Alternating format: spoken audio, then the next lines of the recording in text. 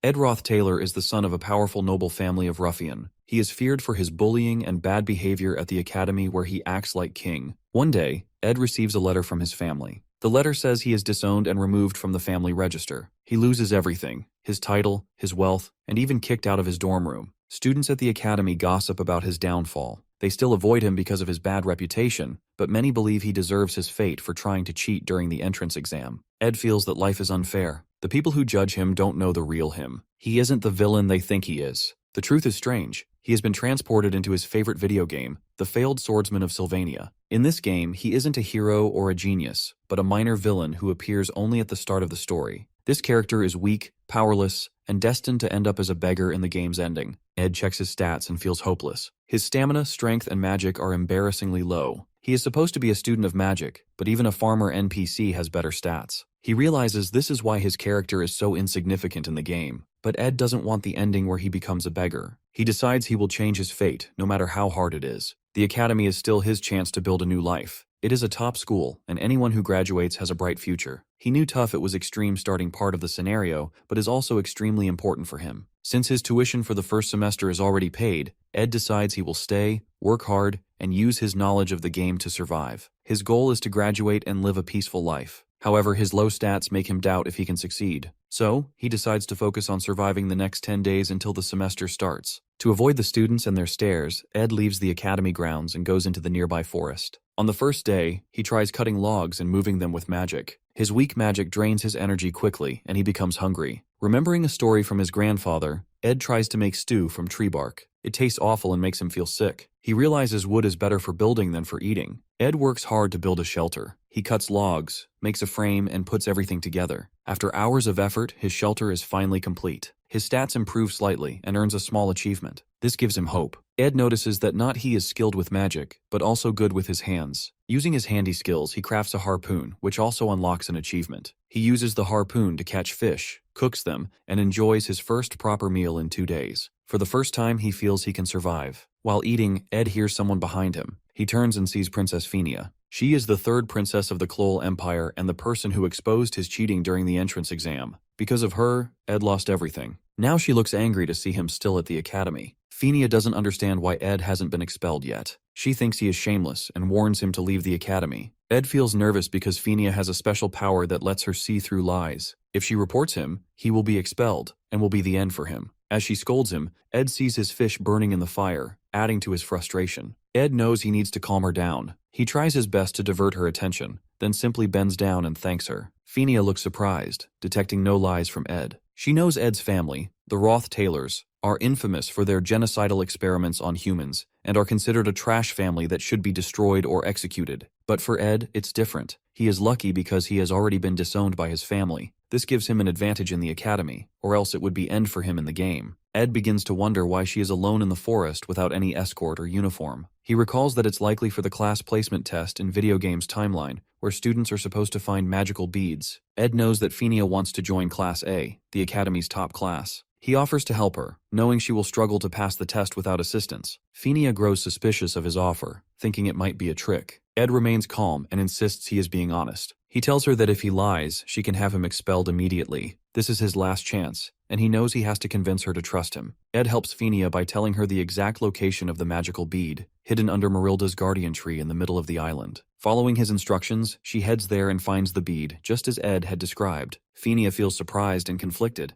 The Ed she knew from 3 days ago was a cheater and a liar, but now she finds herself unable to understand this new version of him. The next day, the class placement tests come to an end, and the students gather to await their evaluations. Professor Glast arrives and asks everyone to present the beads they have collected. Some students come forward with different objects, like magical eggs, but they are placed in Class F for failing to meet the test's requirements. The professor explains that the beads needed for success lack magical power, which makes them harder to identify. 2 of these beads were found by the main protagonists, Jix and Lortel. Then, Professor Glast raises his hand and points to the final student who has retrieved the 3rd bead from the guardian tree. He declares the student to be at the top of the class, leaving everyone in awe. Sitting by the riverside, Ed makes a crude fishing rod, earning another achievement. He remembers from the game that Princess Phinia developed sharp judgment skills because she grew up dealing with people who flattered her or lied to her. She became so good at spotting lies that no one could trick her. But this skill also made her life harder. In the game's original story, Phinia gets the title Princess of Love not because of her beauty,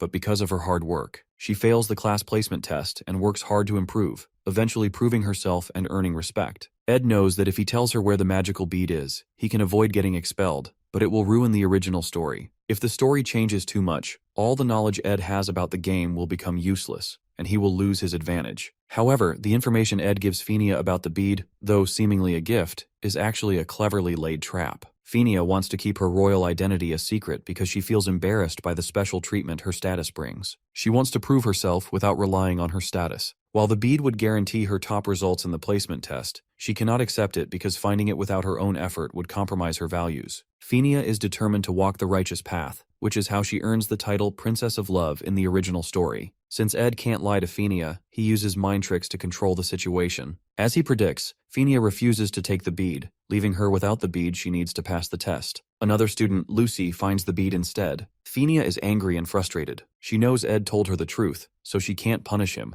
but his actions ruined her chance to succeed on her own. Ed feels relieved and happy to have retained his spot in the academy and kept the story on track. He quickly heads back to the academy to attend the opening ceremony for the new semester. At the ceremony, Ed eats and enjoys the food, feeling more at ease than before. Many students notice the change in his behavior. The Ed they once knew as a bully and infamous troublemaker now seems like a completely different person. Ed's focus is now clear. His one and only goal is to graduate from the academy. Among the groups of students, there is one girl who can't help but notice Ed. She observes him closely, surprised by how much he seems to have changed, as if he's an entirely new person. On his first day back at the academy, the faculty praised everyone who has made to the academy into new improved form. However, Ed is unexpectedly called to meet the principal. He fears the worst and thinks he might be expelled. However, to his surprise, the principal only smiles and speaks calmly. Ed suspects that the princess might have reported him, but feels relieved when he realizes the principal doesn't seem to know about his actions at all. This experience makes Ed more cautious. He resolves to stick closely to the original story and avoid straying from it. While living in the forest, Ed's survival skills improve significantly over time. He becomes skilled at crafting good quality arrows and begins thinking about how to enchant his arrows with magic spells. One evening, after hunting for food to prepare dinner, Ed heads back to his tent. On his way, he notices a girl sitting under the Marilda tree. It is the same girl who had noticed him during the opening ceremony, Janica Failover. Janica is the genius spirit sorcerer of the second year, same year in which Ed is. She sees Ed and excitedly approaches him. She enthusiastically introduces herself and tells him that the magical Marilda tree has shared stories about him with her. The tree has observed Ed in the forest but isn't bothered by his presence. This reassures Ed, giving him a sense of calm. He casually remarks that even a fierce wild wolf can have a tender heart. Janica seems surprised for a moment, but then laughs at his words. She stretches out her hand and asks if he wants to touch the spirit which she signed a contract with to be her friend. Ed, however, isn't interested in interacting with Janica further. He politely declines, saying he can't see the spirit in her hand, and excuses himself, claiming he only came to the area to gather food. With that, he walks away. The real reason Ed keeps his distance from Janica is her crucial role in the original story. He knows that Janica Failover is a key character, and building a connection with her might alter the storyline, costing him any informational advantage he has to navigate the game's events. As Ed walks away, Janica calls her spirit friend, a wild wolf, Marilda, the guardian of the forest. She leans against Marilda, feeling comfortable, and starts talking to it. She thinks about Ed and finds him fascinating, just as Marilda told her earlier. Even though she tries hard to be nice to him, Ed only gives short yes or no answers. Still, she believes this won't be the last time they meet.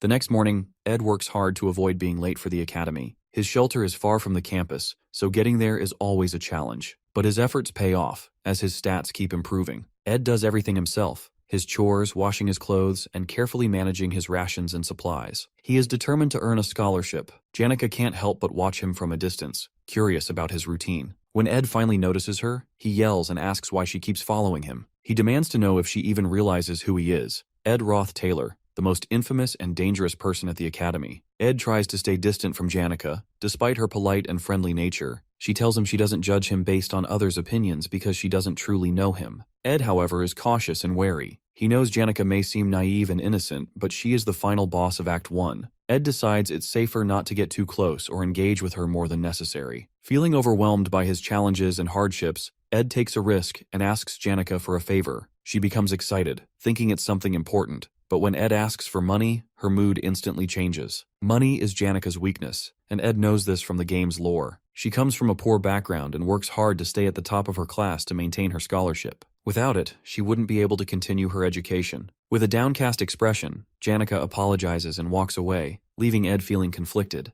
3 days later, while hunting, Ed reflects on his conversation with Janica. He regrets asking her for money, but knows he has no choice but to avoid entangling himself with key characters to preserve the original storyline. When he returns to his tent and lifts the curtain, he is shocked to find another important figure from the game, Lucy Marcel, the rare genius and the most powerful mage, sleeping inside. Lucy wakes up and immediately complains about how loud Ed is, saying she can't sleep properly. When Ed demands to know why she is there, Lucy points to the area behind him. She calmly tells him that a spirit wants to speak to him, urging him to save Janica at all costs someday. Despite Lucy Marcel pointing behind him and claiming a spirit wants to speak to him, Ed still can't see anything. He feels frustrated. Not only has he barely managed to get Janica off his back, but now he has to deal with Lucy. Lucy, with her small stature and ability to walk on air, behaves like a stray cat, showing up anywhere she finds comfortable to nap. To make matters worse, she's now using Ed's campsite and resources to skip classes and rest. Ed blames himself for this situation and realizes he needs to act quickly before her presence causes the storyline to deviate further. While setting snare traps for hunting, Ed notices Lucy casually taking the bait, a chunk of beef, and eating it without a care. This frustrates him even more because no matter what he says, she completely ignores him. Ed realizes that if she has already come to his camp multiple times, she will likely keep returning. Worse still, as a seasoned player of the game, he knows there's no strategy to defeat Lucy. Determined to solve the problem, Ed recalls a specific detail from the game guides he read, something most players overlook. He decides to play his last card. Ed tells Lucy that he recently saw maids from Ophelis Hall searching for her. The moment she hears this, Lucy freezes in shock, her composure breaking for the first time. She hurriedly makes an excuse about remembering something urgent and vanishes into the air in no time. Ed feels relieved and silently thanks his knowledge of the game guides. He remembers that while Lucy is a formidable mage with no known weaknesses in combat, she always flees at the mention of dormitory maids. Apparently she has a habit of avoiding them, as the maids who takes care of Lucy chase after her. With Lucy gone, Ed feels a sense of triumph. He's confident her 2-day stay won't impact the storyline significantly, and is grateful it didn't take him long to figure out how to get rid of her. Once again, he has managed to protect the original story, though he can't help but note how satisfied he's starting to feel. As the game story progresses, the first major quest finally appears: Joint Combat Training. This is a mock one-on-one combat exercise where students use fake weapons to reduce lethality as much as possible. It is also the moment when all the main characters of the game are introduced and meet for the first time. Among them stands the main protagonist, the hero of the game, Taylor, the failing swordsman of Sylvania Academy. Ed shows little interest in the matches at first. He already knows the results since the winners are always the first-year main characters, including Taylor. However, one thing catches his attention: Janica. She appears again, full of the same enthusiasm as before. Despite Ed's repeated efforts to distance himself from her, she continues to stick to him like glue. Watching her persistence, Ed jokingly wonders if she might belong to some dog family, much like Lucy's cat family, given her wandering and clingy nature. Janica, trying to be helpful, shows Ed the match list. He ignores it at first, uninterested in the details. But when she casually mentions his name being on the list, Ed becomes alarmed. In the game's original storyline, Ed Roth Taylor is expelled by the time this quest takes place. Grabbing the list, he quickly scans it to find out who his opponent will be. Meanwhile, the most awaited fight of the event begins: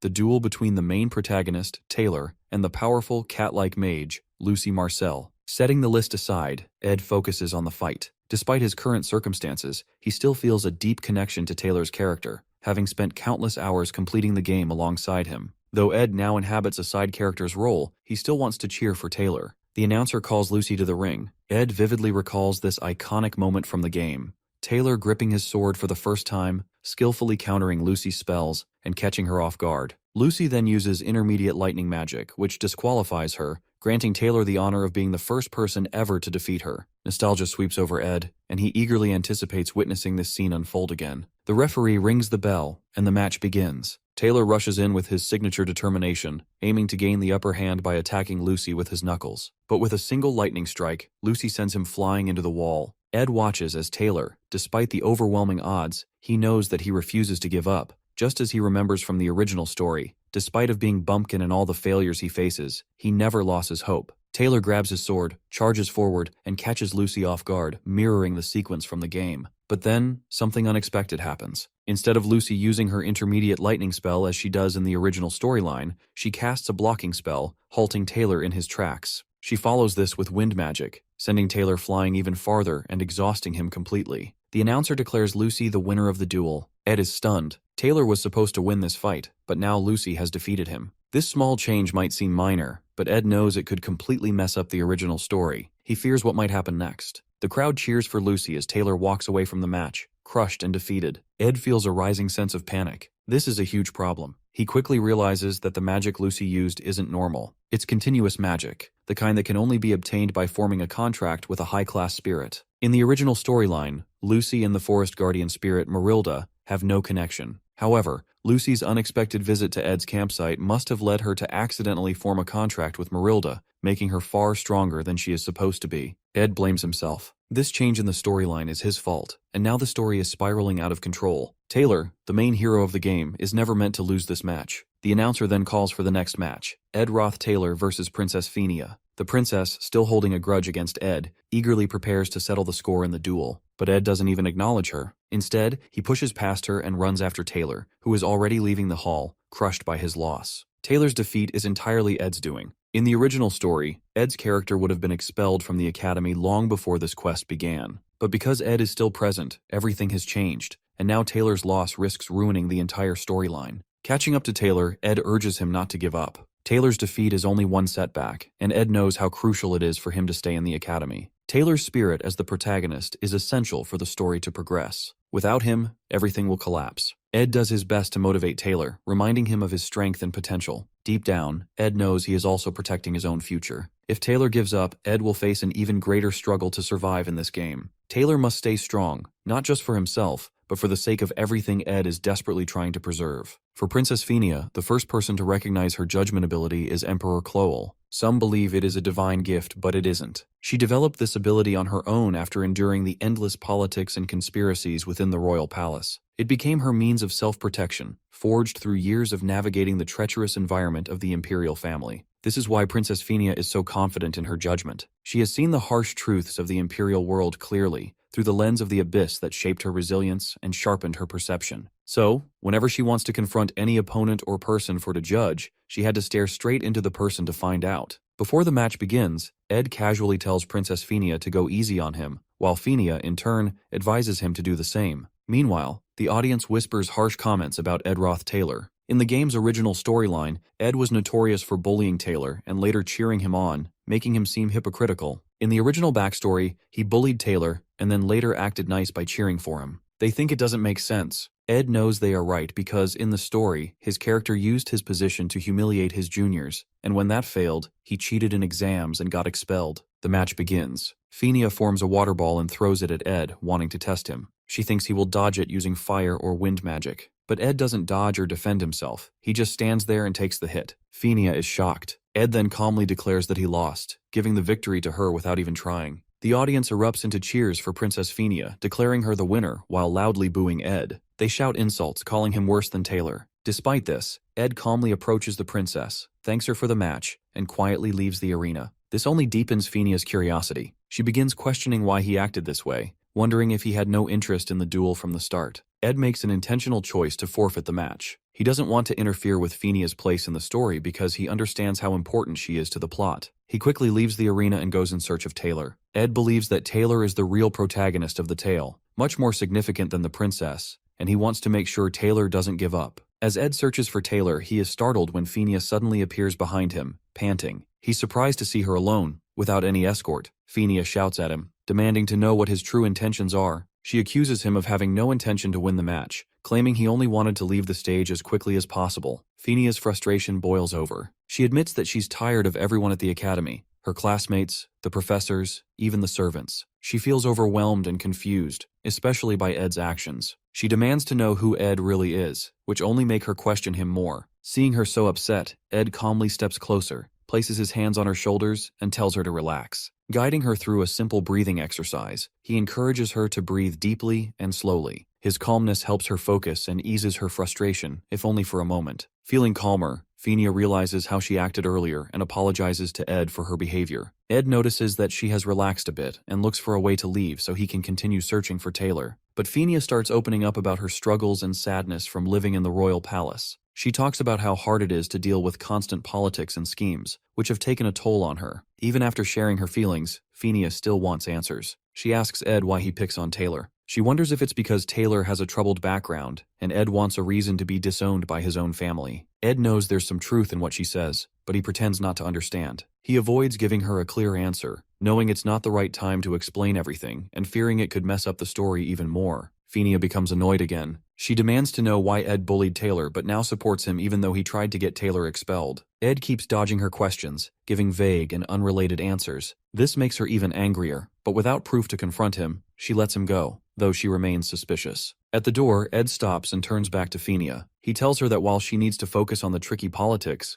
she also needs to rest. He reminds her that the academy isn't like the palace. Here, she doesn't need to worry about everything all the time. Phineas is caught off guard by Ed's advice. She's surprised he understands her struggles so well. It leaves her curious, as no one has ever seen through her like that before. Ed, aware that his words might have profound effect, leaves Phineas and continues searching for Taylor, hoping he isn't too late. Finally, he finds Taylor sitting alone, holding his broken sword, looking sad and lost. Just as Ed moves closer, someone steps in his way. Isla Triss, the main heroine of the game. She firmly tells Ed not to get any closer or bother Taylor, standing in his way to protect Taylor from further trouble. Isla blocks Ed and firmly tells him that Taylor doesn't need to deal with him anymore. She accuses Ed of causing enough harm already. Then, something surprising happens. Taylor, despite looking defeated and broken after the match, stands up. He confronts Ed with a determined expression, asking why Ed is still at the academy. Ed is surprised by Taylor's strength to keep going. Even after such a crushing setback, Taylor still shows his fighting spirit. Having played the game with him countless times,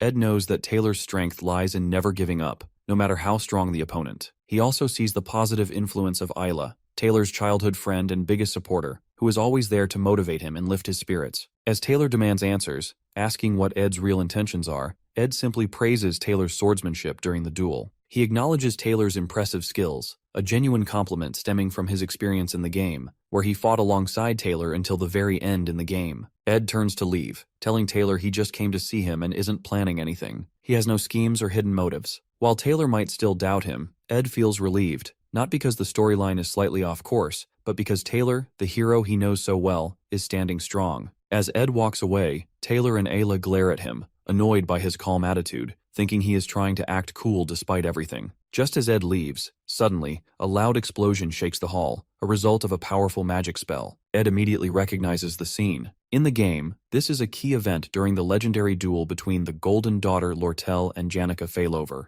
In the original story, Taylor and the other main characters were supposed to watch this match in the hall. But with the changes in the storyline, Taylor and Isla are now outside. Ed decides it's okay since the match is still happening and they may be watching from outside. This duel is important because the winner becomes the final boss of Act 1 in the game. Janica and Lortel's battle becomes fierce. Lortel uses ice magic to stop the fire spirit Janica summoned. However, the fire spirit's strength overwhelms the ice, melting it and striking Lortel. This makes Janica the winner of the match. The crowd cheers for Janica, excited that a second-year student has won. However, Janica notices Lortel being carried away by medics. She feels guilty, realizing she accidentally uses an intermediate magic spell, which violates the rules. Fortunately for her, no one seems to have noticed the mistake, but she gets traumatized by what she has done to her opponent. Unlike in the original game story, Lucy now defeats Taylor, and the whole quest concludes with Janica becoming the only senior winner, protecting the pride of the past enrolled students. Watching this, Ed notes that things are about to get even more hectic for Janica, but he considers this a relief as it might mean she won't bother him at his camp anymore. Ed decides he wants to avoid further involvement with the main characters, since getting tangled up with them only brings him headaches. 2 weeks pass after the joint combat training quest, and Ed focuses on improving himself. He significantly boosts his stats during this time. Now he can study and survive without relying on any of the main characters. His physique, stamina, and other skills grow stronger, making his body more resilient. While bathing in the river, Ed spots Janica sneaking up on him. Embarrassed, he yells at her for invading his privacy. Later, they sit together near the campfire. Janica expresses how much she likes Ed's camp,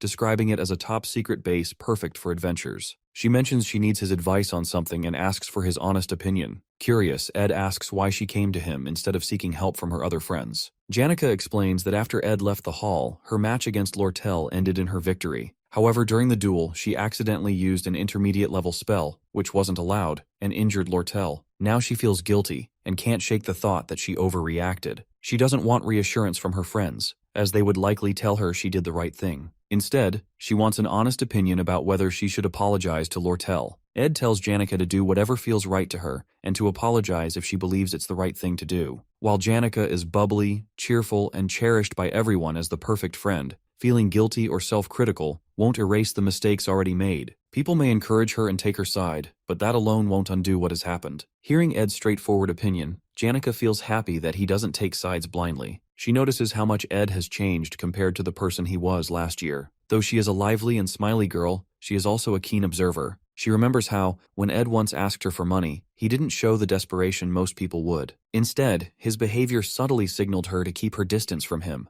Janica finds Ed intriguing and admits she likes him a lot. She tells him she wishes more people were like him, as he has become a source of strange but comforting reassurance for her. The next day at the academy, Ed finds himself in serious trouble as Lortel keeps following him and calling out to him, despite his best efforts to ignore her. He knows exactly why this is happening. The game, The Failed Swordsman of Sylvania, is considered a masterpiece, with only a few players managing to reach its true ending. Most new players encounter bad endings early in the story, often caused by wrong decisions or failing to save important characters. These choices lead to tragic outcomes, such as the hero being killed or broken, ultimately resulting in a game over. Lortel, in the early stages of the game, is a hidden hero assigned to a specific role. Unlike Fenia, who is openly admired, Lortel is treated as a villain from the start. Her true nature and importance are only revealed in the later parts of the story. To prevent losing control of the narrative and risking a bad outcome, Ed decides to avoid falling into Lortel's plans. He resolves not to play along with her intentions, and to stay cautious about every decision he makes. As Lortel keeps following Ed, persistently asking him to stop and listen, she eventually steps in front of him, flashing an innocent, angelic smile. She politely requests him to spare 2 hours to hear what she has to say. Ed, clearly annoyed, asks how long she plans to trail behind him. Lortel playfully responds that she didn't expect him to ignore her for so long, gritting his teeth as if her presence didn't bother him at all. Lortel, being the only daughter of the magnate elite Ketchuln, is no ordinary student. As part of the elite, she is deeply entangled in the political rivalry with Princess Fenia for control over the academy.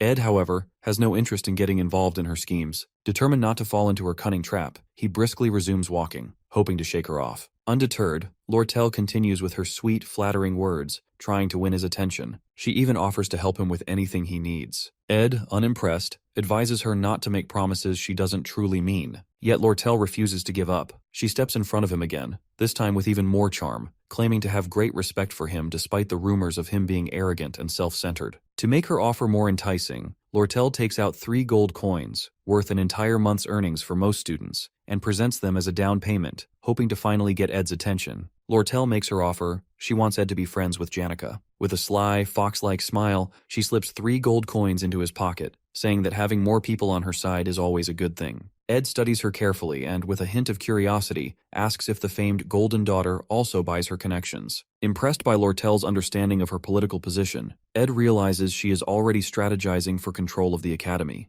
Despite being a first-year student, she is gathering allies to strengthen her influence, which Ed finds remarkable. He extends his hand for a handshake, acknowledging her ambition. During the handshake, Ed shares a lesson with her. He says that for people who have always been rich, even a small moment of poverty can break their spirit. But for those in desperate situations, even a small amount of money can make them abandon their pride, betray their families, or even sell themselves. Taking advantage of desperate people is surprisingly easy and common, and he is neither desperate nor wants to take money for any cunning offers. After saying this, Ed pulls his hand away, places the coins back in her palm. Then he walks off, leaving Lortel stunned and amused by his cleverness. Ed feels frustration, knowing that accepting the money could have made things easier for him, but he can't risk altering the storyline. Lortel Ketchuln doesn't feel insulted by Ed's straightforward rejection. She understands the balance of benefits and risks all too well. In the game, she is the ideal business strategist, always seizing any opportunity that comes her way. Her character is known to turn situations to her advantage in the game. In other words,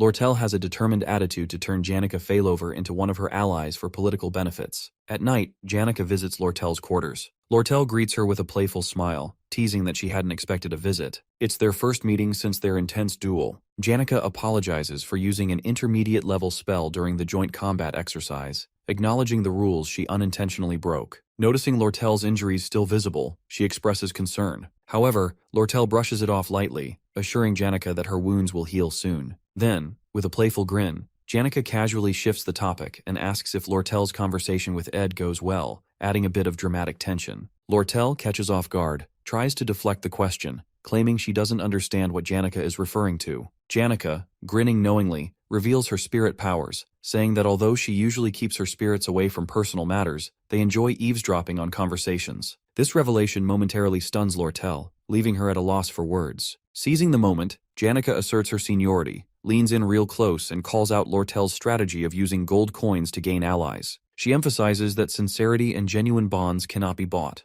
To make Lortel feel a little jealous, Janica then talks about Ed's approach, saying it was much more genuine and heartfelt than Lortel's way of doing things. Janica laughs, feeling hilarious of herself for showing her authority as a senior. She thinks maybe she bragged a bit too much. Before leaving Lortel's room, she says sorry again for hurting her during the training, remarking that one day she'll be strong enough to summon a high-level spirit like hers, but she needs to keep working harder for it. As Janica leaves, Lortel thinks about her. She realizes Janica isn't as innocent as she seems. Behind her cheerful and friendly personality, Janica is strong and uses her happy attitude to survive in the dark world. But right now, Lortel feels Janica seems a bit different, like she's dealing with something difficult. Back at his camp, Ed is hanging his laundry when a strong gust of wind blows it all down. It's caused by Belle Maya, the senior maid from Sylvania's Ophilis dormitory, who once kicked him out of the dorms. Seeing how he's living now, she comments that it's surprising but admits she's happy to see some positive changes in him. Ophilis hall maids are known for their perfection in everything, from cleaning to cooking. Ed can't help but stare at the basket Belle is holding, filled with the finest ingredients she collected from the forest. Shocked to see her at his camp,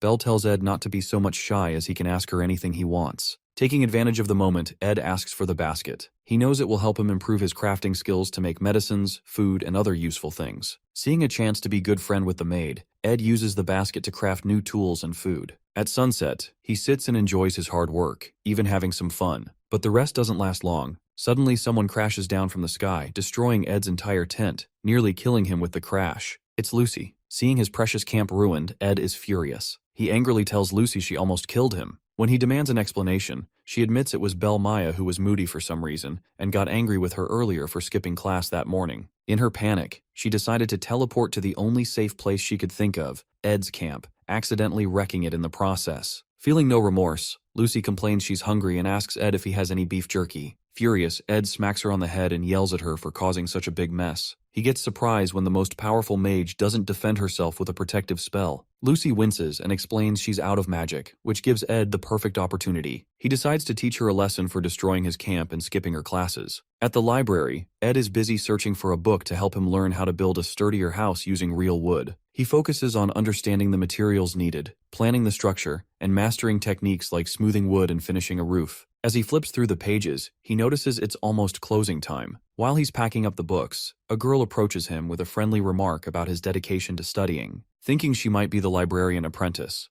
Ed quickly apologizes for staying late. The girl, smiling warmly, reassures him that it's not a problem. She says seeing someone study so seriously motivates her to work harder too. She introduces herself as Elka Islin, a first-year student in the Faculty of Magic. But when Ed tells her his name, she freezes for a moment, looking surprised. Ed isn't surprised. He's used to people reacting this way because of his character's notorious reputation. Kay quickly smiles and says he seems very different from the rumors. She's especially amazed that he managed to read and understand difficult books on elemental studies so quickly. She admits it's hard to believe it's the same Ed everyone talks about. Before leaving, Elka says she'll be cheering for him and wishes him a safe trip back as she has to return to her dorm to clean up, leaving Ed feeling slightly encouraged by her kind words. Suddenly, a loud crash shakes the ground in the library, causing books to tumble from the shelves and fall on Ed and Elka, creating chaos all around. It marks the start of the final chapter of Episode 1 in the game. On campus, students rush toward a temporary camp led by the main character, Taylor. Among them, Ayla, noticing the disaster, recalls a passage from a spirit book she once read. It speaks of a summoning ritual for Glaskin, the highest-ranked dark spirit. Fenia listens intently as Ayla explains that only someone with a strong connection to spirits could summon Glaskin, and that person is Janica Failover. As per the storyline, Janica, now the final boss of Act 1, has lost control of the dark spirit, allowing it to take over her completely. Fenia, understanding the gravity of the situation, realizes that the barriers protecting the temporary camp will only hold for a limited time. Taylor steps up and urges everyone to head to the student center immediately. He explains that if Glaskin fully manifests, the chances of casualties will be extremely high, and the group must act quickly to ensure everyone's safety. The Royal Guard captain reassures the students not to worry, explaining that the faculty and expert mages will notice the situation soon and intervene. However, Elvira Aniston, an outspoken member of the alchemy faculty, urges immediate action from within. She warns that the dark spirit's power is too dangerous to wait for help,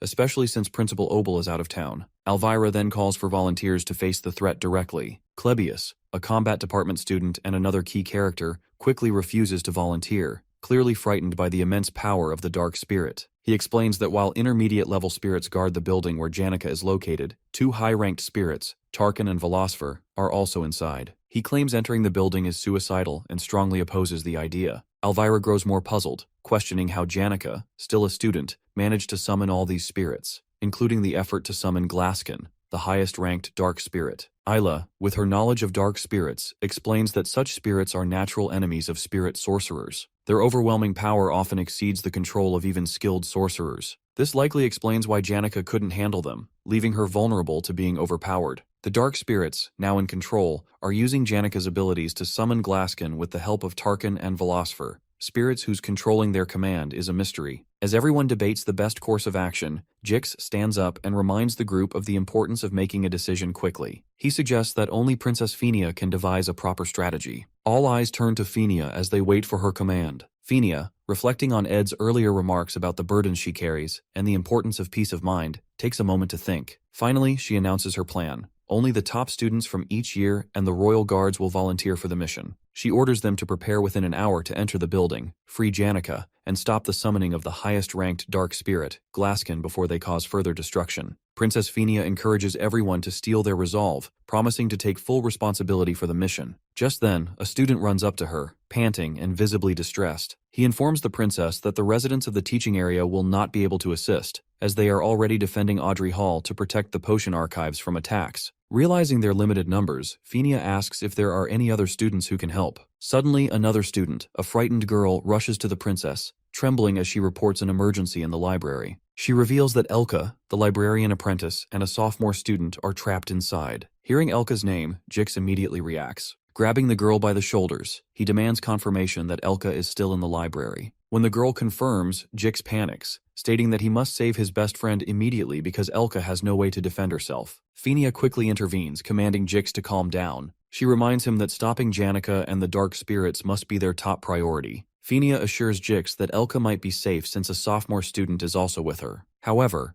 Jix questions the reliability of an unknown student and how they can trust them to protect Elka. Fenia turns to the girl and asks if she knows the identity of the sophomore student in the library. The girl, shaking with fear, hesitates, unable to speak. Jix grows impatient and presses her for an answer. Finally, in a shaky voice, the girl confesses that the sophomore in the library is none other than Ed Roth Taylor. Her answer leaves everyone in shock. The girl starts crying, apologizing for abandoning the library earlier. She explains that she left Elka in charge because Ed was staying late into the night, and his presence had annoyed her. Jix becomes furious, refusing to leave Elka alone with Ed, whose infamous reputation precedes him. His anger and worry for his best friend escalate the tension in the room. Fenia casually advises Jix to relax and trust Ed for once. Her unexpected suggestion leaves everyone frozen in surprise. Jix, however, doesn't find the advice amusing. Fueled by worry and rage, he jumps high into the air, cutting through dark spirits with fury as he charges toward the library shouting Ed's name, determined to reach him and punish him if he touches Elka. Jix's story is unlike other characters. He grew up wandering the harsh northern prairies, separated from his family at a young age with no memories of them. Living like a barbarian, he survived by scavenging from corpses or hunting deer to sell their meat. People feared him because he came from a harsh, chaotic land where only the strong survived. His life as a savage changed when he met Elka, his first true friend. Her family treated him kindly, helping him leave his wild ways behind and become more civilized. For Jix, Elka is everything,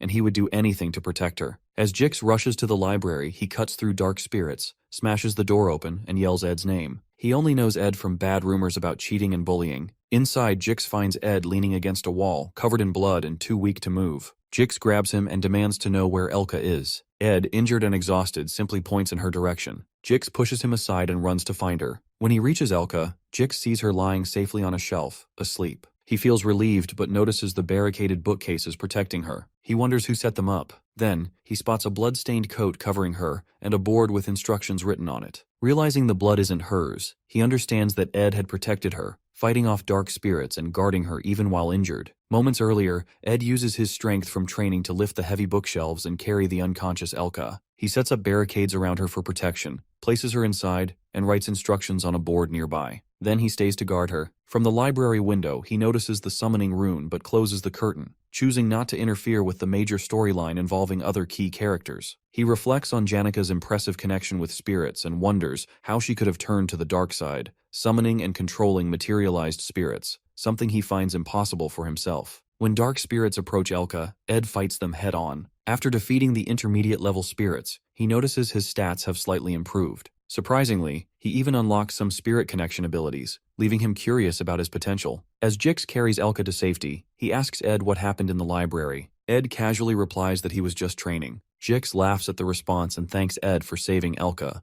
promising to repay the favor someday. Ed recognizes Jix as Taylor's trusted ally and best friend in the game, knowing Jix plays a crucial role in the storyline. Ed advises Jix to join Taylor and follow his lead to fix the ongoing chaos. Jix is surprised by Ed speaking so highly of Taylor, as they barely interact. However, Ed's motive is to ensure Taylor unlocks his slash element, essential for defeating the high-ranked spirit, Tarkin, with Jix's help, as it happens in the original game storyline. Jix thanks Ed for the advice and leaves, allowing Ed to finally rest. As Ed sits to relax, he notices something strange. Jix and Taylor aren't friends yet. He remembers that in the original game, Taylor and Jix become friends after a duel where Taylor learns the slash element by cutting through Jix's magic. This event was supposed to happen before the Act 1 finale, but now things are happening earlier than planned. Without their friendship, Taylor hasn't learned the slash element, which is key to defeating Tarkin. Ed realizes the storyline is falling apart and changing. Back at the camp, Jix returns with Elka and apologizes for being late. The team tells him it's no use. They already tried and failed to invade. The captain, soldiers, and some students are injured, and they've had to retreat. Now, they don't have the strength to fight Tarkin again. Ed arrives at the camp, surprising everyone. Seeing the situation, he realizes the ritual to summon Glaskin is almost complete. If they don't act soon, everything will be destroyed. Ed knows stepping in will change the storyline, but he has no choice if he wants to save the game world. He takes charge, forming two teams and deciding to lead one himself. From now on, Ed chooses to step into the storyline to stop the disaster. Seeing Ed Roth Taylor, everyone is shocked and keeps their eyes fixed on him. Klebius ridiculously laughs at Ed's suggestion, thinking it's a joke, but Jix interrupts, urging everyone to hear Ed out. Ed explained the situation. To reach Janica, they had to distract Tarkin, the fire spirit, and deal with Philosopher, the darkness spirit controlling her. Tarkin was protected by a strong shell, which they saw during their first attempt, and that was why they couldn't hurt it. Ed suggested splitting into two teams, one to lure Tarkin away, and the other to reach Janica directly. Lortel disagrees, saying it's impossible since they lack the training to handle a spirit as powerful as Tarkin. She reminds them they only escaped the first encounter by sheer luck. Ed agrees it's a huge risk but insists there's no other option. If they can take out Janica, Tarkin will lose its power. The group then decides who will be in the bait team. Taylor volunteers, but Ed immediately stops him, assigning Taylor should be in the combat group. Ed assigns himself, Lortel, and Klebius to the bait team, which makes both of them scared and nervous. As Lortel and Klebius argue with Ed, Princess Phenia speaks up. The princess said she didn't fully trust Ed, but she agreed with his plan. She split the group. Taylor, Elvira, Jix, and herself would go to stop Janica, while Ed, Lortel, and Klebius would lure Tarkin away. Before they set out, Phenia gives one final command to everyone that no matter what happens, don't die. As Ed and his team reach Nail Hall Corridor, they see Tarkin, the fire spirit, standing menacingly. Ed reminds the team to follow the plan before starting their mission to distract Tarkin. Klebius, looking scared, hesitates, but Ed encourages him to stay calm. Klebius tells himself that their only job is to distract Tarkin, and the other team will handle the rest. Building up his courage, he attacks Tarkin and manages to grab its attention. Feeling relieved, Klebius turns around to ask what to do next, only to find he's all alone. Realizing he's been left behind, he panics as Tarkin starts chasing him.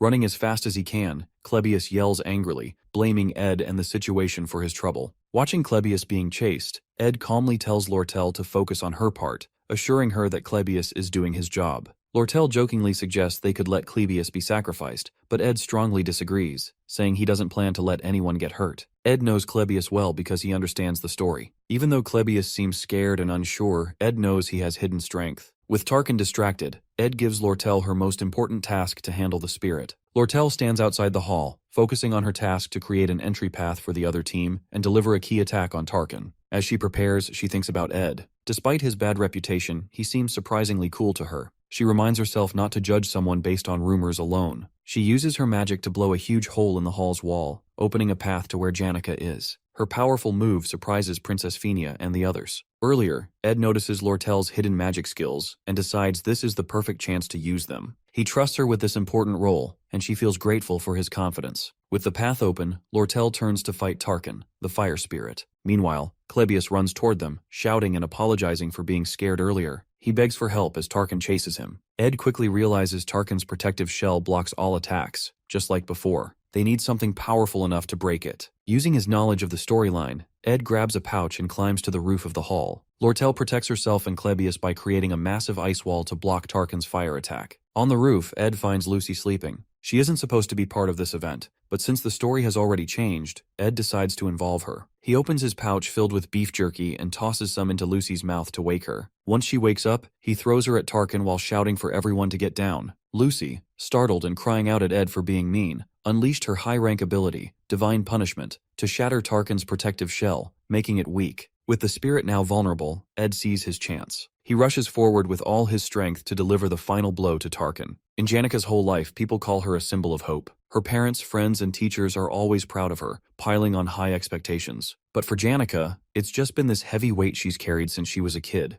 As she thinks about all of this, and these memories feel like they're shattering into tiny pieces, then the hall's wall explodes. The subduing team charges in to rescue her. But instead of relief, Janica just greets them with this eerie smile. Velosphere, the dark spirit, is fully in control of her now. Outside, Ed is trying to keep it together. He knows the final act chapter will end before dawn. He checks on Lucy, wondering if she's okay after all her effort earlier. Lortel informs him about Lucy somewhere nearby, rolling around out after breaking Tarkin's shell. Lortel adds that she's been throwing ice spears at Tarkin, but it's still standing strong. Ed figures the only way to end this is to go straight for Tarkin's throat. But Lucy, who already runs out of energy, and Clebius, who's being chased around by the fire spirit, is way too panicked to land a proper hit. Ed knows what he has to do. He's going to take care of this himself. He turns to Lortel, tells her he's putting his life in her hands to keep Tarkin still. Lortel, ever the skeptic, calls it a wild gamble, but Ed just grins and says it's an investment in getting rid of the monster for her. This gets her attention as that's her area of expertise. She smiles, saying he's way cooler than the princess, who's always acting like a royal monarch. Fired up, Lortel starts setting traps with her ice magic. Just as Ed charges toward Tarkin, another massive dark spirit shows up on the top of the hall building, the right hand of Glaskin, making the whole situation even worse. Ed figures Taylor's team must be at the final stage of their fight, but he can't let that distract him. He trusts Lortel will not mess up, even with all this chaos. As Tarkin is about to launch a fire blast straight at Ed,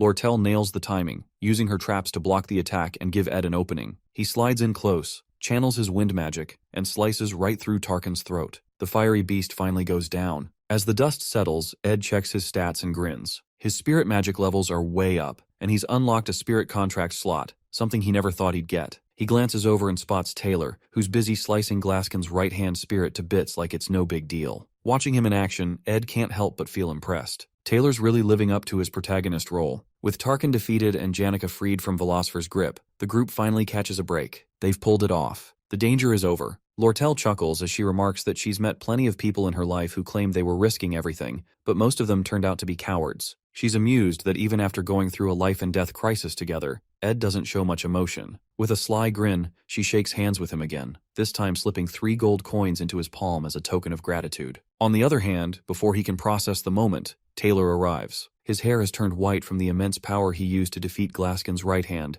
and there's a look of resentment in his eyes as he stares at Ed. Ed can't help but admire how incredible Taylor looks in his swordsman form, embodying the role of the game's protagonist perfectly. Even though Ed has his own reasons to resent Taylor, the sight is undeniably impressive. To Ed's surprise, Taylor bows deeply and thanks him for saving the academy, saying he owes Ed a huge debt. His gratitude is genuine, but Clebius, still shaken, interrupts by sobbing and yelling about how no one should ever trust someone like Ed. This outburst is quickly shut down by the others, leaving Clebius grumbling in the background. Finally, Princess Phoenix steps forward. With her usual grace, she thanks Ed sincerely, acknowledging how much he's done for them all. Princess offers Ed to join the student council for his heroic acts, but Ed gently declines, giving credit to the team instead. Elvira teases him in her usual playful manner, while Jix jumps in, insisting that she show some respect. Ed can't help but smile as he watches the group interact. Seeing all the key characters together makes him feel warm inside. Even though Ed has been staying away from the main characters to keep the storyline intact, He feels a quiet sense of fulfillment watching them grow and bond. Each character has their own path. Taylor grows stronger through every trial. Isla becomes more resilient alongside him. Phinia embraces her role as a monarch and matures into adulthood, and others play their part to build toward a collective success. Ed steps away from the group, heading to the hall to check on Janica. Despite sensing that the storyline might have shifted slightly, he knows his role is to guide the protagonists while staying in the background, ensuring they each shine in their own way. Ed finds a bruised and battered Janica hiding in the chest inside the destroyed hall. Back on the ground, when Ed asks everyone why Janica turns berserk, Lortel shares her theory. She explains that when she visits Janica's room, it is covered with letters and posts on the walls, along with piles of gifts from people outside the academy, mostly from family and friends with high expectations for her success. Lortel believes the overwhelming pressure makes Janica obsessive and vulnerable, forcing her to honor everyone with replies and thanks. The dark spirit Velusfer exploits this darkness in Janica, turning her into a berserk spirit mage to summon Glaskin. Ed wonders why the final act happens so early. He realizes that during the joint combat training, Taylor is supposed to defeat Lucy and gain fame, but instead, Taylor's loss shifts the storyline. The audience becomes fans of Janica, the only senior to win against a first-year student, putting her under immense pressure to maintain her standards. Ed then notes that while both Lucy and Janica make contracts with spirits, Lucy spends more time in the forest, strengthening her bond naturally. Janica, however, lacks that connection, and Ed blames himself for being in the forest and altering the game's storyline. Janica tells Ed she feels forgotten amidst the chaos, which hurts her. She admits that after wreaking havoc on such a grand stage, she thinks others will look for her but they don't. Ed consoles her, making her laugh a little. Janica says she doesn't expect him to find her so quickly and just wants to stay hidden a little longer, as she feels close to ugly crying. This makes Ed tear up as well. Ed recalls Marilda, the spirit wolf, telling him to save Janica one day. He realizes this moment is what he means, preventing Janica from falling into such despairs. Ed now gets why the wolf said those words to him. Everyone else is putting a lot of pressure on Janica, while Ed keeps his distance, making Janica feel like he's the one she can rely on. Because of all this pressure, Janica messes up while trying to form a contract with a high-rank spirit. She rushes through the summoning ritual and ends up being taken over by the dark spirit, causing the faculty building to be destroyed. She studies magic every night and tries to make everyone happy who supports her. But even though she seems to meet everyone's expectations on the outside, she's struggling a lot on the inside. Seeing her work so hard and still fail is both sad and beautiful to Ed. He tells Janica that she's worked hard and offers her comfort with those words. Outside, the main characters are being praised, but the hall is quiet and dark. Hearing Ed's kind words, Janica starts crying. To Ed's surprise, all of Janica's spirit friends appear in the hall to support him. For the first time, Ed sees the spirits. Even though he's watched this part of the story many times, he's never seen them before, and now he feels like he's truly seeing the end of the first act. Ed's stats go up, and he levels up to 10. He can now see spirit animals that want to bond with him. The high-rank spirit wolf shows a lot of interest in him, and they form a bond. 10 days have passed since Janica's disciplinary committee trial. She admits her mistakes and says she's ready to accept her punishment. However, her friends and teachers stand by her, offering full support even during her tough time. Her other friends, including the main characters, argue that Janica shouldn't be punished because it wasn't her fault. She was overpowered by the dark spirit Velusfer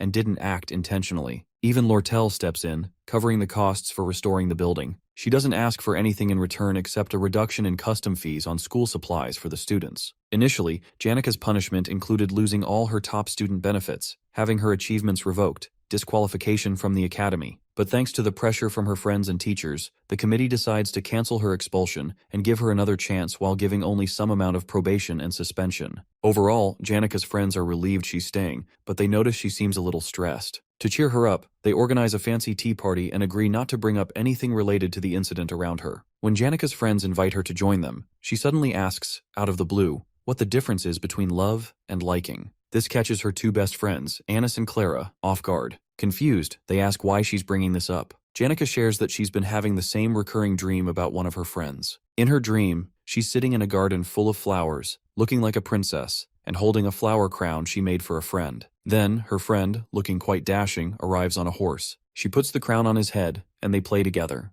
The dream always repeats exactly the same way, which makes her smile as she describes it. This response leaves both Annis and Clara in surprise, fearing they may accidentally uncover Janica's secret love story. Feeling embarrassed and worried that she might say something to upset Janica, Annis panics and quickly makes up an excuse about needing to go help the professor, dashing off before things get more awkward. This leaves Clara sweating nervously as she's left alone to deal with Janika's emotions. She knows she needs to handle the situation carefully to avoid upsetting Janika. If things go wrong, the entire student body might catch wind of Janika's love story, which could spiral into gossip and make things difficult for her. Clara puts on a calm smile and gently suggests Janika to avoid overthinking. She encourages her to be honest with her emotions, explaining that liking or disliking someone is often a mystery, but it's not always easy to figure out whether such feelings are positive or negative. Janika found her words significant and makes her to think. Clara also warns Janika to be cautious when talking about sensitive topics like this, as it could affect her and her friend's reputation and herself. Janika listens carefully and fully understands the advice.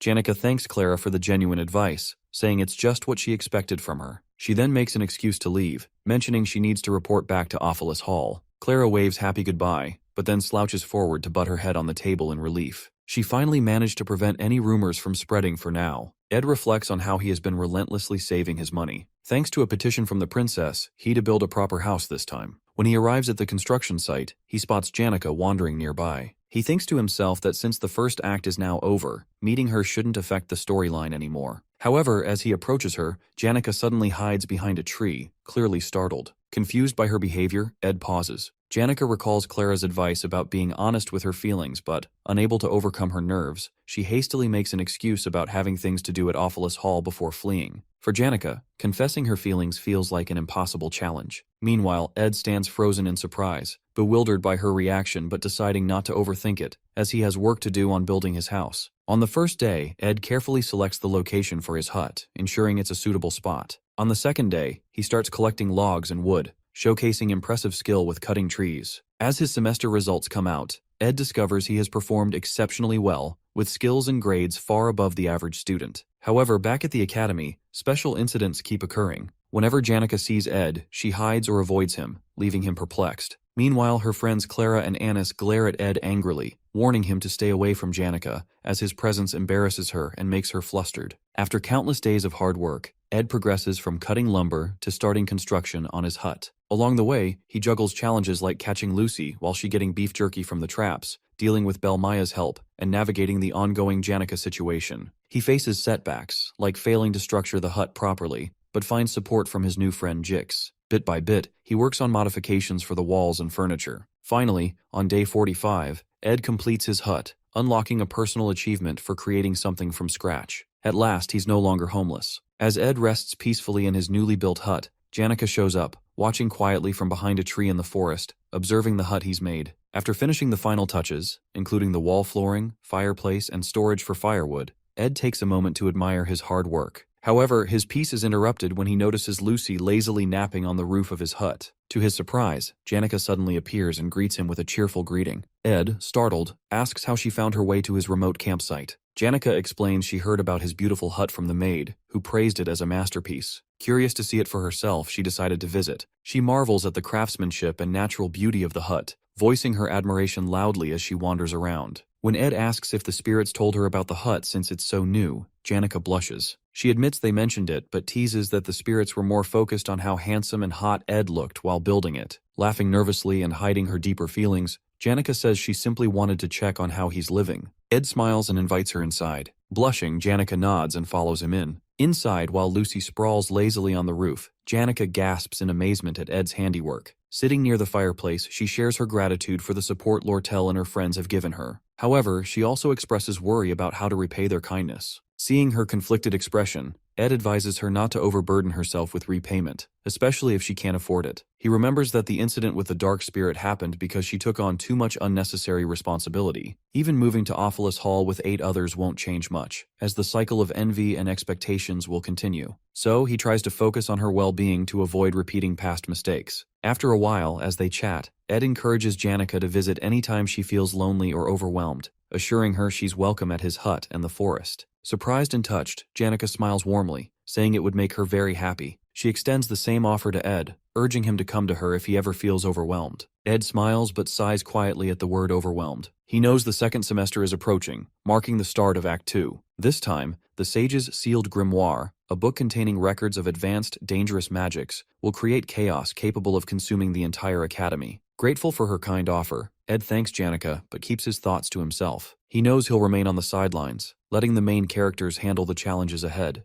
quietly cheering them on. On a dark and stormy night, Act 2 begins. Students from Offalis Hall live like royalty, enjoying special perks like first-choice seating, personal maids, and extra freedom. These privileges set them apart from the students in Dex's Hall, who don't get the same treatment. When vacation ends, a heavy rainstorm hits the southwest side of the academy. Offalis Hall students are given horse carriages and boats to help them return safely. Even those who are late are allowed extra days without punishment. But Dex's Hall students aren't so lucky. They have to travel in the pouring rain and risk losing points if they don't make it back on time. This unfair treatment makes the Dex's Hall students angry. They come together to protest and demand equal treatment. They want answers for why they're treated so poorly compared to the Offalis Hall students. Behind the scenes, Lortel and a clever troublemaker named Willain stir things up. Willain is good at using his words to manipulate people and make things worse. While the students want fairness, Willain's real goal is to cause chaos and hurt Offalis Hall's reputation. Together, they push the situation to the edge of a full-blown riot. Lortel proposes a fair solution, suggesting the school extend the deadline for students returning after the storm and should confess that Offalis Hall students get special treatment. Although the headmaids of Offalis Hall and the Academy's review division support her plan, the administration shows little interest in resolving the issue.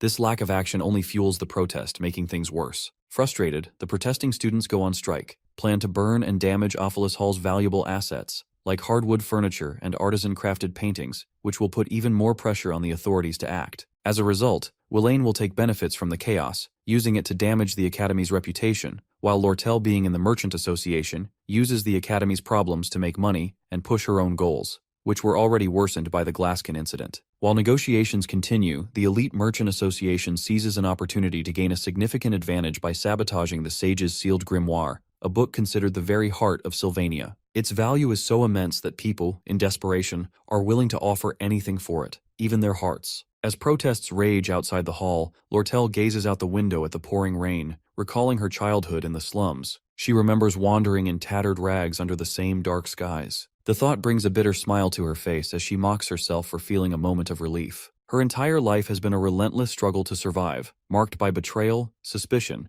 and a refusal to show genuine sincerity. This desperate existence has left her scarred, a reflection of her filthy self. Yet deep down, she wishes someone among the students could see her for who she is, a survivor of a harsh life. She decides to seek out others like her, those who have also endured the life of a gutter rat. Ed describes Lortel as a shadowy figure, always hiding the harsh truths behind the scenes. That's why the audience and players of the game call her the Black Veil. The angry students protest loudly, full of frustration and determination. In the original storyline, the Offalis Hall occupation incident centers on the main character, Taylor, stopping the students who were provoked into rising against Lortel. Along the way, Taylor and his friends face middle bosses stationed on each floor of Offalis Hall, from the 1st to the 5th, who aid the rioting students. The first middle boss is Tote, known as the Decoy. Tote is a bitter student who mocks Taylor by calling him a loser and eventually gets beaten up by Taylor's friends. This humiliation fuels Tote's grudge, and he is later bought off by Lortel. Tote's role in the incident is to capture the maid guarding the first floor from the protesters and sabotage the front door of Offalis Hall, allowing the rioters to storm inside.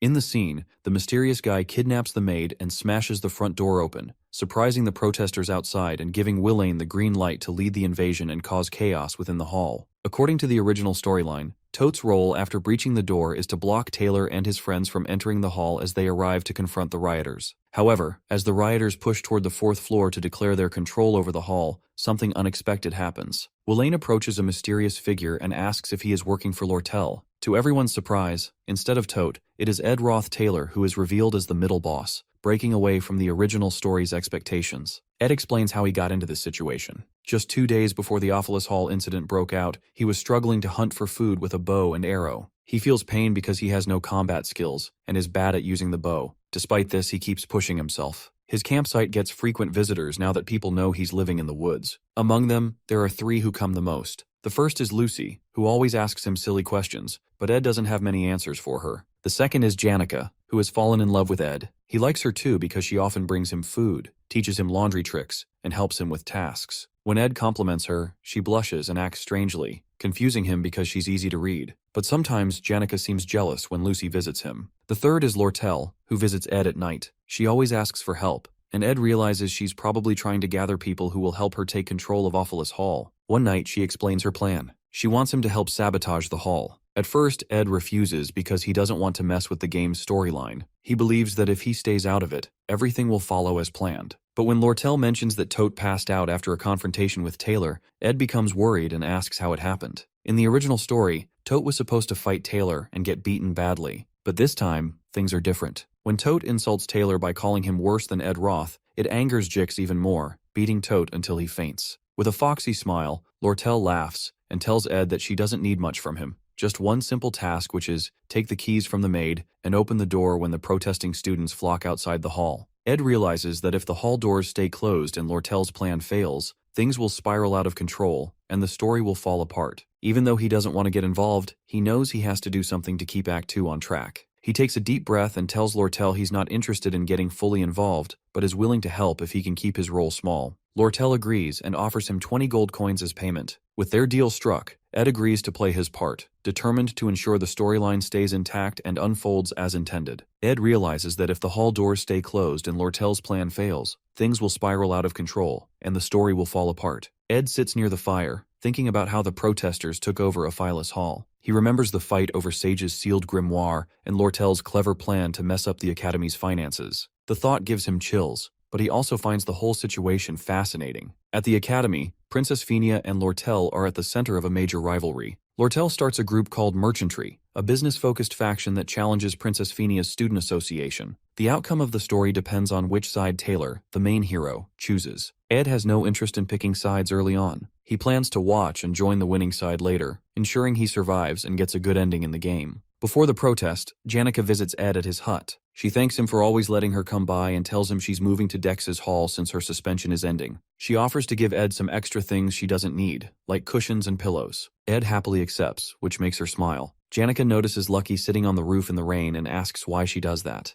Ed remembers Lucky's story about avoiding her fate and reflecting on her life on rainy days. He tells Janica not to worry about it, which seems to make her happier and special. Ed then asks Janica for a favor. He knows that when the protesters invade Aphyllus Hall, magical protection runes will activate and lock everyone in their rooms for safety. Still, he doesn't want Janica caught in the mess, so he asks her to meet him at the Rose Garden outside the hall at 9 p.m. Janica thinks Ed is planning to confess his feelings and gets excited. She runs off, blushing and waving goodbye. Ed, however, just wants her to be safe and feels relieved knowing she'll be out of harm's way. Back at the protest, Jix is in his room exercising. He notices someone sneaking to the back door of Aphyllus Hall. It's Ed, who is let in by a maid. The maid tells him the other staff are in a meeting, trying to figure out how to block the protesters. She then gives Ed the goods he asked for, and then leaves. At the protest, Willain urges the students to break down the door. Before they can, Ed opens it for them. Willain meets Ed and realizes he's the person Lortel hired to help. Seeing a tied-up maid and listening his story for helping as he once kicked out of Hall, Willain feels touched for doubting Ed, and thanks him for his support. Ed brushes it off and tells Willain to get to work upstairs, pushing the plot forward. Ed knows Willain will take the blame for everything, but he doesn't feel too guilty since it's all part of the game. As Ed looks around the hall, he sees the maid untie herself and run to report. He doesn't stop her, knowing the chief maid Alice is on Lortel's side and won't be able to stop the protesters in time. Just as Ed observes the unfolding chaos, Black Veil Lortel appears, setting the stage for the next part of the story. Lortel explains to Ed that the Academy's staff will quickly put an end to the chaos, so she needs to finish her plans fast. Ed, uninterested in the details, tells her to do her best. As she heads upstairs, she pauses and asks Ed a dark question if he's ever killed someone. Ed, uninterested in her games, replies that he hasn't. Lortel smirks and admits she hasn't either, but she's done things just as bad, destroying lives and betraying people to survive. She says that's how she earned the title of the Golden Daughter. Lortel knows she doesn't deserve sympathy, but she often looks for it in people like Ed, who might offer her understanding. Instead of outright denying her, Ed warns her to take responsibility for her own actions. Lortel, with her sly smile, excuses herself to go upstairs and finish what she came for. Ed sits on the floor, waiting for the hall's magical defenses to wear off. He knows that once this happens, the story will take a dramatic turn. Willain will absorb the hall's defense magic and transform into the fourth stage boss of the game. With his role in the events complete, Ed relaxes and waits for Taylor, the hero, to show up. This is the part of the story where the spotlight is on the hero and the boss. Ed has no intention of interfering or changing the plot. He knows his job now is to play the role of a minor villain, take some hits, and keep the story moving along. It's a necessary sacrifice to ensure the game stays on track. At the Rose Garden, Janica sits nervously, waiting for Ed. Her eyes drift toward a golden carriage parked nearby, and she wonders who it belongs to, especially so late at night. She notices a letter on the bench from Ed, apologizing for being late and promising to join her as soon as he finishes some work. Blushing, she assumes he's planning something special for her and resolves to wait for as long as it takes. Janika's mind is full of thoughts about Ed. For the past 3 days, she hasn't been able to stop thinking about him, even losing sleep over it. She also feels conflicted because Marlita, the spirit wolf, informed her about other girls visiting Ed's hut, making her feel both guilty and heartbroken. Still, her feelings for Ed are strong, and she's determined to wait no matter what.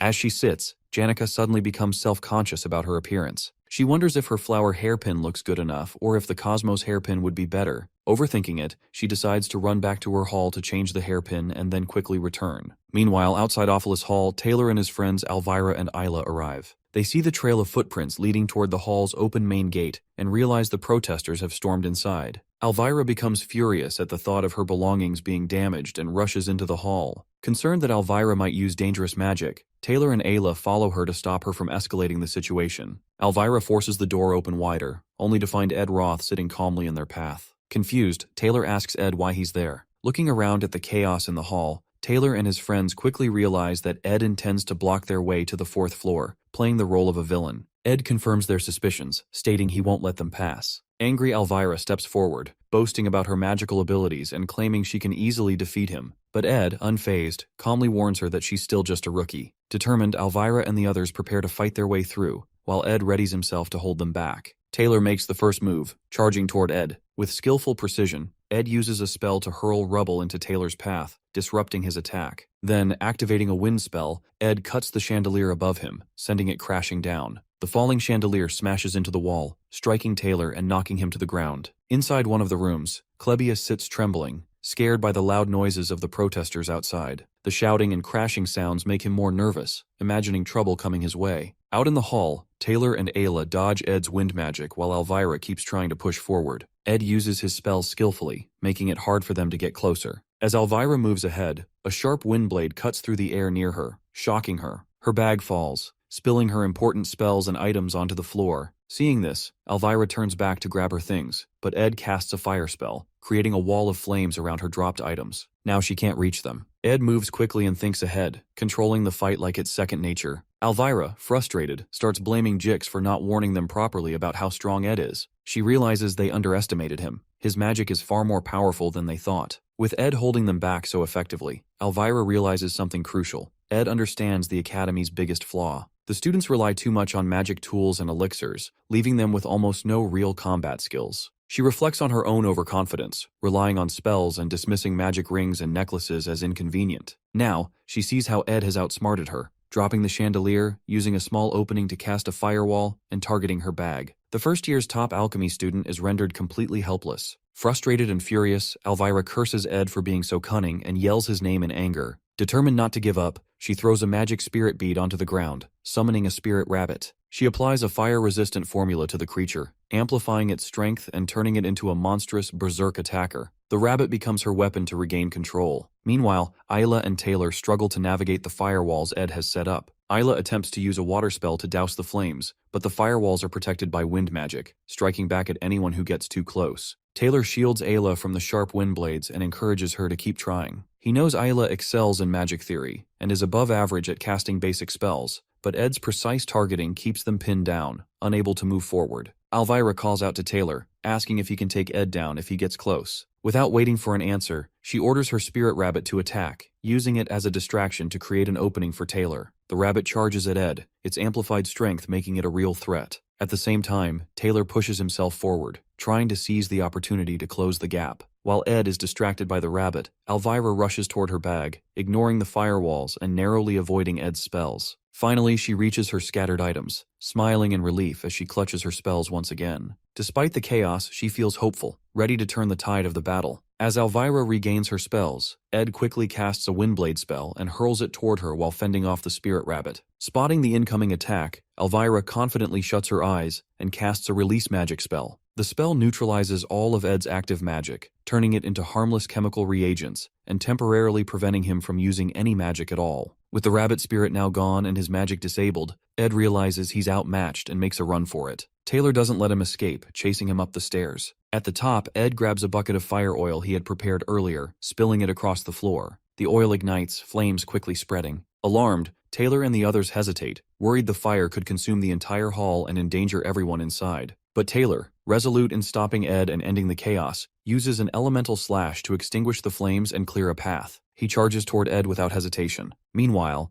Elvira notices something unusual. The carpets in the hall have been removed, and the windows are wide open. It clicks in her mind. Ed had prepared the area to minimize the fire's dangers. Before she can warn Taylor that Ed might not be the villain he appears to be, Taylor closes the gap and engages him. As Taylor gets within striking distance, Ed raises his bow and fires an arrow, not at Taylor, but at Ayla. The arrow whistles past Taylor, aiming straight for her. At the last moment, Elvira leaps into action, intercepting the arrow with her claw hand tool. She notices the arrow's tip is wrapped in cloth, not sharp. Alarmed, she yells a warning to Taylor, suspecting Ed might have another trick up his sleeve. Taylor reaches Ed and swings his sword. Ed blocks with his bow, holding him off briefly. Then, a noise from above grabs Ed's attention. Clebius has escaped his room. Realizing the next phase of the act in the game is now in motion, Ed sighs in relief. His role complete. Resigned, Ed lets Taylor's next strike land.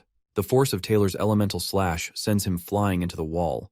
The battle ends with Ed defeated, leaving everyone stunned and questioning his true motives as if he was playing a deeper game all along. With Ed finally defeated, Taylor grabs him and demands to know why he went so far to stop them. Elvira watches uneasily, feeling that Ed had been toying with them the entire fight. It doesn't add up. Ed is a second-year student with more experience, and if he truly wanted to overpower them, he could have ambushed them after the chandelier fell. Instead, he stood his ground and deliberately engaged them, seemingly more to delay than to win. The group senses something is off, as if Ed's actions are driven by a deeper motive. Frustrated, Taylor shoves him away. Weak and injured, Ed speaks in a quiet but firm voice, telling them to go upstairs if they're done wasting time on him and to stop the real chaos. His words leave them stunned. Elvira demands to know why he tried so hard to hold them back if he's now telling them to go. Taylor and Ayla press him for answers, their confusion mounting. Elvira, her voice rising with frustration, yells that she won't leave until Ed tells them the truth. She's determined to uncover his intentions, suspecting there's more to his actions than meets the eye. Before Ed can respond, the hall door creaks open behind them. A girl enters, shielding herself from the rain with a hood. As she steps inside, her eyes widen at the scene before her. Taylor, Elvira, and Ayla standing over a battered and bloodied Ed, with the hall in complete disarray.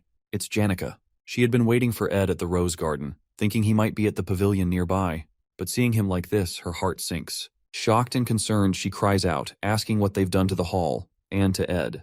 Her voice echoes in the tense silence, leaving everyone frozen in place. For Janica, Ed is someone who has become incredibly important in her life, making her feel special.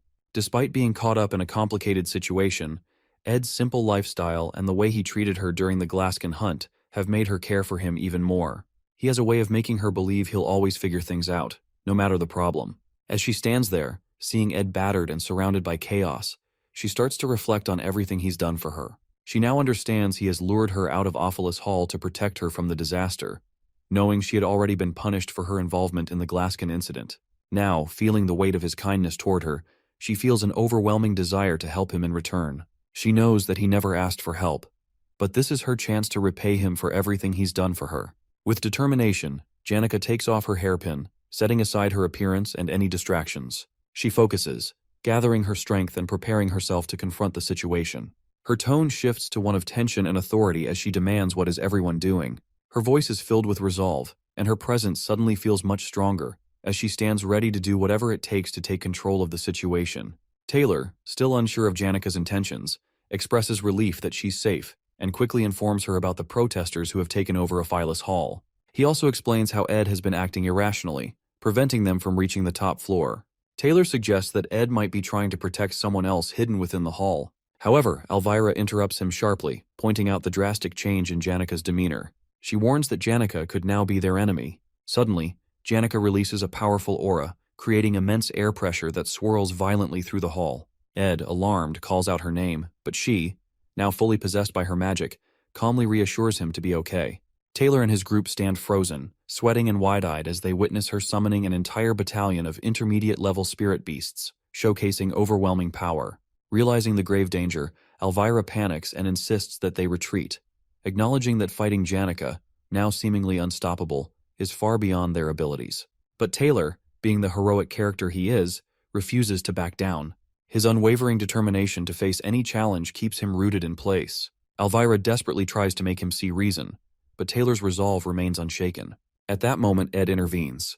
Despite his weakened state, he grabs Taylor and shoves him aside, saving him from a crushing blow by one of Janica's spirit beasts. Ed orders Taylor and his group to leave and stick to their original plan.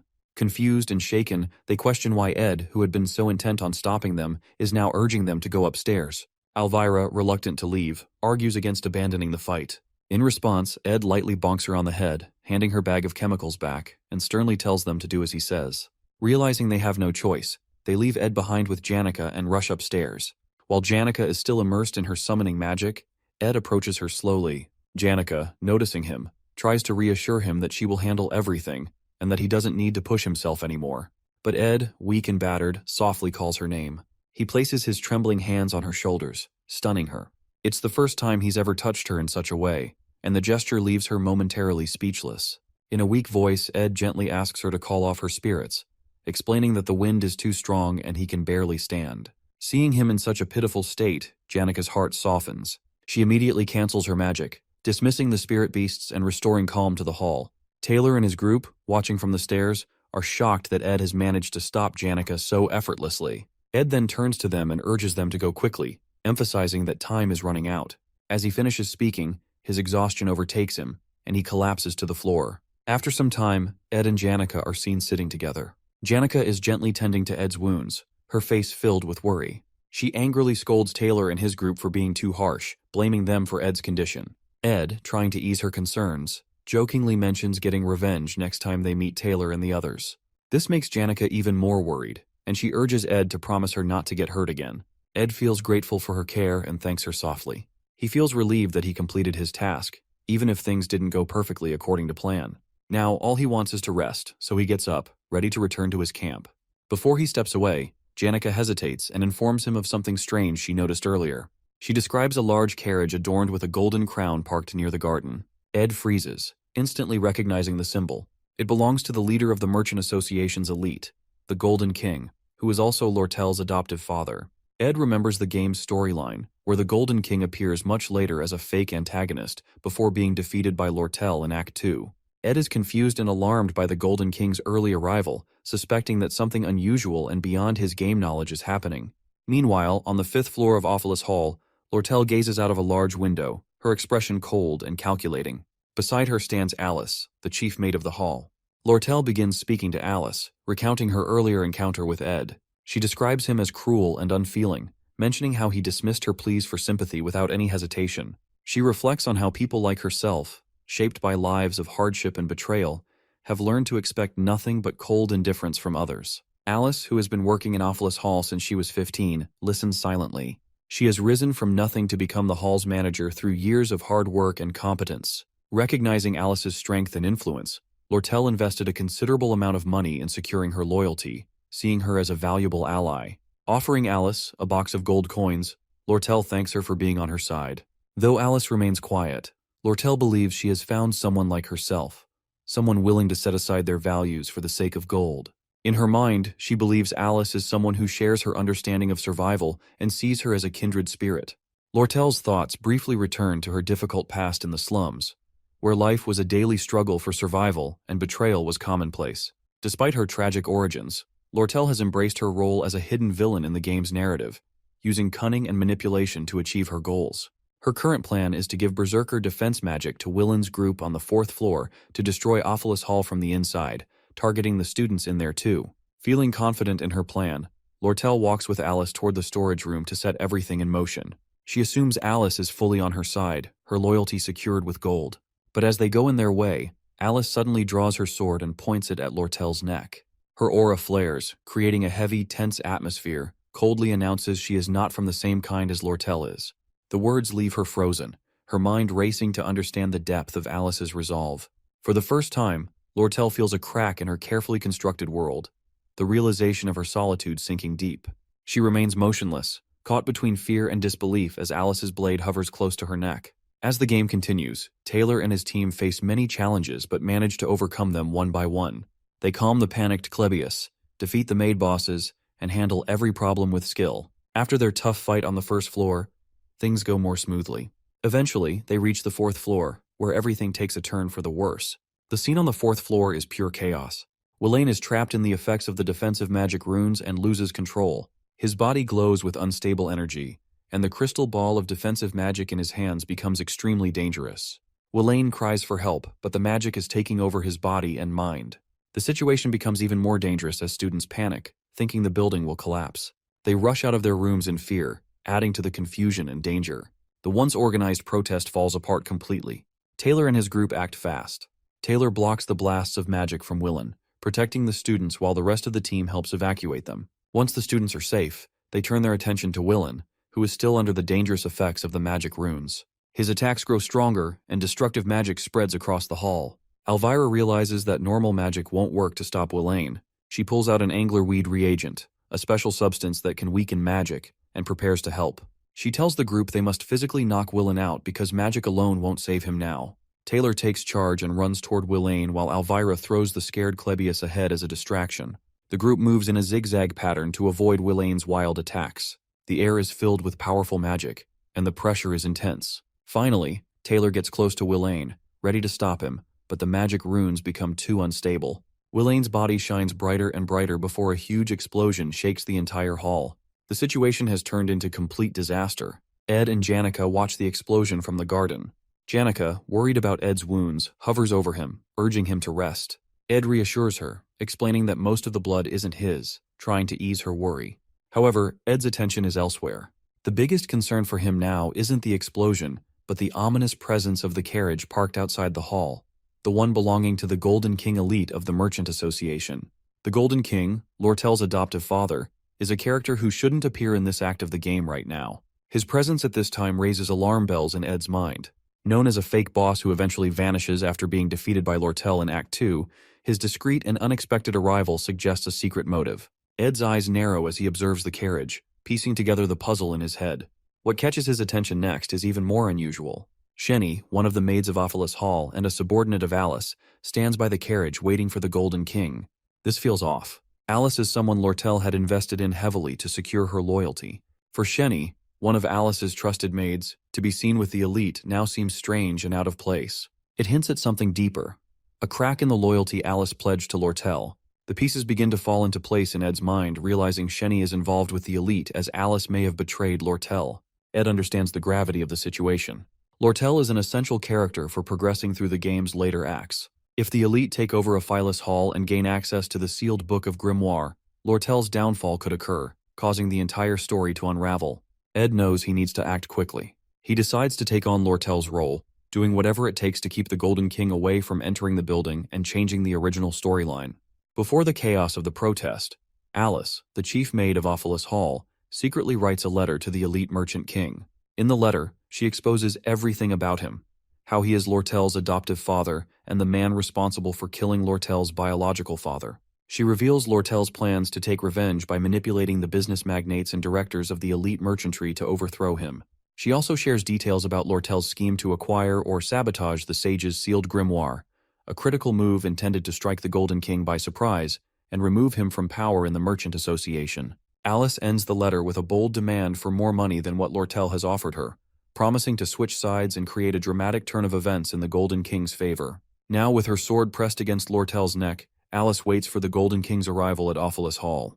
Lortel, usually clever and confident, is now shaken. She pleads with Alice, questioning her betrayal and pointing out that they both wanted revenge against the Golden King. Alice sighs and apologizes, but delivers a brutal truth.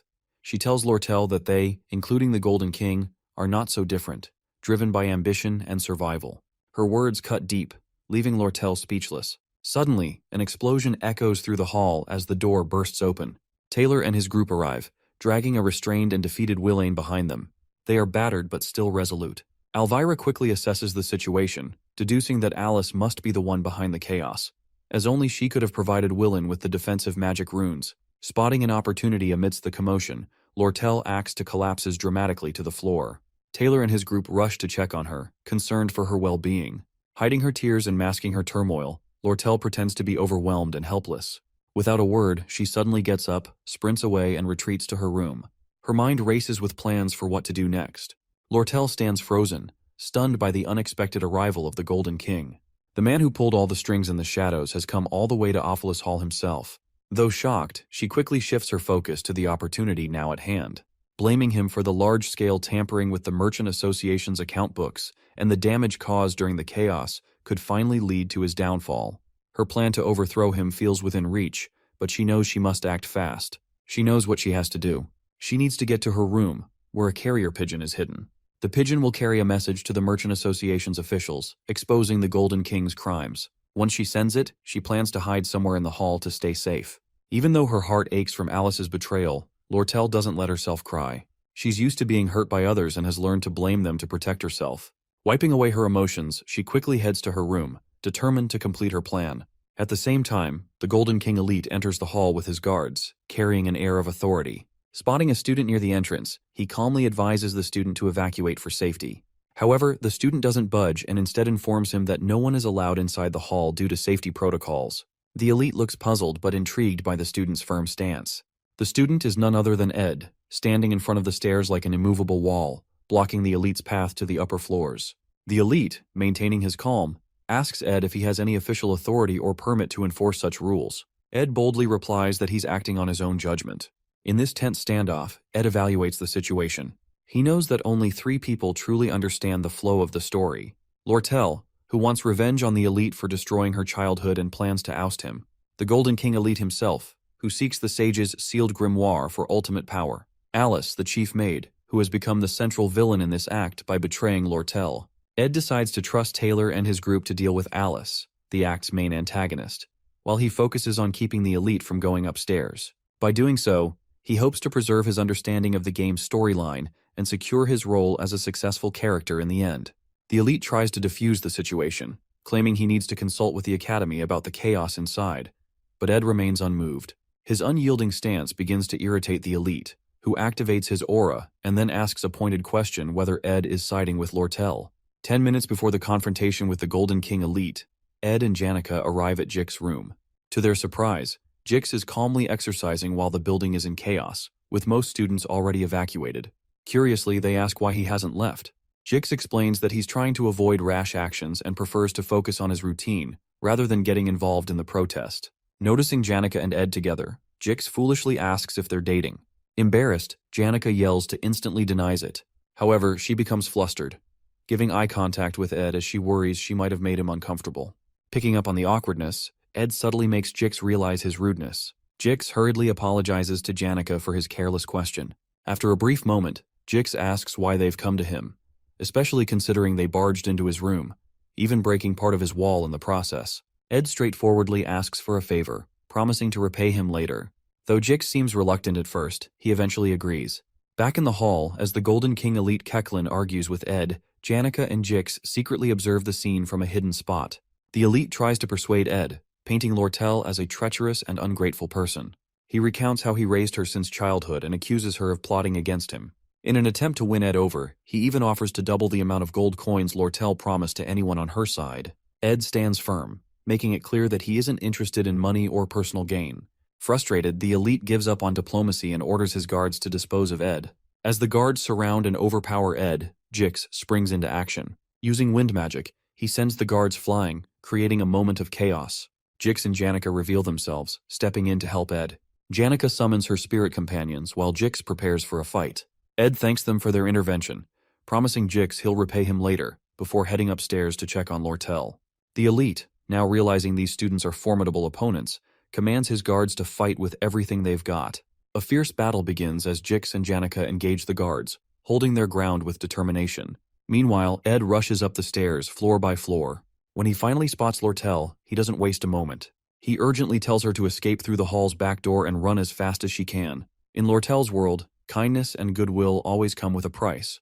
A reason, a tag, or a coin. Everyone she's trusted has only shown loyalty because she invested in them. Now, as she reflects on her choices, she regrets the foolish mistake of believing in anything else. She looked up to Janica Faylover, who seemed to grow up surrounded by love and care from others without expecting anything in return. Watching Janica and Ed's connection, built on trust and understanding, made Lortel wonder if she could ever have that kind of bond with someone. But now, betrayed by Alice after sharing all her plans, she feels foolish and scolds herself for ever thinking she could live a life like Janica's, one filled with trust and genuine relationships. Lortel convinces herself she should have stayed true to her cold, calculating self. Among the 5 people she trusted to occupy the hall, Alice betrayed her by siding with the elite. The twin maids, Shenny and Kelly, joined Alice, and even Willen leaned toward the elite's side. The only one left was Ed. But Lortel feels he'll eventually betray her too. After all, why wouldn't he? As they run through the hall, Ed asks Lortel if Alice betrayed her. Lortel suddenly stops and stands still. Her voice is low and regretful as she apologizes, saying she can't guarantee the 20 gold coins she promised him. The situation is too unstable now, and she's lost control. But Ed doesn't care about the money. He firmly tells her he's not doing this for gold. Without hesitation, he grabs her arm and pulls her forward, urging her to run. He warns her that if the elite catches her, it's all over. They need to escape quickly to secure the plan and ensure her survival. Hearing Ed's words takes Lortel by surprise. For the first time, she wonders if Ed sees something in her worth believing in. She starts to question her assumptions about trust, wondering if maybe there are people who act without ulterior motives. Still, the idea confuses and unsettles her. As they run, Ed asks her what's really going on with the Merchant Association and why the elite came to the academy himself. Lortel explains about her adoptive father, Elite Ketchlin, has been covering losses due to manipulating market prices through secret deals and monopolizing the armor trade within the association. This scheme has left him in desperate need of money to secure his power and position in the association. To fix his financial problems, Ketchlin plans to sell Sage's sealed grimoire for a high price. He sent Lortel to the academy to find a way to steal or sabotage the grimoire. For years, Lortel has worked to build alliances within the Merchant Association, buying the loyalty of merchants and committee members and turning them into her side. Her ultimate goal is to expose her adoptive father's manipulations and remove him from power, avenging her past. Ed realizes that Ketchlin's desperation explains why he's arrived earlier than expected in the story. His rushed actions to monopolize the armor trade and secure the grimoire have put him in a vulnerable position. Ed knows how important it is to keep Lortel safe to ensure her plans succeed. Lortel knows her plans can only work if her father is away from the merchantry headquarters. With him gone, the merchants on her side will have the chance to transfer the rights of sale to her. Ed quickly pieces everything together. He realizes that Lortel has been using this elaborate plan to disrupt the Academy's finances by burning Ophelis Hall. This chaos would push the negotiations for the Sage's sealed grimoire in Elite's favor. Now, Elite Ketchlin's urgent need for money has brought him to the Academy, giving Lortel a perfect opportunity to send a message to her allies and execute her plan to bankrupt him. Surprised by Ed's sharp understanding, Lortel informs she has a carrier pigeon ready to deliver the message to her allies. However, she also reveals that her father expects her to get caught and plans to use it to expose the traitors inside the merchantry. When they reach Lortel's room, Ed pauses and gives her detailed instructions. He tells her to stay hidden and avoid being seen by anyone. He explains how she can escape using the horsemen in the quarters, ride to the Arkan Mountains. He advises her to leave the horse carriage at a spot to mislead Elite's guards, and then hide at his place in the forest for 3 days, as he will write and send the message to her allies from her room in the hall. Ed notices someone suspicious guarding the back door and warns Lortel to wait until it's safe. He firmly grabs her shoulders and emphasizes the importance of staying hidden. Lortel is stunned by how calmly and decisively Ed handles everything, and for the first time, she starts to trust him. When Ed sees her frozen in thought, Lortel suddenly asks in a soft, innocent voice why he is helping her so much. Ed simply replies he is doing it for no reason, as he just feels like he should help her. With that, he leaves the room. Alone in her room, Lortel sits down, confused by her feelings. She hears a loud beating sound and soon realizes it's her own heartbeat. For the first time, someone has helped her with kindness, expecting nothing in return. This unfamiliar warmth fills her with emotions she has never felt before. Meanwhile, at the back door, Shenny, one of the twin maids, stands guard. Ed approaches, ready to confront her. As Taylor's group battles fiercely with Alice, the chief maid, the stakes rise. Alice gathers all the hall's runes and takes control of their magic, using them to launch powerful attacks. Despite her expertise as a veteran intermediate magic user, Alice cannot match Taylor's strength. Being the hero of the game-failed swordsman of Sylvania, Taylor's determination and skill are unmatched. With this, the final battle of Act 2 begins. Meanwhile, Ed confronts Shenny, one of the twin maids, at the back door. Shenny draws her sword, ready to fight. As she dashes forward with a lightning-fast attack aimed at Ed's leg, he uses his quick reflexes to dodge her strike. Ed, being a skilled player of the game, already knows her fighting patterns and starts anticipating her moves. He jams her sword with his foot and grabs her hands just as she tries to draw her knives, disarming her.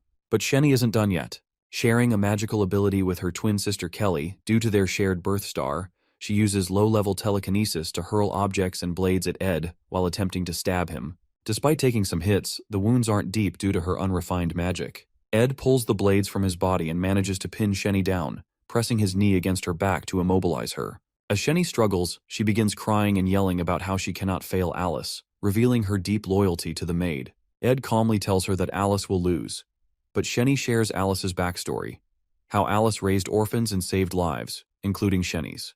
Meanwhile, Taylor and Clebius, with help from Elvira and Isla, close in on Alice.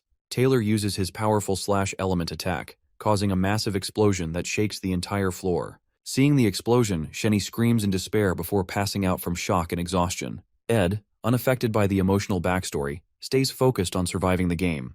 He drags the unconscious Shenny into the hall and props her against the wall before quickly leaving.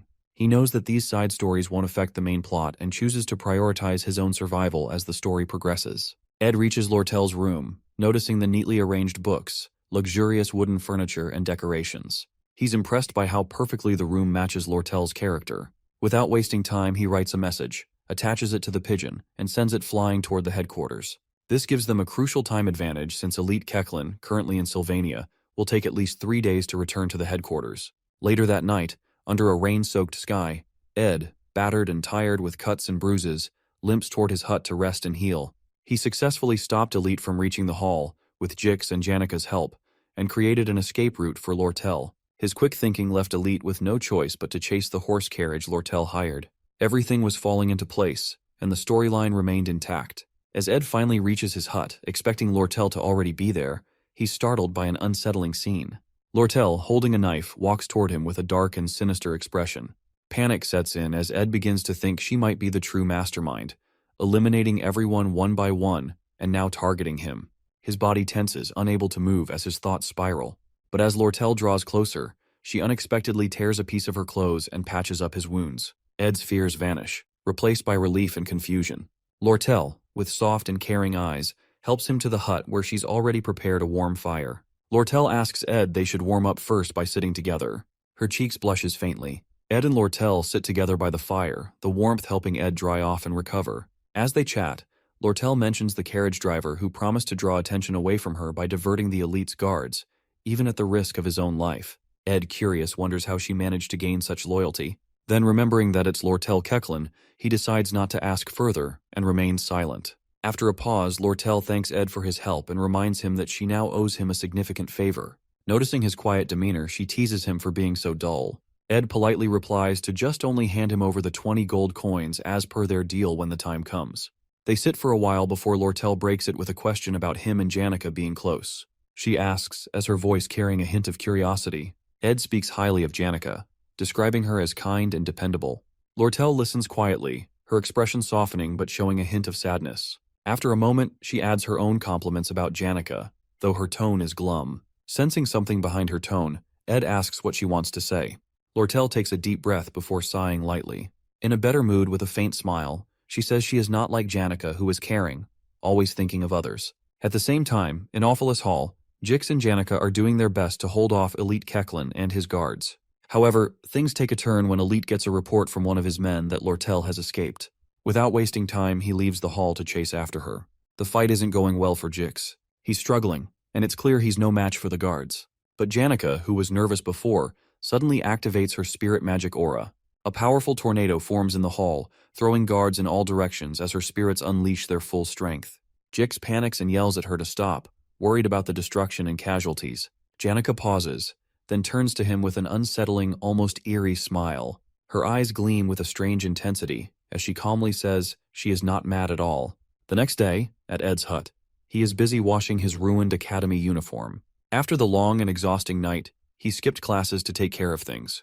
Jix arrives with a spare uniform for Ed and shares some surprising news. He explains what happened after the incident. Welaine has taken all the blame for the destruction of Awfulus Hall, while Chief Maid Alice, who was captured, hasn't said a word about what happened. Lortel has vanished, safely hiding in Ed's hut, and there's no news yet from Elite Kechlin. As Jix talks, Ed feels relieved.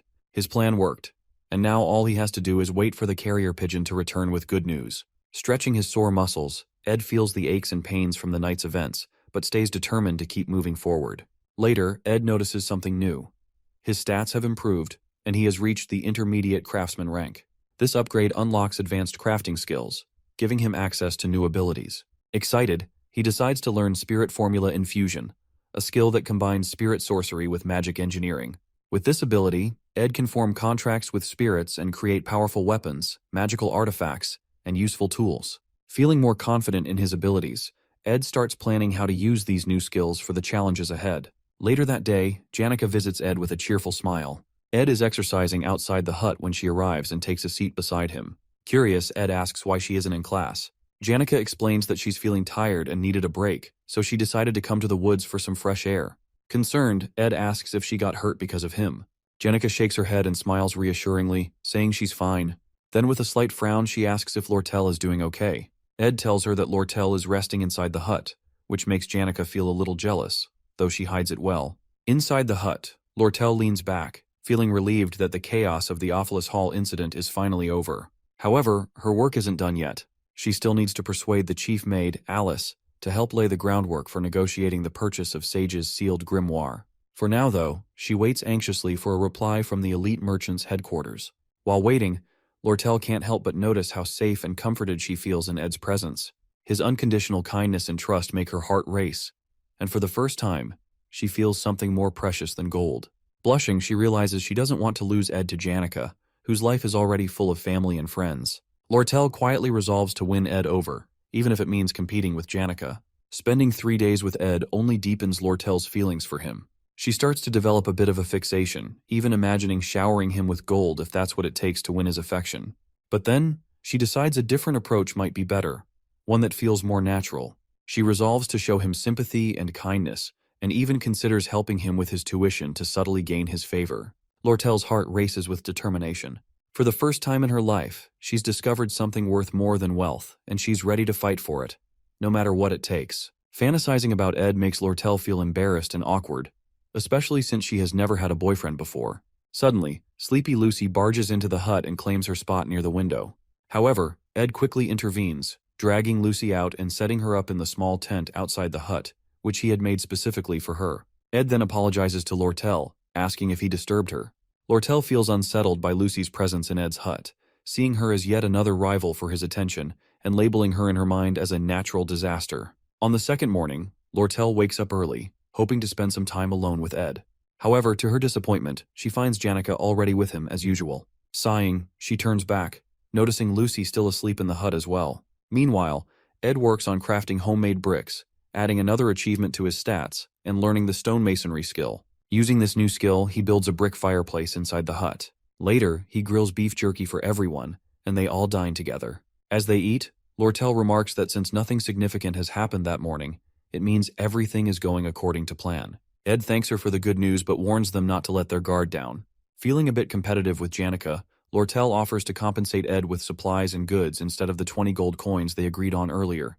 Ed appreciates her offer and asks if she has any construction materials or spare magic engineering equipment. Lortel promises to check. Ed then turns to Janica and asks her for a favor, to teach him some basic spirit magic and how to make a spirit connection.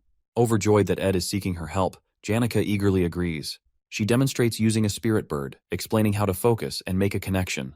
But unexpectedly, the spirit bird speaks up, scolding Janica for giving Ed incorrect advice. The bird also reveals that during their last spirit meeting, Janica received tips on how to use Ed's cabin construction as an opportunity to get closer to him. Embarrassed, Janica hastily dispels the bird, sweating nervously as she asks if Ed heard anything. Lortel, seizing the moment to tease Janica, jumps into the conversation and mentions her leftover food stock at the headquarters, which she eagerly offers to sell to Ed at a discount. Ed negotiates, asking her to include the stocks in their agreed 20 gold coin deal. Playfully, Lortel suggests giving the supplies for free, further annoying Janica and sparking a light-hearted debate between the two women. Ed sits back, eating his beef jerky with amusement, realizing he can now learn both spirit magic and magic engineering with the help of Janica and Lortel. As their conversation continues, a new figure appears at Ed's hut. It is Belle Maya, the new chief maid of Awfulest Hall. She apologizes for the sudden visit, explaining that she brings bad news, a message from the former chief maid, Alice. Hearing this, Lortel's expression shifts to worry, and the atmosphere becomes tense with suspense. Before Belle Maya's visit to the hall, Clara, one of Janica's friends, drops by to see her. Clara gossips with Belle, revealing a top-secret piece of news, but she warns Belle not to show any shock or let it slip. Leaning in close, Clara whispers that her friend Janica is in love with Ed Roth Taylor. Belle feels conflicted, trying not to show any surprise while maintaining her composure. The two chats about Ed, who has a reputation as a troublemaker but seems to be improving his image lately. Clara admits she supports her friend Janica but can't help noticing that Janica keeps bringing up Lortel's name. She confesses that she doesn't understand either of them. Relationships, she says, are all about balance, and Janica is too naive for the game. Clara complains that Ed is acting clueless, completely ignoring the obvious hints Janica keeps dropping. She pleads with Belle to step in and do something. Belle, trying to calm her, suggests that Ed might be too preoccupied with his own problems to think about romance right now. She adds that maybe it's just his luck, or lack thereof, when it comes to relationships, leaving Clara uneasy and slightly creeped out by the idea. At Ed's hut, Belle Maya grows annoyed seeing Lucy, Lortel, and Janica all gathered together at Ed's place, giving her headaches. When Lortel why she's there, Belle Maya informs her of an important message from the former chief maid Alice. That evening, Belle Maya decides to take sleepy Lucy and Janica with her, leaving Ed frustrated. He's uneasy about Lortel's location being exposed to someone connected to Ophelis Hall, especially since Lortel is in hiding. To avoid further risks, Lortel chooses to leave Ed's place and go with Belle Maya, who offers to take her to a safe house. Before leaving, Lortel gives Ed a repaired uniform as thanks for his help. Ed expresses his gratitude, noting it'll make a decent second set for the academy. A pigeon carrier also arrives with good news. A letter announcing a victory over the elite in business sales, signaling his downfall at the Merchant Association headquarters. Relieved, Ed feels he can now return to school as usual. Lortel reads the letter, commenting that her father, the elite, must now be making his last stand and won't have time to chase her in Sylvania, ensuring her safety for the time being. However, she warns Ed not to underestimate her father, who might still have tricks up his sleeve. Even so, she expresses confidence in her allies at the headquarters, believing she can become the next Merchant Association chairman. Lortel's main concern, however, is now Alice. When Ed asks if Alice might expose her role as the mastermind behind the Ophelis Hall incident, Lortel dismisses the worry, explaining that Alice will side with whoever wins. In Alice's letter, she details the orphanages she sponsored, urging Lortel to support them financially for the next year. Lortel shares Alice's backstory. Years of relentless work caused her health to decline, but the academy ignored her struggles. Unable to manage her responsibilities, including the orphanage, Alice took a gamble during the Ophelis Hall incident, switching sides for money and support. Though her actions were seen as betrayal, Lortel acknowledges the dire situation Alice was in. After reading the letter, Lortel concludes that Alice is only siding her because she sees her victory as inevitable in her. In the cutthroat world of merchants, sympathy is rare, and Alice knows this well. While Lortel agrees to keep Alice on her side, her trust in her will not be same as before after the betrayal. As she prepares to part, Lortel reminds Ed to stop by the Merchant Association branch to finalize their contract for supply deliveries. Before leaving, Ed hands her a fire torch to guide her way. Lortel pauses, looking at Ed thoughtfully. When he asks why she's still standing there, she comments on how tall he is. She admits that she often takes risky moves to win. With that, she steps closer to Ed, adjusting his tie on his uniform. Flirting, she remarks that he looks handsome in the new set. And suddenly, she pulls him by his tie, leans in, and kisses him unexpectedly. Flirting even more, Lortel teases Ed by commenting on how delicious the raspberries they ate were, claiming she can taste them again through their kiss. She chuckles happily, clearly enjoying the moment, while stoic Ed firmly warns her to stay within her limits. Unbothered by his serious tone, Lortel playfully mocks his boring reaction, adding another teasing remark. Next time, she says, he should try pulling her closer during the kiss, as she needs practice in pretending to push him away. Taking the torch from Ed, she finally sets off, but once she gets a certain distance away, she dashes off quickly, disappearing into the forest. Ed stands there, utterly embarrassed by her boldness. No matter how much he tries to avoid becoming too involved in the main events of the game, things always spiral beyond his control, leaving him flustered and off track. Later that night, as Ed sits by his campfire, gazing at the starry sky through the trees and listening to the crickets chirp, he feels uneasy. The storyline seems to be deviating, and he can't shake the discomfort of being pulled into the center of the unfolding events. His original plan was simple: observe the game's events from the sidelines, stepping in only when necessary to keep the scenario on track. He has no ambition beyond surviving, graduating from the academy, and carefully managing his stats. However, the plan that seemed so straightforward now feels like an endless and reckless challenge. As summer quietly fades into fall, Ed reflects on how quickly time is passing and wonders what twists the game might throw at him next. The next day at the lake, Janica gathers with her spirit friends to discuss her growing concerns about Lortel and how to handle her. The The spirits inform Janica about the incident between Ed and Lortel, which immediately infuriates her.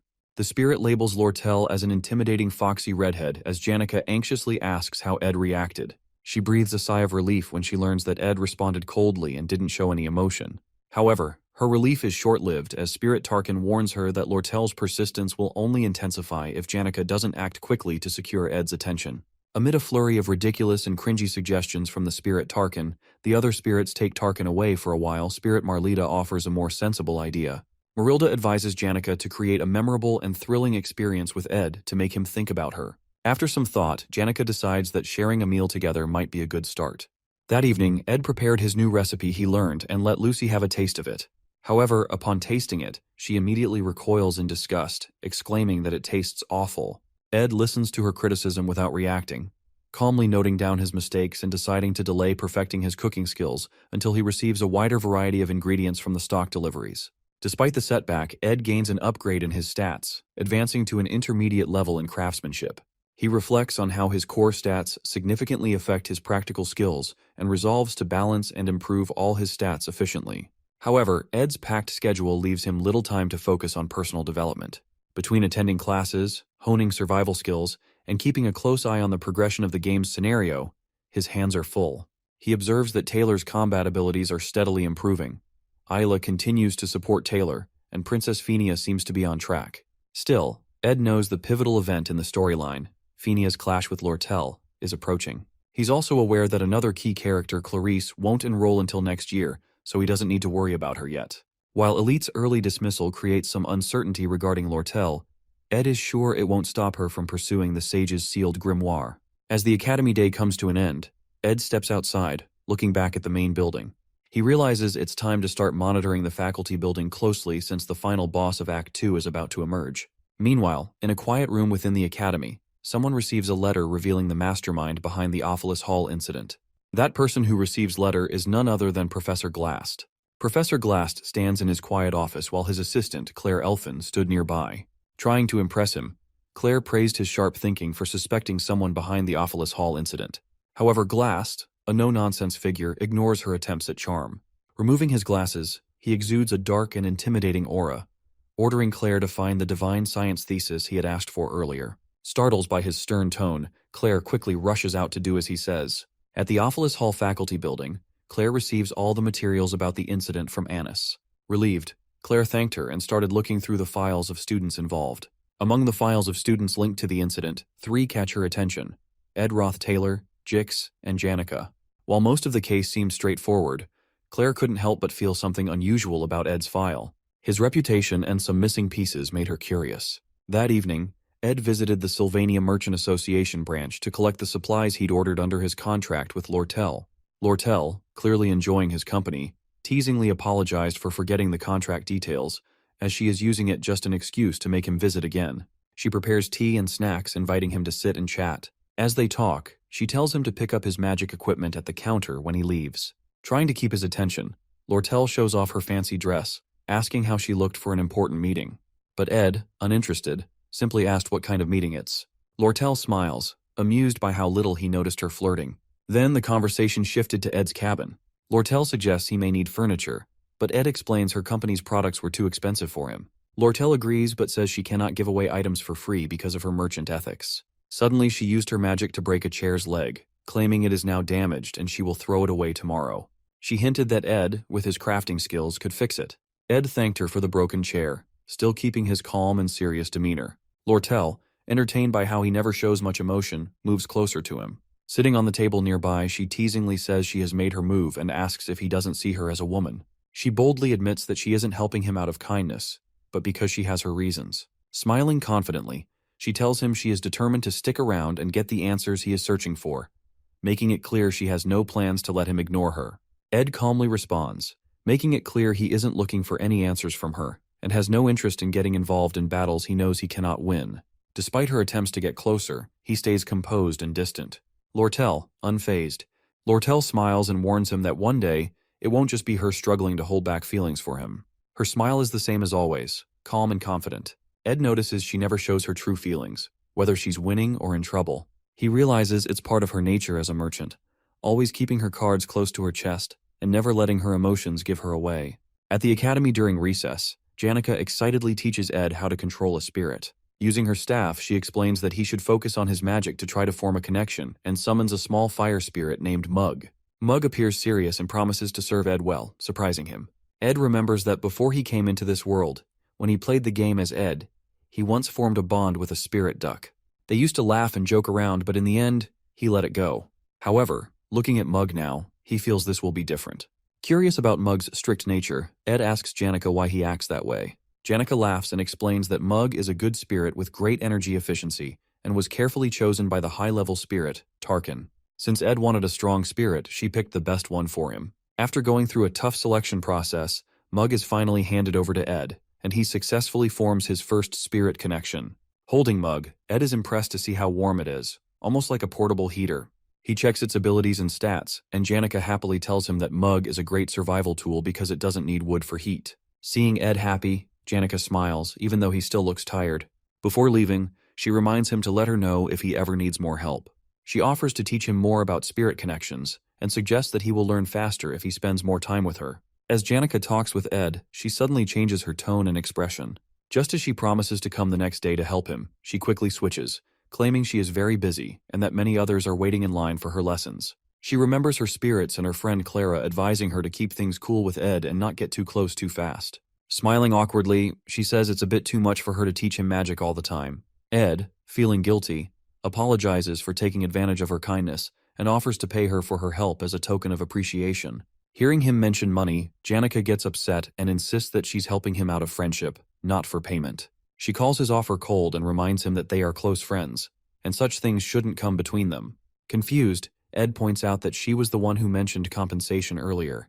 Realizing she contradicted herself, Janica gets flustered and embarrassed. To make things right, she admits that her friend Clara told her she's too generous and needs to learn to say no sometimes. Ed appreciates her honesty and agrees that Clara is right. After some time, Janica waves goodbye, promising to meet him again at combat training and bring a special accessory next time. She leaves Mug, the spirit, with Ed, and he waves back. With his new crafting skills from Lortel's magic engineering and the low-rank spirit from Janica, Ed finally feels like he has a proper setup. Now he can learn proper crafting skills and can keep his fireplace lit all the time, making his life much more comfortable. Looking out of his hut's window at the night sky, he suddenly remembers that he forgot to check the traps and heads out. Meanwhile, deep in the forest, Claire Elfin is investigating Ed, suspecting him to be the mastermind behind the Awfulest Hall incident. With everything she knows, his disownment by his family and his lack of connections to Awfulest Hall, he stands out among the other students and teachers. Reports say he often appears in the woods, which leads her here. As she carefully moves through the forest, she suddenly hears footsteps and quickly hides. What she sees is terrifying. A man carrying Lucy over his shoulder while dragging a dead deer behind him. The man doesn't use magic but seems to rely on raw combat skills, which makes Claire realize that it's not Principal Obel. At that moment, her suspicions are confirmed as that man isn't Principal Obel at all. It is Ed Roth Taylor, the true mastermind behind the Awfulest Hall incident. Realizing her intuition is correct, Claire feels proud of her detective skills. She quietly follows Ed through the forest, surprised to discover his hidden hut. Watching from a distance, she sees Ed throw Lucy into a tent he set up for her and place the deer near the fireplace. After that, Ed heads inside his hut, planning to sleep early for tomorrow's work. Claire cautiously sneaks closer, determined to rescue Lucy. Just as she reaches the tent, Lucy suddenly casts a warning spell, startling Claire and demanding to know who she is. Sweating nervously, Claire introduces herself, but Lucy, uninterested, returns to her tent and starts eating beef jerky. She then eyes Claire suspiciously before casually flying away, leaving Claire standing there, completely baffled. Back at the office, Claire rushes into Professor Glast's office, presenting the evidence she has gathered, convinced that Ed is guilty. She reminds Glast that Ed was disowned by his family, emphasizing how suspicious he is. However, Glast, uninterested in low-ranking students, barely remembers who Ed is. Claire mocks him for his indifferent attitude and insists that Ed is dangerous, recalling how he easily overpowered Lucy in the forest and kept her imprisoned in his tent. But Glass dismisses her claims, stating that Lucy often wanders and sleeps in the woods, and it's nothing unusual. Claire, frustrated, realizes convincing him won't be easy. Claire takes a different approach and confidently reveals that she used magic to record the memories from the first floor of Awfulest Hall. Glass, raising an eyebrow, questions whether she had permission to use magic for such purposes. Flustered, Claire quickly tries to cover up, claiming she lies to the authority and recovers the memories from the floor by herself. Unimpressed, Glast sternly orders her to write an apology and explanation letter for her actions. Despite this, Claire insists that Glast should still look at the memory she brought. The recorded memory clearly shows Ed sitting on the stairs, striking a perfect pose that makes him look like a mastermind. It also captures him stopping Taylor and his group from going upstairs, which seems highly suspicious to Claire. However, Glast remains uninterested and asks if she has any stronger evidence. Claire, eager to convince him, mentions the recent forest incident, explaining how Ed was carrying an unconscious Lucy, making it look like he was trying to trap her. Glast, staring at Claire in silence for a moment, simply reminds her once again to submit the apology and explanation letter. Sighing in frustration, Claire leaves his office, feeling exhausted. Glast, now alone in the office, finally looks at the memory globe seriously. As he watches Ed blocking Taylor and his group, he becomes intrigued. He finds it hard to believe that someone as ordinary as Ed could hold off the Sword Saint Taylor and the natural-born alchemist Elvira. The memory flashes again, replaying Ed's actions and combat techniques. For the first time, Glast's expression changes as he realizes Ed might not be as ordinary as he thinks. The globe finally catches Glast's attention. Back in the forest, Ed successfully crafts an impressive weapon using both magic engineering and spirit magic. Ceremonial dagger, explosion. He admires his work, realizing it's the best weapon he has made since he started living independently in the game. Feeling a sense of pride, he examines the dagger closely. Mug, seeing Ed pleased with his creation, advises him to improve the weapon's efficiency by using it frequently. Then, trying to flatter him, Mug begins singing a song in his honor. Ed, who has been observing Mug's flattery and overly formal behavior since they met, suddenly picks him up and shakes him, demanding to know the real reason behind such behavior. Mug stammers and tries to apologize, but Ed pushes further, asking if Janica promised him something in return. Mug hesitates, but Ed insists he should be honest since they are now bonded through their spirit connection. Feeling the pressure, Mug finally cries and confesses. He admits that he deeply respects Ed, but is ashamed of his own low ambitions and success. The real reason he agreed to the contract was to take advantage of the refined magic around Janica, which allows him to grow at twice the normal rate of a low-ranking spirit. Ed sighs, asking if there's anything else Mug has been hiding. Mug, feeling guilty, reveals that he also heard rumors about Ed's strict and authoritarian reputation at the academy. Fearing Ed's temper, he tries to stay on his good side by constantly flattering him. After hearing Mug's full confession, Ed calmly tells him that he understands his situation and that it's only natural for him to want to grow stronger. With that, they head back to their hut together, while Mug comfortably sits on Ed's shoulder, chatting with him along the way. Back at his hut, Ed chops wood for the fireplace. His stamina has improved, and his storage is now full of meat and vegetables. He no longer has to sleep outside feeling hungry. With enough supplies, he can now focus better on his studies by reducing sleep and practicing more, forcing himself to absorb the information quickly. However, all this effort makes him exhausted, and he falls asleep. Later, Ed wakes up to find Janica standing beside him while he's lying outside the hut. She advises him to take better care of his health, saying she's worried about him. Ed decides to focus more on himself, especially because he has received 3 letters. The first letter is from the academy, and the second one is from the merchantry. However, it's the third letter that grabs his full attention. He realizes that this letter will decide the future direction of the game's storyline. In the original game, the main event of Act 2 was a negotiation over the Sage's sealed grimoire, a tug-of-war between the Academy's Student Association and the merchantry. But things have changed. With the fall of the elite, the original client who wanted to buy the grimoire involves Roth-Taylor family. The plot has shifted into a 3-way conflict. Now, with the Roth-Taylor family has stepped in, Crepin Roth-Taylor, the family head, gets involved personally. He wants the grimoire to further his research on eternal life. Crepin is originally supposed to be a major boss in Act 4, and appearing this early in Act 2 makes things much more difficult.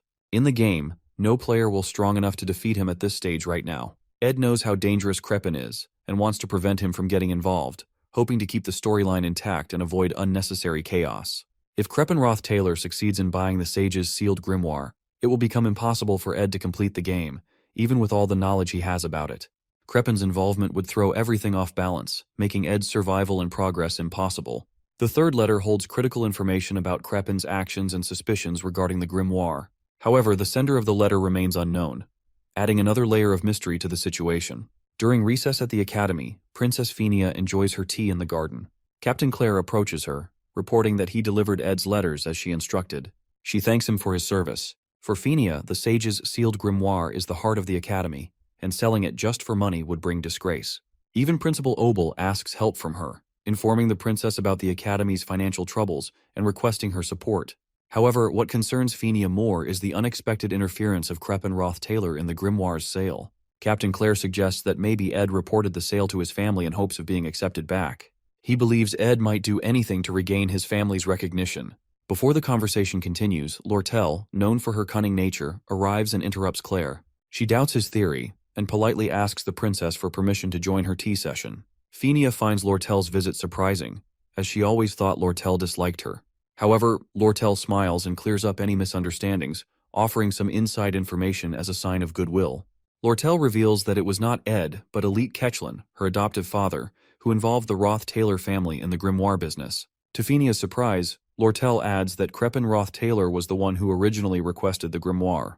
However, with Kechlin's influence weakening in the merchant headquarters, he is still determined to purchase it with Crepin's help, as the elite merchantry has invested too much effort into the deal.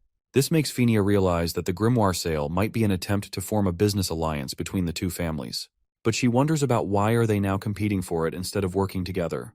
Lortel smiles and explains that, since she now controls the merchantry, she wants to save the grimoire by purchasing it herself. She assures Phinia that she has no intention of selling it to the Roth-Taylor family. Surprised by Lortel's honesty, Phinia asks why she is sharing such internal matters. Lortel, still smiling, calls Phinia an ally in this situation. She explains that if Phinia helps her obtain the grimoire, it will strengthen her position in the merchantry, while Phinia can keep the Roth-Taylor family in check, marking a win-win situation for both of them. Lortel continues explaining her reason for stepping in to protect Ed from further trouble. She tells Princess Phinia that Ed has already been disowned by his family, and it would be unfair to suspect him of being involved with them. Phinia listens carefully, observing Lortel's way of speaking and how she carefully chooses her words. She starts to suspect that Lortel might be hiding something, as she surprises that Lortel never worried so much for any person. Wanting to test her, Phinia casually brings up Ed and comments that he is quite a useful person in such situations. She suggests that she might interrogate him personally, using her authority to bring him to their side.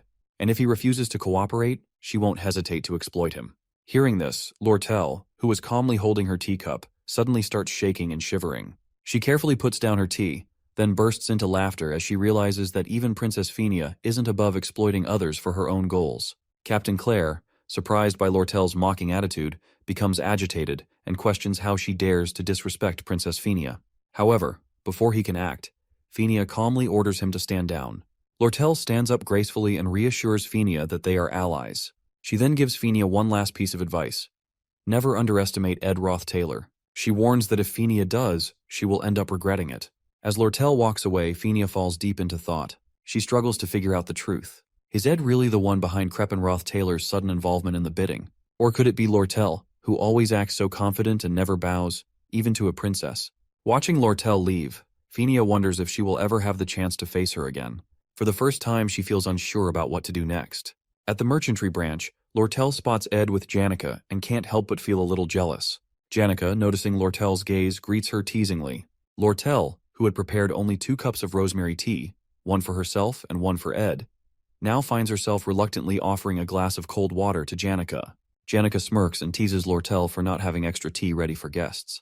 Lortel, keeping her cool, fires back, reminding Janica that as a merchant, she can't afford to waste her merchandise so easily. Ed, visibly tired and drained, takes the cold water instead and hands his tea to Janica. This small gesture makes Janica happy, while Lortel watches, feeling slightly annoyed as Janica continues to tease her. After some time, Lortel presents the magic engineering equipment she promised Ed. As the glamorous tools are unveiled, Janica suddenly yells in protest. She accuses Lortel of breaking merchant ethics by offering Ed brand new equipment for free. Janica's jealousy flares up, suspecting Lortel of trying to win Ed over with expensive gifts. Lortel, maintaining her composure, brings the equipment closer and points out the minor defects, assuring Janica that they aren't brand new. But Janica, unconvinced, insists that Lortel might have done this on purpose. Lortel just laughs, further fueling Janica's irritation. As Ed looks at the equipment, he hesitates, telling Lortel that he can't accept more free items, especially since he hasn't even paid her for the previous ones. He reminds her that this is already the 4th time she's offering him something. However, Lortel waves off his concerns, saying that since he's her regular customer, he can always renew his contract, and there's no issue at all. Janica, sensing Lortel's clever tactics, suggests Ed quickly finish his payments and cut ties with Lortel before he ends up too deep in debt.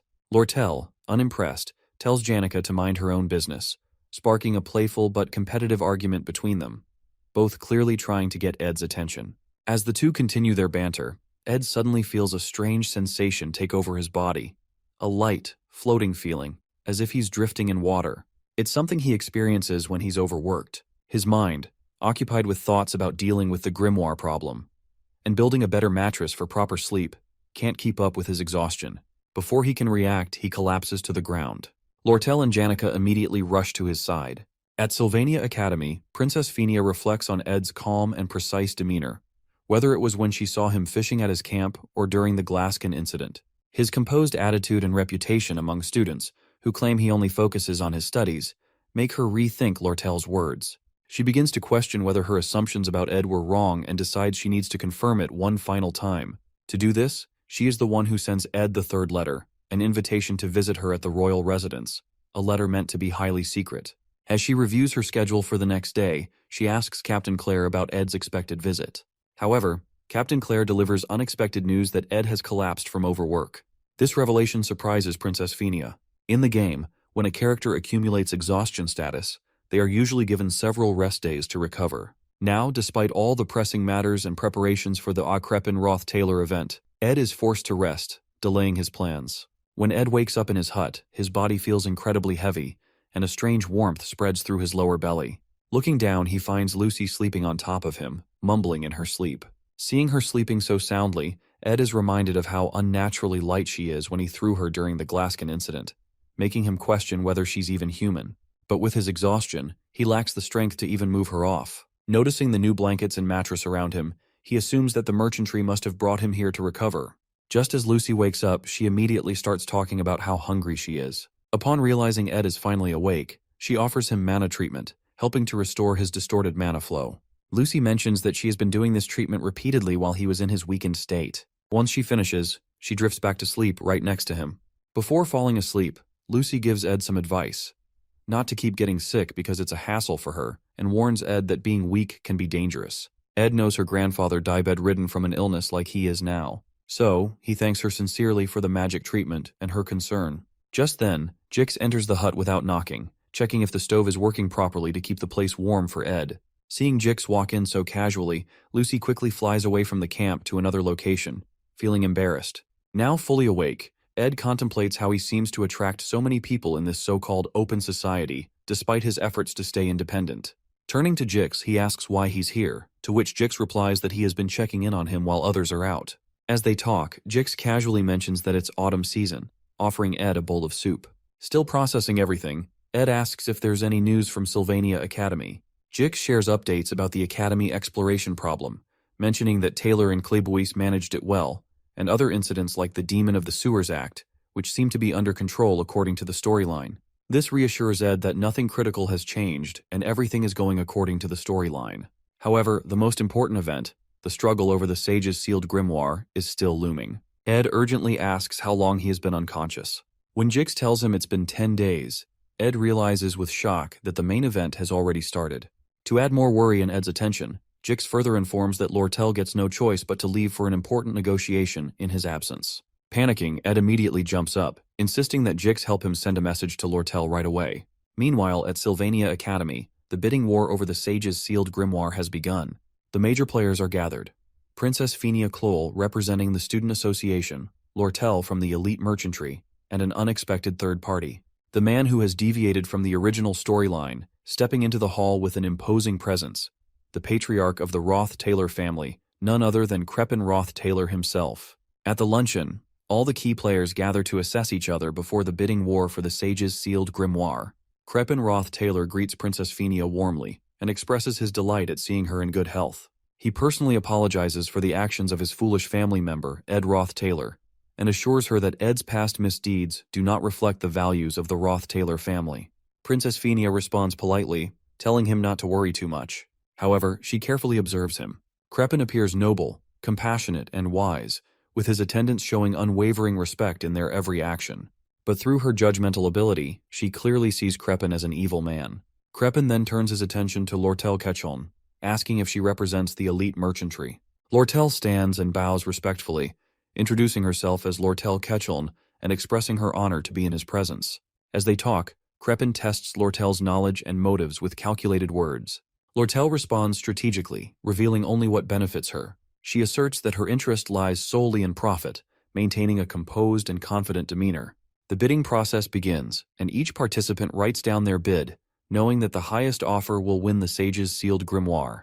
The Academy wants to keep its financial problems a secret, so they put Vice Principal Rachel in charge of the auction, with Princess Phinia as the only royal observer. The auction takes place quietly inside the Academy building. Phinia watches carefully, knowing the grimoire is more than just an expensive item. It has great magical value for research. She knows about how rare books like this are usually sold and realizes that knowing the other bidder's highest offer is the key to winning in this type of auction, where there is no price limit. Lortel and Crepin sit in silence, observing each other's movements carefully, weighing their strategies before submitting their final bids. Lortel, driven by profit and market trends, keeps her expression calm and composed, while Crepin's demeanor remains inscrutable, exuding confidence and authority. Vice Principal Rachel collects the bids and thanks both Lortel and Crepin for their participation. As Rachel prepares to announce the winner, Phinia quickly looks at the bid amounts. She guesses that Lortel, who always thinks about profit, probably bid around 8,100 coins, the highest price a similar book has sold for before. If Lortel offered more, it would be risky because selling it again at a profit might be difficult. But still, Phinia worries that if Crepin bids just a little higher than Lortel's estimated maximum of around 8,000 coins, he will win the grimoire. Vice Principal Rachel finally stands and begins announcing the bid amounts. When she reveals Crepin Roth-Taylor's bid, as expected, he offers 8,500 Flen gold coins. Phinia isn't surprised. Crepin didn't come to the Academy just to make a profit from book trading. However, when Rachel announces Lortel's bid, the entire room is stunned. Lortel has bid 9,400 gold coins, far exceeding expectations and securing the grimoire. Crepin's face darkens with frustration as he realizes his loss. Without a word, he leaves the building with his attendants, his bitter expression revealing his disappointment. Meanwhile, Lortel calmly moves to a private room to complete the transaction, leaving Phinia in disbelief. Phinia struggles to understand why Lortel, who claimed she only cares about profit, would spend such an enormous amount just to secure the grimoire. The princess recalls their previous conversation over tea, when Lortel suggested they become allies. Now, it becomes clear. Lortel's true intention was to prevent the grimoire from falling into Crepin's hands. Yet Phinia remains skeptical. She cannot believe that Lortel would act purely out of a sense of justice. There must be someone behind her, someone who ordered or influenced her to stop Crepin Roth-Taylor. The princess's suspicion grows, wondering who could be pulling the strings behind the scenes. As Princess Phinia recalls Lortel's words about Ed's ties to the Roth-Taylor family, a realization strikes her. Ed had been fighting against his family's darkness all along, struggling to the point of collapsing from overwork. Overwhelmed with guilt, Phinia panics, questioning how she could have driven such a person to ruin by pushing for his disownment. Regret washes over her as she reflects on the consequences of her actions. However, for Ed, Phinia's misunderstanding may have been a hidden blessing. Living in the forest forced him to sharpen his survival and combat skills, turning him into someone far more capable than before. Meanwhile, in her quarters at the elite merchantry, Lortel admires the sage's sealed grimoire she just acquired. She carefully calculates her potential profits if she were to sell it, realizing the difference would only be 900 gold coins. Yet, deep down, she knows she didn't do it for profit. She did it for Ed, following his request without hesitation. Determined to win him over by any means, she sees the grimoire as an opportunity, one she can leverage to ask him for anything in return. Lying on her bed, Lortel indulges in the thought of having Ed in her debt, considering the small price of 900 coins a worthwhile investment. She smiles to herself, romanticizing the idea of Ed being within her grasp, believing she has finally secured a way to make him hers. At the campsite, Ed feels better after hearing that Lortel won the grimoire. Jix sits nearby and laughs, telling Ed that he should have seen Lortel's face when Elka gave her the news. Ed knows that Lortel might have used her charm to get what she wanted. She often relies on it, but he worries if that will be enough this time. Even though she won, Ed is still worried. He thinks Crepin Roth-Taylor must have had some secret information to enter the auction. Ed feels that things might not be over yet, and Crepin won't give up easily. At Ed's hut, Janica suddenly arrives, panting and asking about his health. She looks worried and quickly apologizes for any trouble she might be causing with the rumors about him. Ed laughs and tells her it's okay as he already hears everything from Jix. Hearing this, Janica gets angry at Jix for telling Ed how she runs around the academy crying over him, which starts rumors about her being heartbroken. Frustrated, she orders her spirit bear to take Jix away. As Jix gets dragged off, she waves goodbye while Jix looks defeated. From Janica's hair, Ed's spirit, Mug, suddenly appears, crying with guilt. Mug apologizes, saying he doesn't know Ed is pushing himself so hard that he collapses. He begs for forgiveness and even says he's willing to be punished. Mug wants to hug Ed, but he's afraid of affecting Ed's mana, so he clings to Janica instead. Ed, seeing Mug making a fuss, calms him down. Jix returns after his scuffle with the spirit bear and tells Ed that Mug isn't overreacting because he has passed out for 10 days. Hearing this, Ed is shocked.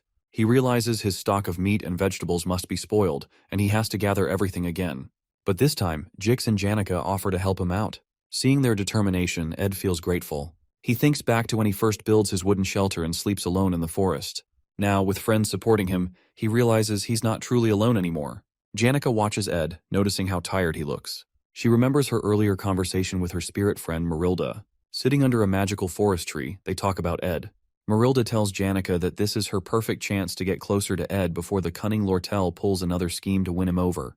Marilda, acting as a dating expert, advises Janica to start dressing like a countryside housewife to appeal to Ed. Janica tries on a shabby-looking outfit, feeling unsure, but Marilda encourages her and says it is fine. Marilda then gives Janica tips on how to make progress with Ed the next time they meet. But as Janica hesitates, acting too innocent, Marilda gets frustrated. She leans in and asks what Janica is planning to do once she gets closer to Ed. Hearing Janica's unsure response, Marilda howls in frustration, scolding her for being too naive. She warns that if Janica doesn't act now, she might lose her chance forever. Ed is growing stronger every day, and he won't always be in such tough situations where he needs support. Feeling pressured by Marilda's scolding, Janica finally comes up with a plan. She whispers it to Marilda, who nods in approval, saying it is a pretty good idea. At night, after eating a nice stew that Janica makes for him, Ed gets up to rest as he is still tired despite all the help he receives from Jix and Janica. His main focus is on recovering.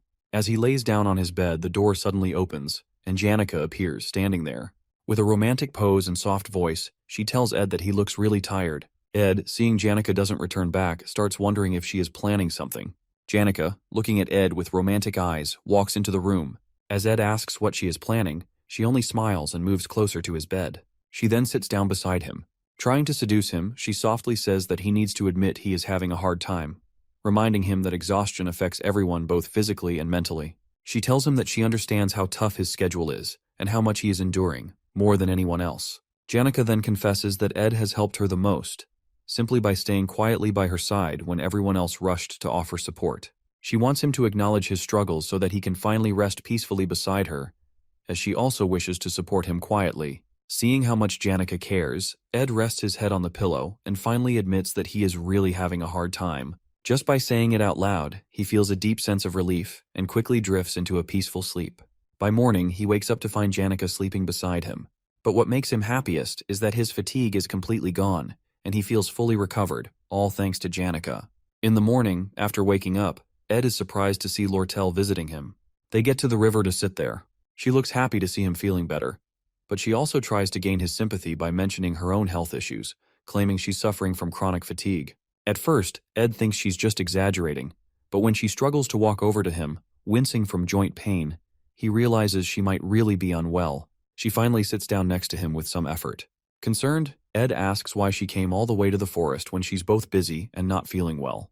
But Lortel, who mainly came to see Ed, brushes off his concern and says she has something important to tell him. She reveals that she is renaming her merchantry into a trading company and offers Ed a key role in it. She wants him to help manage assets, products, and external affairs, offering him the position of co-executive. Lortel tries to convince Ed by saying he would visit the company every day, and they would be just one wall apart. She also promises him great benefits, including shares in her personal assets. In her mind, she dreams of this as a step closer to being together with Ed, almost like they are married. As Lortel continues talking, lost in her own thoughts, Ed hesitantly interrupts and asks if she doesn't think it's a bit much to go this far for him. Hearing this, Lortel takes a deep breath, pulls up the hood of her cloak, and looks at him seriously. She tells Ed that he doesn't understand anything. She explains that she knows what he must be thinking, that something is wrong with her, or that he can't make such an important decision based on the fleeting emotions of a young girl like herself. Lortel acknowledges that Ed wants to keep things professional until the very end, but he doesn't realize what she has been through. After living a life where hundreds of gold coins come and go, and facing betrayal countless times, she has come to understand one thing. She needs someone she can truly trust, someone who will never betray her, even if all her wealth disappears one day. She tells Ed that while most people have family or friends to rely on, she has seen too much. Great merchants rising and falling, fortunes vanishing overnight. And through it all, her biggest fear is that one day, something might happen to her, leaving her with no one to trust. Finally, with a deep, heartfelt expression, Lortel asks Ed to stay by her side forever, no matter what happens. Ed looks at Lortel in surprise, but she just laughs and says she almost had him fooled. Frustrated, Ed yells at her for being too emotionally manipulative. Lortel, still laughing, admits with a smile that she has a habit of touching people's hearts and making them waver. As they sit together for a while, Lortel takes a deep breath and says that her feelings aren't a lie after all. However, Ed tells her that he plans to graduate from Sylvania Academy first and doesn't intend to leave until then, and tells to consider her co-executive offer only after his graduation. Lortel, smiling, stands up and tells Ed she can wait for him to graduate. But then, with a playful smirk, she shows him the grimoire document letter. She reminds him that he's in her debt and warns him that she'll use it as a free pass to win him over someday. Waving goodbye with the letter in hand, she cheerfully tells him it was great seeing him again and walks away. As Lortel leaves, Ed sighs, feeling like he's made a mistake. He realizes he truly does owe her for the sage's sealed grimoire, and now he feels stuck. Meanwhile, as Lortel walks back, she feels nervous about the risky move she just pulled. She had wanted to confidently tell Ed that he belongs to her now, but seeing his serious reaction completely threw off her plan. She even forgot to give him his change for the magic engineering products he bought from her, and now feels awkward about seeing him again. Deciding to quietly drop off the change at his hut, she heads back. But as she reaches Ed's hut, she's shocked to see Janica already there, stepping outside after just waking up. Both women freeze in surprise, gasping at the sight of each other. They immediately start questioning why the other is there, and tension rises. Anger and rivalry fill the air, marking the beginning of a new disaster, not just for them, but for Ed as well. Both are determined to win him over, no matter what it takes. Ed, after taking a refreshing bath in the river, gets back to his daily routine. He starts cutting logs for the fireplace, all while being constantly reminded by his spirit, Mug, not to overexert himself. Taking Mug's warning seriously, he carefully manages his stamina and completes all his tasks efficiently. Now that his food and firewood stocks are full, thanks to Jix and Janica's help, Ed can finally shift his focus back to his health and studies. With a clear mind, he turns his attention to the 3 letters he received before collapsing from exhaustion. The first letter is from Lortel, warning him to stay alert since neither of them knows what the elite might do next. The second letter is from Fenia, discussing Crepin's possible involvement in recent events. But it's the third letter that catches Ed's attention the most. It's a highly confidential message from an unexpected sender, Professor Glast, requesting a private meeting with him after the conference. Unfortunately for Ed, he couldn't meet Professor Glast because of his sudden collapse, leaving him in the dark about Glast's true intentions. However, based on what he knows from the game, Ed is well aware that Professor Glast is the final boss of Act 2, and the events of this act have already begun. In the game's story, Glast believes that only a few talented people can change the world. He wants to bring back Sylvania, the greatest sage in history. To do this, he has been studying espectual magic, which can change the natural laws of the world. However, Glast needs the sage's sealed grimoire to complete his plan.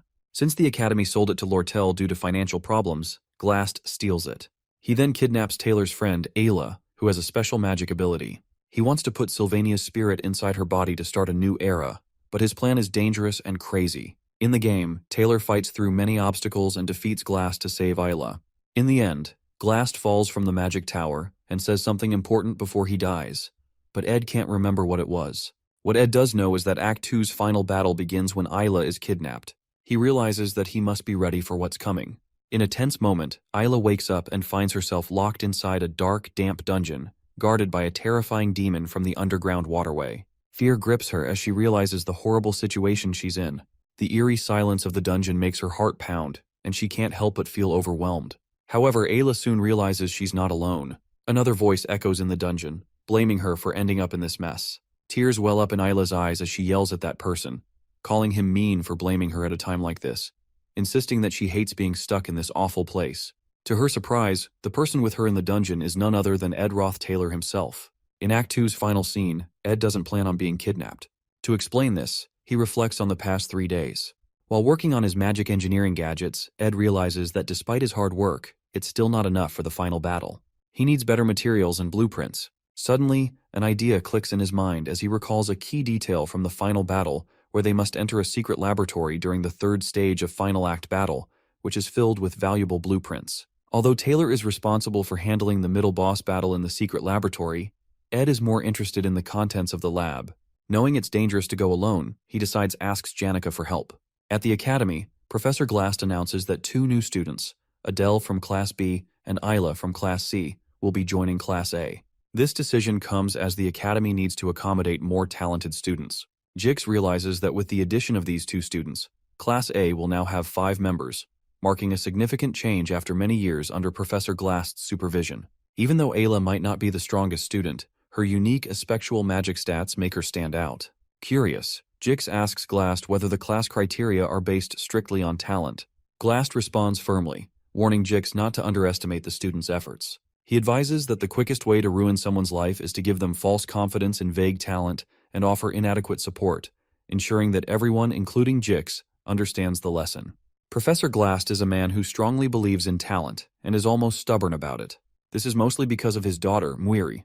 He had a lot of faith in her as a parent, even though she was just an average mage. Muir wanted to prove herself, so she joined a monster hunting mission too soon. Sadly, she was killed, which broke Professor Glast's heart. After losing his daughter, Professor Glast changed a lot. He became even more focused on proven talent and spent most of his life at Sylvania Academy studying aspectual magic. But what makes his research interesting is that he is not doing it to improve magic. Instead, he wants to bring back Sylvania, the greatest mage of all time and the creator of magic. At the end of the class, Professor Glast calls Lortel as if he is about to say something but then stops and changes his mind. Instead, he tells her that he will speak to her separately tomorrow about the lesson. However, Lortel knows exactly what he wants to ask. He is concerned about Sage's sealed grimoire, which she has already purchased. She also knows that he wants to scold her, considering it a disgrace, since the grimoire is crucial for aspectual magic research.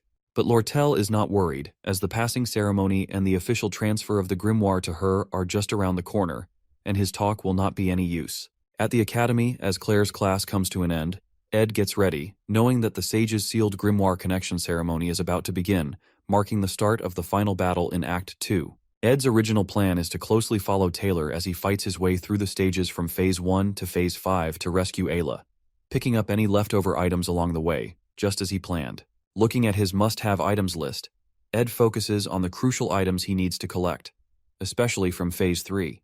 These include Glock's Eye and Delheim's Hourglass. He needs these 2 items because their materials are difficult to obtain, and they can usually only be crafted in the final stages of the scenario. Collecting them will give him a major advantage in the upcoming story progress. At the same time, he plans to admire Taylor's progress up to Phase 5 before returning to camp once his mission is complete. To get Janica's help, Ed tells her that they need to go to the underground waterway because he lost something there and wants to find it together. Even though he expects Janica to dislike dark and narrow spaces, she enthusiastically agrees to help. This makes Ed feel a little guilty, as he can sense her concern for him, but he knows he still needs her support for the battles ahead. Just as Ed is preparing to leave, Assistant Professor Claire arrives and informs him that Professor Glast wants to see him in his office. Surprised and confused, Ed cannot figure out why he is being called. However, he assumes it might be because Professor Glast had previously summoned him, but he was unable to respond at the time due to passing out. Thinking Glast might want to discuss something important, Ed decides to go to his office. Upon arriving, Ed is even more surprised to see Ayla already there. She immediately takes a defensive stance, still wary of Ed's intentions ever since the Ophelis Hall incident, where he shot an arrow at her. Ed, on the other hand, is confused to see Ayla standing safely in the office, instead of being kidnapped as expected for tomorrow's event. Puzzled about why he was called, Ed quickly senses something is off and begins scanning the professor's desk and surroundings for any clues that might indicate a change in the future storyline. Eventually, he discovers a report on Glast's desk, written by Claire, detailing her observations and investigations of Ed about the Ophelis Hall incident. At that moment, Ed realizes that Professor Glast knows about his abilities and actions and may have figured out what he did. As he is still processing the situation, the office door suddenly opens, and Professor Glast walks in. Instinctively, Ed draws his dagger. Isla, startled by Ed's sudden reaction, screams and rushes toward the professor for help. However, Ed is not the villain. Professor Glast is. He has now revealed himself as the final boss of Act 2. Without hesitation, Glast uses his aspectual magic to trap Isla in a time prison. Reacting quickly, Ed throws his dagger at Glast while calling out to Mug to trigger an explosion. However, the experienced professor effortlessly blocks the attack and even praises Ed's quick response and ability to search through his research materials in such a short time. Despite being impressed, Glass tells Ed that it will take more than that to understand his true motives. Taking cover, Ed asks why the professor is restraining him, and even promises to stay quiet and not interfere if Glass only needs Isla for his plans. However, Glass refuses to leave any potential threats unchecked. After witnessing Ed's combat skills and resourcefulness, he decides to eliminate him as a potential obstacle. Realizing that even if he manages to escape now, Professor Glass will continue to pursue him, disrupting the original storyline. Ed contemplates his options.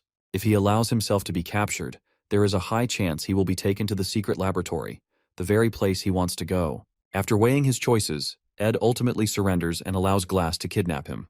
Observing Ed, Glass remarks that Ed is a product of effort, not talent.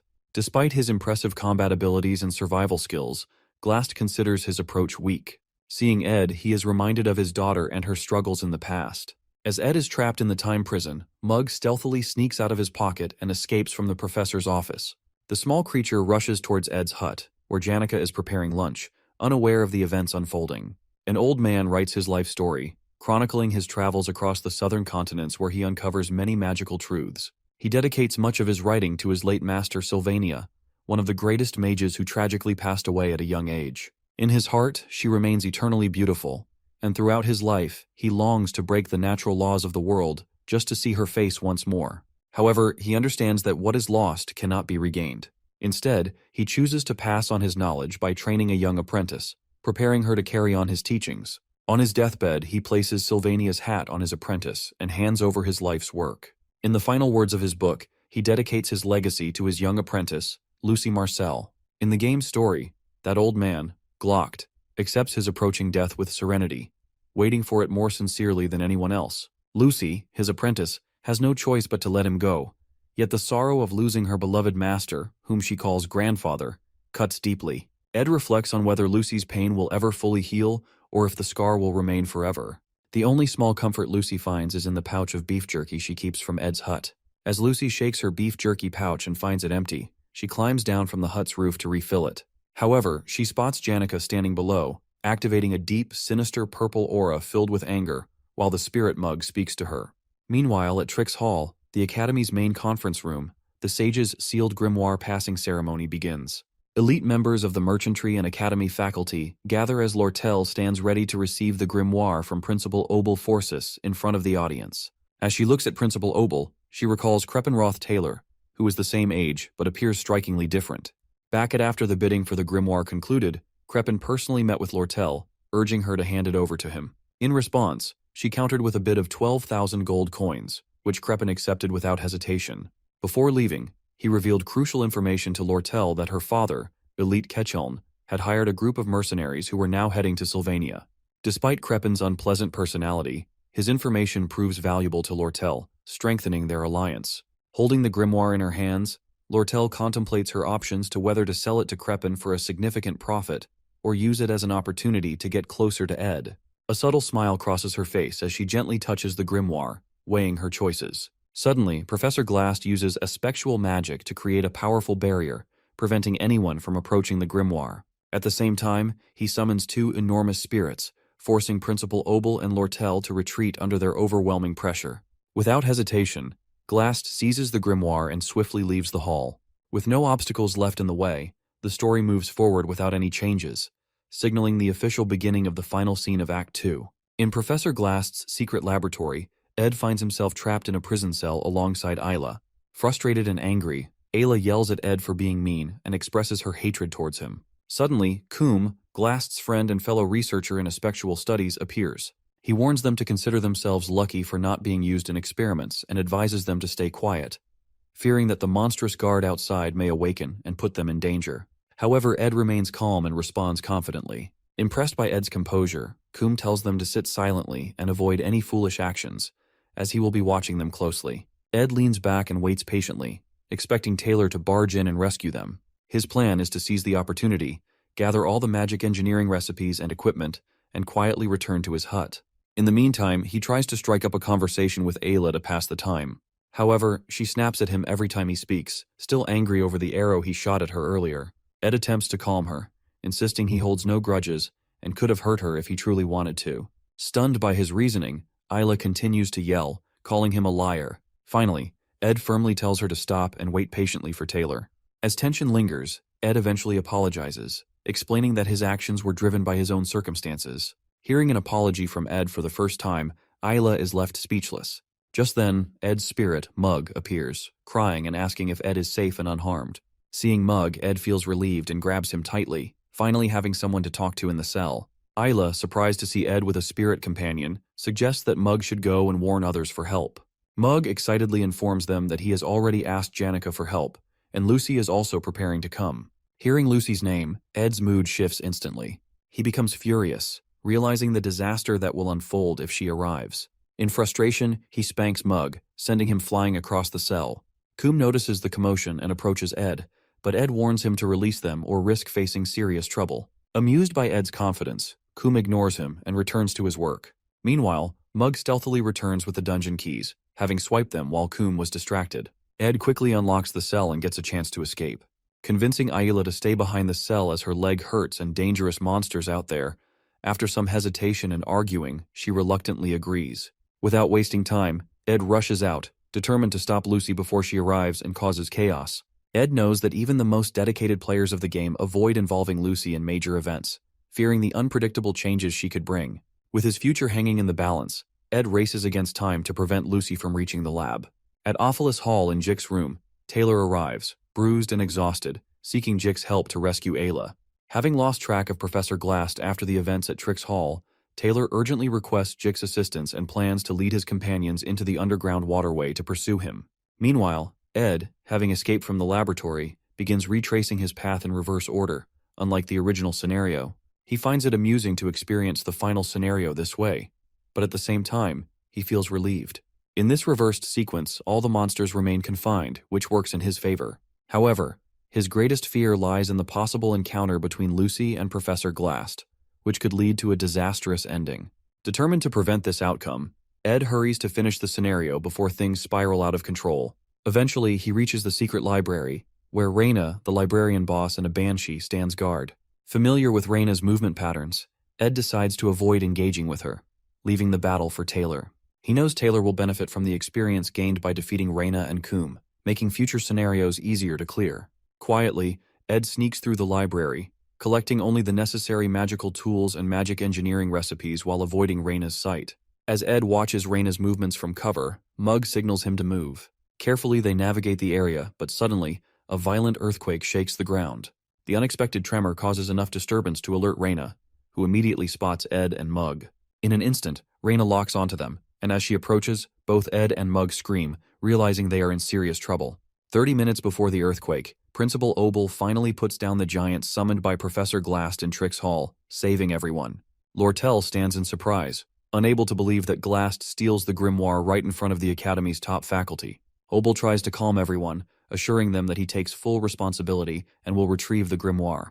However, he expresses his concerns about Glast, suspecting that he is planning something dangerous. As the others listen in confusion, Obel explains the 3 major taboos of magic which are seeking immortality, resurrecting the dead, and traveling through time. These acts defy the natural laws, disrupt time, and challenge human destiny. Lortel, remembering Glast's obsession with his late daughter and the legendary mage Sylvania, realizes that he might be using the grimoire to attempt one of these forbidden spells, which most likely to bring back the dead.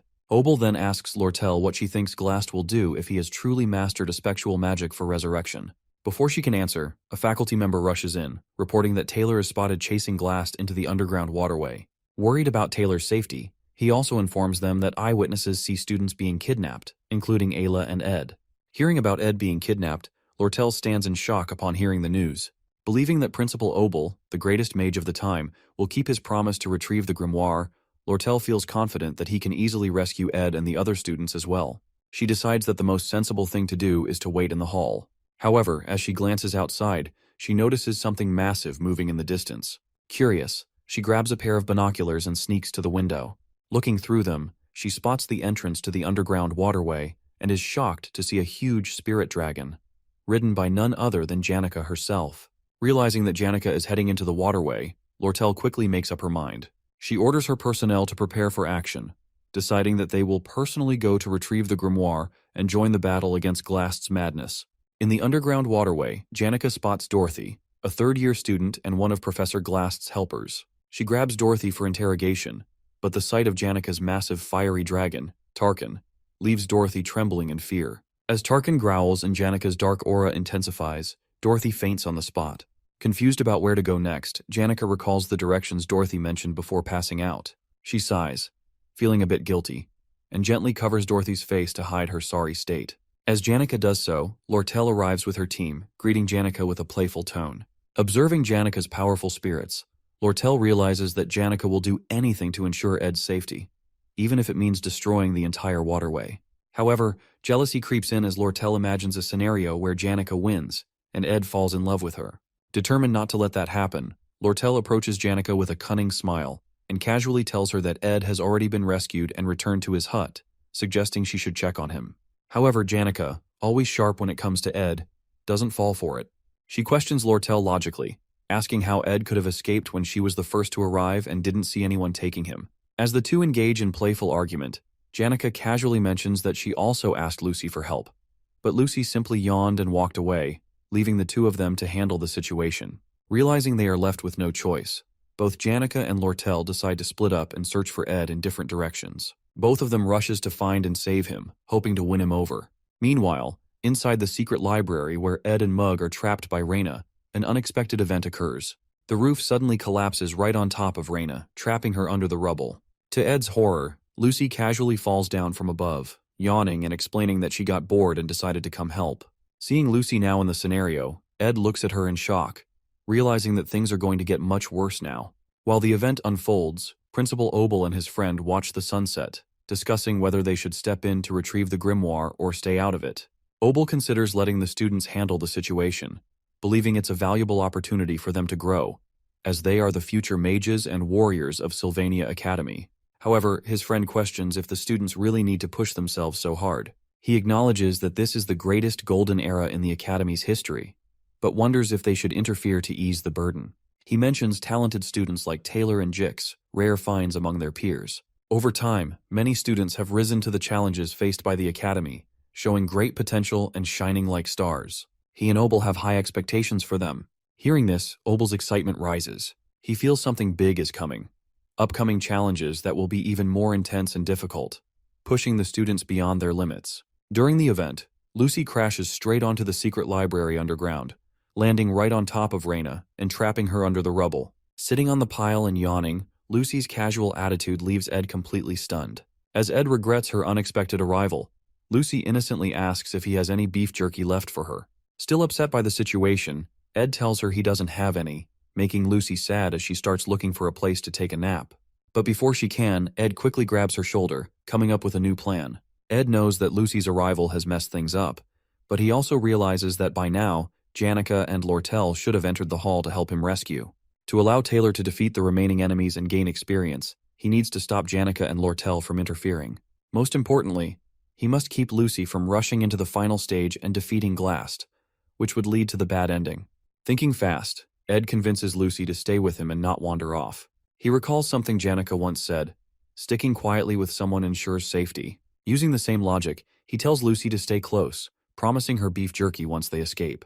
Now with Lucy on his side, Ed plans to gather all the magical equipment from the library, find Janika and Lortel, and get out of there, leaving the scenario for Taylor to handle. As they start their escape, Lucy unleashes her ignition spell, burning all the attacking bats in their path.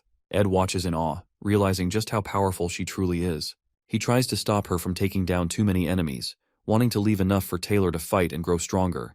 As Janika and Lortel search for Ed, they take different approaches. Unlike Janika, who relies on her spirit connection ability, Lortel is skilled at quickly finding the right paths. As she navigates through the underground waterway, she feels a growing sense of genuine concern for Ed, something beyond her usual motives of wealth and power. For the first time, she realizes she truly wants to help someone without expecting anything in return. Eventually, she reaches a concealed wall with a spell cast on it. Just as she pauses to listen, a loud blast shatters the wall, and out comes Ed, carrying Lucy on his back while holding advanced magic equipment. The sight of him immediately brings relief to Lortel, who is worried about his safety. Without hesitation, Ed hands her some of the expensive magic tools to carry. Lortel, however, is stunned. Seeing Ed carrying Lucy so casually ignites a fire within her. She had taken every opportunity to grow closer to Ed, making the first moves and being proactive, unlike Janica, who hesitated and played it safe. But now, with Lucy in the picture, it feels like all her efforts might be in vain. Her frustration builds, and she can't help but angrily yell Ed's name. But before she can say more, Ed suddenly pulls her close, looking straight into her eyes and telling her that he trusts her more than anyone else. Lortel freezes, completely caught off guard by his words and actions. Her heart races, and a deep blush spreads across her face. In that moment, all her anger melts away, replaced by happiness. She feels like she's finally making progress with Ed in a way she never expected. Before she can fully process the moment, one of her crew members rushes over, bringing urgent news about a major problem unfolding nearby. Meanwhile, Taylor and his group enter the underground waterway. Clebius, always scared and complaining, starts mumbling nonsense about wanting to leave. Annoyed, Elvira kicks his foot to shut him up. Clebius yells in pain and angrily asks why they even have to save Ed Roth along with Ayla. Taylor tries to calm him down, reminding him that Ayla is a good person and asking him to stay strong and help her. As they walk deeper into the waterway, Adele, the romantic and self-proclaimed fortune-teller of the group, raises her finger dramatically. She happily warns the group that something dangerous is ahead.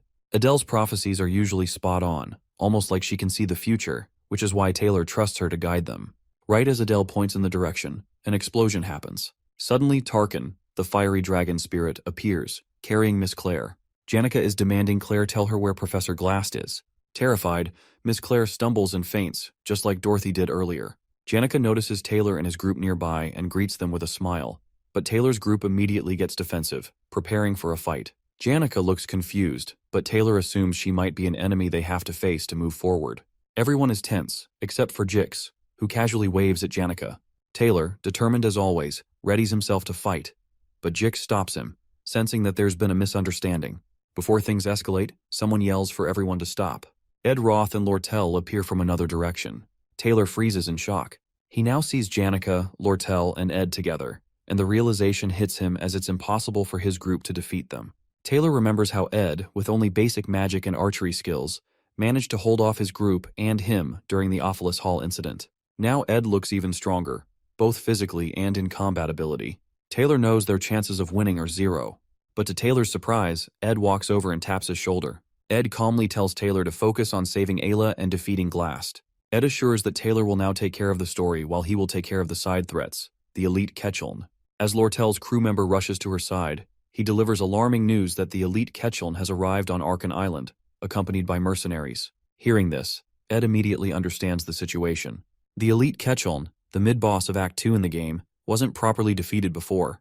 Because of this oversight, he has returned, taking advantage of the mistake Lortel made by leaving many of her trading company members behind. Without their leader, the elite had no trouble to take them down one by one. However, Ed knows he now holds a unique advantage, which is the magic tool that lets him see the future of the game. As he examines the unfolding events, Ed realizes everything is still following the original storyline. With Act 2 nearing its conclusion and Taylor progressing the main story, Ed sees his role clearly. If he can handle the new mid-boss, Elite Ketchuln, just as it happens in the original story, the plot will stay on track. Confident in his strategy, Ed encourages Taylor and his group, giving them a boost of morale. He wishes Taylor good luck, knowing that as the main character of the game, Taylor will face even greater challenges ahead. Trusting Taylor to handle the main storyline, Ed leaves him and his group to focus on their mission. Without hesitation, Ed heads outside, determined to confront the elite Ketchuln and eliminate this new threat before it disrupts the flow of the story. Ed thinks the elite might attack Lortel's trading company to find proof of her involvement in the armor sale scheme, which caused him to lose his position in the association. While they are running toward the trading company, Janica suddenly tells them to stop for a moment. But Ed insists they keep moving quickly. Janica stops in her tracks and forces Ed to stop as well. She reminds him that he already collapsed before and barely escaped from Glast's prison. With tears in her eyes, she begs him not to get hurt again and says the elite's problem has nothing to do with him. Ed knows that this isn't really his fight, but he also understands that the elite is a big threat. If he doesn't deal with this, it could ruin the safe ending he is trying to protect. He also realizes he'll need Janica's and Lortel's help to handle the situation. Lortel agrees with Janica and says it's her fault for involving Ed in her problems. She tells him he should be resting somewhere safe instead of putting himself in danger. Ed feels touched seeing Janica and Lortel getting along, even if it's just for a moment. But he knows this isn't the time to rest. He thanks them for caring about him, then firmly says that Lortel's problem isn't just someone else's problem for him. Hearing this, both Janica and Lortel freeze, surprised by Ed's words, changing the atmosphere completely. They stare at Ed, surprised and moved by what he said, as a new resolve begins to form among them. Ed insists they should keep running, eager to reach the exit as quickly as possible. As they run, he feels embarrassed and regretful about the awkward explanation he gives to Janica and Lortel. It's always hard for him to say things properly. Noticing Ed's troubled expression, Janica tries to lift his spirits. She tells him that he's right.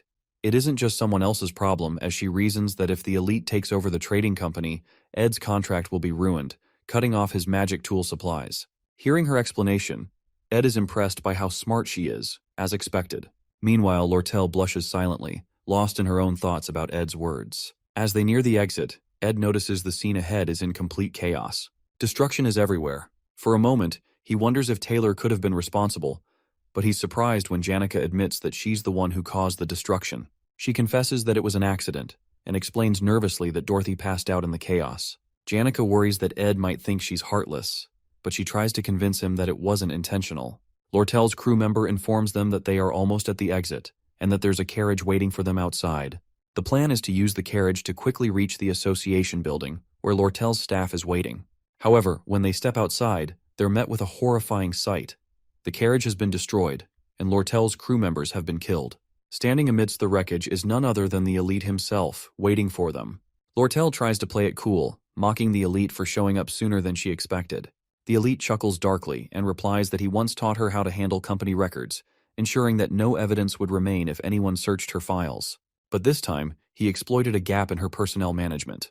By bribing one of her crew members, he was able to lead them all into this trap. Elite mocks Lortel, seeing her struggling with the betrayal of her crew. He cruelly taunts her, saying she has finally mastered the expression of smiling through betrayal, but that it's a shame he'll ruin her with torture to make her confess.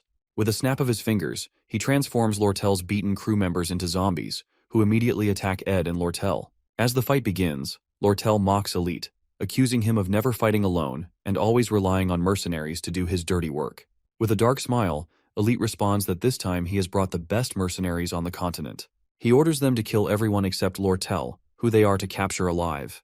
The mercenaries unleash a volley of arrows at the group, but Janica quickly activates a wind spell, blocking the arrows just before they strike. Observing the mercenaries' precise and calculated moves, Janica warns everyone to stay alert. Elite, knowing how difficult spirit successors like Janica can be to deal with, reveals his trump card, the legendary item Belarus's Prejudice, which suppresses the surrounding mana. Ed recognizes the item as a powerful, high-ranking tool, but he also knows it has a major drawback. It takes time to activate, and the preparation is obvious. However, even with this knowledge, Ed realizes they are at a severe disadvantage. The mercenaries are veterans, and their group consists mostly of mages, making it nearly impossible to cast spells under pressure. Lortel informs Ed that Elite is well prepared and already knows all of their strengths and weaknesses. If Belarus's Prejudice is activated, their fight will end in defeat. When she questions Elite about how he plans to deal with the Academy holding him accountable for his actions, Elite grins darkly, saying that it's better than losing his life. Ed feels the weight of the battle as he watches the chaos unfold. He regrets leaving this third-rate villain alive earlier in the story, as the butterfly effect of that decision has now made Elite an almost impossible foe to defeat. Remembering Elite's dark backstory, including how he killed Lortel's parents and his ruthless rise to power, Ed sees him as the ultimate villain. But despite the overwhelming odds, Ed remains determined. He knows that in the original story, Elite was defeated, and he plans to make that outcome a reality. As Elite's mercenaries continue to block their path, Ed gets an idea. He crouches down, gently unloading Lucy from his back. Nudging her, he tells her it's time to wake up. Lucy yawns lazily, complaining about how noisy everyone is. Then, without hesitation, she activates her magic aura. The overwhelming power of her spell clears the way, sending mercenaries flying left and right. With Lucy, the slothful but immensely powerful mage, finally awake and joining the fight, the tide of the battle begins to turn. At Glock's small cabin, his travel journal, written in the final days of his life, was barely known to anyone. In it, Glock wrote about Lucy. He recognized her natural talent and her blessing from the stars, but warned her not to stop learning or become lazy because of her gifts. He also advised her never to be alone, as her great power would bring loneliness. Before finishing the journal, he made Lucy promise 3 things: never to kill anyone with her magic, avoid actions that might stain her hands with blood, even by accident, and to live a peaceful life as a student at Sylvania Academy. In the present, when Lucy activates her magic, the veteran mercenaries, who had faced danger and death countless times, become terrified. They had never seen such a powerful force before. Even Elite, who had been so confident, shouts at Lucy to stop and orders his men to fight her. One brave mercenary charges at her with a sword, but with just a snap of her fingers, Lucy uses her magic to throw him away with overwhelming force. Seeing this, the rest of the mercenaries panic and run, leaving Elite behind to face Lucy alone. Elite, now sweating and scared, tries to threaten Lucy by saying he'll use his magic tool if she comes closer. But when Lucy asks if he's the leader, her powerful presence terrifies him so much that he falls to the ground. Just as she's about to finish him off, Ed steps in and signals her to stop. Elite has already been defeated, and there's no need to do more. Suddenly, the ground shakes violently as a huge earthquake begins. In the sky, the 7 brightest stars align in a straight line. Ed realizes that Glast has advanced his magic to a point where he's breaking the laws of nature, causing the magical realm to descend. This signals the start of the final battle of Act 2. Ed thinks about Taylor, who has defeated the monsters in the underground waterway and is now stronger and ready to face Glast with his group. Feeling relieved that the story is progressing as it should, Ed starts to relax. But then, to his shock, he sees Lucy flying toward the magical realm. Lucy watches as the realm's towers begin absorbing magic from the air, hinting that reviving the dead might actually be possible. Surprised and worried, Ed realizes Lucy might now be caught up in something far more dangerous than anyone expected. As Ed watches Lucy, he recalls the bad ending of the game. In the original storyline, Lucy naps on the roof of Trix Hall during this event. However, if players awaken her early and bring her to face Glast, he offers to revive her mentor, Glocked. This temptation causes Lucy to turn against the players, becoming an enemy and annihilates the entire group, including the hero, leading to a bad ending. No matter how skilled or dedicated a player is, there's no way to defeat Lucy. Ed now fears that his actions of being kidnapped and escaping the prison cell may have unintentionally triggered this bad ending. As Lucy watches the realm and Ed watches her nervously, Elite seizes the moment to activate his legendary magic tool to suppress Lucy's mana. With Lucy temporarily weakened, Elite orders a mercenary to attack Ed. The mercenary charges, but Ed, remaining calm, uses his Windblade magic to counter, throwing the attacker aside. Elite is stunned by Ed's skill. However, Lucy's overflowing mana proves too much for the tool to handle, and it shatters under the immense pressure. Once again, Elite finds himself defeated. Realizing his situation is hopeless, he falls to his knees, begging for mercy. But Lucy, furious, is ready to end his life. Just as she's about to strike, Ed steps in between them and urges her to stop. He reminds her that killing, even if it feels justified, is not the answer. His words echo Glockt's advice to her about avoiding bloodshed and keeping her hands clean. Lucy hesitates, remembering her mentor's teachings. She spares Elite and turns her attention to the realm once more. As she prepares to leave, Ed asks where she's going. Lucy responds vaguely, but Ed presses further, asking if she will regret her decision. Lucy recalls Glockt's final advice from his book, to be strong and accept that what's lost is lost. He dedicated his life and his writings to her, urging her to move forward. With a calm resolution, Lucy assures Ed she won't regret her choice and flies away, disappearing into the sky. With the battle over, Janica oversees the mercenaries, ensuring they retreat safely by boat. Meanwhile, Lortel captures Elite and takes responsibility for handing him over to the authorities for his crimes. With the situation under control, Ed climbs to the top of Trix Hall. His body feels heavy, but he pushes forward, knowing he must reach Lucy. When he finally reaches the roof, he finds Lucy sitting alone, gazing at the realm. Quietly, Ed sits beside her. He reflects on how much Glockt contributed to the Academy, even founding the scholarship that Ed benefits from. Despite living a frugal life, Glockt donated all his wealth to the Academy, shaping the future of countless students. The Glockt Hall, which Janica accidentally destroyed in Act 1, was built in his memory. Ed understands Lucy's sadness that this entire Academy is her mentor's legacy, and his presence lingers everywhere. For Lucy, the Academy is a constant reminder of Glockt's life and sacrifices, a legacy. After sitting with Lucy for a moment, she suddenly asks Ed if he has any beef jerkies left. Ed shakes his head, chuckling softly as he tells her he doesn't have any. Curious, he then asks what she's doing all the way up on the roof. Lucy remains quiet for a moment before replying, her voice thoughtful and distant. She says she's just thinking about the old days while watching the realm. As the stars twinkle in the sky, Lucy begins to share her story. She recalls how, back in the day, she used to cry a lot because of all the sad things that happened to her. But at some point, the sadness started to fade. She explains that it wasn't because the pain went away. It was because so much time had passed. Her old man passed away a very long time ago, and even if she were to use a spectral magic to bring him back, he'd eventually leave again. She muses that he was already prepared for death, so much so that if she revived him, he'd probably be upset, die again, and scold her for it. She looks up at the sky, her voice quieter now, and says that resurrecting someone as legendary as Glocht, a mage who dedicated his entire life to studying magic and using forbidden magic, would be nothing but an insult to his legacy. Calling herself selfish, she admits that her desire to bring him back was purely for herself, not for him. Ed listens carefully, letting her words sink in. He can't help but ask to make sure if she is okay. He knows Lucy's decision to give up on reviving Glocht feels recent, almost like it might be a passing whim. If she changes her mind again, it could lead to something catastrophic. He wants to make sure she's truly at peace with her decision.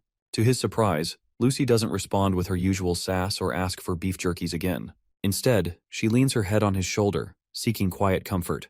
Ed stays still, realizing that despite everything, Lucy has come to terms with her loss. Even though finding another spectral magic user like Glast in the future will be near impossible, and resurrection magic won't be available so easily, Lucy understands now that the dead are dead, and what's lost is lost. She's accepted that reality, and is beginning to heal, covering her wounds with the life she has now. Together they sit in silence, staring at the beautiful night sky as the stars seem brighter, and for a moment, the sky feels peaceful. As the second act finale begins, Taylor and his team finally find Professor Glast. A massive golem, summoned by Glast's spectral magic, stands before them. Trapped in its heart is Ayla, unconscious, about to be sacrificed. The final battle of act begins. Jix and the others launch magic attacks at the golem, trying to create an opening for Taylor to save Ayla. Taylor rushes forward, but Glast blocks his way. While fighting, Glast remembers his life as a teacher. He spent his days reading ancient books, studying magic, and creating lessons for his students. He hardly noticed the seasons changing outside his window. His visitors, Dorothy, Miss Claire, and Principal Obel, who would stop by for tea, but Glast stayed focused on his work. However, one memory never left him: the death of his daughter, Muiri. That pain pushed him to do anything to bring her back. As Taylor tries to push forward, Jix and Elvira distract the golem. Glast uses his spectral magic to trap them in a time prison, freezing them in place. Just before freezing completely, Jix shouts for Taylor to dodge. Taylor barely avoids the spell and gets back up, never refusing to give up. Glast moves into the final stage of his plan to revive Muiri. Taylor uses his powerful slash strike to destroy the golem. The golem's destruction reverses all of Glast's creations, restoring time and freeing Jix and the others. Furious, Glast tries to fight back, but Jix hits him with an ice spell, freezing him momentarily. Taylor sees his chance and delivers the final blow, saving Ayla and destroying the golem completely. Seeing his plan fail, Glast falls from the building in despair, missing his daughter Muir. He teleports to a quiet forest, ready to face his death alone. In the forest, Glast leans against a tree, weak and bleeding. He knows his end is near. As he closes his eyes, he notices someone standing before him. Opening his eyes slightly, he sees Ed. He has come to ask Glast something to confirm. After the events settle, Lortel arrives outside the island after securing her adoptive father, Elite. With all threats now resolved, she heads to meet Ed near the underground waterway. Ed arrives, with Lucy holding onto his coat sleeve. As Lortel sees Lucy clinging to Ed, she becomes slightly wary. Before anything can be said, Dorothy and Assistant Professor Claire emerge from the underground waterway. However, upon seeing Janica together with Tarkin, both Dorothy and Claire scream in terror. Janica calmly approaches the gathering to check on Ed's condition and ensure he is unharmed. Janica then shares what her spirit friends have told her about the reports of a spectral magic being used in the forest. Tarkin detected an unusual type of magic coming from the magic tower. Upon realizing that this suspicious magic is a spectral, the group concludes that it must be Glast's doing. Ed, though hesitant to interfere, decides to investigate. His recent encounter with Elite teaches him how dangerous leaving unresolved threats can be. Knowing how much damage Glast's influence could cause if he resurfaces, Ed determines it's best to face him now. In the forest, they find Glast in a terrible state. His wounds are open, and blood flows freely as he leans weakly against a tree. Seeing him in this pitiful condition, both Janica and Lortel are stunned. They ask him what he's doing there. With a faint smile, Glast jokes that he's just admiring the moon. His humor seems misplaced, but Ed keeps his tone serious, telling Glast that he must have known he would fail with forbidden magic. Glast weakly chuckles and admits he was aware of his fate. What surprises him most, however, is being defeated by students. He then compliments Ed, telling him that he's a far better student than he thought, but unfortunately for him, he discovers Ed's potential too late. Ed, seeing the opportunity to ask Glast the question he wants to, finally asks why did he kidnap him in the first place. Weak from his injuries, Glast finally explains. He confesses that he was impressed by Ed's exceptional talents. Initially, Glast had planned to use Ed as part of his schemes. However, when Glast fainted from overwork, his plans failed.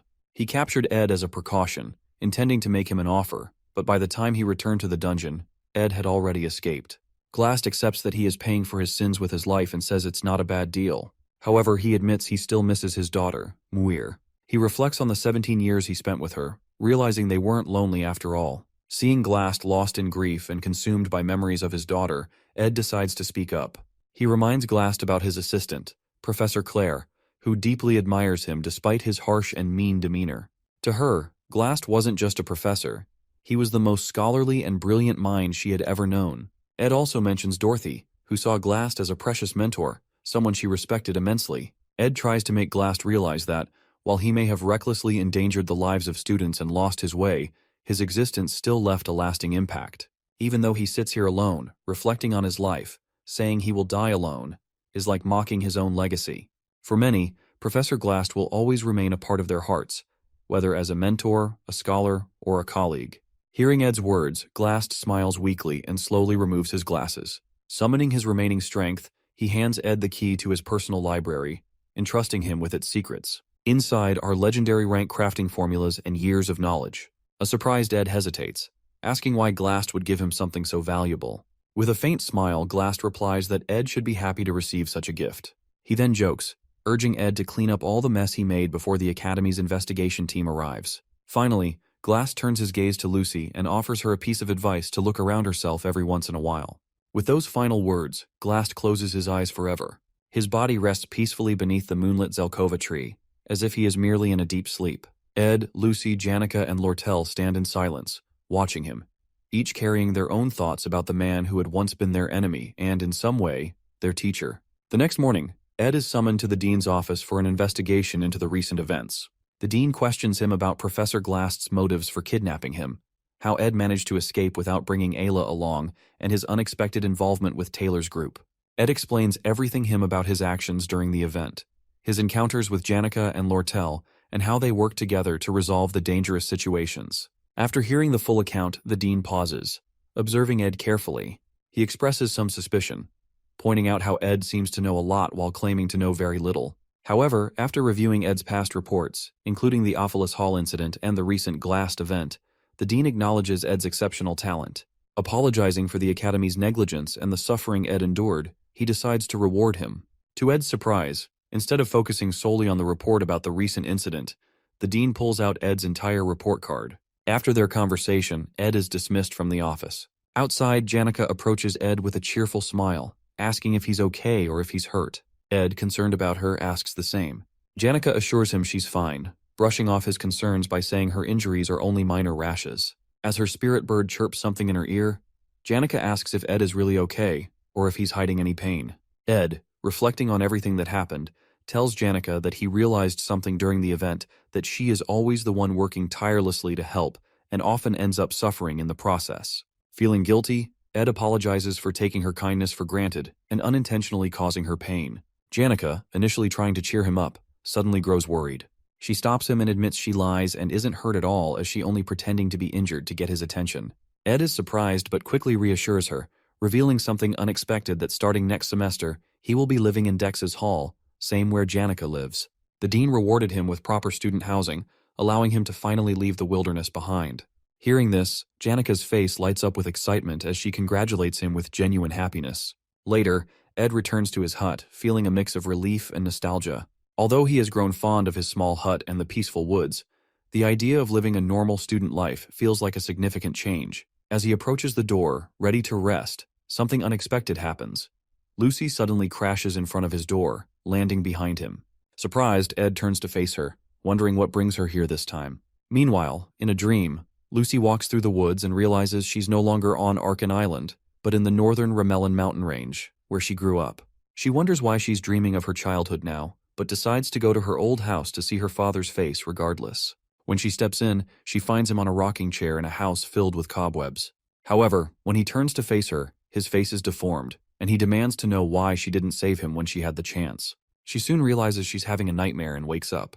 After getting up, her maid arrives to prepare her for school. Oddly, Lucy doesn't respond, but instead uses high-level spatial magic because, for some reason, she feels an urgent need to go to the northern forest immediately. She lands on the roof of Ed Roth Taylor's cabin and watches as he walks toward the house after speaking with the principal. Finally, a smile crosses her face as she feels an unexplainable sense of relief. Suddenly, she overhears Ed talking about how his camping life is about to end, causing her to slip off the roof and land in front of him. Meanwhile, a professor named Flurben teaches his students how unpredictable cats are. They let you think you've gotten close to them, but once you try to pet them, they act aloof and distant. However, when you lose interest and get busy, they become clingy. Professor Flurben explains to the students who want a cat-type familiar that the best way to attract one is to act indifferent, which will make them approach first. The ladies in the class laugh about how this is even harder than dating while the ecology class on cat creatures continues. These lectures are very popular, and most students have good grades, but Ed's were initially among the lower ranks. However, he soon got ahead in his preparation and ensured his notes were better than everyone else's. After class ends, Professor Flurben calls Ed to his office to inform him about the Academy's scholarship program. It's a system where students contribute to academic tasks in exchange for tuition discounts. The professor recommends that Ed consider it while he pets his snake. When Ed asks what kind of tasks he'd be doing, Flurben smirks and vaguely says he'll handle various academic duties, including assisting Assistant Professor Claire. Claire already has a capable assistant named Annis, but the workload is too much, so there's work to do, including semester-end evaluations, academic society agendas, and freshman class assignment tests. Flurben reminds him not to be too strict when dealing with the freshmen. Ed then realizes that someone he knows will be among them when the professor continues talking about the new students. Meanwhile, Lortel appraises the sage's sealed grimoire, now in her possession, and senses its immense magical resonance. She wonders if it's wise to sell the grimoire to Crepin Roth-Taylor, the head of the Roth-Taylor family, recalling that Ed desperately begged her not to let Crepin have it. She finds herself in a dilemma, considering that she originally bought the grimoire to resell it, yet she also recognizes that she needs to be more ruthless in her business dealings. She gazes once more at the message she received from Ed about how he'd do anything for her if he could obtain the sage's grimoire purchase certificate, which ultimately changes her mind. Additionally, she considers signing up for a special winter break class at the end of the semester to keep herself occupied since Janica, Ed, and Lucy will also be busy. However, as she prepares to sign the documents, she hesitates, feeling uneasy. Back at the cabin, Lucy notifies Ed that they're running out of firewood and asks why he hasn't been hunting lately. He's surprised that she's saying something productive, which is unlike her usual lazy self. Although it's true that he has been neglecting camp activities, and that's because he's thinking of moving to Dex Hall. If that happens, he won't see Lucy as often, though he hopes it turns out well. While they're walking around the compound, Janica arrives after one of her classes gets canceled and decides to rest in the cabin. She takes a seat and pushes Lucy away, stating that they won't be able to stay at the camp once winter break starts, so she has to come as often as possible. She explains that she really enjoys spending time there, and it's a bit sad that it's coming to an end. She also adds that she hopes Ed calls her if he eventually decides to move to Dex Hall since she can help him with anything he needs. She keeps talking about how they'll see each other more, how they should eat together in the cafeteria, and how she can show him around the hall. While she's talking, Ed takes out the key that Professor Glast gave him before he passed away, and considers that it's time to unlock the secret vault in the library that the late professor mentioned. While he's lost in thought, Janica hands him an application form for Dex Hall, warning him that he might miss his chance if he applies late. Surprised, Ed thanks her for her thoughtfulness, and she urges him to fill it out with her. While she's speaking, Lucy stands between them, looking tense. She signals for Janica to stop and then turns to Ed, insisting that he not move to Dex Hall. That moment marks the beginning of an intense rivalry between the two ladies. Shortly after, while Janica helps Ed increase his spirit and mana resonance, she can't help but notice Lucy glaring at her, making her wonder if she did something wrong. However, Ed's magic power keeps increasing until he decides it's time to try intermediate magic. During that time, Lucy keeps clinging to him everywhere he goes and continues to be particularly hostile toward Janica, but her hostility seems more like fear than resentment. Eventually, Ed realizes that intermediate magic is much harder than he expected when he fails to grasp the basics, despite practicing all day. Suddenly, Lucy approaches him and asks what he plans to do once she leaves. He explains that he needs to run an errand and check the fireplace, something he wouldn't have to worry about if he moved into Dex Hall. Without warning, she kneels in front of him and proposes that they go together. Shortly after, they both create a secret entrance through the top of the school library, and Ed uses a rope to get down. While entering, he asks Lucy why she followed him to a place like this. She doesn't reply but insists that she could have helped him with magic. However, he refuses because he needs to know how to get down himself since he won't be able to take everything there all at once. Eventually, they find the secret safe and Ed tries the key. After opening it, a bright light bursts out and he sees something spectacular inside. Not long after, Ed climbs back up and recalls that it's almost time for Lortel to send the magic engineering item he requested. The object they found is a legendary rank magic tool known as Glast's Golden Phoenix Ring, which can distort the timeline to bring the magic one possesses in the future into the present. Being able to use his future magical abilities means Ed can access high-level magic right now. However, depending on how much magic he borrows, he'll be unable to fight for a while. He realizes it's wise not to use it impulsively, but only when he's driven into a corner. Another way he could use it is for a spirit contract, just like Janica, who can command countless spirits because of her vast magic reserves. Beginners like him only have 1 or 2 slots and must practice to communicate with low-ranked spirits due to their limited magic capacity. Temporarily increasing his maximum magic ability means he'll be able to form a contract with a high-ranking spirit, but there may be risks. Lucy wonders why Glass didn't act differently since he had the time to create something like that. But Ed reminds her that it's all in the past. He believes this is the most precious thing the professor could have left them, because he didn't have a habit of wasting time.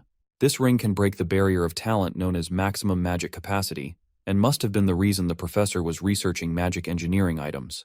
The reason he hid it until the very end was that it was supposed to be a gift for his daughter. When they get out, Lucy talks about how she usually only realizes the importance of something after it's gone, and she tells Ed she followed him because she had something to ask. Finally, with a solemn expression, she asks if he's going to Dex Hall and whether he can avoid going. Her words shock Ed because it must have been difficult for Lucy to say that. Eventually, he confesses that entering Dex Hall would make life more comfortable. After all, it's not normal to live outdoors in the cold winter. Lucy glumly agrees. Lucy sees the clouds in the sky and senses that it's going to rain, but it turns out to be little specks of snow, which is unusual for the weather. However, Ed mentions that he hasn't gathered enough firewood for the winter and asks Lucy for help. With a smirk, he watches as she jumps on him, realizing what he's saying. Excitedly, she asks if he means it, and he nods. He's completely adjusted to camp life. This is how the second act of the failed Swordsman of Sylvania game ended. It's now officially the third act, where the scale of the trials will grow. There's much to deal with, including Princess Phenia, who is aiming for the Student Council President position, and her clash with Lortel.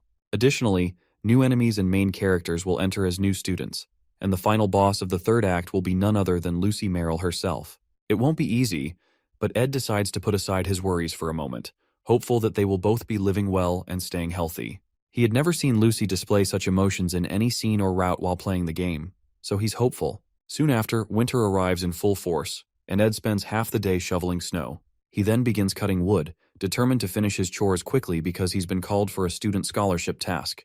Eventually, Ed goes to meet Principal Obel to turn down the dorm privileges, but ends up receiving tuition privileges, which grant him more free time. However, he still can't just come home to rest because of Lucy. He's given up on throwing her out, not because she'd get cold, her protection magic ensures she won't, but because it would make him feel bad.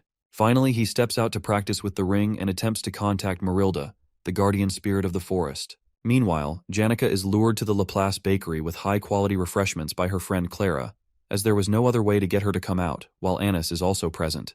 Clara immediately informs Janica that she thinks she is slowly approaching a dangerous line and has completely fallen under Ed's spell. Janica is shocked that Clara knows this, but Clara clarifies that she's not trying to stop her because her assessment of Ed has changed. She probes Janica by asking how fast her heart pounds and how nervous she gets when she's with him. After continuous probing, Janica confesses that she feels comfortable and snug around him. This further frustrates Clara, and she explains to Janica that she's heading for the worst possible ending in a dating relationship, becoming a comfortable girlfriend. Apparently, what frustrates Clara is that Janica is the only one showing emotion instead of making Ed desire her. She explains that following him around is a terrible approach to a relationship, and Janica's spirit friends give Clara a thumbs up for making a good point. However, Clara calms down and advises Janica to focus on activating Ed's desire to protect, rather than doing ridiculous things. While all this is happening, Annis watches silently as Clara dishes out solid advice she has gathered from her many friends' love stories.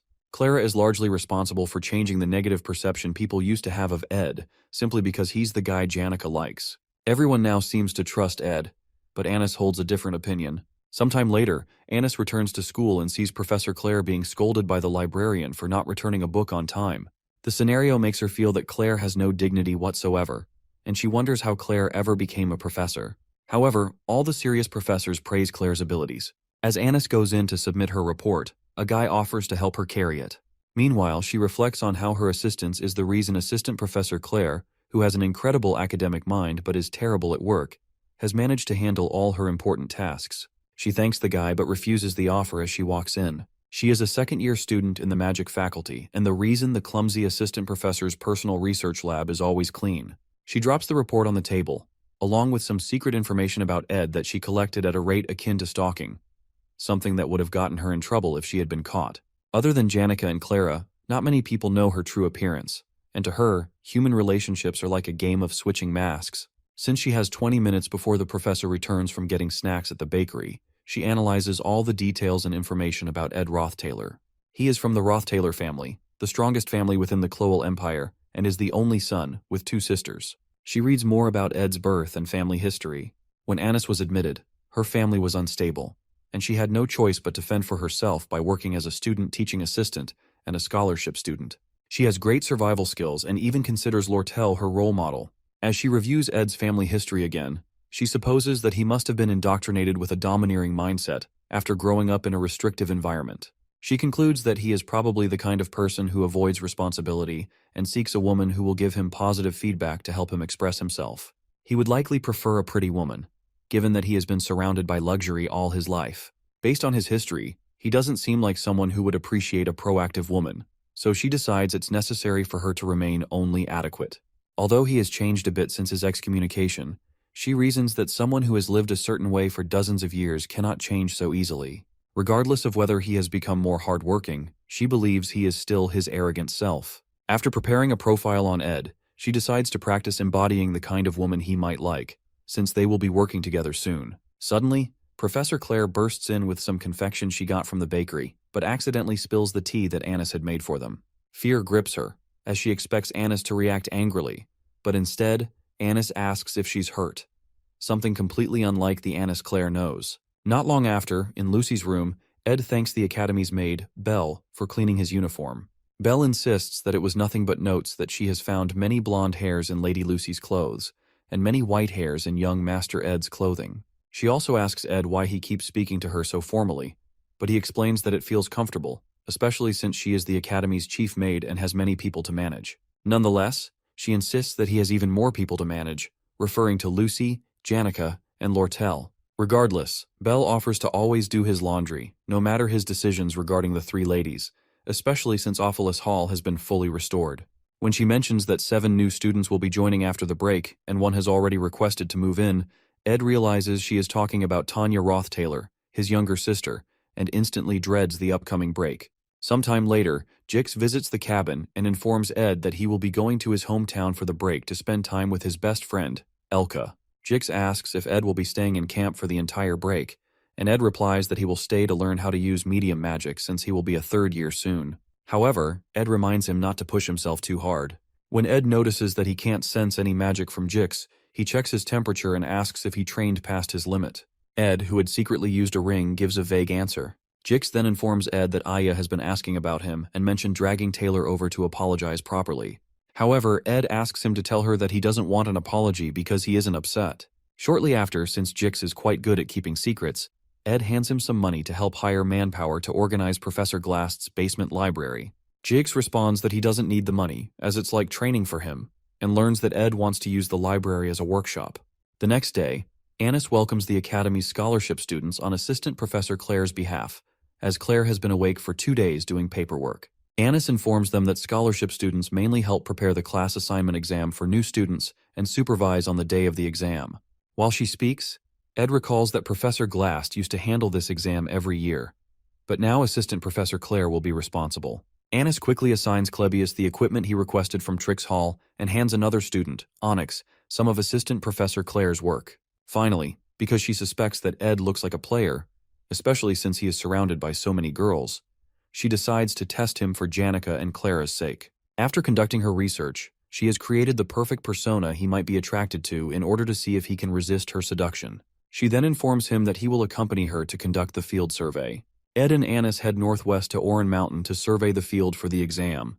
While working, Anis mentions that she's tired and asks Ed if he is too. He proposes they take a break.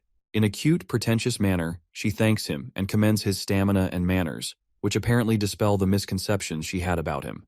When he asks what she's talking about, She explains that she's close to Janica and was worried Janica was spending time with a bad person, which was why she acted cold toward him. However, Ed replies that it's fine and that he doesn't care about that stuff. He comments that she must be tired from being a student TA and working so hard, but she seductively grabs his arm and replies that it's okay since he's here now. She starts talking about how she feels supported by his presence and shares that she was also excommunicated from her family, but had to support herself through school. Ed respects her strong ability to survive and solve problems that come her way, so he tells her not to be too distressed since she's endured it very well. Excited, she thanks him and remarks that they have a lot in common. However, Ed notes that something seems to have changed about her usual cool-headed and realistic image. Suddenly, she trips over nothing and falls into Ed's embrace. He catches her and asks her to be careful, but is surprised to notice she tripped over nothing. When she becomes more dramatic, he grows confused, so she asks him to wait while she goes to handle something. While alone, Annis notes that he's reliable and trustworthy and wonders if he's putting up an act. She had played her cards right by forming a relatable point of affinity, sharing that she also endured a difficult academy life, displaying her weakness so he'd want to protect her. She also tried creating contact a few times, but that didn't seem to change much. Oddly, she finds herself admiring how muscular his body feels, even though he acts like a nerd, and how he's much better at work than she expected, considering she thought he was a noble family's young master who couldn't do any work. Apart from that, she thinks he looks gorgeous, and it's no wonder Janica fell for him. Suddenly, it occurs to her that this is how Ed makes women fall for him. So she decides to stand her ground because she's different. Meanwhile, Ed waits for her while enjoying the beautiful view from the top of the mountain, which briefly makes him forget all his worries. One of his major concerns is Tanya Rothtaylor, a villainous young lady. Tanya is a genius when it comes to politics and trickery, and she is trying to become the first student council president in Sylvanian history. She will soon begin gathering the influential figures in the academy. The reason Tanya is arriving at the dorm earlier than others is to cement her position before the semester starts. She's a villainess, and Ed had thought he'd have time to prepare before her appearance. But the problem is that he doesn't know how Tanya Rothtaylor will treat him. In the game, Ed Rothtaylor is a villain who briefly appeared at the beginning before disappearing, and there was nothing much about him in the epilogue, meaning he was really just an extra. This is why he has no idea how to handle this problem. To Tanya Rothtaylor, Ed Rothtaylor is garbage. Meanwhile, Tanya arrives at the academy in a coach. To her, Sylvania consists of elites, including Princess Phenia of the Clowell Empire, Lortel, an elite trading company's executive Janica, a spirit sorcery prodigy, Alvira, a great alchemist, Clebius, Nortondale's sword demon, and the coolest one, Lucy, a rare genius mage. This gathering of nobility makes Tanya's heart pound, and she can't help but long to be part of it. She soon arrives, and Belle comes to direct her to her room and help her complete the entrance procedures. Before they do that, Tanya states that she has somewhere to be first. The first thing she plans to do at Sylvania is get rid of Ed Rothtaylor, the trash who disgraced the family name. Not long after reaching the academy, Tanya receives a letter from her father, Creepin, who encourages her ambition, instructing her to show her face around to represent him and strengthen her position. She eagerly promises herself to satisfy her father's expectations. He told her that Sylvania is a land of learning, and as such, she must treat her professors with respect as masters, so as not to commit discourtesies just because she's a noble. He also reminded her to regard everyone a grade higher than her as a senior. Just as her father counseled, she thanks a specific senior for taking the time to speak with her. Tanya talks about Ed, referring to him as a disgrace and blemish on their family. The senior finds her words interesting, so she continues, saying that Ed is full of bluff, a crude person, and was only the heir of their family because of his age. She comments that his pride is so high he never acknowledges his incompetence, and that he barely managed to get into Sylvania. The senior responds with intrigue again, but Tanya becomes uncomfortable because the conversation seems to be one-sided. Her father had warned her to be careful when meeting people he introduced her to, so as not to disrespect them, especially when it came to Lortel, as he had met with her regarding the sage's seal grimoire business. She notices Lortel's hostility and stops talking, but Lortel asks her what's wrong and urges her to continue. However, she stammeringly asks if Lortel is upset, but Lortel only smirks and asks what she's talking about. Sometime later, Ed checks off establishing a workshop organization plan, finishing academy scholarship student work, understanding medium magic theory, and contracting with a high-ranking spirit from his winter break list. He has acquired a mid-rank magic skill known as Particle Explosion, and another named Root's Desire. He got these skills from a book in Professor Gast's library last night. That morning, he heads out and tries to ignite a flame, but he still can't use magic due to the effect of the ring, preventing him from practicing what he's been learning. To light the fire, he wakes up Lucy, who is curled up under his blanket, and carries her outside to help. He points at the fire, and she lazily blasts it with flames before requesting that he leave her outside so she can enjoy the warmth. As they sit together, she mentions that she smells perfume on him, which must have come from the flower scent on Anis's body since he was working with her all day. Lucy also asks if he's feverish or sick, and when he confirms, she tells him not to die. She attempts to release his magic in case it's twisted, but when she notices it's empty, she accuses him of doing something reckless. However, he replies that it's manageable. Suddenly, Lucy makes a strange request, asking him to pat her head. He obliges while reading a book. She rests her head on his legs and enjoys the warmth of his gentle touch. Out of nowhere, Lortel appears and tells Ed it's been a while since she last saw him. He assumes she's here because of the favor he asked her, and wonders why she didn't just call him to the trading company. However, Lortel tensely clarifies that she has other matters to discuss and wanted to ask him something. Meanwhile, Tanya thanks some seniors for listening to her and offers to reward them the best she can if they help her punish Ed. She offers several antiques from the Roth-Taylor family storage, which excites Elka, but Jix gives her an intense look, wanting to confirm if she's really Ed's younger sister. The ominous aura he exudes suggests his body is well trained, and Tanya realizes she needs to be wary of him because of the strength of his magic. When Jix confirms she's Ed's younger sister, he smiles at her and announces it to Elka. Excitedly, he hands Tanya a mandatory magic engineering item for new students to help train her magic resonance. Tanya looks confused, but Jix also gives her Elka's copy of Professor Delorf's elemental study notes. After gathering several essentials for her first year, they fill an entire box with useful items. Surprised, Tanya asks if they properly heard her offer, but Jix dismisses it, saying that siblings always have trouble with one another. Soon after, Jix and Elka board a ship to their hometown, and Jix finally introduces himself as a second-year student. He explains that he's Ed's junior and is close to him because they're indebted to each other. He reassures Tanya that she'll do great and pats her on the back, acknowledging her noble lineage. As they depart, Tanya collapses under the weight of the gifts they gave her, annoyed at how things turned out. Meanwhile, in Assistant Professor Claire's office, Anis commends Claire's hard work and mentions that they'll be able to take it easy for the rest of the break if the new student's assignment exam goes well. Claire compliments Anis's stamina, as she has done most of the work assigned to the scholarship students. Most of them struggled with the tasks, except for Ed, who had no flaws in his document processing. He efficiently resolved practical issues at a level rarely seen among high-ranking nobles, which surprises Anis. While working, Claire asks about her experience with Ed and shares a secret. After the Ophelis Hall accident, she tailed him and discovered that he had built a camp bigger than their lab, entirely on his own using tools. She commends his perseverance and work ethic. When she also mentions that Ed contracted with a spirit, an incredibly difficult feat, Anis realizes she may have underestimated his practical abilities, which are vastly different from his noble upbringing. After some thought, Anis, who had investigated Ed due to Janika's interest in him, concludes that he's simply a decent and hard-working man. His appearance is outstanding. He's not arrogant, and even Claire likes him. As she starts thinking about his good physique, pleasant scent, and how well he takes care of himself, Claire notices her spacing out and calls her back to reality.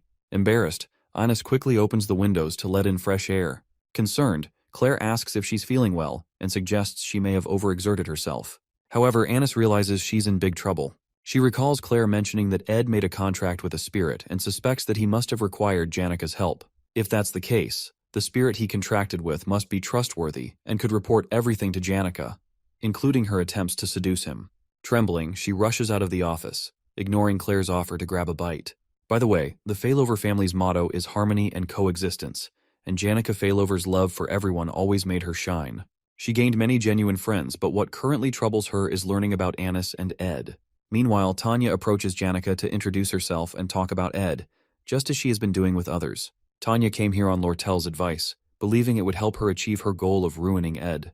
However, as she approaches Janika, the normally peaceful sorcerer rises with a fearsome spirit looming behind her.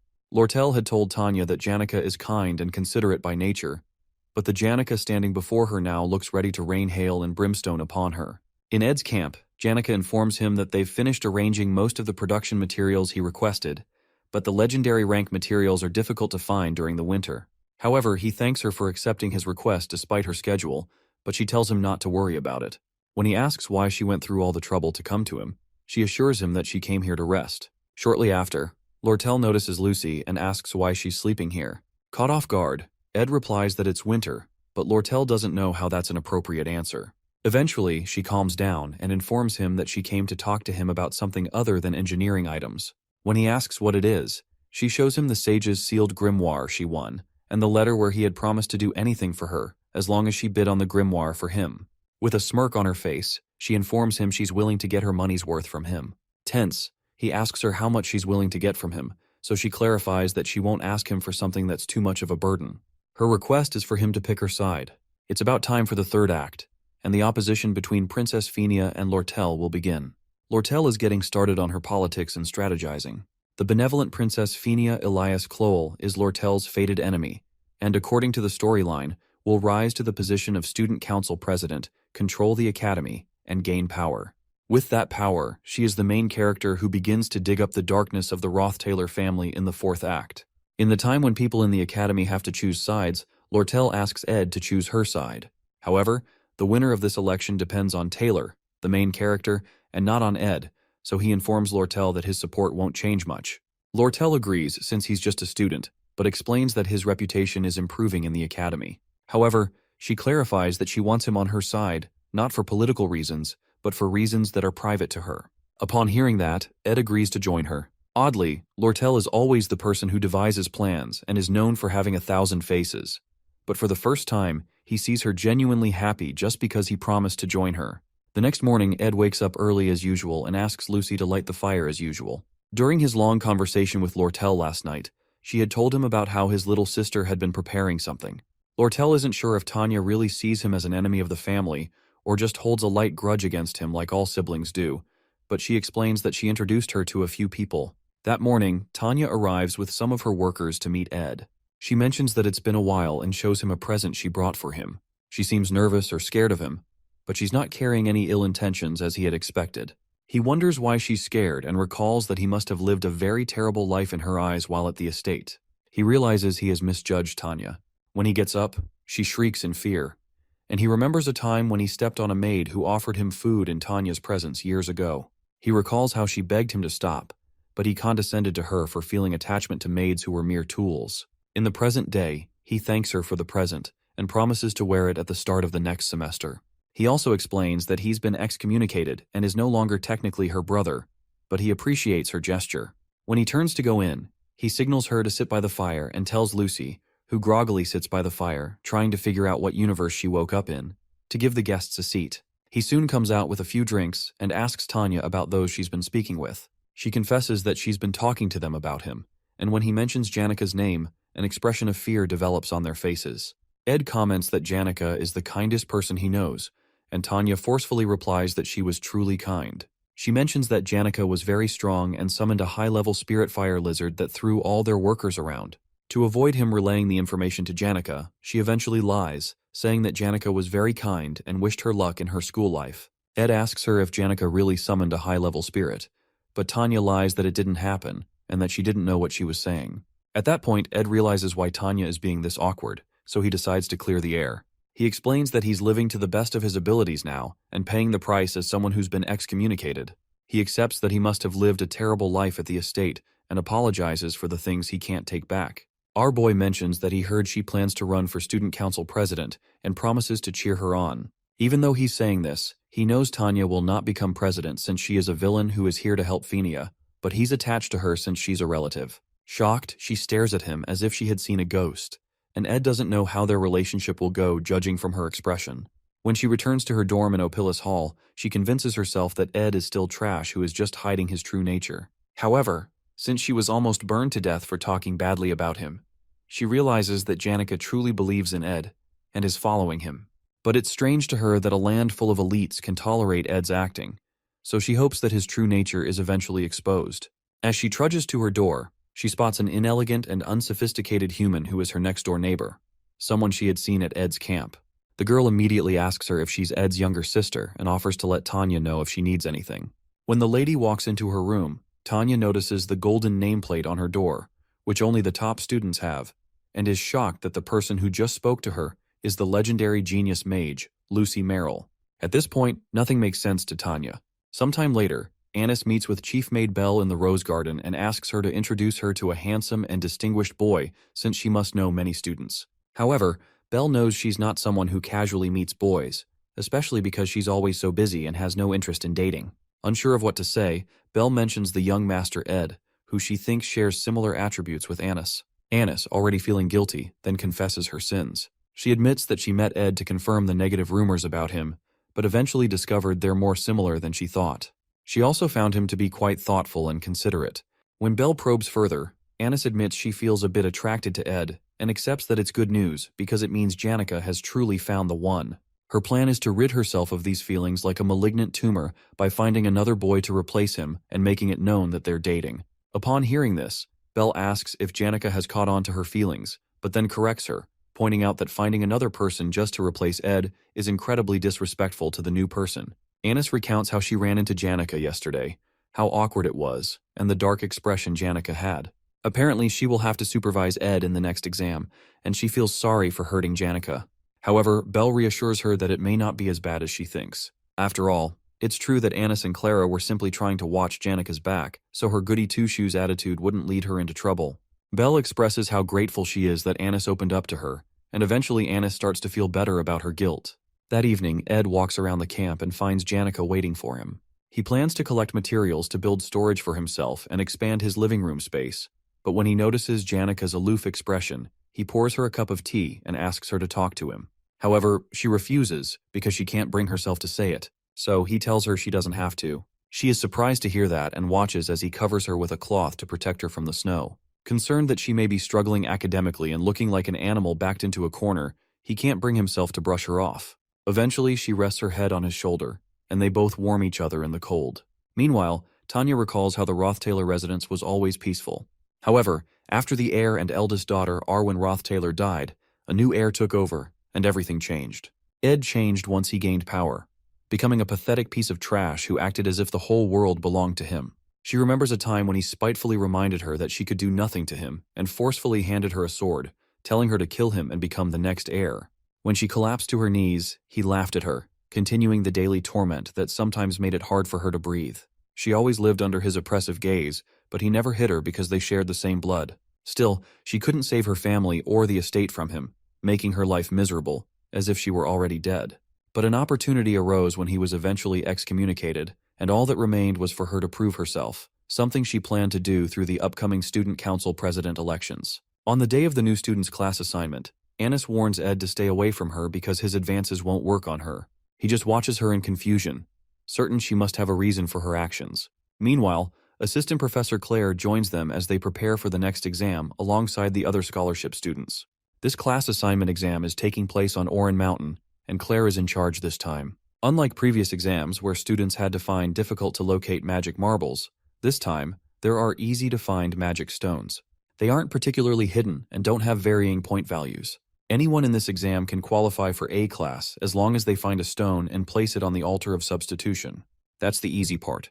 However, because she is the disciple of the ruthless Glast, there is also the challenge of fighting and defeating countless monsters and wild animals. Only the students who survive will qualify for A class, which is why she calls it the Orin Mountain Survival Exam of Hell. In the end, none of the new students make it to A class at Sylvania Academy this year. At least, that's the original scenario according to the gameplay, and it's crucial that no one advances to A class because it directly ties into an important future event in the game.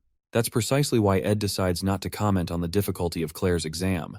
However, he only feels comfortable because no casualties occurred, even though the exam is essentially diabolical. This is because the students will be fighting imaginary monsters, summoned using a magical engineering device called the Vision Disc. There are standard Vision Discs, which summon apparitions of low-level monsters and beasts. However, there are also Purple Vision Discs, which summon high-level monsters, beasts, and even humans.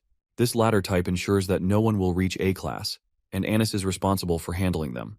Because she struggles to carry them, Onyx offers to help, but she refuses. However, Lynn swoops in and signals for her to give him the purple disc. She instinctively jerks backward upon seeing him and mistakenly trips over a rock. To stop her from falling, Ed wraps a hand around her waist, and they end up in an unexpectedly intimate position. Unfortunately, the purple disc slips from Annis's hands and tumbles away, but they are lucky that Clebius catches it in time. Ed is relieved it didn't break but fails to notice Annis, who is nearly exploding due to the way he is holding her. However, Clebius doesn't notice the small crack on the disc, and moments later, it completely shatters in his hands. When Ed sees this, he immediately releases Annis, realizing that they've messed things up. Last year was the year that the failing student, Taylor, picked up a sword for the first time, and that was when he was supposed to beat Lucy and receive attention. But the scenario went wrong when Lucy beat him instead, leading to Janica going off the rails. The joint combat training for this year is equally important. The elite first years get to request combat training against the previous generations, and when the match begins, the first years go on a rampage against their seniors to win by any means possible. However, according to the storyline, they're all supposed to lose to Taylor alone.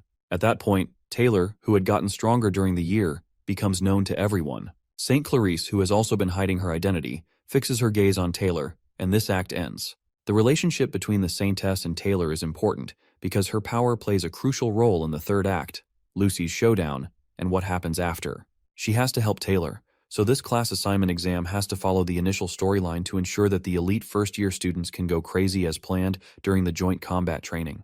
However, the only reason they'll go into a frenzy is that none of the students get placed in the A class, and that is because Assistant Professor Claire used 2 purple discs to make the class assignment exam harder. They all look at the broken circuit and realize that it's beyond repair. Annis feels devastated and apologizes for being careless, but Ed clarifies that apologizing won't bring back the purple disc. At this rate, there'll be too many A-class students, so he proposes a solution and chooses Clebius, who doesn't know what he's talking about, as the one they're going to use. At the Oran Mountain entrance, Tanya is happy to meet other noble students as her classmates. Even the princess and the chancellor are part of her class, and everyone is dressed without showing their status or birth. However, there is one peculiar person among them from the Telos order, Saintess Clarice. The other first years bow to her, but she asks them to spare her the formalities to maintain the Academy's order. While she's speaking, Tanya introduces herself and expresses how much of an honor it is to meet her. The Saintess is happy to hear that Tanya is from the Rothtaylor family, and comments that Crepin, the patriarch, was baptized by her, although she was too young to remember. Regardless, Tanya replies that it was an honor and expresses her hope to be baptized when she becomes an adult. Soon after, an announcement signals the start of the exam, and each faculty member is directed to their assigned area, even though the goal for all of them is to get into A class. Everyone soon sprints toward A class, which affords them free student welfare activities, fame, tuition exemption, and access to Ophelis Hall. One redhead quickly finds a stone and rushes to place it on the altar before anyone else so he can secure A class. While he's talking, another student named Joseph runs past him and reminds him to stop yapping and start running. Meanwhile, Tanya notices that there are too many magic stones on the mountain and figures there must be something else making the exam harder. She decides to conserve her energy, stay on guard, and move slowly. Suddenly, she notices a student taking off her shoes. Initially, she suspects the student slipped, but she is surprised when the girl leaps up cheerfully, explaining that she just wanted to feel the snow on her feet. Tanya is confused as to why she'd do that now of all times, but the girl doesn't see the issue. Tanya then becomes certain that the girl must have hit her head during the exam. Soon after, Tanya introduces herself, and the girl mentions that she heard members of the Rothtaylor family hold high status. Tanya clarifies that not all of them do, as some are scoundrels, referring to Ed. Although Ed seemed reformed when she met him at camp, she believes he's hiding his true nature, which has ingrained deep fear in her over the years. Regardless, the girl thinks highly of Tanya and expresses deep respect. Finally, she introduces herself as Kylie Ekney, a country girl from a small city-state called Terranay Principality. She apologizes for her strange behavior, explaining that she doesn't know much about the modern world. However, Tanya cuts her short and signals that they need to hurry since they're in an exam.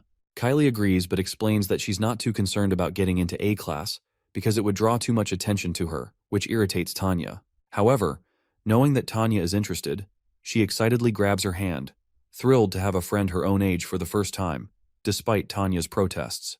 30 minutes after the exam begins, the redhead keeps going and is fairly certain he'll secure first place, especially since his stamina is better than Joseph's, whom he calls a bastard. Eventually, he stops to rest due to exhaustion, but doesn't notice Clebius, who is transformed into the sword demon and is aiming a grueling punch at his cheek. The punch knocks him to the ground, and the redhead protests, asking Clebius why he suddenly popped up, saying it's unbecoming of a senior. Meanwhile, Clebius recalls how Ed had earlier explained that he and Annis would block new students from reaching the altar from halfway up, since only the strongest should be worthy of A class. In the present, Annis beats herself up for putting them in this situation and vows to do her best. Meanwhile, Onyx, a master of flight magic, is put in charge of safety, while Claire has to draft documents to report the changes in the exam. Since everyone has their assigned roles, Ed decides to stay back and guard the altar. However, Claire is concerned because Ed still can't properly sense magic, but he assures her that he has something in mind. As Clebius pounds the students, Onyx arrives to retrieve those who have been knocked down. Meanwhile, Ed checks out the purple vision disc and realizes that completely fixing it will be difficult, especially since his magic hasn't returned yet. However, since they have a large stash of high-quality magic stones containing immense magical energy, he decides to offer them on the altar to continuously recharge his magic. When he offers the first one, Mug, the spirit he contracted with, appears and tries to communicate with him, even though he still can't hear what it's saying. While Annis and Clebius stall for time, Ed offers a large number of magic stones to ensure that no one gets past him. After several students are knocked down mercilessly, some try to warn the others to run. Meanwhile, Tanya and Kylie find the unconscious students and spot the sword demon, who menacingly approaches them. While that happens, Clebius notices an explosion behind him at the northern entrance, where Annis is stationed, but he's certain the explosion isn't from Annis's magic. Because he's distracted, the girls use the opportunity to run past him, so he chases after them. Although Annis, the top teacher assistant, is talented enough to be considered a specialist in academic and practical fields, she's just a little above average in combat. She's not an easy opponent for first years, but Joseph Whitefeltz is on a completely different level, unlike his sister, who had to work her ass off to become a top alchemy student. Joseph was the youngest to reach the status of Magic Society researcher and can freely use mid-rank magic, making him a genius. After she tells him to pass, Joseph tells her there's no need to be upset because he's certain she's talented in something other than fighting. However, Annis clarifies that she is upset, but not because she lost to him. She then asks him to go up. He moves forward, and Annis recalls that everything was going perfectly without a flaw, but she made it difficult by breaking the purple vision disc. The worst part is that she was unable to think of an alternative and left it to Ed, who had to lead the situation. She blames herself for losing to a new student and failing to block the northern entrance. But what frustrates her most is that she keeps thinking about Ed, who had calmly taken charge of the situation. Meanwhile, Joseph reaches the altar and runs into Ed, who welcomes him and reminds him that he only needs to place the stone on the altar, even though he won't let him do that. Surprised, Joseph comments that the exam method is kind of strange, since there'd be no one left for the other students to fight if he successfully defeats Ed. When he doesn't get an answer, he assumes there's an alternative. But in truth, he's making small talk to buy time and assess his surroundings. When he spots the purple disc, he notices it's a different color, meaning it could be stronger. He also notes that Ed isn't emitting much mana and senses that he has used magic stones, indicating a low mana reserve since he was the first visitor. Joseph prepares to blast him with fire, disappointed that Sylvania hadn't met his expectations. He releases a mid-rank particle explosion, which can hit hard if the target isn't ready. If Ed doesn't see the direction of his hand and dodge in advance, he'll get hit. But Ed quickly evades it, proving he has some combat experience. Joseph immediately assumes Ed will use fire magic, either the spell ignition or scorch. Based on Ed's hand placement, he predicts ignition, but the scale of the flame is much stronger than expected, meaning Ed has trained his basic magic to a level close to mid-rank. However, Joseph easily blocks the attack with a shield and remarks that it's a waste since it can't penetrate his defense. Battles between mages are usually determined by who has the higher mana reserve. Joseph, still unimpressed, believes that Ed lacks real combat experience and won't be able to block his offensive magic once his mana runs out. Oddly, Ed transforms into a fire monster and informs him that while he can block spells with defensive magic, he can't block physical force. Our boy grabs him by the head, kicks him in the stomach, and smashes his jaw right after. He asks Joseph why he assumed he'd only face mages just because he himself is a mage. Joseph quickly retreats and demands to know how Ed walked through the fire. Joseph prepares a mid-rank ice attack but plans to be more cautious this time. However, Ed responds with a basic level ignition spell, making Joseph wonder if he's trying to mix his fire magic with ice to create steam and obscure his vision. Annoyed, Joseph quickly switches to fire, using the basic spell, Scorch. However, Ed walks through the flames again, using the Blessing of Recovery, a spell that temporarily increases his immunity to fire. Our boy charges through the fire and attempts to stab Joseph with a knife, but Joseph quickly casts a spell that blocks physical attacks. He's confident that his casting speed is faster than Ed's, but Ed throws the knife at his shield and jumps back. It turns out that the knife is actually Mug, who had transformed. Ed signals the spirit to use a spirit formula known as Explosion. The explosion easily shatters the shield and sends Joseph tumbling several feet backward. Badly injured, Joseph remains certain that Ed's casting speed isn't faster than his, and deduces that he used a spirit formula, which also explains how he walked through the fire. Exhausted, Joseph wonders who this person is and drops the stone when Ed approaches him with a knife, conceding defeat. As soon as Ed lowers his guard, Joseph rushes forward with a mid-rank ice spear attack, but suddenly switches to a punch to confuse Ed, landing a solid hit on his jaw. After being punched, Ed is surprised that Joseph, who had spent his entire life researching magic, was able to make such an impact with his fist. However, a strange energy suddenly appears around Ed, Marilda's spirit formula. It's the protection of the wind, which blows enemies away when an unexpected attack occurs. A powerful gust sends Joseph flying several feet into a nearby rock. Now more injured than before, Joseph finally accepts his loss. Ed commends his punch, and Joseph soon asks for his name. When Ed tells him, Onyx arrives to pick up the wounded boy. Meanwhile, in a carriage, Elka asks Jix why he joined the magic faculty. He's surprised by the question, so she mentions that he would have been the top student if he had joined alchemy or combat, and she feels bad that he gave up so much for her. However, Jix explains that he doesn't place much importance on being the top student. He admits he may have been the best in alchemy, but certainly not in combat, because the top student of the combat faculty is Clebius Northendale. Meanwhile, Clebius is knocked down by a terrible energy that completely stuns him. Kylie, who landed the hit, hopes she hadn't injured him, but Onyx quickly arrives to tend to him and tells the girls to continue the exam. With only 20 minutes left, Tanya and Kylie reach the altar, where several other students lay unconscious. Tanya spots Ed, the object of her fear and hatred, and he immediately tells her to give up. In the past, Saintess Clarice had two dreams. One of the dreams she had that day was planted by Archbishop Verdio, and the other was a beautiful song by Adele about the outside world, the woman in charge of the holy fire. After leaving the Telos Order, she called herself the Romantic. Although it was unclear how she moved from building to building, she sang a song at Clarice's window when the world went to sleep. The second dream Clarice had was about the outside world, which her only friend, Adele, whispered to her while looking at the stars.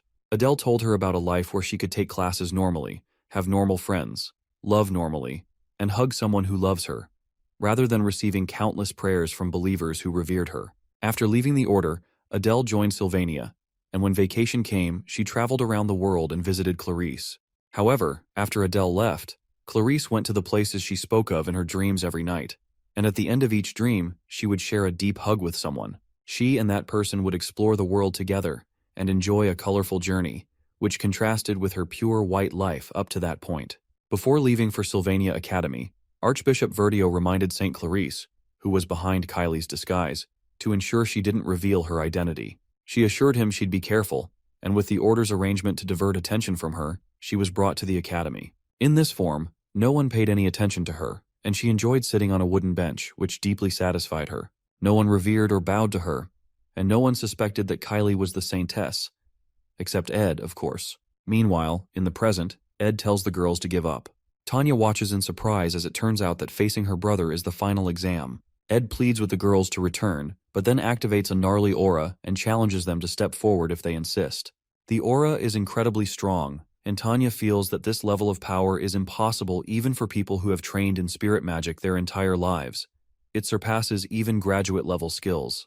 Currently, spirit sorcerers are called veterans if they can handle 5 to 6 mid-rank spirits, but Tanya is shocked to see a high-level spirit, Marilda, behind him.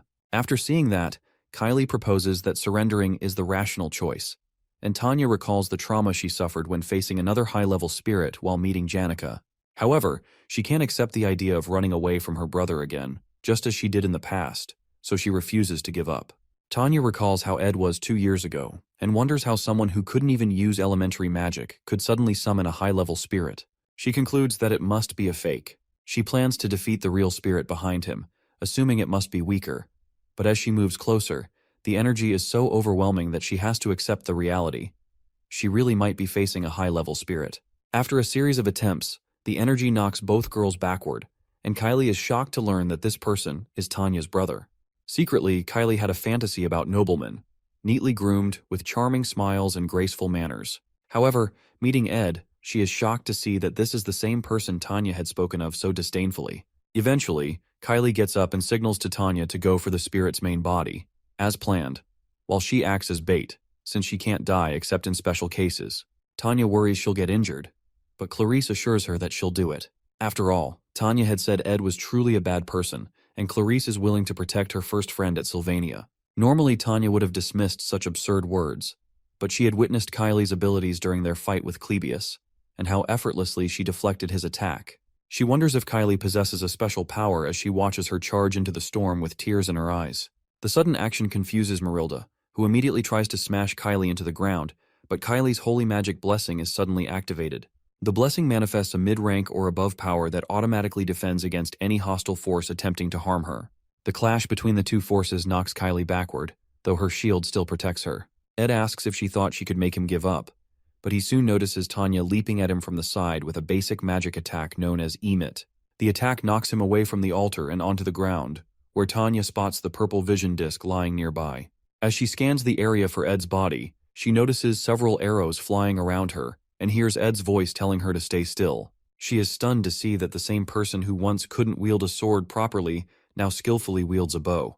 He reminds her that the first shot was a warning, and as Tanya observes the arrows made of magic, she wonders if the person standing before her is truly Ed Rothtaylor. Realizing that nothing has changed since childhood, when he used to oppress her, tears fill her eyes because no matter how hard she tries, she still feels powerless. However, Ed acknowledges her efforts, commends her for working so hard, and apologizes for putting up such a fight. He explains that there is a reason behind his actions, and adds that she wouldn't have enjoyed the challenge if he hadn't resisted. As she listens, he praises her incredible performance, admitting that he would have given up if he were in her position. When she notices him wearing the gift she gave him, she realizes that something truly has changed about him. Ed reminds her that she should be proud that she fought till the end, even though it was an illusion caused by the purple disc vision. As she cries, he tells her she's impressive, but that doesn't seem to help as she keeps crying because she didn't get into Class A. Suddenly, Kyle hugs Tanya and cautions Ed to step back so she doesn't attack him. Suddenly, Claire calls out to Ed for help because Klebius is completely knocked out and the exam is over. However, Kylia notices that her voice is beginning to revert to its original tone, meaning her transformation magic is being undone. This must have happened when she pushed back and dropped the magic engineering item Verdio told her to carry. She begins to panic that her identity will be revealed and her school life will end, but Mug suddenly shows up with the magic item. Ed hands it to her and almost calls her by her title but quickly corrects himself. She looks at him in shock as he walks away to meet Claire. The class assignment exam ended, and Ed was able to return everything to the original storyline, except for one thing. One change that was created, even though it was quite meaningless, is that the Saintess's eyes, which were supposed to focus on Taylor, are now focused on Ed because she noticed he almost referred to her by her title. While Ed lies on the ground, Matilda speaks to him about beauty that transcends generations and values, such as what is seen in the setting's nonsense. Ed, however, interjects that she's talking nonsense, so she protests that humans are unable to appreciate the moment, even though they live short lives. It turns out that Matilda wasn't just a vision, she was really there. But Ed didn't want to tell his sister. Matilda reminds him that he needs to learn how to appreciate small things, and Ed realizes she's a chatterbox, just like Janica told him. However, Matilda chastises him for always being thorough about everything and not paying attention to his well-being. Eventually, she spells it out for him. He needs to date someone who can help his well-being. To gain some credibility, she asks Mug if she's right. Mug agrees and even tells Ed to listen to Matilda, and at least pretend to agree. When Matilda asks what he means by pretend, the little guy apologizes for misspeaking and attempts to repent by offering up his death. Ed, tired of their yapping, throws Mug away and asks Matilda why Janica looked unhappy the last time he saw her. She asks him if he's worried but states that she can't tell him since Janica didn't want to tell him herself. However, she reminds him not to worry too much because even Janica needs to go through difficult seasons and grow from them, especially since the world isn't a fairy tale. Soon after, Matilda hurries them along so she doesn't consume all of his mana. She explains that she's an expensive spirit, and the only reason he was able to handle summoning her, apart from the mana stones he consumed recently, is because someone else was handling part of the mana load. She clarifies that a spirit like herself wouldn't contract with just one person, and Ed realizes he truly can't summon a high-level spirit for long. As he wonders whose mana it was, the answer becomes clear. Climbing to the top of a nearby structure, he finds Lucy and teases her about coming up here to take a nap. However, she clarifies that she didn't come here to sleep. She just didn't want to stay in the hut alone, so she took a walk that led her to the altar of substitution. The thing is, Ed knows that her coming here marks the final stage of the third act. Soon, the distrustful Saintess will begin to suspect the Order after she realizes the darkness of the Holy City. Then, Telos's apostles will come to Arkan Island to condemn Clarice, and the characters in the Academy will decide to follow the Archbishop's orders since they don't know the whole story. In the end, everyone's swords will be pointed at the one girl trying to protect Arkan Island, Lucy, who is following her master's final will. Regardless of their insults, Lucy will not complain and will remain firm until she finally awakens. When that time comes, She will defeat all the main characters at Arkan Island and take down more than half of the raid party by herself. But in the end, her stamina will run out, and she will be defeated by Taylor, who has learned the final swordsman form. After the truth is revealed, everyone will learn why Lucy was trying to kill the god's apostles and realize she wasn't a villain after all. However, at that point, it will be too late to change anything. Perhaps it's her innate nature or because she felt they wouldn't have listened, but Lucy will keep everything to herself until the very end. Back in the present, Ed still plans to stop her. He can't handle sacrificing her just to keep the storyline intact. In a flashback to the past, the old man Glock explains to a younger Lucy that Sylvania will be able to overcome most trials on its own, but a time will come when a trial arrives that they cannot overcome. He pleads with her to lend them her strength, even if only for his sake. He told her of the events to come before they happened, and it felt terrible for her to lose her master and only family. Suddenly she leans over and places her head on Ed's legs. She tells him that she recently realized she gets lonely, so Ed decides to always inform her in advance whenever he plans to leave the hut. The next day, Clara returns from her trip home and reunites with her family. She gives Belle a gift she got for her. Clara, who is from a very wealthy, noble family, ached to return and quickly heads out to see her friends, Annis and Janica, for a tea party since she hasn't seen them in a long time. Eventually, when she finds Annis and Janica, the table is awfully silent, and Clara wonders if the two had a fight. In all the years of their friendship, she's never seen this kind of tense atmosphere and wonders what she should say to lighten the mood.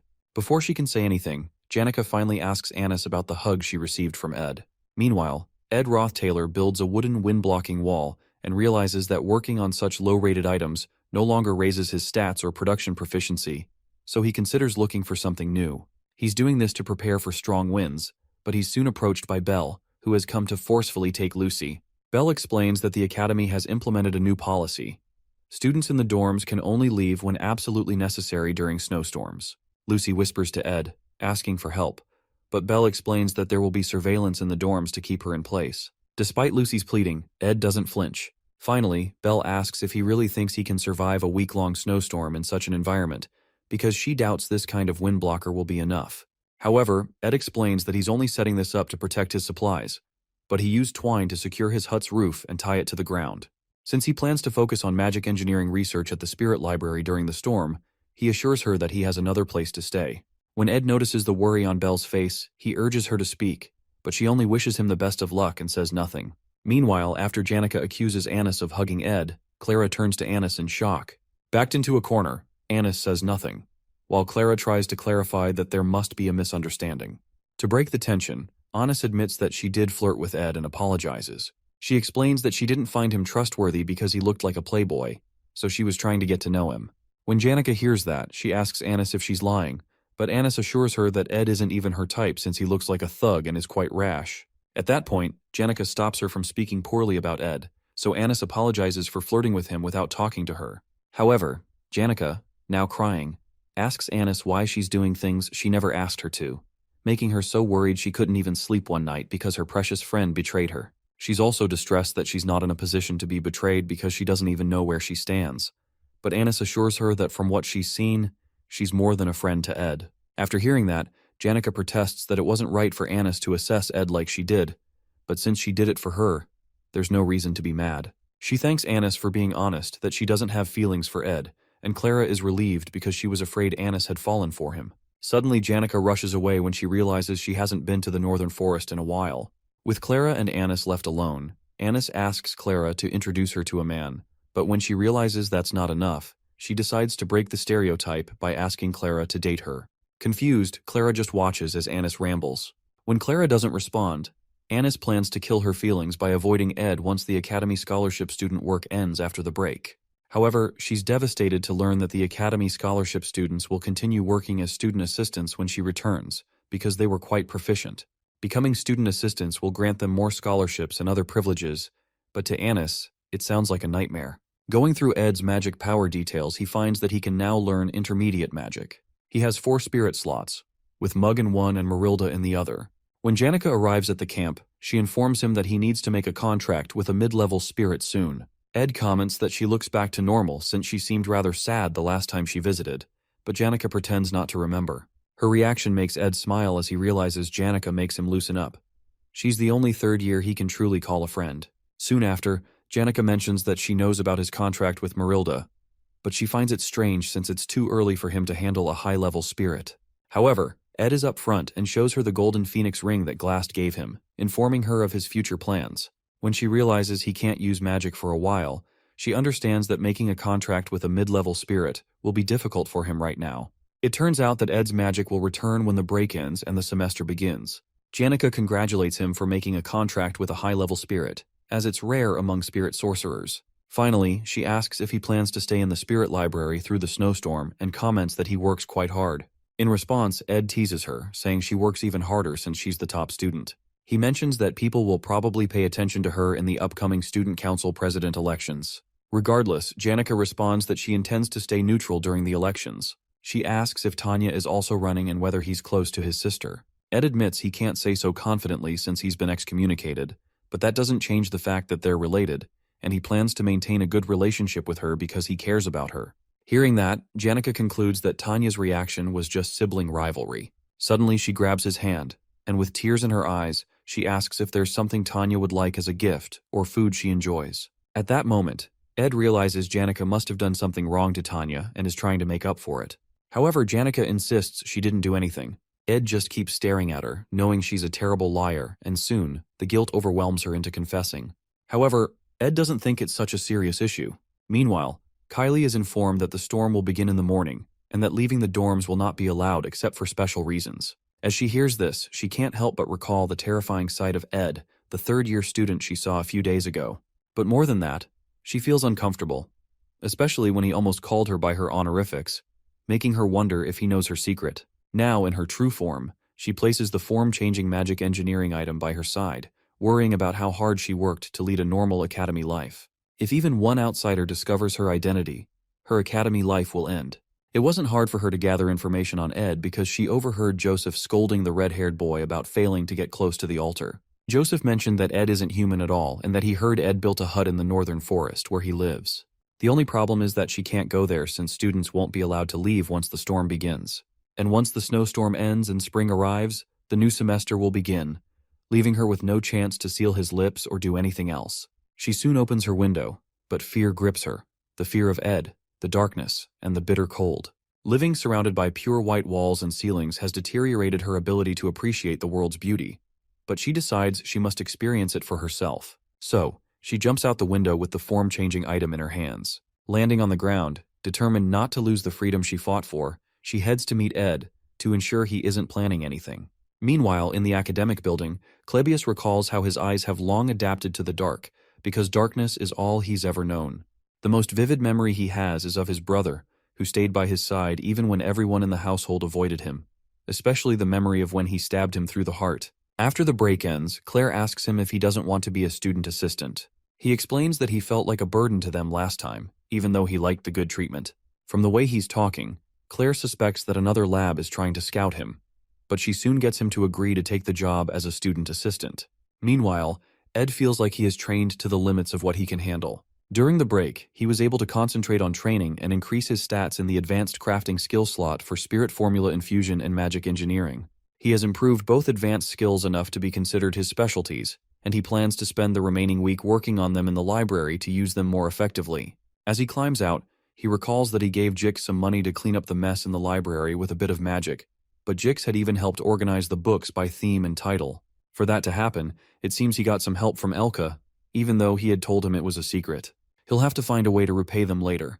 He picks a book from the shelf and decides to focus on a few formulas instead of trying to learn hundreds, aiming to create at least one legendary magic engineering item. After that, he plans to craft a few more to raise his magic engineering skills, and then make other rare items once he masters the basics. While working on his plans, he reaches into his bag but doesn't find the items he needs. It seems he left them in the hut, so he's forced to return in the storm to retrieve them. Meanwhile, Kylie pushes through the painful storm and eventually finds the river in the northern forest that Joseph mentioned. She checks the map she brought and tries to pinpoint the hut's location. At this point, she feels like she's on an adventure. Clarice is not weak. She's more talented than most mages, and her holy magic is even stronger than others. The holy magic's blessing ensures that anyone who attempts to harm her will have the damage returned twofold. So even if she encounters a wild animal or a robber, she won't be harmed. Regardless, she feels a certain fear when it comes to Ed, especially because he may have been baptized by the Telos order since he was the successor to the Roth-Taylor household. The issue is that the holy magic's blessing does not harm those who have been baptized by the order. However, there should be no reason for him to harm her. She just needs to be certain that he doesn't know who she is. Soon after, she reaches his door and tries to push it open, but it won't budge. When she forces it open, she notices a small pot filled with blood placed behind it, and her force spills its contents onto the ground.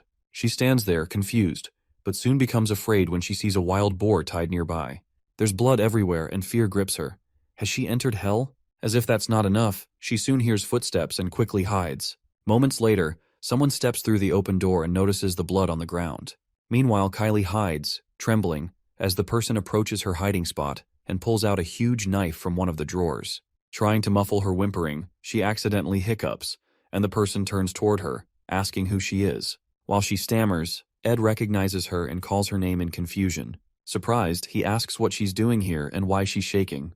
However, Kylie, overcome with fear, releases a divine holy magic explosion toward him, an attack that nullifies most of the opponent's magic while inflicting physical damage.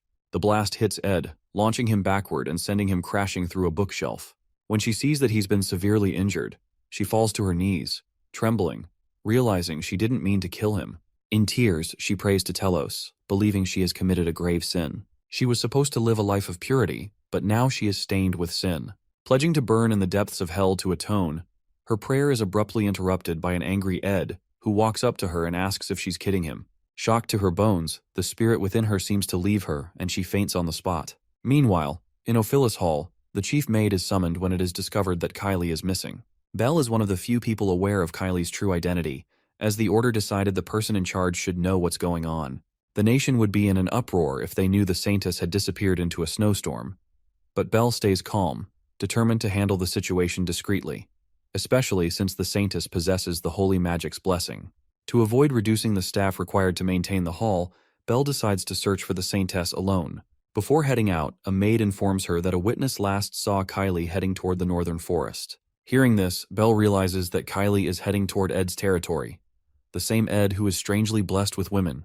Worse, it's a snowstorm, and a man and a woman left alone together, forced to rely on each other until rescued, doesn't sound like a good situation. The imagery in her mind makes her uneasy, so she rushes out, knowing she must find them as soon as possible. The Saintess is in danger. There is a suspicious man in the forest who walks around carrying the bloodied corpses of beasts. These were the rumors among the students, but Belle knew the truth. She knows he's a pretty considerate person, and he faithfully carries out his duties despite the many women who approach him, which makes him worth trusting. But the thought of relationships getting more complicated by adding the Saintess to the mix worries Belle, especially because she's certain that Ed doesn't know Kylie's true identity. When she enters through the door, she finds a dazed Kylie with Ed, who looks severely injured. Confused, Belle asks what happened, so he explains. Afterward, Belle informs him that she has to take Kylie back soon so the snowstorm doesn't get too intense for them to pass through. Ed knows why the Saintess came all this way, but it goes against the storyline since her identity is supposed to be revealed much later. It's not time for that yet, but he knows Kylie is unsure of him. He apologizes for his rude behavior and pleads with her to put the chair down, but he accidentally calls her Saintess. Kylie puts the chair down but recoils again when both women realize Ed just called her that. The Saintess asks if he already knew, and he mentions that he's a baptized follower of the Telos order and was able to recognize her up close when her spell was undone. Within himself, he plans not to change his decision to avoid getting involved with the main characters. However, at this point, Saintess Clarice might do something unexpected, so it's better to let her know he's aware of her identity so she's no longer anxious. To help her, he explains that he understands she must have hidden her identity because she's tired of living without restraint. Before she can reply, he asks her what she thinks of the kind of life he's living in the forest. After hearing his question, she reasons that Ed isn't living a life of freedom. It looks more like survival. It seems there is a light and dark side to everything, and Ed's life is the dark part of freedom. However, Ed apologizes for being so rash, explaining that he spoke that way because he felt no one else would say it to her. Shortly after, he asks them to leave, so Belle takes the Saintess back to the hall. As they head back, the Saintess plans to enjoy a delicious soup in a warm room, while Ed will keep smelling blood and enduring the harsh reality of the storm. She had never imagined that the person who stood against the students at the altar would be living this kind of life. He had destroyed her idea of freedom, but she still respects him nonetheless. While they're leaving, Belle notices the Saintess looking back and hopes she hasn't also fallen for Ed, but she's not certain. Soon after, spring comes and the Laplace bakery opens again. Lortel meets Ed at the bakery, securing a seat for them without reservations because she supplies them with goods, and they can't refuse since she runs a monopoly. She finds it amusing, but Ed doubts the baker does. Later, Lortel explains that there was a bit of an error in the distribution process due to the snowstorm. The bakery had ordered a bunch of supplies they didn't need beforehand, but canceled all their orders when the storm got closer. It was unethical for them to monopolize food that could have gone to other businesses by placing fake orders, so Lortel had to handle it. While they chat, the baker returns to beg Lortel to change her colleagues' minds about limiting orders, as it will affect the bakery. However, Lortel ignores him and simply asks Ed if he'd like to walk her to her afternoon class. Ed notices Lortel's cold attitude toward the bakery. She explains that she doesn't want to be harsh, but the snowstorm cut off their main distribution base, and funds are tight at the moment. Ed accepts her explanation, so she reassures him that she's an expert in managing money and will ensure the company's funds aren't wasted because that's what it takes to run a business. Suddenly, she notices he isn't carrying his textbook, so he explains that he'll have to run to the library to borrow one, but running is good for his health. That surprises her since the textbook isn't expensive, so she asks why he doesn't just buy one.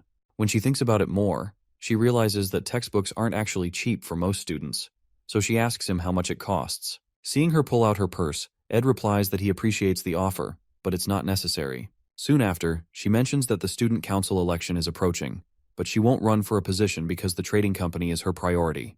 However, she wants someone who likes her to become student council president, so she suggests Ed run for the position, promising to support him. Ed refuses, so Lortel asks if his sister is running, especially since she doesn't want to suck up to Princess Phinia if she becomes president. However, it will be hard for Tanya to win, even if all the top students support her, because the gap between her and the princess is too large. Hearing that, Ed realizes Lortel is right. It makes more sense for the princess to become president.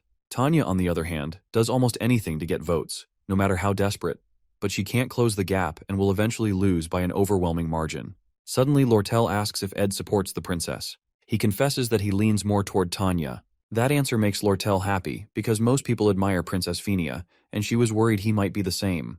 Lowering her head, she asks if he knows she likes him, admitting that she almost got jealous. In a vulnerable moment, she places her hand on his chest, but isn't sure if her attempt works since Ed doesn't say anything. Regardless, she rests her head against his chest and suggests checking his heartbeat. Immediately, Ed pushes her away. Lortel protests, asking if she did something wrong. Ed responds that she didn't, but he doesn't plan to date anyone until he graduates. Hearing that, Lortel asks if he plans to date after graduation, but he doesn't reply. Happy that she's gained some insight, she rejoices. Graduation isn't too far off, and she's eager to see if he can keep rejecting her. While she talks, Ed remains silent, thinking about how graduating safely isn't an easy goal. The main character must defeat the final boss at the end of the story to restore peace, allowing him to graduate. Clarice, the symbol of the Order, and Phinia, the symbol of the royal family, need to support the protagonist in order for him to defeat the final boss, the Sacred Lance Dragon. In other words, Taylor must grow as the storyline intends and make allies.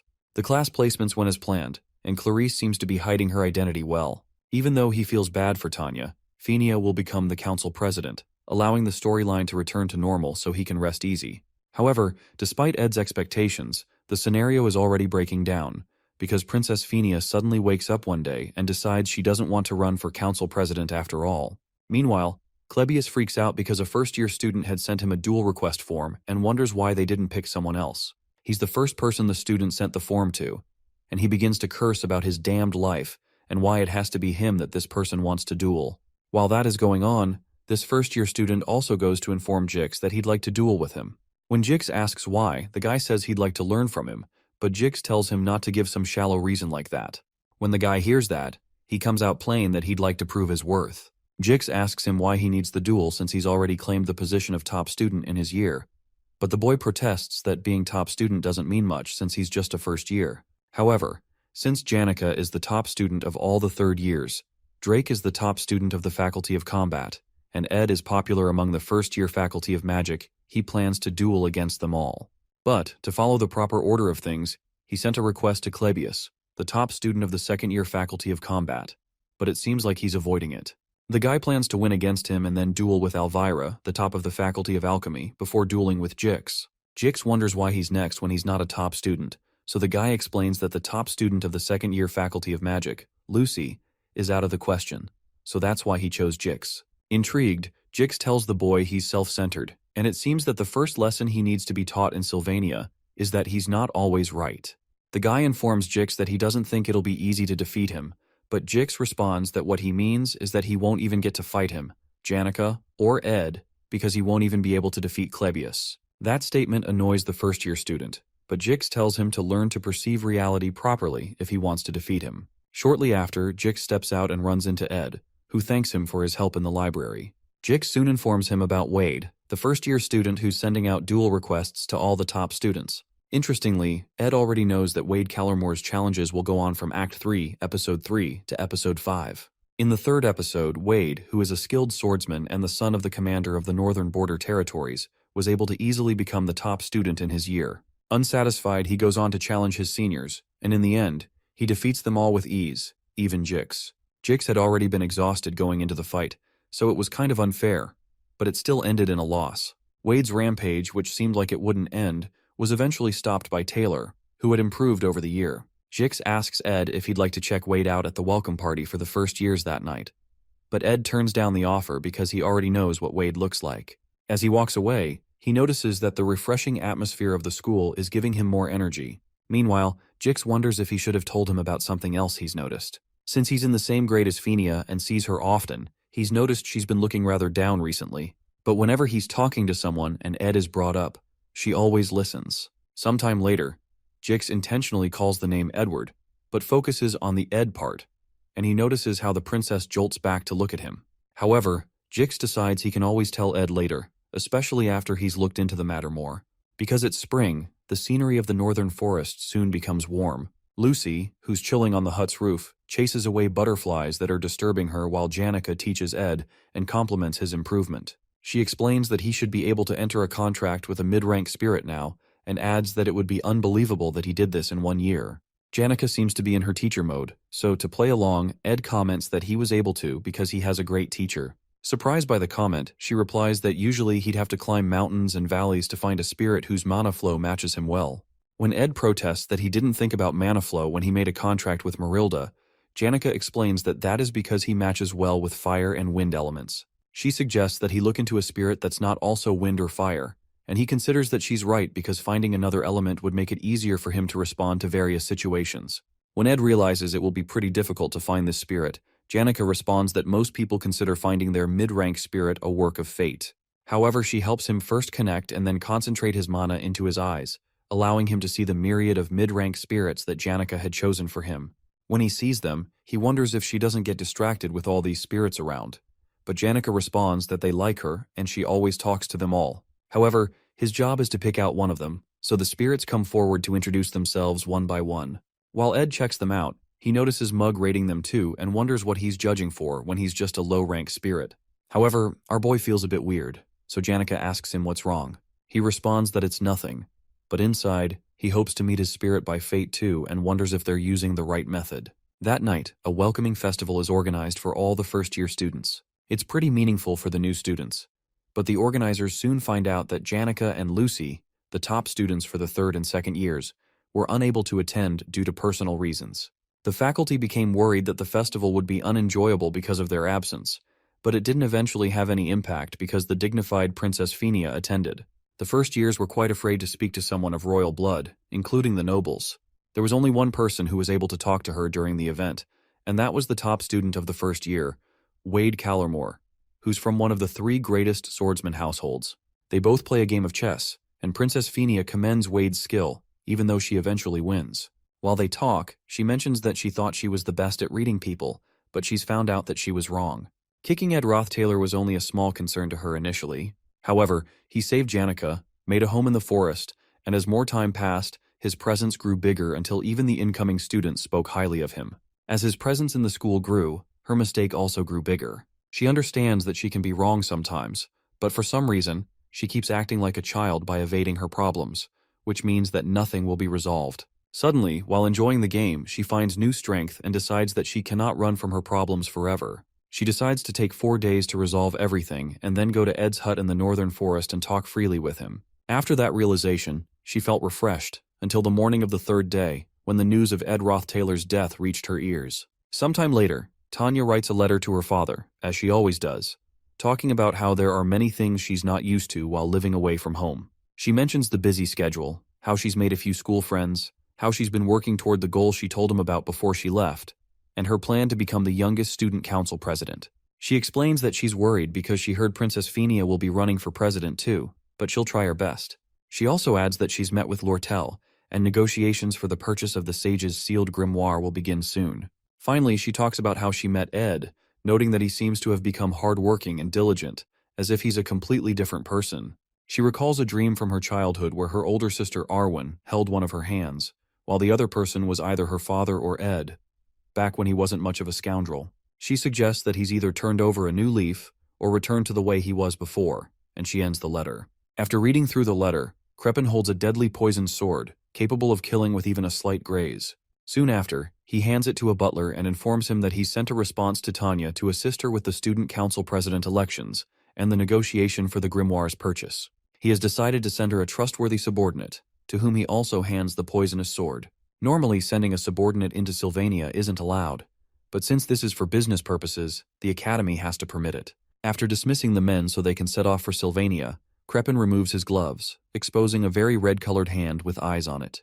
The eye is of the highest-ranked magic called cause and effect, which allows him to see the results of any action he sets in motion. He places his hands on a round ball, which drains a significant amount of his mana. He can't use it often for that reason, but the method is tremendously powerful. Suddenly, a vision appears before him, one of his subordinates driving the poisoned sword through Ed's stomach, then dropping him off a cliff as Janica rushes to save him.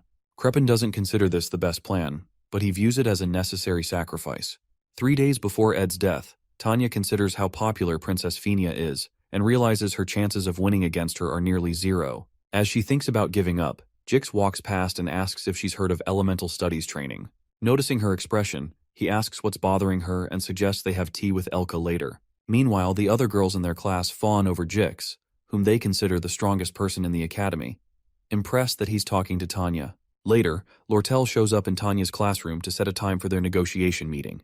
Her classmates are also impressed that she just spoke with an executive from the elite trading company. Shortly after, Lucy Merrill, known as the Academy's greatest genius, greets Tanya while passing by. The other students are amazed by Tanya's high-profile connections, noting how she never boasts about them. Tanya overhears her classmates' chatter and uses it to motivate them, encouraging everyone to work hard to become exceptional students. As she steps out, she realizes her status within the academy has risen drastically in the past few days, even though she hasn't done anything. The only reason she's receiving this treatment is that she's Ed's younger sister. She had always thought of him as trash, but now she feels like the trashy one. The overwhelming realization unsettles her, but she's soon distracted when two of her father's subordinates, Kadek and Nox, arrive to greet her after a long time. She's glad to see them and appreciates her father's thoughtfulness. Kadek informs her that he'll be gathering information on the grimoire's market price and the trading company's funding to facilitate negotiations. Meanwhile, Nox explains that he's here to assist with the student council president election. When he suggests gathering intel on Phinia, Tanya stops him, revealing that they've received news that Princess Phinia will no longer be running for president. Meanwhile, elsewhere, Janica and Ed have a drink together when she mentions hearing an announcement that the princess is withdrawing from the election. The news surprises him, so he asks if the announcement is final or still subject to change. The final boss of Act 4 is Crepin Rothtailor, known to the world as the benevolent patriarch of the Rothtailor family. However, only Princess Phinia recognizes his true darkness. With her influence in the imperial family and the academy, she is the only ally who can lead the fight against Crepin. Her withdrawal from the election is a major problem. Suddenly, Janica walks up to Ed and tells him she has a feeling he's about to do something reckless again. She protests that she can't bear the thought of him getting hurt and bleeding on his own while she remains unaware. To avoid making things harder for himself, she offers to help him. In response, he admits that he believes it would be better if Princess Phinia became student council president. Janica finds this odd, considering that the princess has always been mean to him and that Tanya is his sister. As they talk, Jix approaches and jokingly remarks that they're being scandalous in broad daylight because of how Janica is holding Ed. Apologizing for interrupting their quality time, he mentions that he thinks he knows why Princess Phinia withdrew from the election. Embarrassed, Janica quickly lets go of Ed, but Jix pays her no mind and explains that Phinia is like an alpha wolf that has lost her pack. Because she made the wrong decision, her pack died, and now she has lost her confidence and is incapable of acting. Before leaving, he casually mentions that it's going to rain tomorrow, so they should prepare accordingly. After Jix leaves, Ed reflects on how Jix's animal-like instincts often surpass human senses. The worst possibility he considers is that Princess Fenia has lost all hostility toward the Roth-Taylor family. He wonders what he should do. While he's deep in thought, Janica remarks that the rain will be perfect for training the water spirits, and suggests they head to the northern cliff tomorrow to train a mid-rank spirit. Her words make Ed smile, and he decides to focus on what they can handle for now. Meanwhile, Lucy, lounging on a rooftop as usual, wonders if it's really going to rain. Suddenly, something occurs to her, so she jumps down to light a fire. Later, Ed returns home, reasoning that the rain will make it harder to go out, so he hopes it passes quickly. Shortly after, the rain begins, extinguishing Lucy's fire. The next day, the rain continues as Ed and Janica head to the northern cliff to train a water spirit. Mug, snuggled in Ed's coat, is excited to visit the coast, even though it's desolate and far out. Mug thinks it was an excellent choice to contract with the mid-ranking water spirit Leisha. As they talk, two men approach them. Ed immediately aims his mana arrow at them, but Caddick greets the young master, claiming that it's an honor to see him again. These two are the mid-bosses of Act 4's final chapter, subordinates responsible for the darkness within the Roth-Taylor family. They're veterans who have been part of the Roth-Taylor family's history all their lives, and they're Crepin's right-hand men. Although Ed should be happy to see them, he doesn't feel quite excited for some reason. When Caddick calls him young master, Ed replies that he's thankful he still calls him that despite his excommunication. Furthermore, Caddick mentions that they've come under Master Crepin's order to assassinate him, but they've decided to repent. As they kneel down, Caddick explains that the family's vassals harbor great hatred toward him, which is why they plan to assassinate him. However, after investigating his new life, they've discovered that he has changed and returned to his true self as the heir. While kneeling, Knox declares that they'll explain everything to Crepin and plead for Ed to become the heir of the Roth-Taylor family once again, to restore the family's glory to the world. Suddenly, Ed tells them to stop with the bullshit. Both men smirk when they realize Ed has seen through their plan. Caddick commends Ed's growth, rushes at him with a poisoned dagger, and sends sword strikes of wind ahead of himself. However, Ed, who knows his fighting style, quickly dodges the wind sword strike, but he's soon ambushed by Knight Knox, who wields a flaming mace.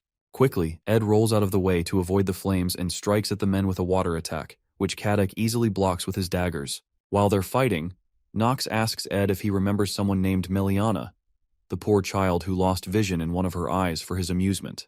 Meliana turns out to be Knox's daughter, and he is clearly fighting with the rage from that experience. Deeply angry, he blasts Ed with fire, but is shocked when Ed completely protects himself with a shield. Our boy doesn't flinch and admits to what he did, but reminds Knox that revenge is useless. He explains that only emptiness lies at the end of vengeance, but Knox, enraged, smashes his shield, unwilling to hear it from someone like him. As Ed moves backward, Caddick retorts that even though Ed has grown, it'll be impossible to block Knox's magic-infused mace.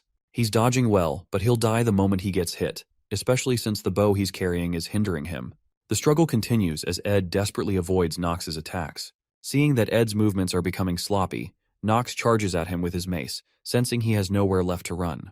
As Knox is about to land the final blow, Ed agrees that he's out of options, but Knox is suddenly stabbed in the back by a dagger. The attacker turns out to be Mug. Shocked, Caddick wonders if Ed has used telekinesis or spirit formula, but he soon realizes that Ed had only been using basic magic to force them into attacking while he prepared a counter. Suddenly, Ed tells Mug to trigger the divine explosion, and he does, spilling Knox's blood everywhere.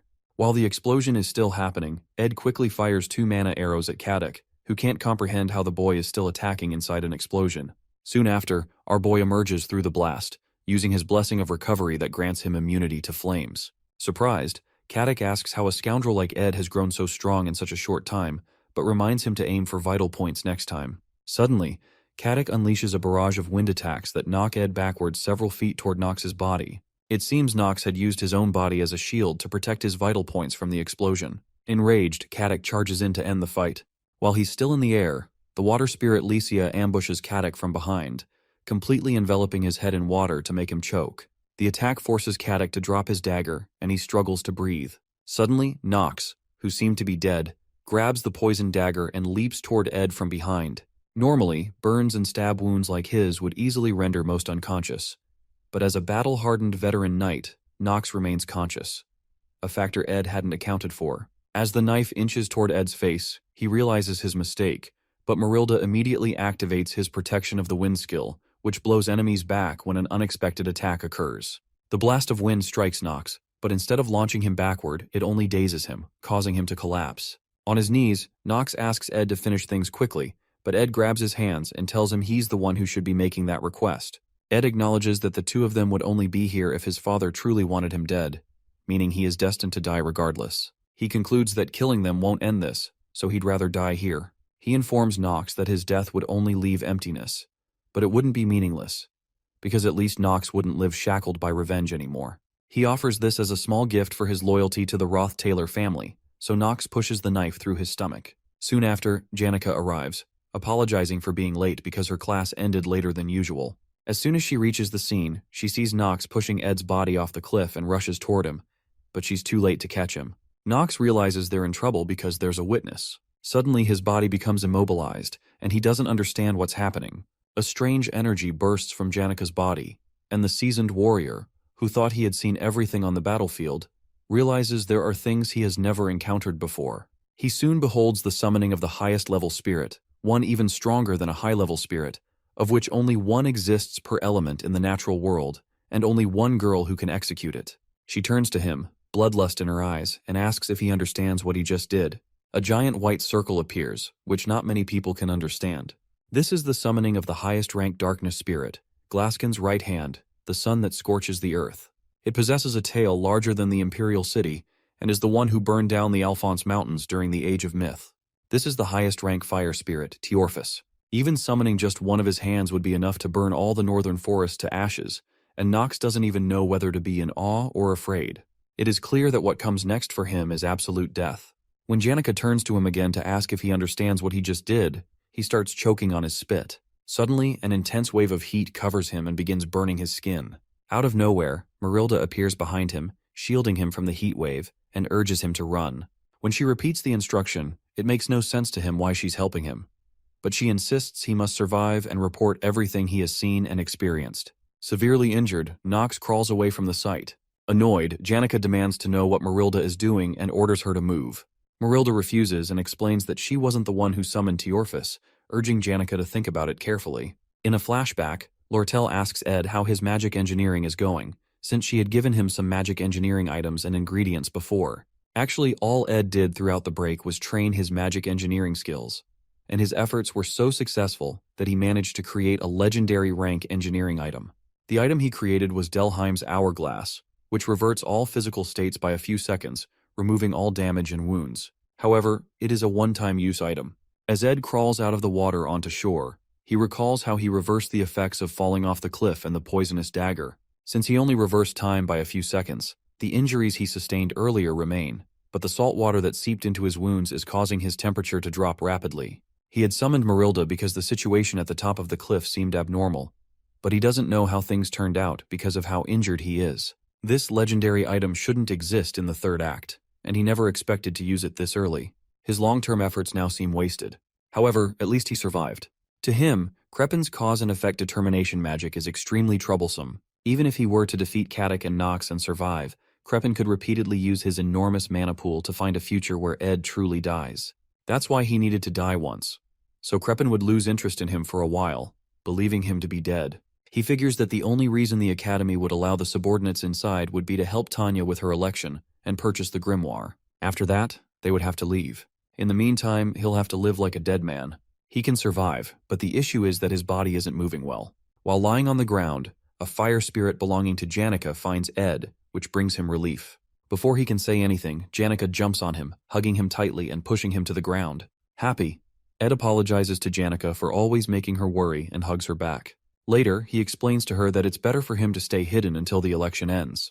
To help, Janica promises to bring him essential supplies and daily tools. When he mentions that his injuries hurt, she quickly removes her hands from around his neck and apologizes for hugging him so tightly. Meanwhile, Lucy hides under the hut's covering, watching the falling rain. Although it seems like she's doing nothing, she's practicing the art of waiting. Normally, Ed would walk through the forest grass, and once he confirmed the fire had gone out, he'd kick the wooden reinforcements to ensure they were sturdy. Then, he'd put away all the clothes drying on the line, place rust-prone tools under the tent, greet Lucy, and sit at his desk to read a magic engineering book. Meanwhile, Lucy would always sit near the fire and sleep while listening to the rain and the sound of Ed flipping through his books. Suddenly, she detects mana laced with the scent of blood but chooses to ignore it. Eventually, she heads out to investigate and runs into subordinates of the Roth-Taylor family. When Nox spots her, he asks for help, claiming he tripped in the forest and that his partner was mauled by a wild animal. However, much to Nox's confusion, Lucy's eyes light up, and she offers to let him live if he tells her the truth about what he was doing in the forest. Meanwhile, some guards discover the seal of the deadly poison dagger, an advanced seal so rare that one might only see it once in a lifetime. The lead guard laments that these kinds of incident reports always happen during his shift. However, from the traces on the dagger, he deduces that it was used to kill someone. Considering the fall from the cliff, finding the body will be difficult, especially after the rain stops. The man turns to Janica, who explains that she was on her way to meet Ed to practice spirit sorcery. But when she arrived, he had already been stabbed. He asks if she saw the culprit, and she confidently states that it was the subordinates sent from the Roth-Taylor house. The guard proposes that he will speak to the dean in the morning, but before he can finish his sentence, Lucy appears. Janica immediately tries to calm Lucy down, promising to explain everything back at the camp, but Lucy reveals that she has already captured the murderers.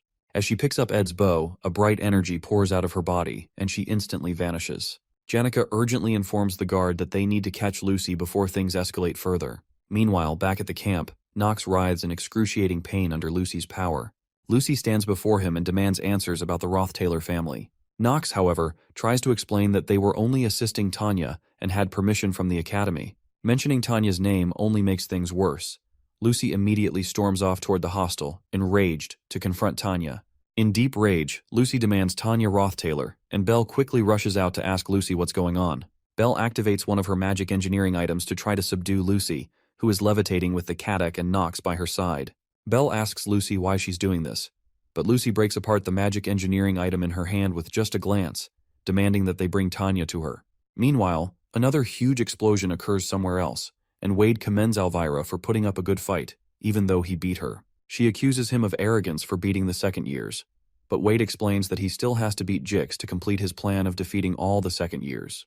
Jix, who is standing nearby, is surprised that Wade was able to beat Elvira, the top alchemy student, even though his specialty is one-on-one battles.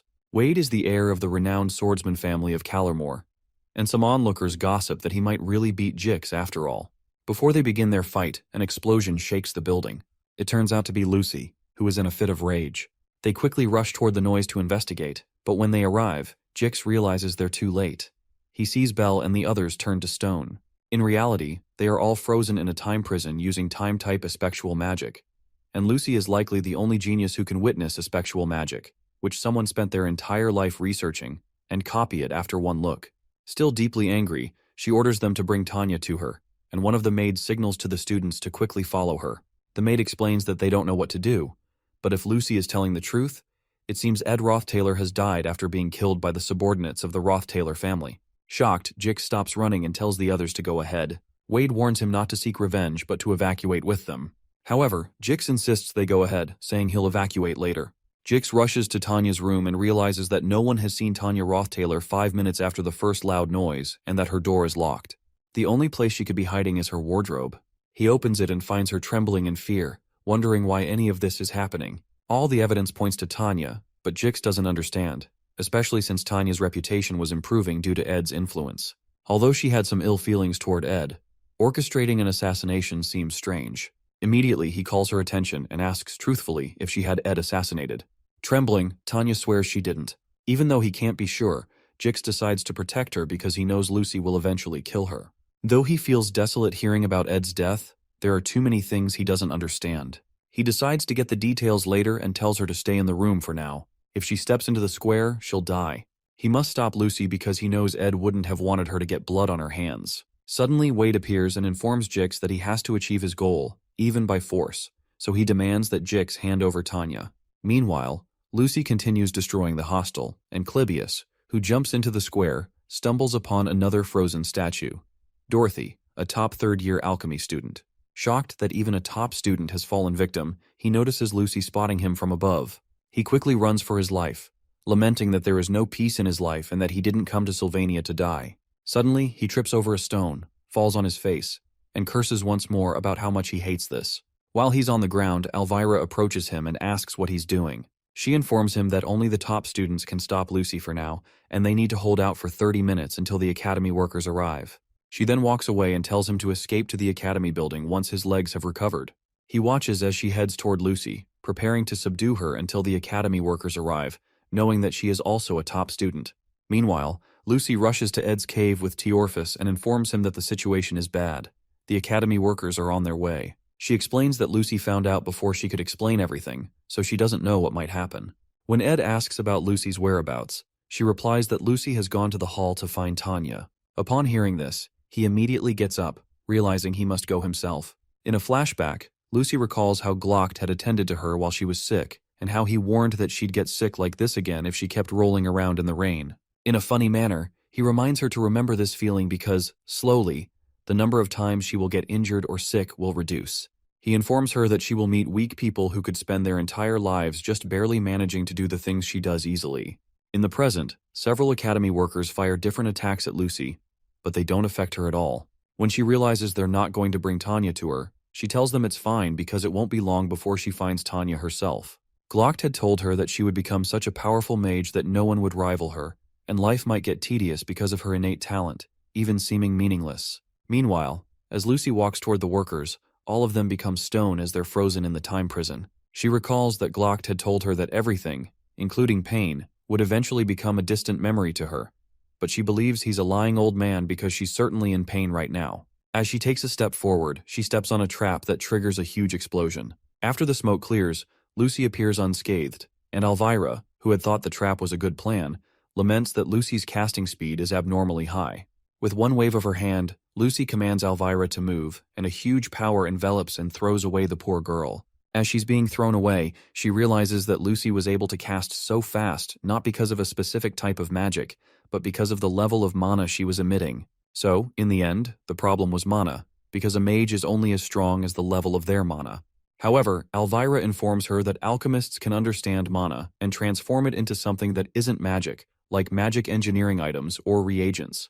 Lucy's eyes widen as Elvira pours something called a red quartz reagent onto the ground, onto all the magic engineering items she had positioned, to use the power of the reagent to channel Lucy's mana to activate the items. Elvira explains that if she activates all of these items with an increased output at the same time, all the mana in the area will evaporate. Even though all the magic engineering items she's spent her entire life making will get ruined, she plans to do it to help all the students and the maids evacuate. Suddenly, Elvira activates them all, but Lucy doesn't move an inch while she's doing that. Suddenly, Elvira receives an overload message that the amount of mana has surpassed the limit of the tool. Shocked, she watches as each of the engineering items explodes around Lucy. Calculating the amount of mana it takes to overload all magic engineering items is theoretically possible, but no one does it because it's not academically valuable, and no one has that amount of mana. If someone like that existed, it would be impossible to stop such a person in the first place. The time it took to apprehend the head maid, Bleal, the fourth-year top alchemy student, Dorothy, 14 high-class maids, and second-year top alchemy faculty student Elvira, is 3 minutes. Lucy walks past Elvira, who is severely injured, but Elvira grabs her leg and asks if she doesn't think she will regret it if she keeps going. She reminds Lucy that she could have easily sent the entire hall flying at once with all this mana, but the fact that she hasn't done that probably means she feels that Ed wouldn't have wanted her to do this. Regardless, Lucy continues and says she'll decide that after meeting Tanya. While she's talking, a strange being approaches her in the dark with a sword. However, Lucy had detected him and cushioned the hit of his sword by protecting herself with a shield. It turns out to be Clebius, who tells Lucy he's not going to let her get past him, even referring to her as a mother fair. In response, Lucy creates a small explosion in her hands and releases it into Clebius's torso. The time it took to apprehend the second-year top combat faculty student Clebius is 1 second.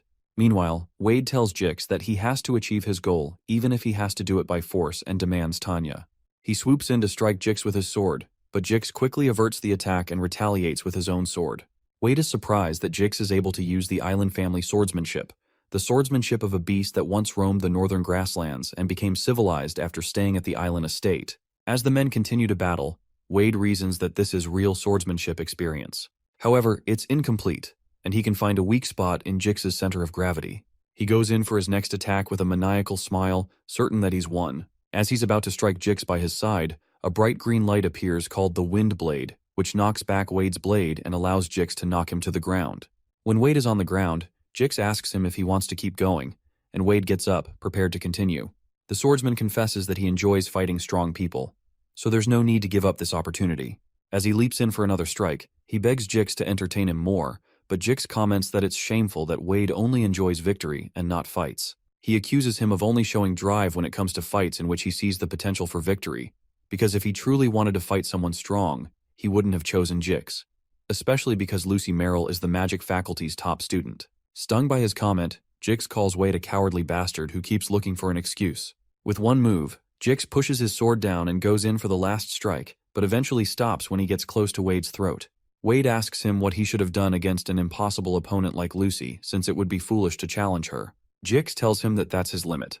Meanwhile, Lucy makes her way into the hall. In a flashback, someone considers how pride is the leading cause of warriors' downfall more than anything else. This person advises caution against men who charge pompously into battle, with no respect for those who have put their lives on the line. He believes Clebius would be wiser if he relied on fear rather than pride. Behind Lucy, Clebius still follows after her, despite the fact that he's literally oozing blood. In the flashback, the person tells Clebius that if he lives with fear in mind, there will come a day when he will not be able to move his feet off the floor, and he will be able to escape. But as his body trembles, his hand will be firm and steady on his sword, and he will know loss is inevitable. That will be his conviction. Suddenly, a crimson energy surrounds Clebius's body, and he transforms into the sword demon.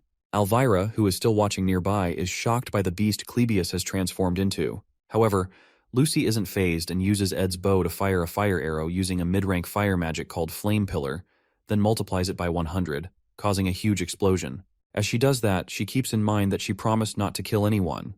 The reason she can do that despite making a promise is because she's confident that she cannot kill that monster with just this much. Her eyes widen when she realizes the arrows didn't touch him, and that he has gotten faster. She looks back and notices him charging toward her with his sword.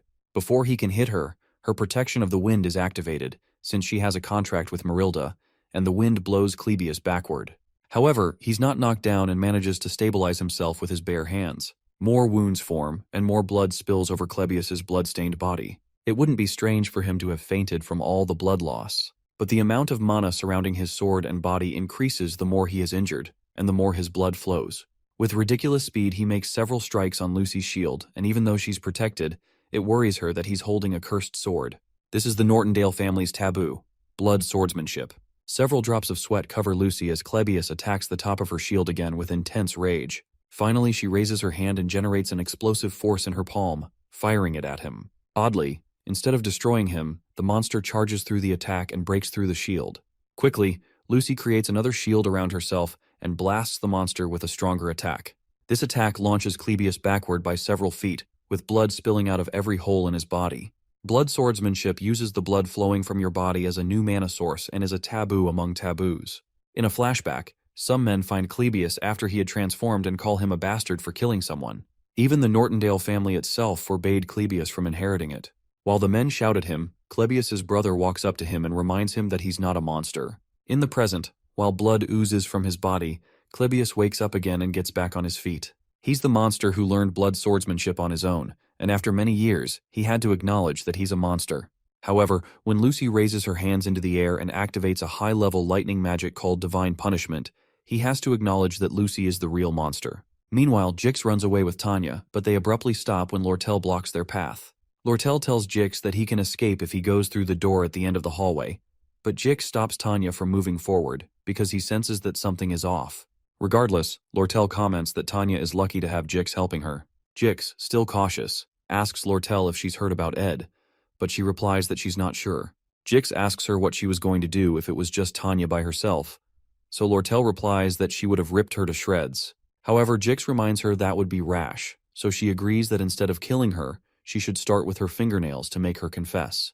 When Tanya hears that, she pleads with Lortel, insisting she wasn't the one, but Lortel asks them to go ahead, especially since she can't beat Jix in a battle anyway. When Jix hears that, his body instinctively freezes. As everyone in Sylvania knew, making an enemy of Lortel was a foolish choice. The moment this girl began to show hostility toward you, you could never know what was waiting for you behind the door. Unsure of what to do, Jix freezes, deep in thought.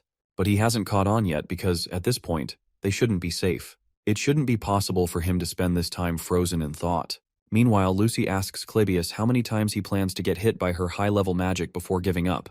In a flashback to the past, Clebius's brother told him not to blame himself too much because it was the fault of those who wanted to test his powers, not his. His brother asked him to lift his head because this wasn't a curse. He told the young Clebius that the power he had was from a hero who charged forward to hold the line against an enemy bearing down on him like a mountain, and this was the power their progenitor, Belcus Nortondale, used to protect their family.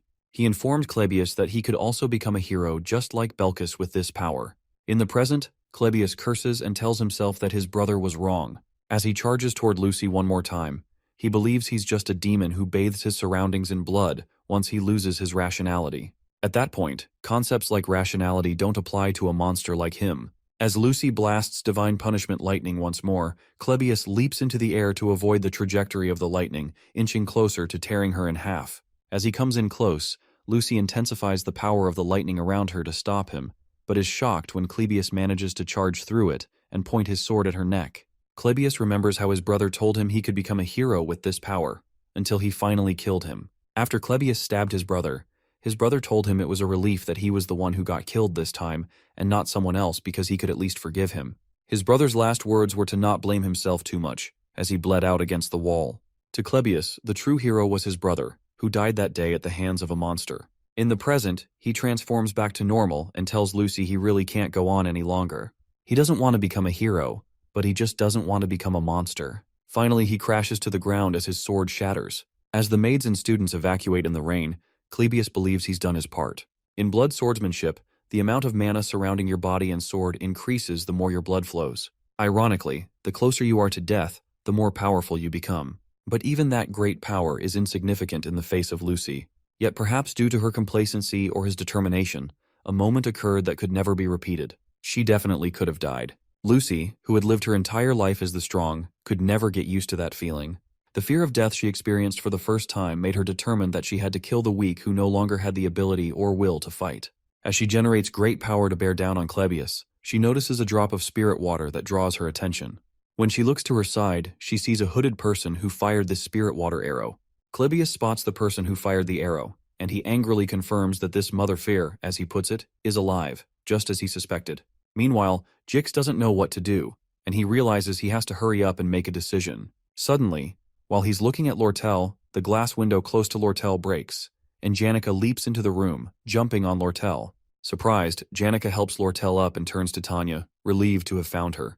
Lortel notices that Janica seems fine even after hearing the news about Ed and wonders if she's gone crazy.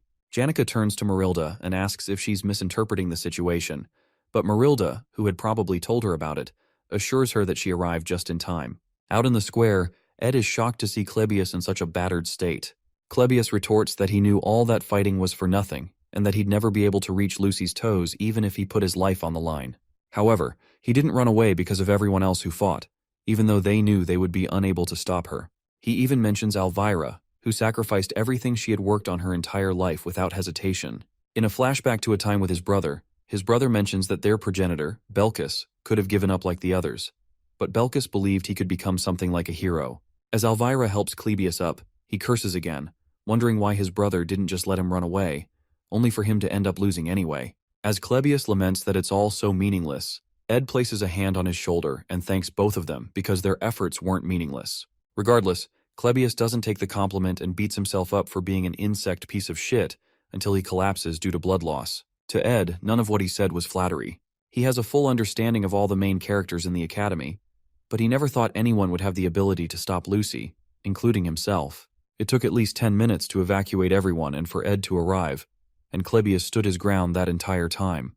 Clebius, the failed swordsman of Sylvania and the third act's final boss, went against the awakened one, Lucy Merrill. This whole time Lucy doesn't say anything and just stands there. Ed apologizes for not telling her beforehand, but informs her that he was in a situation where he had to die. But his life was also in danger, so he couldn't prepare a way to tell her in advance. While he's talking, she runs to hug him, and with tears streaming down her face, she tells him she thought he was dead. Ed places a hand on her shoulder, reminding her that he's still here, and then puts his arms around her. Meanwhile, Jix reasons that he was certain nothing would cause him to feel fear again after entering civilization. In front of him are the high-level spirit, Marilda, and now Janica, who proclaims that she's been looking for Tanya all along. He believes that the two ladies aren't in their right minds due to the news of Ed's death. But as Jix prepares to react, Janica tries to stop him and confesses that she has something to say about Ed. However, he doesn't hear her over the explosive force he uses to destroy a nearby wall. He immediately tells Tanya to run down a nearby path and go west from there until she reaches the life buildings, where she can ask for help. He explains that she must find someone from the Imperial forces or a noble family with whom she has a relationship. Before she leaves, Tanya asks what he will do. He says he'll block them to the best of his ability so they don't go after her, even though it might not be possible. As she heads out, she asks him why he would go so far, and he informs her that it's because she's Ed's younger sister before urging her to run. After she passes through the entrance he created, Jix prepares himself to fight, sure that the ladies won't listen to him no matter what he says. He tries to calm Janica by saying he understands her feelings since he also has someone he loves, but Janica, who is explaining the situation to Lortel, wonders what he's talking about. Jix continues his speech, saying he'd be extremely hurt if he lost the person he loves, and that he understands if her entire body is burning with fury, especially because she loves Ed more than anyone. When he mentions how serious and precious her love for Ed is, Janica turns red in the face, surprised by what he's saying. When he continually describes her passionate love and feelings for Ed, which will remain in her heart forever, he suddenly receives a huge fire attack that literally knocks him out of the building.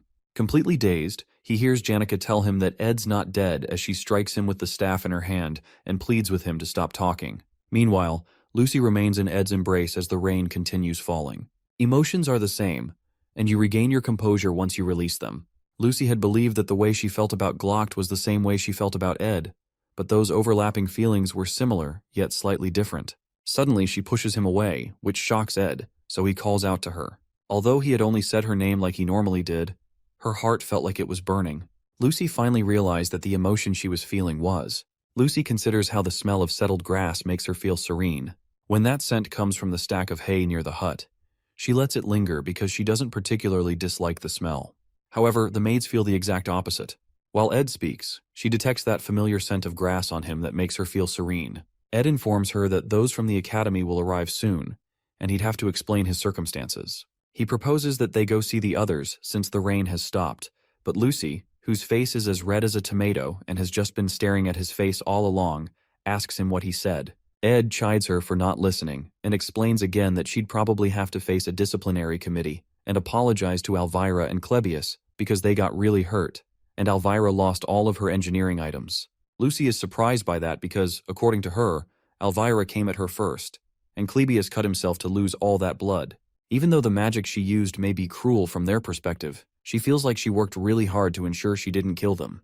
When Ed notices Lucy crying because he said she'd have to apologize, he sighs and informs her he'll take care of it since he's also responsible. She doesn't even hear any of that, but is stung by the fact that Ed sighed. She feels like she's been treated like a pathetic person, that she's been hated, and that Ed is disappointed in her. To avoid him becoming disappointed, she quickly proposes that she'll apologize, and Ed commends her wisdom. The scent of grass wafts past her again, and Ed proposes that they start moving since she's not hurt. Meanwhile, Lucy, who is love-struck, just keeps staring at Ed's face. When she smells that scent of grass, if she lets her guard down for even a second, she can't breathe and feels shivers run down her spine. She wonders why this has happened since she had just considered Ed as someone who took care of her perfect nap spot at camp, who fed her, sat with her, and allowed her to lay on his leg. She realizes they've spent most of the year together, and now she's awestruck by his scent. Meanwhile, Ed turns to go look for Janica, but Lucy suddenly grabs him from behind. With tears in her eyes, she asks him if he really has to leave now, but Ed doesn't seem to understand what the heck is going on.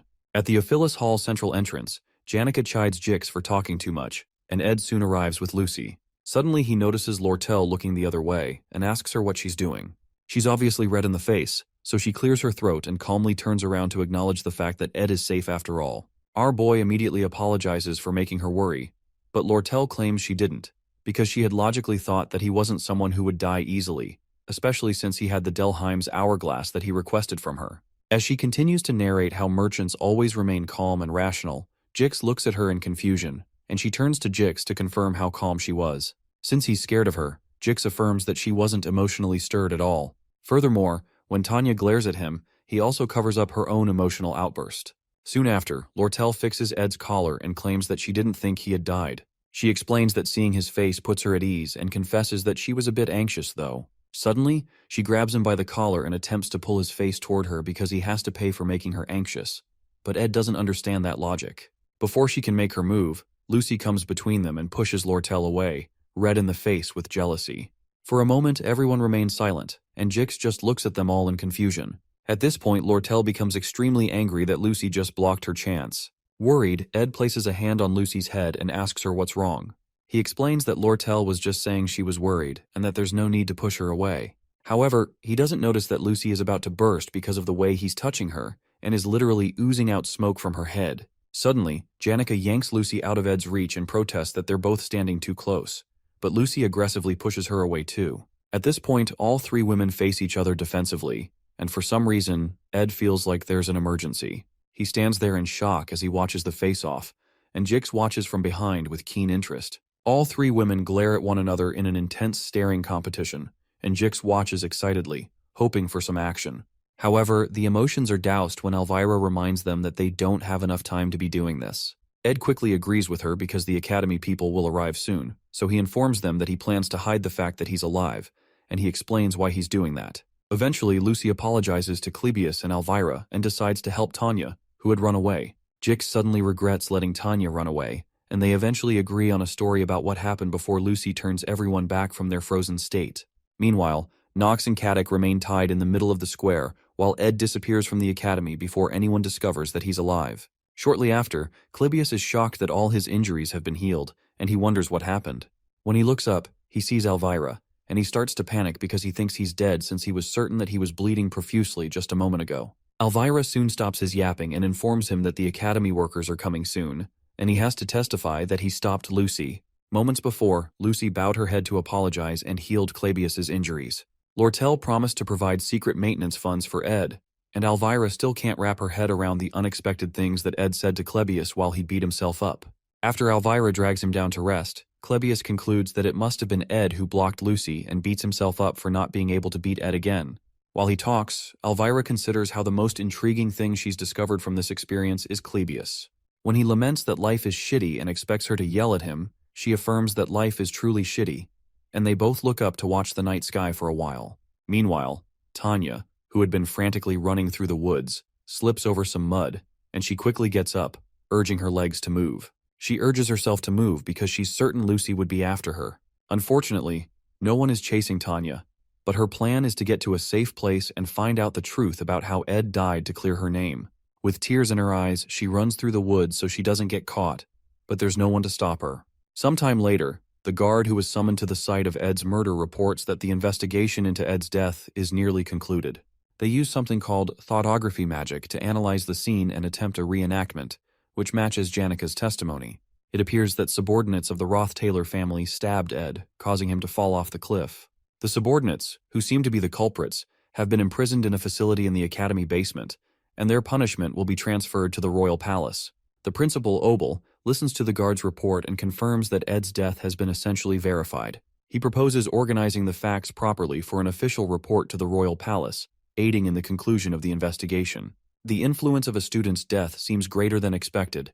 Lucy had an extreme reaction upon hearing the news, leading to a situation where students had to be evacuated in the middle of the night. It's clear that Ed had a significant impact on many people, and reports indicate that Lucy was eventually stopped by Clebius. Obel is intrigued by Clebius's strength and suggests that the Academy prepare a commendation for him.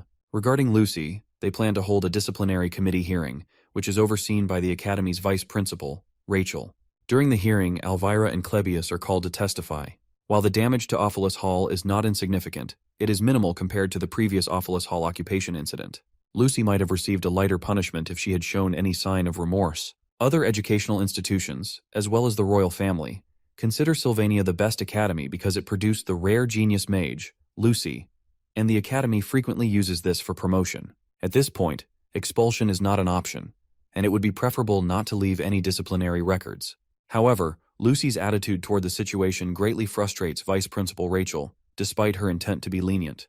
Eventually, Rachel revokes Lucy's scholarship eligibility, suspends her for 10 days, restricts her access to student facilities for 70 days, lowers her practical exam score by 2 ranks, and revokes her eligibility to stay in Ophilus Hall. Although the punishment seems harsh, the scholarship means little to Lucy since the Glocked Scholarship Association has already covered her tuition. Even with a 2-rank grade reduction, the gap between her and Jix, who ranks second, remains vast.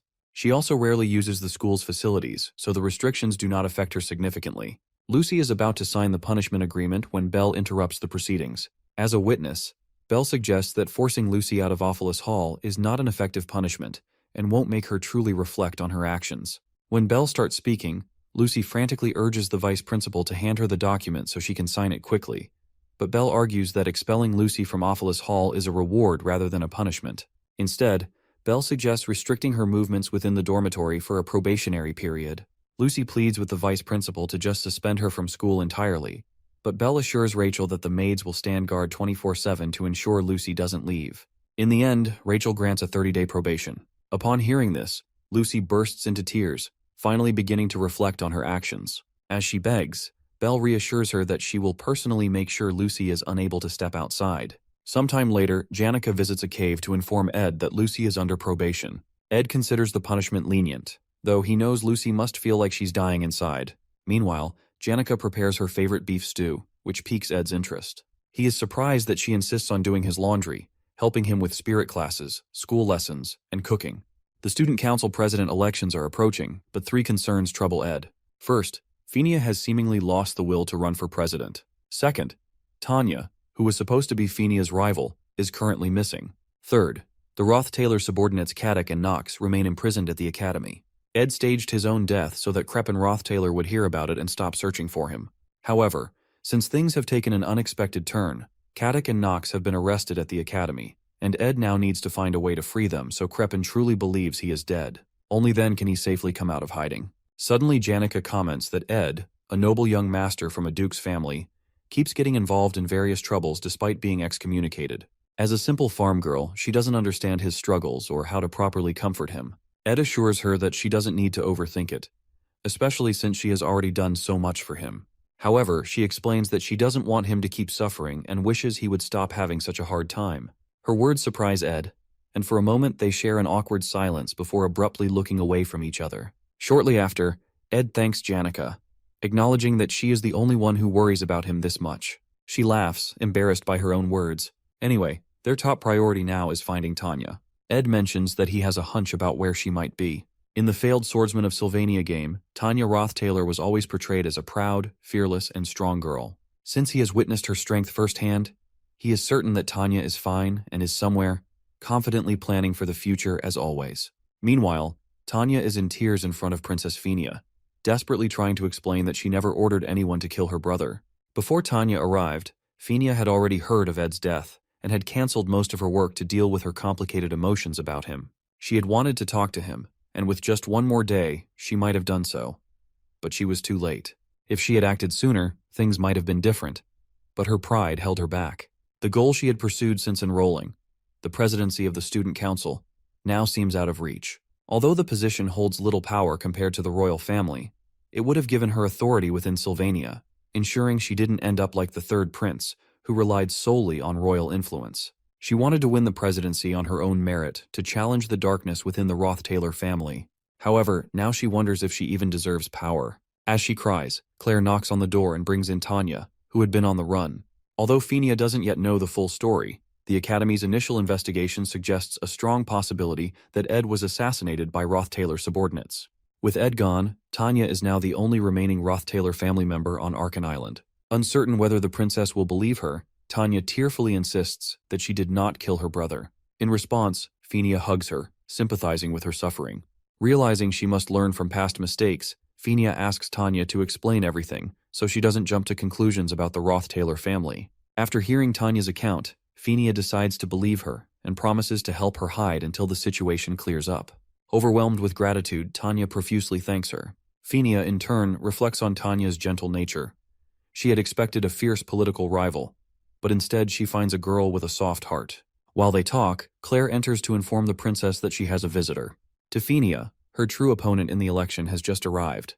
When she opens the door, she finds Lortel, who casually remarks that, despite Ed's unfortunate death, the Academy's plans must proceed. The princess, on guard, demands to know why Lortel came looking for her. Lortel, smiling, replies that she wanted to ask why Phinia is hiding Tanya. In the Offalis Hall, Lucy lies in her bed and prays for death, with 29 days left until the end of her probation.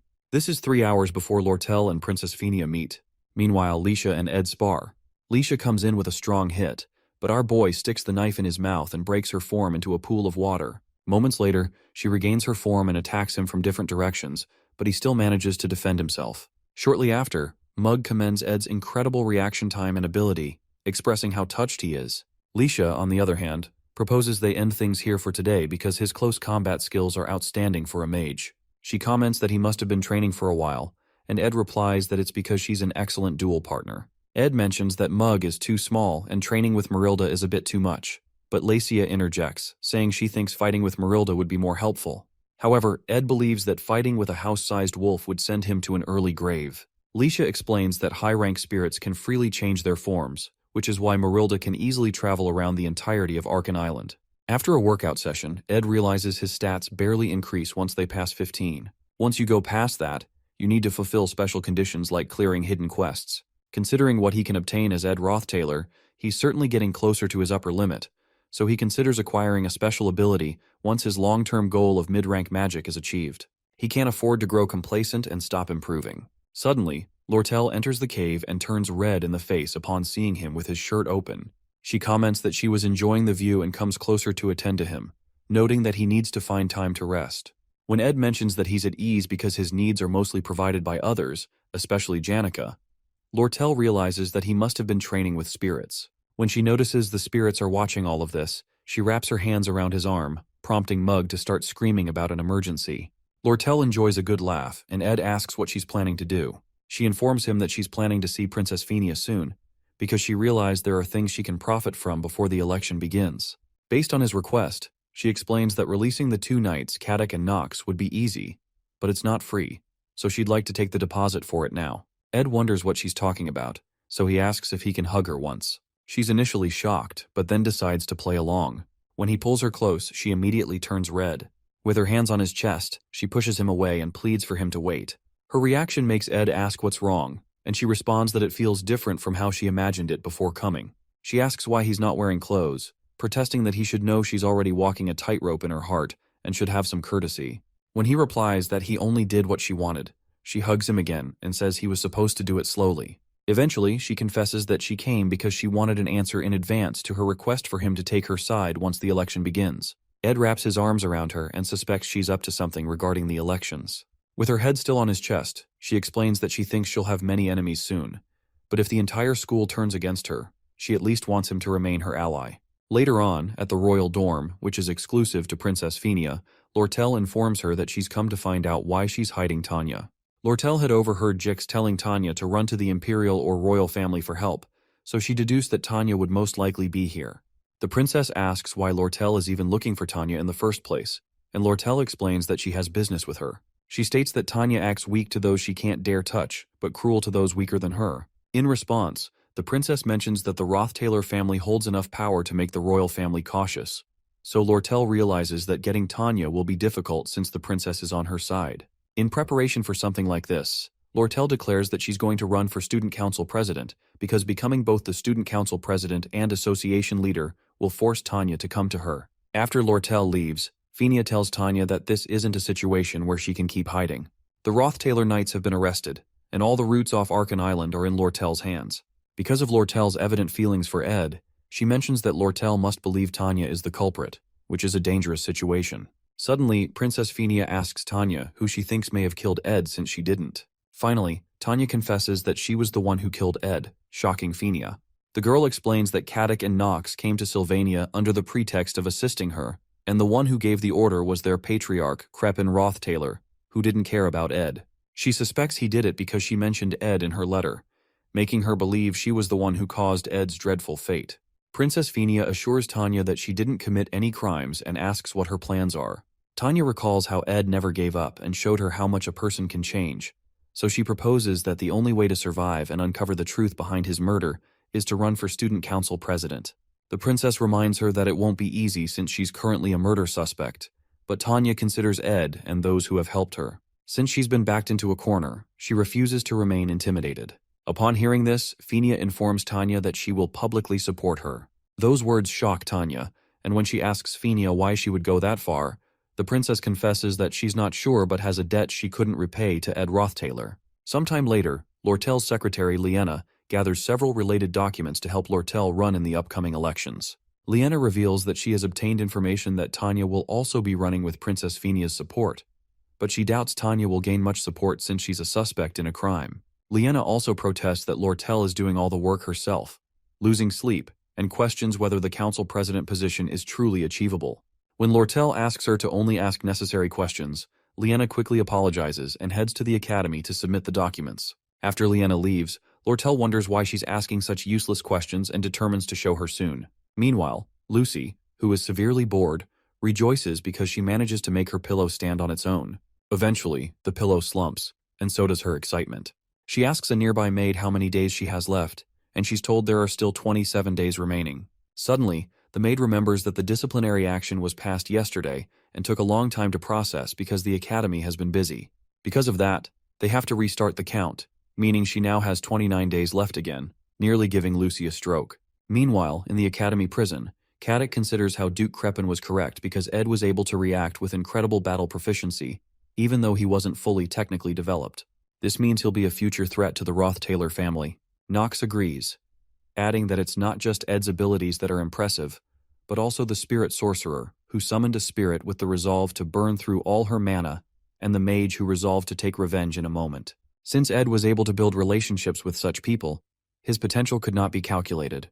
Although they were aware that Ed, the delinquent heir of the Roth-Taylor family, was a terrible person, Caddick and Knox still weren't sure why Crepin ordered them to assassinate him. But after completing the mission, they suspect that Ed, with this much power in his grasp, had thoughts of opposing the Patriarch and pretended to be a lunatic after being named heir in order to run away to Sylvania. Knox worries that Ed may have been raising forces here, but that's not their main concern now. Their main concern is leaving this prison and reporting the events that have occurred to the Patriarch. Suddenly, the guard watching them approaches the gate, opens it, and informs them that there are those who would benefit from the confusion of their escape. He introduces himself as Dune, the decoy of the trading company. Sometime later, Lucy lies on her bed, thinking about Ed and the hut. When Belle informs her that she has 24 days and 3 hours left, Lucy asks her to kill her. Meanwhile, a beautiful lady walks around the academy, receiving glances from everyone who passes her. She's quite pretty and has a fascinating aura, but she suddenly disappears, only to reappear in front of Kylie, who had been admiring her. Surprised, Kylie wonders who she is, and the woman pledges to learn all she can about this place and live her life to the fullest. Her excitement is soon doused when she opens the academy newsletter and sees Tanya, whom she had hoped to see after the incident, still in seclusion. She is surprised to hear that Tanya is running for student council president, but is quite glad that she's safe.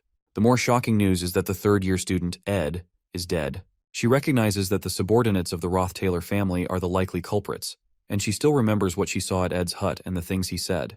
The painful part is that Tanya, her first friend, is said to have a hand in the murder. Although Kylie believes in Tanya, public opinion about her in the academy is worsening, especially after news of the Roth-Taylor Knight's escape.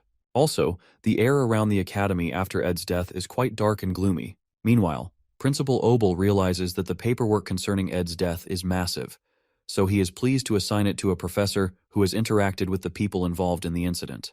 When Obel asks if there's anyone like that, the work, as usual, gets assigned to Assistant Professor Claire. While doing the grueling paperwork, she comments on Ed's death, saying that one never knows what will happen in the future, and Clebius gives a short reply. Claire notices that Annis has also stopped talking. Annis, staring at the profile she made of Ed, feels tears fill her eyes and pain swell in her heart. She comforts herself, telling herself she'll be fine, and recalls that it was Janica who testified about the event in court. She considers that Janica must be having an even worse time than she is. She goes to check on Janica, who excitedly declares that she's going to try using curry to cook today. When she asks Annis for advice on cooking a new dish, Annis suddenly hugs her out of nowhere, surprising her. Annis, believing that Janica must be hiding her emotions, tells her to wake up and advises her to accept that Ed is dead, with tears in her eyes.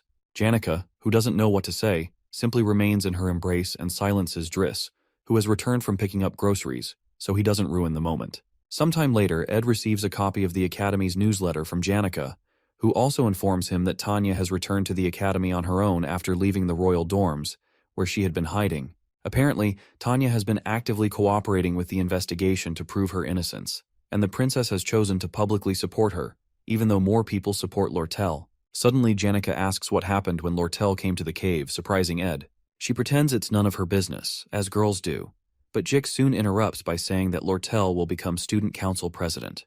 Jix believes it doesn't matter if Lortel becomes president, but is worried that the knight's escape has strengthened the rumors about Tanya's involvement in the murder. He mentions that he went to the royal dorms after Princess Phinia called him and noticed that Tanya is in really bad shape. Initially, Tanya received attention from the top students because she was Ed's younger sister, but now she is being framed for murder and suspected by all the students in the academy. After the candidate registration period ends, she'll have to stand in front of everyone, and it doesn't seem like she'll be able to handle it. Jix hints that Ed should do something about it. Right now it's Act 3, Scene 2, right before the election. According to Ed's memories, this act doesn't have a single fight scene. It is meant to clearly show all the relationships the protagonist, Taylor, has built so far. Normally, Taylor would actively support Princess Phinia since she was the one who chased Ed Roth-Taylor out at the beginning and saved him. Because the top students in each year have a large influence on the students, Taylor would go convince the top students he has a relationship with. However, Lucy, who doesn't vote because she's lazy, Janica, who wants to give everyone a vote, Wade, who is on the princess's side, and fourth-year Dorothy, who supports Tanya, cannot be convinced. The ones who can be convinced are Joseph, a first year in the magic faculty, Claude, a first year in the alchemy faculty, Clebius, a second year in the combat faculty, Alvira, a second year in alchemy, Drake, a third year in combat, Adelante, a third year in alchemy, Deke, a third year in alchemy, and Traciana, a fourth year in the magic faculty. These top students make a total of 8 people. In the elections, as long as you can get 5 of these 8 on your side, you can win. With this method, the princess would win the election, and Taylor would obtain the royal family's support, which is the biggest force backing him until the end. In the 4th act, he especially needs the royal family's power to go against Crepin and the final boss. Maintaining the flow of the scenario is a matter of life and death because it's the most assured way of guaranteeing survival in future trials. Although small aspects have changed, Ed considers that he needs to ensure the major parts of the storyline continue and that the princess becomes student council president. If he continues to hide, opinions about Tanya will worsen, and to prevent Lortel from becoming president, Princess Phinia might decide to run. It might be better for him to let the princess know he's alive so he can convince her to run and persuade the top students he knows to sway things in her favor. However, until the registration period is over, there are still many ways to turn Princess Phinia into a candidate.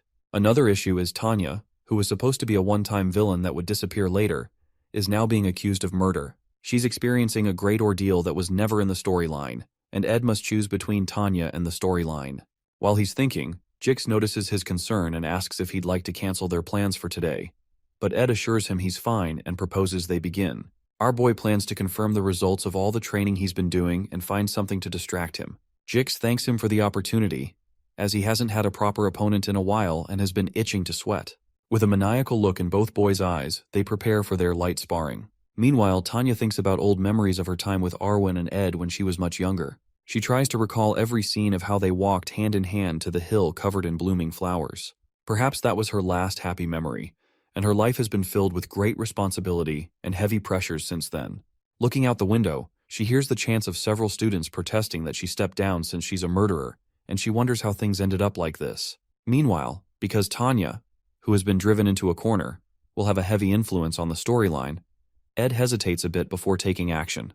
They soon begin their sparring, and Ed considers how Jix, the strongest second year other than Lucy, who was a comrade to Taylor until the end and should have lost his fight to Wade due to exhaustion, charges towards him. Jix lands the first strike on the ground using a skill called the First Sword. Although it's a small detail that Jix didn't lose the fight to Wade, it still bothers Ed. As he blocks the attack, he wants to check how much Jix has improved and how much he himself has improved, since he's the one who has changed the most from the original scenario.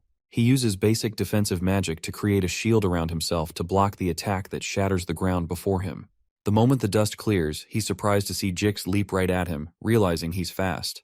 He wonders how Jix is moving so quickly, but he considers that it may also be difficult for him to dodge because of the speed. He throws his burning dagger, crafted from Mug, at Jix but misses. Jix stares at the dagger on the ground, and in an instant Ed calls out to Mug, triggering a huge explosion of the sword. As the fire clears, Ed is surprised that Jix has phased backward and blocked the flames. He wonders about Jix's unnatural movements, and as he picks up the dagger to slash at Jix, who also slides backward without moving his legs, Ed realizes he's using telekinesis magic to move his body during battle. No matter how much control Jix has over his magic and physical abilities, Those movements aren't ones that can be replicated because they require a battle sense that surpasses simple theory. Suddenly, Jix uses mid-rank magic, Ice Spear, and blasts Ed, who realizes Jix is fighting with no mercy. He wonders if Jix assumes he'll dodge it, but in reality, he's just barely managing to. It's clear to him that this move was a diversion to activate greater magic. Ed comments that he thought this was supposed to be a light spar, and Jix agrees, saying he thought the same but changed his mind. Suddenly, Jix activates high-rank magic called Advanced Mana Armament. With a smirk, Jix explains that practice should feel like the real thing, so he delivers an explosion so great that Janica, who is cooking far away, gets worried. She also wonders if Ed will be okay with the curry she put in the food and decides to hurry up. Meanwhile, Jix immediately moves in to crack Ed's shield right after the explosion. He slams his axe against the shield and it eventually cracks. As the impact pushes Ed backward, he quickly prepares a water spirit arrow and fires 3 arrows toward Jix. However, the arrows are stopped by an energy field around Jix because the mana armament move creates equipment around the user using their mana. Most mages don't have a reason to arm themselves in such a way, so there's usually no need for such high-rank magic. But as the only mage who can use all types of weapons without limitation, this is Jix's unique magic. As Ed keeps firing arrows from all angles, Jix abruptly moves out of view, using telekinesis to get behind him. As he wields 2 of his weapons toward Ed, our boy turns around in shock, realizing that these telekinetic movements can't be predicted. As Jix comes in to strike, Ed's Blessing of Wind activates due to his contract with Marilda, knocking Jix backward and cutting him enough to draw blood. Eventually, Jix lands on his feet, but he's surprised to see he has landed on one of Ed's water arrows. He immediately wonders when Ed managed to fire the arrow, but our boy quickly activates a spirit formula known as Manifest Waterhead. The move causes the water droplet on the ground to transform into Leisha's form, and Leisha immediately jumps at Jix, who quickly slices the first form with his blade. The moment he turns the other way, he sees Ed inches away, preparing the mid-rank magic, Particle Explosion. Our boy releases the explosive energy toward his sparring partner. After the move, Ed realizes that Jix is strong, especially since he was able to learn mana armament. At this rate, Taylor's party would have no problem facing enemies. While he's thinking, something incredible happens. Jix immediately flies back into the air, declaring to Ed that he can't let his guard down and will be getting serious from now on. With a deadly look in his eyes and explosive energy around him, Jix smirks and activates an advanced mana armament known as Convergence. Ed immediately directs Leisha toward him to match the energy Jix is throwing at him. This is only the beginning of the third act, and the ability that Jix has shown so far is the maximum of what Ed expected at this point in the storyline. There's apparent shock on his face because he hadn't expected to see Jix use this form so soon. This is the same form from Act 4, Scene 7, during Jix's final battle at the Grigol Cathedral infiltration. Jix wields a huge lance known as Nature's Lance, with several bright swords hovering around him. Jix explains that instead of fighting Ed in a ridiculous mental battle, he'd rather crush him with the overwhelming difference in power. Jix points the lance and all the swords toward Ed, who immediately launches fire attacks at the incoming swords to stop them. At one point, he becomes worried because he had to use Particle Explosion and the sword, leaving him almost out of mana. As if that's not enough, the major problem is the next attack that follows. As another wave of bright swords is launched at Ed, he slams his fist on the ground to create a bright shield around himself. Breathing heavily, he brings out a magic engineering tool known as the Impact Amplifying Ball. Jix comments that Ed's use of a magic engineering tool means he's out of mana. Excited, Jix moves in for the final attack and tells Ed that this is the end. As he moves in to impale Ed with the lance, he's shocked when Ed suddenly triggers something resembling wind magic. He wonders how Ed is able to do that since he's out of mana, but Ed replies that he needs to go all out since Jix is prepared to do the same. The tool Ed is using is the legendary rank magic engineering item, Glast's Phoenix Gold Ring. Since he can't afford the ring rendering him unable to use mana for a while, he decides to use the least amount of mana possible while still manifesting its power. As he's about to blast Jix, he hears a spirit tell him that he's finally been able to summon her without the help of the Altar of Substitution, Lucy, or Janica's mana. The spirit commends him for being able to make a great strike, and it turns out to be Marilda's human form, which was previously impossible to summon due to the drastic mana pull. Days later, at the Academy, Lortel gives her candidacy speech, and the crowd goes wild with excitement. Dune, who is standing in the crowd with Liena, wonders why there are even 4 contestants when the election's result is clear. Suddenly, the crowd begins to chant Lortel's name because her sincerity and leadership ability in the trading company proves she'll do well as president. Liena asks Dune what he will do if Lortel becomes president, and he affirms that this means nobody within Sylvania Academy will be able to stop the company leader. As Lortel proudly walks off the stage, She runs into Tanya, who looks tense, and makes a snide remark to mock her. As she walks past Tanya, she asks what's wrong because she seems nervous. But Tanya musters up the courage to say she did not kill her elder brother. Tanya then bravely steps onto the podium and prepares to give her speech to a crowd that doesn't seem interested in listening. She clears her throat, introduces herself, and declares her intent to run for student council president. The air in the crowd grows cold, but Tanya continues to deliver her heartfelt speech. While that's happening, Lortel notices that Tanya is putting on a mask, pretending nothing is wrong. However, no one has reacted to her words since her speech began 10 minutes ago. The moment Tanya ends her speech, several people in the crowd call her a murderer and start throwing things at her. They demand she explain the murder charges brought against her and whether they stem from internal conflicts within the Rothtaylor family. As they continue throwing stones, she struggles to turn her face away and still thanks them for listening to her speech. Suddenly, she slips on a plastic bottle and laughter erupts from the crowd. Immediately, Tanya falls to her knees and wonders if it was foolish to step onto the podium. She reasons that she should have run away, and as she beholds the menacing crowd seeking to devour her, she decides to flee. Suddenly, a bright light erupts in front of Tanya, pushing away the hateful students. It turns out to be Marilda, who has arrived with Ed on her back. As Marilda scares the students away, Ed stretches his hand toward the now crying Tanya and informs her that while he has much to explain, he needs to resolve this situation first. Several days before Ed appeared on the podium, Marilda visited Ed in her human form. She commends his improved magic power efficiency, but notes that it still isn't enough. Marilda then activates a spirit formula called Updraft, which lifts everything around into the air and restricts movement. Immediately, Jix is thrown into the air. Ed assumes that Jix's growth at this point in the plot has maxed out. He also considers that he hasn't used a large amount of magic power with the ring, yet he has completely exhausted his reserves. Having used every possible magic technique available to him, combined with Marilda's cheat-level secret technique, it seems he will win. While Marilda complains about being summoned in this form, with a small mouth, no fur, and no tail, she suddenly detects Jix behind her. However, because movement is difficult in this form, she is unable to stop him before Jix gets his sword right in front of Ed's neck. Quickly, Ed accepts his defeat, and Jix disintegrates his sword. Jix is impressed that Ed has trained himself so much in just 1 year. Ed realizes Jix has grown stronger than he did in the original plot and wonders how that happened. When Ed mentions this, Jix explains that watching Ed grow stronger daily pushed him forward as well. As they both lie down to rest, Ed reflects on how he has done everything he could to keep the plot on track, partially to maintain his knowledge of the future, but also to ensure Taylor's victory in the final act.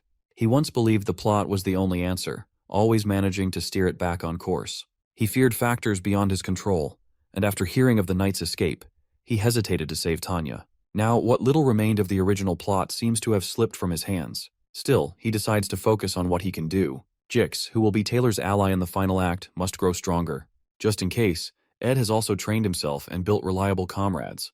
Although it may be naive, he considers that deviating from the original plot doesn't mean they are doomed to a bad end. On the day of the candidacy speech, all the students run for safety, and Joseph tries to calm them down because he has seen the high-ranking spirit before. Right in front of them, Ed removes his hood, and they realize he's alive. He walks to the microphone, introduces himself, and proclaims that he wasn't murdered by Tanya, whom he supports more than anyone else. As he speaks, Lortel walks away with a smirk on her face. Since Tanya already has the support of Janica, Lucy, and Princess Phenia, they still need the votes of Clebius, Elvira, Jix, Joseph, and Wade. However, it shouldn't be too difficult to win them over. After Ed clears the air, he finally feels at ease. Shortly after, he heads to the school's security office to explain how he used the Delheim's hourglass to survive. He stayed alone in a cave before being rescued by Janica and immediately returned to defend Tanya. The security leader recounts everything Ed has said to confirm the details, and Ed affirms them. By this point, he already has dark circles under his eyes from being interrogated by nearly 20 people. He hopes the investigation is over but begins to think otherwise when he is called to meet with the principal. Ed enters the principal's office, and Principal Obel comments that he must have had a hard time after reading all the investigation reports. He apologizes to Ed for the lack of security at an academy level, but Ed replies that the enemy was meticulous, and it would have been hard to detect this with regular security measures. The principal appreciates his comments but adds that it feels very deliberate. It seems as if Ed waited for Kadek and Knox to escape to inform the one who sent them about Ed's supposed death before he felt safe enough to reveal himself. Obel explains that he has no intention of digging into the internal conflicts of the Rothtaylor family, but as the head of the academy, he has to report Ed's appearance to the Imperial family. However, if he reports to the Imperial family, the Rothtaylor family will also find out that he's alive. When Ed suggests postponing the report, Obel asks why. Ed explains that his death was ordered by Krepin, his father, who is the real power behind the imperial family. But Obel comments that he has no interest in matters outside the academy. When Ed continues to plead for a postponement, Principal Obel mentions that his grades are rising rapidly, and his reputation among the students is increasing. To Obel, it's as if Ed has become a completely different person, and because Sylvania always stands with its students, Obel assures him he'll keep his secret. Later that evening, Kylie stops a boy from approaching Tanya because her schedule is over for the day, and she doesn't accept inappropriate gifts. Meanwhile, Tanya approaches Ed, whom she had been expecting, and Ed congratulates her because he heard her election is almost certain. However, Tanya explains that she can't let her guard down just yet.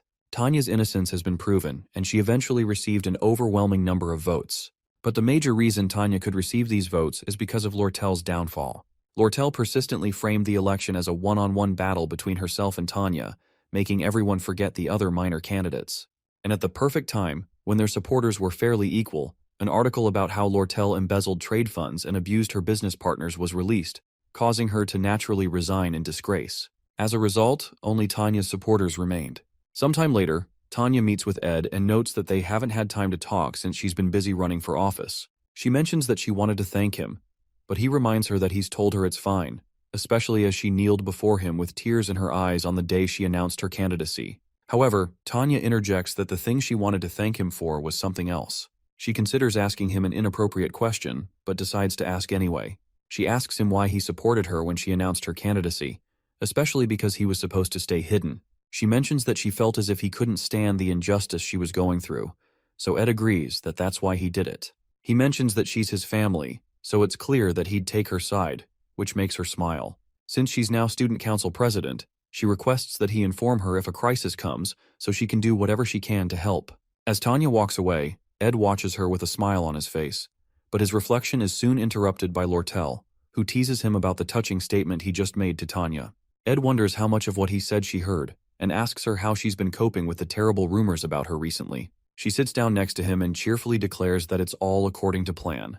The factor that secured Tanya's victory is the article about Lortel, and Lortel's company deliberately exposed this scandal to help Tanya, setting up a competition with Tanya for the presidency position, and everything else Lortel did was to pressure Tanya into becoming president. Lortel told Ed about her plan the day she came to the cave, and his duel with Jix erased the hesitation in his heart.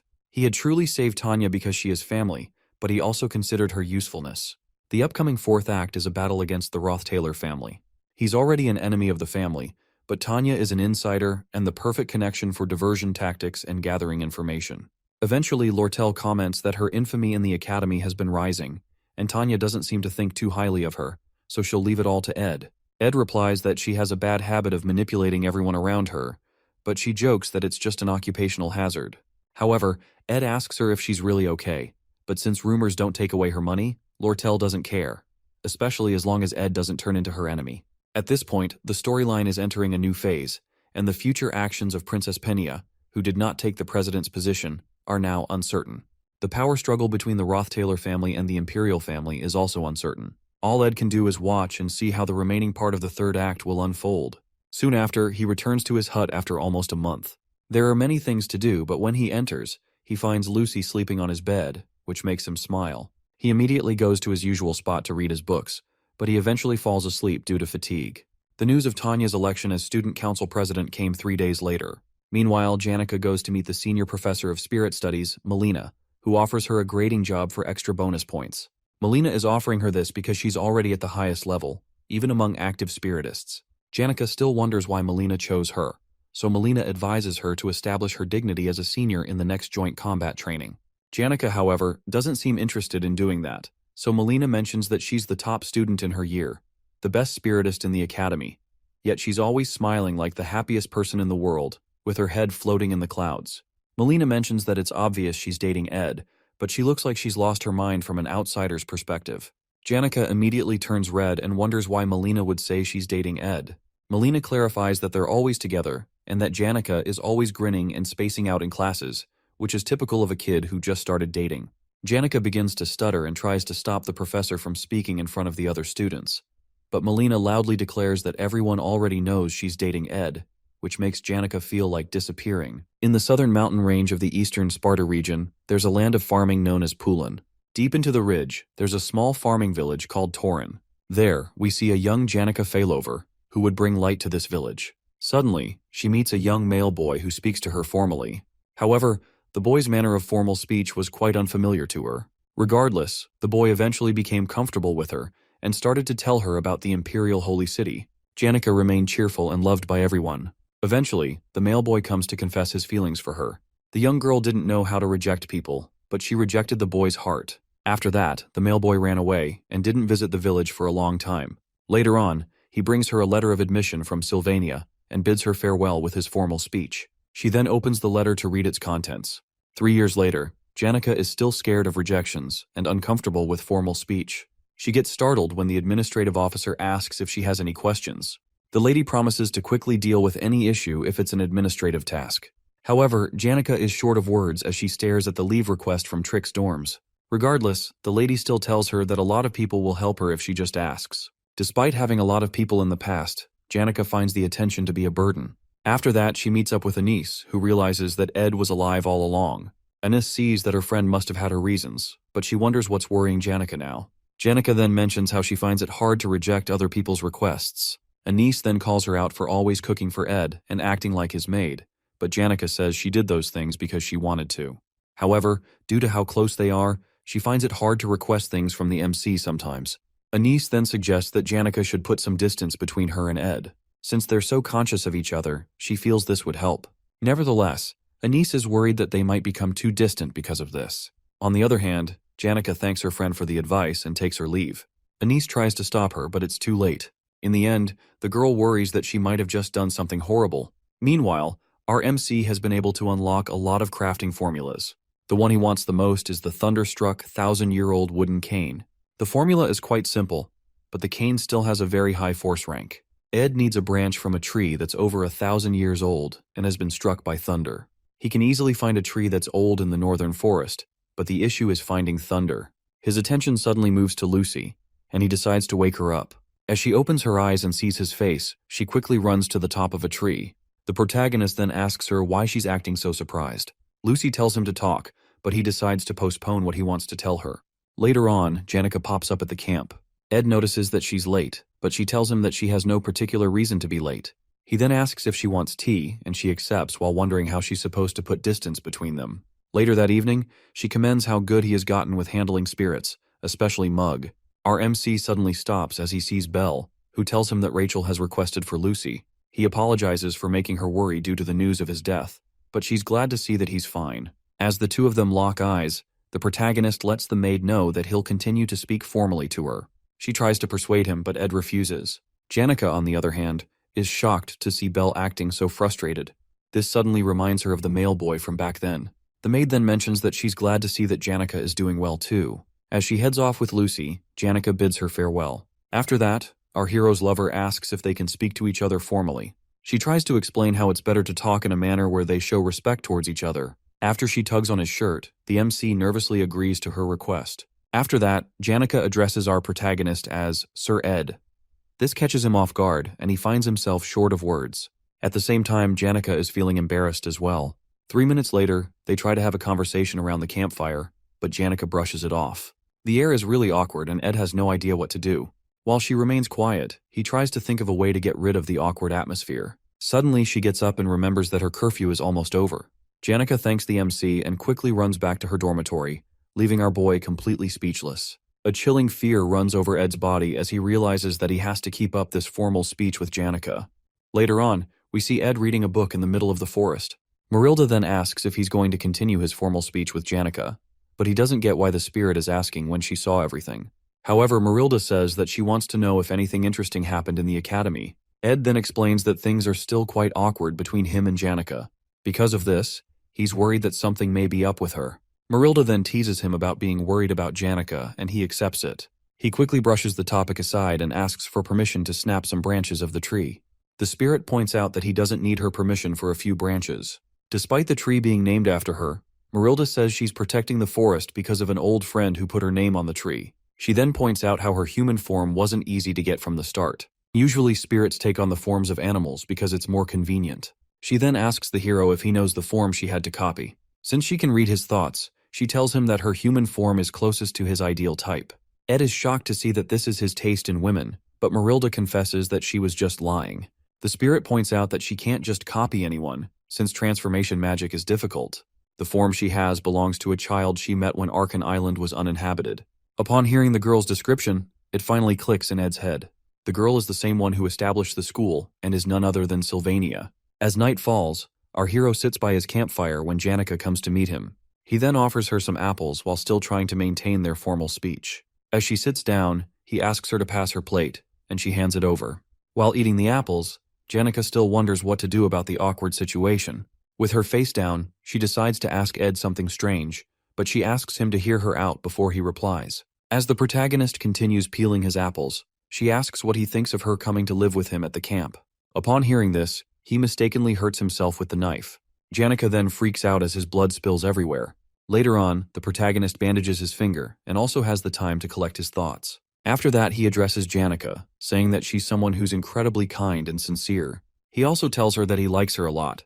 As he continues to talk about her lovely charm, she hides her face in embarrassment. She then asks for a moment to catch her breath. Ed explains why he's worried about them living under the same roof, but she tells him that she's fine as long as she's with him. At that moment, they both look at each other with red faces and are unable to say anything. Ed then gets up and slowly walks to her while thinking of her sudden proposal to live together. He then sits beside her and asks if she's going through a tough time. He wants to think rationally about this since her request is out of the blue. The girl looks up to the sky and talks about how she misses the days of having a room to herself. Right from the beginning, it hasn't been easy for her to live in the normal forms where she couldn't escape everyone's gaze. Ed understands how hard this must have been for her. Janica then tells him how she wanted to escape to the camp if it was possible. Even though it would be a burden for him, she still just wanted to ask. Regardless, the MC points out that it being burdensome to him is unrelated. He decides to make his own weight request next time. Since they're going to know each other for a long time, he suggests that she should stay in a second hut. With tears in her eyes, she gives him a tight hug and thanks him. At that moment, he points out that she's no longer speaking formally. Ed then pats her head and comforts her for the moment. The next day, the MC gets up to prepare for lessons. Suddenly he hears a huge rumbling sound outside. He opens the door and sees Tarkan along with other spirits who have come to build the hut. Tarkan tells him how they celebrated in the spirit world last night. Right now, they've decided to build Janica's hut directly opposite Ed's own. While spirits debate on where to place the hut, Mug shows up and says they have to finish the work in 10 days. Tarkan isn't too happy about this, and he yells at Mug for having it easy, unlike during his own days. With no other choice, Mug decides to have the work done within a week. After that, the fire dragon heads off. The protagonist is worried about Mug having to finish the hut in 5 days, but the little spirit doesn't have much of a choice. After that, our hero decides to go make the thunderstruck, 1,000-year-old wooden cane. Since Janica has done a lot for him, he wishes to repay her by crafting this new cane, and he hopes she'll like it. Meanwhile, Lucy is having a hard time sleeping, partially because of the construction work going on. However, her true anger is because of Janica, who is moving into the camp. As Janica greets the little girl, she sees her expression and recalls their battle of wits before. She then proudly tells Lucy that she'll be living in the camp. However, this only makes the little mage more upset. Later on, we see the protagonist at the faculty building with a lot of borrowed books. These elemental magic books are supposed to help with the firepower of his particle explosion spell. While being lost in thought, he suddenly sees a girl playing her guitar by the water fountain. Her name is Adele Saris, and she doesn't really appear often in the game. As he passes her, she calls out to him, and he wonders why she's talking to him. She tells him how much she's heard from Taylor and Ayla, but our boy doesn't really care. According to Jix, Taylor has been growing much stronger recently. Adele then offers to play a song for Ed, but he declines. As he walks away, she tells him that if he rises to the patriarch's throne, he'll have to kill the person he respects the most. The protagonist becomes shocked by this sudden prophecy. However, he feels he doesn't have to worry much since her prophecies don't always come true. On the other hand, he feels more unsettled because Adele will die in a scenario in the third act. Our hero returns to the camp and doesn't seem too happy about his current situation. He wants to make 2 canes for both him and Janica, but Lucy says she'll only strike one of them with thunder. Seeing how stubborn she is, he decides to make only one and give it to Janica, but this irks the little girl even more. Hearing Ed talk about Janica makes Lucy want to rip out her hair. Suddenly, she agrees to strike both canes. However, it's on the condition that Ed goes somewhere with her. It is said that Archmage Glocked was renowned for his research results. He also possessed two of the highest-ranked spirits, Teorphus and Frida. After the old mage retired, he invested his life savings into the education sector. In the end, he made Sylvania Academy become the best educational facility in the world. As our hero walks around campus with Lucy, people start looking at him weirdly. It's also said that Glock met Lucy at a monastery in the Great Ramelin Mountains. The old mage was shocked by the little girl's magic talent. So, he spent his remaining days polishing this gem, which he had found. Sadly, his later years weren't so great. Not only did his wife die, but all his colleagues had passed as well. This is why he secluded himself in a hut in the mountains. There, Lucy brought him relief and would be someone who could continue his will. Due to this, the Archmage was able to pass away happily. Lucy then tells Ed that this is how her journey began, but she says it's over now. According to his history lesson, Ed learns that the old man is from the lawless area of Cohelton. However, Lucy says he's wrong because that's just where the Archmage spent his youth. According to her, Glock's hometown is actually Arkan Island. She says the old man was always worried about the academy and how his heart saw Arkan Island as his hometown. Back then, she covered his corpse with a blanket and froze the body with ice magic. At her young age, she was able to maintain the ice magic for a while and carried the body out of the hut. She headed south of the Ramelin Mountains and passed many lands before arriving at the Clole Empire's borders. After that, she passed through many more counties, rivers, and forests, before finally reaching the Mexis Bridge that connects to Arkan Island. The journey took a toll on her body. According to her, it took her 3 months and an extra week to find a strange cave. According to her, this is where the Archmage and the Great Sage taught each other. She then takes Ed to where Glock's body is buried. There, he sees a book about a spectral magic written by the Archmage. Glock's book on the southern views already cost 7,000 gold. Upon seeing this posthumous book, the hero can't imagine how much it could be. Lucy tells him he can take it since she already knows everything there. She feels she might begin a new journey soon, but she plans to keep her promise to Glock by protecting Sylvania. It's not really a happy story, but she says she just wanted to show it to Ed. Since the young girl is yet to escape her master's shadow, she waits for danger to approach Sylvania. Nevertheless, once the trial has passed, she'll be able to start a new journey. The MC decides to spend time with Lucy, listening to the sound of the waves while comforting her. The atmosphere was just right, which is fortunate for them. Janika's cabin is finally finished, and she's shocked to see how fast it was built. She looks back and sees that the spirits are completely exhausted from being overworked. Mug tries to explain that this is all Tarkin's fault, but he pushes it aside and ascends with his companions. After that, Janika writes the word cohabitation on the ground and becomes increasingly excited at the thought of it. Ed's cabin door opens and Lucy steps out. She quickly gives Janika an evil look, and the girl is surprised to see her. After looking at the words on the ground, she takes pride in the fact that she's in a better position than her rival. Meanwhile, Ed unlocks the ability to use basic aspectual magic. Mana particles gather at his fingertips, but Marilda notices that he's finding it difficult to use. Lucy says he'll get the hang of it after practicing a couple of times. She quickly shows off her skills by lifting all the work tools in the camp. Her face goes completely red as Ed pats her head and commends her for being a genius. The MC is shocked to see that aspectual magic can actually be learned in the game since it's basically the greatest power. Apart from the danger it poses, it's a very difficult magic to grasp. It'll be difficult for Lucy to teach Ed, which makes him wish that he had Professor Glast right now. His face becomes very grim as he remembers the professor. Suddenly, Jix approaches him, shocked to see him with another woman. At this point, he wonders what kind of trouble Ed will get into. The protagonist then unsummons Marilda and Jix apologizes for reading the situation wrongly. After that, the guy shows Ed the books he asked for. The protagonist decides to repay him, and Jix asks for assistance with his student council work. He is concerned about the request due to the last issue with Tanya, but Jix tells him that the council president wants people she can trust. The council president has already gathered some top students and plans to recruit more, including Ed. Jix feels that the protagonist will reject the offer because he already has a lot going on. However, Ed is shocked to see that he expected it. After Ed saved Tanya, a lot of things have become unknown, such as Jix joining the student council. The joint combat training will be happening soon before the third act's final event. During this event, there's a scenario where Claude loses in the final battle. Ed remembers it as one with a bad ending, but it's out of his hands now. Right now, the flow of things is all unknown to him. Later on, we see a giant carriage known as the Wheeled Palace, moving and being guarded by a lot of elite knights. On top of the palace, there are two people sitting, known as Archbishop Verdio and the Holy Pope, Eldine. The two dignitaries will be arriving in Sylvania soon.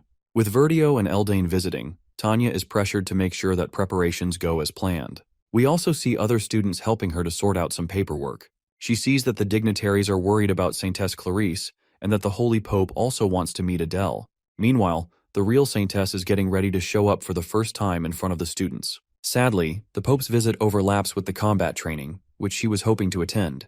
Clarice will rather much remain a student than return to the Holy Imperial capital. Also, she hasn't been able to meet Adele because the girl is usually in and out of places. Not only that, but the Saintess has had some nice adventures and now has stories of her own to tell. Of course, she can't tell the Archbishop about the incident with Lucy and Ed as well because Verdio will make her leave the academy. She finds it hard to refuse the Archbishop's words because he's always been like a teacher to her. Belle then tells her to eat comfortably after seeing how nervous she is. Clarice just needs to make sure that no one finds out her real identity, but she suddenly remembers that the protagonist knows who she is. Because of this, she fears what would happen if Ed and Verdio were to meet. As she shudders in fear, Belle offers to make tea for her, but she refuses and asks her to help with preparations to go out and meet Ed. The Saintess tells the maid that she needs to meet the MC quickly. On the other hand, Belle didn't want Ed and the Saintess to meet. The students gather to look at the matchups for the joint combat training. Meanwhile, Janica is feeling bad about not having any challengers for the training. Just like last year's exam, the results reflect in the grades of the students, and lower grades fight with higher grades as well. The only difference this year is the rule that you can challenge an opponent through a duel request. Currently, there are no first years in Class A, which makes them eager to win against a second-year student. These matches between the first and second years will be worth watching too. On the other hand, not many people are interested in the third and fourth-year matches. Aside from when Janica beat Lortel, no one else was able to beat their junior. Janica notices that Ed is reading the book Lucy gave him, and he says it's important. She starts feeling jealous, and he wonders why she's making such a face. Suddenly, the knights clear the way for the Saintess to come through. The protagonist becomes nervous when he sees the chariot because it's weird for Clarice to be there. As she steps out, he starts wondering if the Pope's visit was delayed. He and Janica are shocked as Clarice steps up to our boy, saying that she wanted to hurry and meet him. After greeting him, the Saintess requests to have a short conversation with the MC. On the other hand, Janica nervously introduces herself to the Saintess. Ed figures her reaction is normal since the Saintess isn't a regular person. However, he can't believe that the girl in front of him is the same as Kylie Ekney. Clarice then tells him that Eldine is currently visiting Trix Hall. This makes Ed more wary as to why Clarice came to see him. She then mentions how Verdio is really smart and could make someone wonder if he could read minds. She explains that there are rumors stating that the Archbishop can read one's thoughts. As Ed listens to her, he finally realizes why she must have come to see him. This is because she's worried that Verdio will find out that Ed knows her identity. He then tells her that there's no way the Archbishop will meet him. Since he'll be partaking in the joint combat training, he'll most likely never meet Verdio. Upon hearing this, the Saintess is relieved. Suddenly, Janica asks her if she just came there to see Ed. She then starts to give Clarice a deadly look. The Saintess tries to explain herself but only makes things worse. In the end, she admits that she wanted to see our boy. After getting embarrassed, she runs back to her carriage. As the carriage zooms off, all eyes suddenly focus on our hero. Ed also admits that Clarice is a hard person to spend time with. Later on, we see students cheering as the combat training takes place. Rumors are also flying around about Ed being just strong among the third-year weaklings. One of the combatants, Kordek, brings out an upgraded weapon and says he'll show why the upper grades are different. The other students become nervous and scared as they see the guy's blunt weapon. The professor then signals the start of the match between Ed and Kordek. In a split second, the fourth-year brute appears in Ed's face and tells him that it's not too late to run if he's scared. However, our boy blocks his opponent's strike with his magic and blasts the guy. Kordek lies on the ground, wondering how a third-year student is so strong. The protagonist then sends his spirits after the guy and finishes him with a huge explosion. The other students are left speechless as Kordek lies like a roasted chicken on the ground. Ed commends his opponent, but his mind was focused on other things during the fight. After Clarice's visit, he escorted Janica to the stadium. On his way to the other stadium, he suddenly meets Adele. The girl feels that their meeting is by fate, but Ed is confused by her words. As she leaves for the hall, Ed thinks about the consequences of influencing the scenarios. After recalling Glast's death, he finds it hard to just let things pass. He then calls out to Adele and tells her that she'll die soon. Shockingly, she tells him that she already knows with a wide smile on her face. Upon hearing this, Ed bursts out of the room and runs fast to search for Taylor. Suddenly, the ground starts rumbling as if there's an earthquake. He looks outside the window and sees that what's happening now is far more than he imagined. His eyes grow wide with fear as he sees a creature thought to have gone extinct. The sacred lance dragon awakens, wreaking havoc in the whole vicinity. In the original story, Taylor crushes the strongest freshman and takes down Claude, who drank the evil god's blood. As he exits the room, he hears of Adele's death.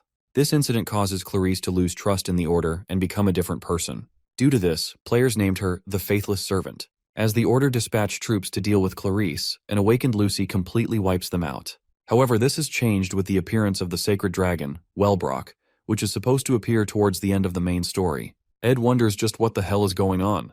Meanwhile, the dragon is causing so much destruction with just its foot. As it takes a step forward, the shockwave is too much for him to handle. Students run for their lives, trying to escape the explosions as well. As the protagonist staggers to get back up, he sees that half of the dormitory has been reduced to ashes. After that, he dashes forward and breaks out of the window. He then powers up his magic ring, knowing that he might never be able to use magic again.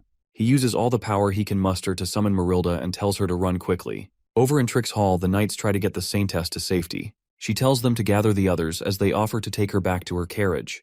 In the blink of an eye, the knights are impaled by sharp objects that burst through the window. Clarice shields herself, and as the dust settles, you can see the frightened look on her face. She sees the scales, and as she walks out, she wonders who could have created such a horrid creature. The surviving knight tells Marv to prepare the carriage. The guy tells them the carriage has been destroyed and offers them a horse instead. Clarice is then told that the horse will take her outside Arkan Island. With tears in her eyes, she says she can't ride a horse, but the knight urges her to hold on to it tightly. With his remaining strength, he taps the horse, and it sets off with the Saintess. As Clarice looks at the horrible scene before her, she recalls the stories that the Archbishop once told her. Wellbrock rages out, and she rides to safety. With its magic breath that resembled the sun, it completely destroys everything beneath him. As Clarice screams in fear, a barrier suddenly appears, defending her from the dragon's attack. She looks up and sees Principal Obel, who says that the dragon has awoken too early. Wellbrock raises its foot to crush Obel as the man prepares a spell. As things look grim for him, suddenly, purple chains sprout out and hold down the beast, thanks to Lucy. The dragon thrashes out and breaks the chains, leaving the young girl bewildered. After that, the dragon stomps her back to the ground, shattering the earth. The shockwave is so strong that Clarice can barely hold on to her horse. Luckily, Lucy survives, thanks to her magic shield. Obel then thanks her for buying enough time for him. He then unleashes a high-ranked defensive magic to hold back the beast. Lucy also comes in to support him.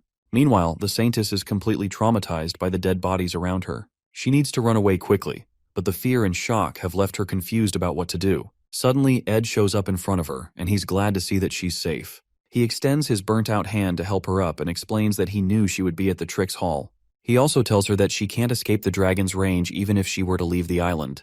The protagonist then helps her onto the Spirit Wolf. He looks over to Lucy and Obel, knowing that their strength will barely be enough to hold back the dragon. In the original story, Taylor would raise his power and acquire the ultimate swordsman form. At this point, Ed wonders if he should give up, but he then tells Marilda to run. In order to resolve this, he needs to find out what caused the plot to change. At first, he blamed himself for the recent changes in the plot, but this doesn't explain why the final act of Chapter 5 is taking place now. In order to find out what summoned the dragon, he needs to get information about the major characters of Act 3. Lucy is currently fighting the dragon, and Clarice has no idea what's going on. Since Taylor must be trying to save people, Ed is shocked to see who this leaves out. Over at Nail Hall, as the students are running for their lives, Adele sees that the combat training plans have been cancelled. However, she is sure that fate will allow her to meet the Saintess one day. As the battle goes on, Ed figures if he finds Adele, the truth will be revealed. With him using the ring to borrow power from his future, he doesn't have much time. He arrives at the Ophilis Hall and tells Clarice to head inside. However, it turns out that the barrier wasn't able to block the dragon's scales. The Saintess shudders as she sees that most of the students are dead. The protagonist quickly grabs her land and runs inside, knowing that someone is still maintaining the barrier. As he rushes to the top floor, he finds Belle's body impaled by scales. Clarice offers to use holy magic to save her, but Ed already knows it's hopeless. Our hero figures that Belle crawled up to the top floor after suffering the dragon's attacks. With her remaining strength, the maid gives the MC a key before passing out. Knowing her, she'd say she did what she had to do. Tears flow down Clarice's eyes as she looks at the dead maid. As Ed closes Belle's eyes, Clarice believes that the maid will be all right. However, the protagonist grits his teeth in anger and runs out of the room with the Saintess. He opens the door to Clarice's room and tells her to keep a strong heart while he heads out. The Saintess tells him it's too dangerous, but as he tries to explain how things are outside, his words get cut off when he sees a huge gathering of mana particles in the air. He notices that it's aspectual magic and begins to search through all the books in the room. He feels the book he's looking for has to be there. Eventually, he comes across Glock's introduction to aspectual magic. As he assesses the situation, he notes the method of aspectual magic being used is nothing like he's seen before. Meanwhile, the sacred lance dragon blows down fire on Obel's shield, and he can barely hold on any longer. As the flames head for where Ed is, he finally figures out why things are so weird. When Clarice asks if he has figured out something, the dragon's flames burst through the window, causing a blinding light to shine in the room. The entire room is destroyed in a huge explosion, and as the dust clears, there's barely anything left of the building. The Saintess then opens her eyes to see Ed standing over her with an iron rod through his body. While barely holding on, he tells her to ask for help if she needs it. Tears fill her eyes as she looks at him. He suddenly starts calling out some numbers, but the Saintess tells him to save his strength as she tries to heal him. Sadly, her efforts aren't enough. Our boy then dies and falls on her shoulder. The effectual magic outside starts to grow bigger. Meanwhile, Clarice cries out, wondering why everyone had to die like this. She holds on tightly to Ed, begging and apologizing for all that has happened. Suddenly, her eyes open, and she sees herself back when she met with Ed and Janica. The students around are wondering why Clarice came to meet the protagonist. With the confusion, Ed asks the Saintess why she came to meet him. She suddenly dashes over the table and rips his shirt open, embarrassing our boy in the process. She doesn't see any wounds on his body and wonders how this is possible. Janica quickly calls her out for her actions. Clarice sits back down, breathing heavily, and wondering if everything she just experienced was a dream or a hallucination. She doubts the possibility after seeing the blood marks on her hand, and she realizes that she must have come back to the past. The Saintess recalls how she came to warn Ed about Vertio. After that, she went to Trix Hall to wait for the Holy Pope. While waiting for the Pope, the Sacred Lance Dragon attacked, and a lot of people died. Right now, she stares at her hand in complete disbelief and fear. As Ed calls to her, she quickly grabs his hand and runs off with him. He tries to tell her that she needs to meet Eldine as he gets shoved into the carriage. On the other hand, Clarice desperately says that they have to hurry to the Mexis Bridge. As the carriage speeds off, the other students are still confused by what just happened. Janica wonders if the Saintess is eloping with her love. Meanwhile, the protagonist tells Clarice that her actions will cause problems. She then tells him how a dragon will attack the island and everyone will die. Clarice explains that she already died once and has now returned to the past. Back then, Ed was about to tell her something before being crushed by the rubble. However, she reminds him that he told her to come to him for help no matter what. Upon hearing this, our hero has no idea how to respond. As they get to the bridge, they have to wait for the inspection personnel. Ed tells her that it's better to go back and meet the Pope, but she starts reciting the numbers that he said back then. Upon hearing this, Ed is completely shocked. The carriage's driver notices how crowded it is and tries to tell the Saintess that this will take time, but Ed tells him to get through fast because there's an emergency. He tries to highlight how everyone will be in danger if they don't break through. The coachman then tells them to hold on tight as he breaks through the crowd. Our hero decides to believe Clarice after she recites the numbers that no one else in that world would understand. Those numbers were his military service number before he came into this world.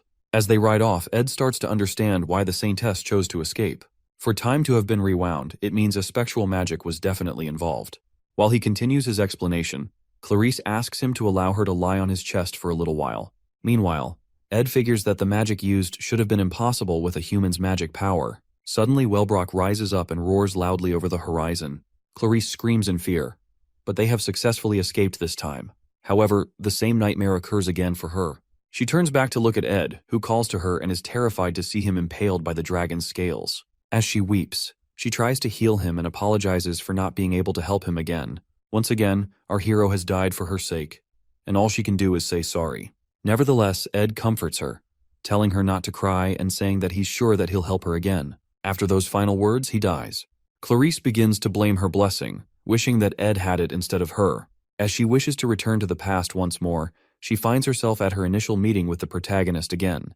As he asks why she came to talk, she rushes to hug him with tears in her eyes. This time around, she swears to save him. She quickly shoves him into the carriage again and tells the driver to head towards the east. After explaining the situation to Ed, they decide to find a place to hide. However, the dragon's attacks still reach them, and the protagonist dies by her side again. She regresses for the 4th time again, but Ed still dies in a cavern by the Western Sea. On her 12th time, they go to Glast's secret lab, but the dragon still strikes them there. Clarice regresses up to 22 times, but the results are always the same. Again and again, Ed keeps dying, and Clarice only sees herself in a pool of blood and misery. No matter where they ran to, the Archbishop and the Holy Pope were never present, but our hero kept dying and saving the Saintess. She calls out Ed's military service number to him again and wonders what to do now. Meanwhile, they're back at the Mexis Bridge where inspections are taking place. As Ed leaves the carriage, she expects him to yell out how they need to pass, but this time he asks the driver to stop. Then, he asks the Saintess to get off because he can tell that she has been through this process a lot. Ed gives her his jacket and tells her to get some rest. He then tells her that he knows some people worth asking for help from. Clarice asks the protagonist to run away because she's tired of seeing him die. Despite trying countless times to save him, nothing worked. In the end, all her efforts are in vain. Ed tells her that it's okay and wonders why her wounds won't heal, despite going back in time. As he tends to her wounds, he notes how the holy magic's blessing protects her body and gives her resistance against the same type of magic as well. This means that time is being rewound due to holy magic in the first place. She then realizes that Ed must have found this out when he was searching through books the first time he died. With this, he tries to show her that there's hope. As she flings herself on him, he asks how many times she has repeated the day. The Saintess tells him that she lost count after the 10th time. Ed tells her to calm down and commends her for coming this far. As she looks up at him with her teary eyes, he tells her to leave it all to him. Now, they have to remove the source of this issue. Ed finds it strange the way Clarice changed after Adele's death. The faithless saint was basically a destruction of her original character. It only makes sense that she experienced so much for her personality to change. Now that he has seen how much she has gone through, it makes sense why Clarice would go against the order. This also means that the original story hasn't changed. Later on, Ed storms into the nail hall and tells the Saintess that they need to stop the resurrection of the Holy Lance Dragon. They need to find the Archbishop and the Holy Pope, but no one knows where they are. She finds it strange because these two dignitaries should attract attention normally. As they enter the training room, they see Taylor and Wade sparring. Taylor gets distracted and hit on the head, then their attention turns to Ed and Clarice. Ed quickly covers the Saintess with his jacket and moves through the crowd. Seeing that they have to find Verdio and Eldane quickly, our hero meets with Lortel, who will most likely know their whereabouts. As she grabs the hero's hands, she's shocked to see that Clarice is with him. She calls him out for trying to hypnotize the Saintess, but Ed tells her that he needs to find someone quickly, and he offers to pay any amount of money she wants. Upon hearing this, Lortel asks him to explain what's going on. At the carriage depot, she successfully gathers all the intel and teases Ed about charging a high fee. She understands Ed's behavior, but doesn't understand why the Saintess has changed so suddenly. The protagonist begins to tell her how the combat training will be ending soon, and he also highlights how she keeps a clear head in most situations. He then tells her to stay calm and believe what he's about to say. With time running out, he starts explaining the situation, and Lortel can't believe her ears. Suddenly, the ground begins to rumble and destruction engulfs the city as the dragon begins its attack again. Ed uses his body to protect Lortel from the scales, leaving her shocked by the current situation. As the dragon moves, the tides shift, and a great storm befalls the city. As Lortel comes back to her senses, she sees the protagonist leaning over her with injuries. He then asks her how much she wants. She is speechless for a moment but decides that she owes him for saving her life. From the intel she gathered, Verdio and Eldane used a concealment rune to hide their movements. However, they headed towards the academic cathedral in the faculty building.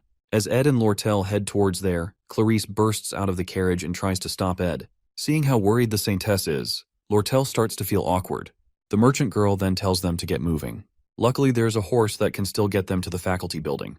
Ed gets on it and asks for the reins. As Lortel hands it over, she tells him that one of them needs to stay back. She quickly helps Clarice to get on the horse and tells Ed that she believes in him. While Ed swears to repay the favor, she quickly grabs him and plants a kiss, leaving the Saintess feeling awkward. Clarice then looks at Lortel and notices her deadly gaze. Nevertheless, Lortel now has her insurance. After that, the horse starts to move out. The merchant girl then tells Clarice that clinging onto someone's property can get quite messy. After bidding them farewell, she slowly walks through the field of dead bodies. She forces herself to put on a smile as the dragon is about to crush her, but those who laugh in the face of danger find themselves as the victors in the end. While Obel and Lucy fight the dragon, our hero and Saintess ride off to find the culprits of this calamity. Ed tells Clarice to take to heart what he has told her. However, she wonders how he's so calm in the midst of all this. Suddenly, their horse gets struck, and he shields her as they fall to the ground. As she opens her eyes, she notices that Ed is bleeding a lot. However, he tells her not to worry because he's had far worse injuries. Luckily, they finally arrive at the cathedral, where they see a strange person standing on the roof. This is one of the people revered as the greatest of holy sorcerers. Even Lucy will have a hard time against one of them, and they are known as the Apostles of Telos. As the guy lands before them, Clarice tells him to step aside. However, the apostle tells her that he can't let them pass because of Eldon's orders. In that instant, Ed's dagger reaches his face, but the guy quickly parries it. The protagonist then tells Clarice that she needs to break through quickly. As the apostle tries to stop her, he sees a magic wave ball that Ed tossed towards him. The ball explodes and pushes the guy back. After that, he gets attacked with wind blades. but he is able to block it. However, the Saintess uses the chance to enter the building. The Apostle of Telos then wonders who Ed is. Seeing that he has lost a lot of blood, he tells the MC to give up. Suddenly, the ground begins to rumble as Ed charges his mana and gets ready to fire a magic arrow. The Apostle goes ahead to fortify his body with high-rank magic. As the protagonist fires the arrows, his opponent quickly evades them and introduces himself as Lightspeed Taldarak. The guy dives toward Ed and impales him with his spear. The scene then flashes back to when our hero told the Saintess not to give up. As she runs through the building, she recalls his words, telling her to break through and come to an understanding of what's going on. Meanwhile, Ed grabs the Apostle's hand, refusing to die easily. He stabs the guy's hand and charges up the power in his ring, leaving Taldarak scared. With this, Marilda is summoned, and she devours the Apostle in a single bite. As our hero falls to the ground, the spirit tells him that he should have summoned her from the beginning. She tries to get him to keep it together, but our hero is already losing his vision. The last thing he sees is a bright light shining from the cathedral as Marilda screams out his name. Clarice finally reaches the door, but it's locked, and she doesn't know what to do. Past the door is a sacred chamber that she knows of. She tries to use her magic to force it open, and it explodes. After that, she suddenly sees Adele covered in blood. She runs to help the girl and asks what happened. Adele is shocked that the Saintess has come sooner than expected, but she tells her that there's no need to come back again. As she walks off, Clarice sees the mark of a holy blessing on her arm. For that one mark, the holy dignitaries must be gathered, and there is only one person who can have this blessing inscribed on their body. This is none other than the Saintess, so seeing this on Adele makes no sense to Clarice. However, the girl tells the Saintess to wait a bit longer because it'll all be over soon. As Clarice reaches out for her, Adele's body bursts out with magic, and the Saintess regresses to the same day again. With the anger in her, she gets up and decides to tell Ed about everything immediately. The first memory Adele recalls is seeing seagulls flying above the harbor. There, two kids are running around and playing. She then tells them to be careful and watch where they're going.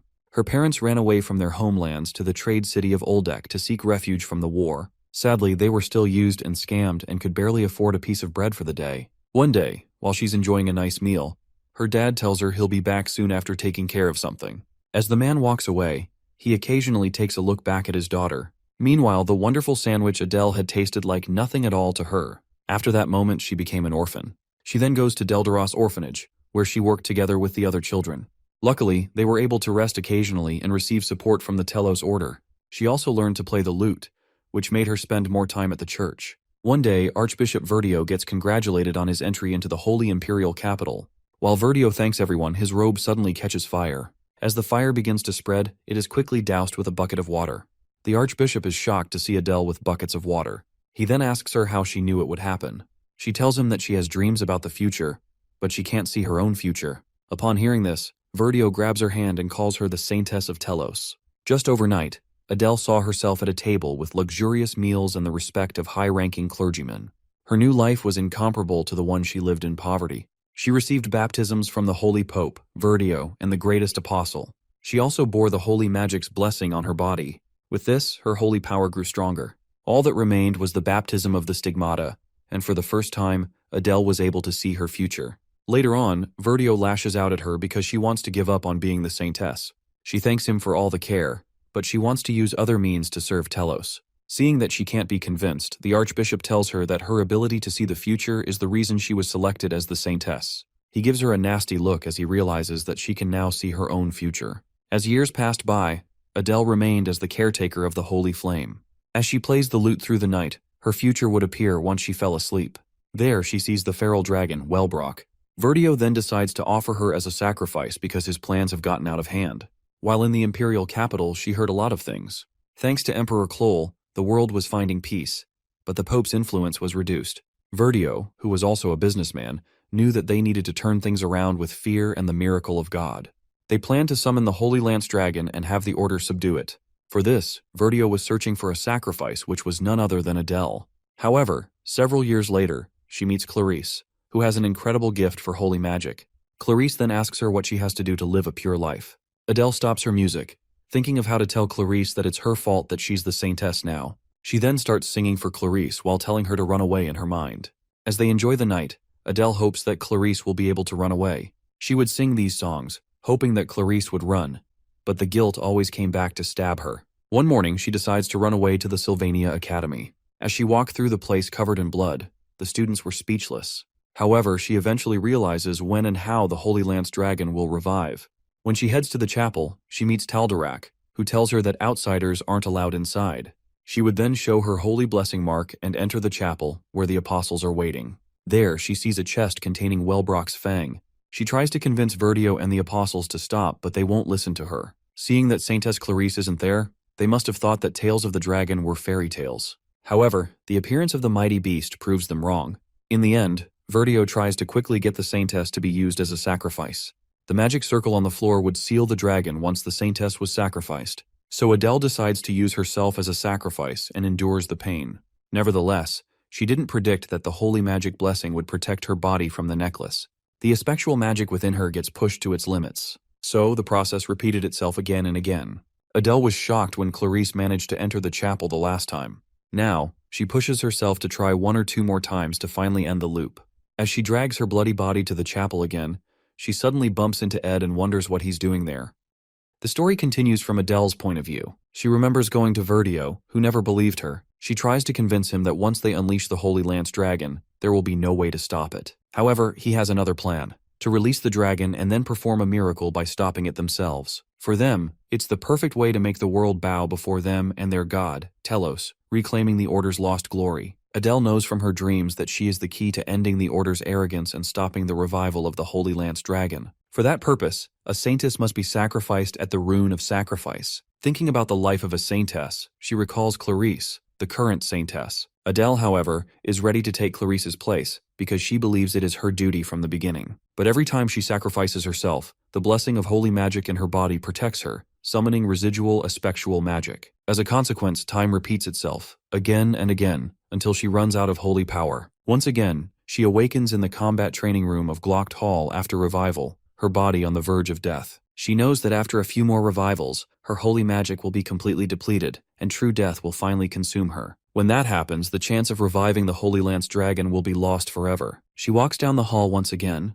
knowing the Order's arrogance will repeat endlessly. Every time they revive the dragon, everyone rushes to find Clarice for the sacrifice. Meanwhile, in every loop, Adele places herself on the rune of sacrifice, giving her life again and again. Her body weakens each time, but she endures the pain as punishment for once trying to escape her duty. That thought alone keeps her going, knowing her body will eventually lose all holy power. She stops trying to convince Verdio because it's useless now. All she can do is offer herself to the rune of sacrifice until everything ends, thus preventing the dragon's revival. That's why she once again heads toward the worship hall to sacrifice herself. But in the present moment, she finds herself face to face with our hero, Ed, who casually asks whether she prefers cold water or orange juice. She doesn't understand why he's there, stopping her. Ignoring her confusion, Ed decides for her. She'll have orange juice since he's drinking cold water. Then he gently makes her sit on the bench. Adele feebly protests, saying she needs to proceed with her duty, but Ed places the glass of orange juice in her hand and calmly tells her she's going to die. Hearing this, her eyes widen as she recognizes him. She remembers now in the very first time loop, when she was going to sacrifice herself, he appeared before her in the same way. Back then too, he told her she was going to die. And just like that time, she gives the same reply. She already knows. Now, sitting on the bench, even though it's the same day in the repeating cycle, the conversation with Ed feels as if it happened ages ago. Her mind reels,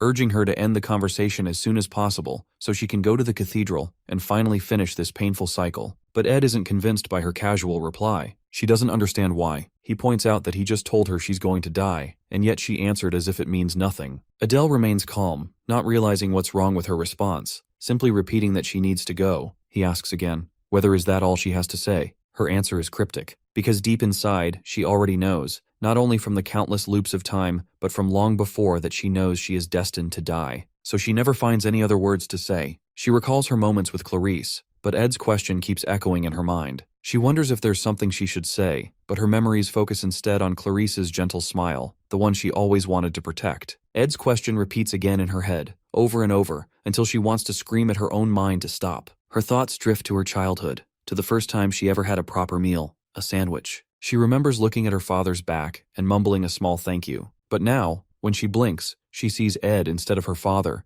asking the same question again. Her eyes widen as tears pool in them. She realizes that she had been lying to herself all along. She didn't really want to thank her father. Instead, she wanted to beg him to stay with her. Back in the present, tears fall into her glass of orange juice as she finally breaks down, admitting her fear of death. The the truth she had buried beneath layers of duty and lies. Ed sighs deeply as he finishes his water, sets the bottle on the bench, and stands. He remarks dryly that it took her long enough to say something so obvious, then tells her to explain everything since they are going to end the loop. A little while ago, Clarice had already told him everything, about the endless loop of time and her encounters with Adele. So Ed decides to meet Adele while Clarice prepares to go to the cathedral. Now, standing before the massive gates of the cathedral, Clarice steps inside. Taldarek, startled to see her, asks why she's here as she's supposed to be in Trick's hall. Ignoring him, she walks past. She can't afford distractions. Inside this sacred place lies the truth she must confront. As soon as she opens the inner doors, she commands everyone to stop what they're doing. Her voice echoes across the hall, drawing the attention of the holy priests of Eldine and Archbishop Verdio himself, who greets her with a knowing smile. She begins her accusations, as she tells Verdio that she once believed him to be a selfless man,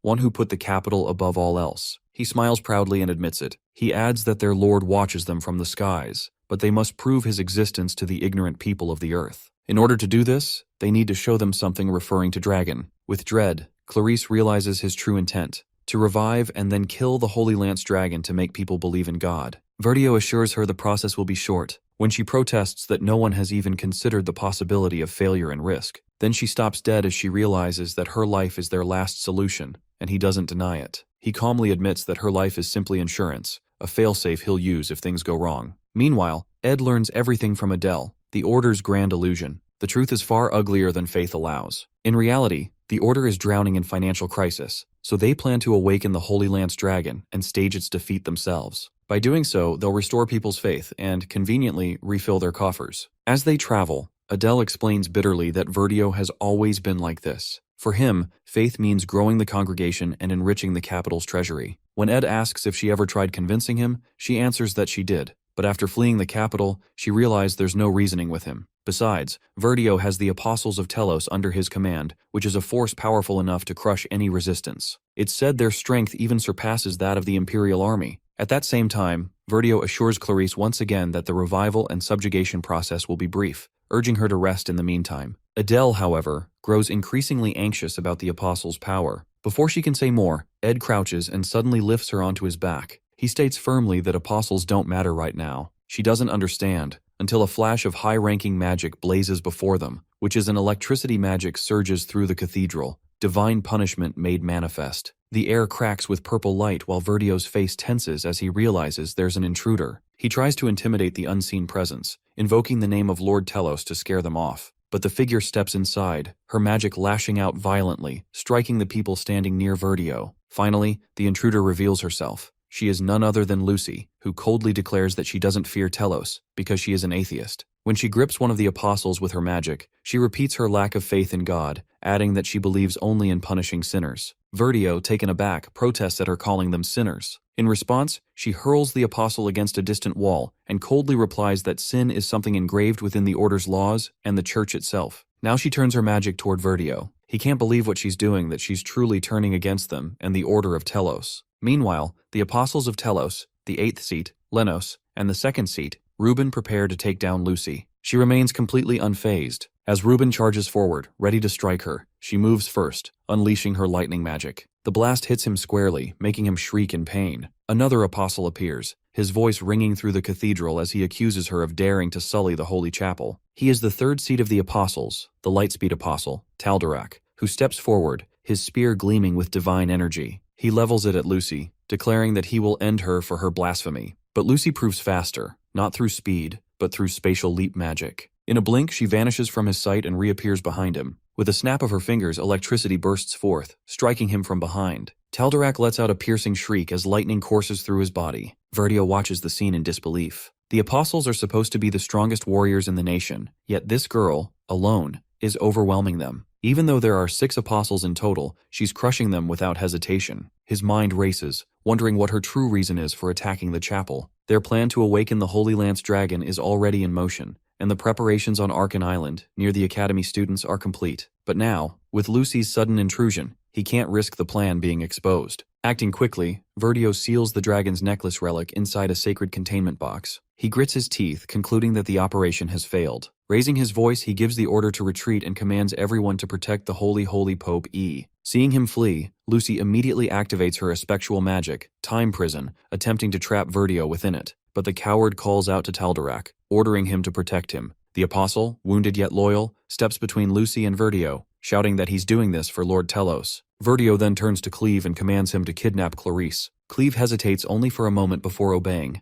apologizing to Clarice as he grabs her. She struggles and pleads with him to let her go, but he doesn't listen. Verdio has already planned everything to erase all traces of his crimes by taking both Clarice and the evidence, the necklace, with him. In this situation, the Academy will be forced to yield to the holy Pope E's pressure rather than listen to Lucy's accusations. Meanwhile, Lucy intensifies her magic, unleashing her divine punishment against Verdio. But one of the remaining apostles intervenes, shielding Verdio and helping him escape. Orders are shouted across the cathedral that everyone is to retreat and regroup at the designated point. The apostles of Telos, though bloodied and shaken, remain determined. No matter what they must face from now on, they are resolved to ensure that the order emerges victorious. Looking at their retreating figures, she scoffs in annoyance. At the threshold of the cathedral, one of the apostles points out that they might eventually be caught. Verdio assures them that all they need is a moment to destroy the evidence and secure Clarice. Once they do, they can report Lucy's violence to the Academy and prove their innocence. But his words die in his throat when the heat of an ignition spell flares around them, engulfing the cathedral's entrance in fire. The flames surge toward them, making him question how such devastation could come from a basic magic spell. Someone tries to strike the apostles with an explosion blade, but they deflect it. The blast draws the attention of nearby students, who stare toward the chapel, wondering what's happening inside. Meanwhile, our boy summons Mug to fight, and the creature obediently complies. Verdio spots Ed and immediately realizes the truth that Ed is working with Lucy. He had anticipated their escape and waited for this very moment. Furious, Verdio hurls a holy spell at Mug, who apologizes faintly before being struck down by the blast. Verdio runs into the woods. After getting far enough, he grows confident that he has lost his pursuers. He plans to hide in the dense forest with the evidence, convinced that no one will find him. But his thoughts are cut short when Ed steps into his path, demanding that he hand over the necklace. In the next instant, Ed grabs Verdio by the hair and throws him off the cliff, jumping down after him. In the fall, Verdio lands on top of him, weapon raised, ready to unleash a spell. He finally understands that Ed knows everything and probably sent Lucy on purpose. Verdio moves to attack, but Ed kicks him away. The spell fires, grazing Ed's shoulder. Gritting his teeth, Ed stabs Verdio in the side, though the Archbishop still clutches the necklace box tightly. Ed demands again, darkly this time, that he hand it over. The scene flashes back to when Adele was with him. She explains that Verdio himself is strong, even without the apostle's support. As he helps her sit on the ground, Ed understands the gravity of their situation. They're short on time, and Verdio has clearly been preparing for this moment for years. He likely has every card ready to play. Even with Lucy's help, their chance of success is uncertain. Ed briefly considers going back in time, but he doesn't voice it, not when Adele is already physically weakened. Then her next words widen his eyes. She consoles him softly, saying that even if they fail, she will turn back time a few more times. He grits his teeth because he knows that it is a lie. Her condition is so terrible that she can die at any moment. Now, in the present, he thinks about Adele's condition and doesn't hesitate to push the blade further into Verdio, snatching the box from his grip. He opens it to find a necklace still glowing with magic. Verdio, despite his condition, grins wildly, revealing his grand plan, that no matter their efforts, the Holy Lance Dragon will revive. Now that the apostles are defeated, the Holy Saintess's sacrifice is the only way to stop it. Then everyone will know Telos' greatness.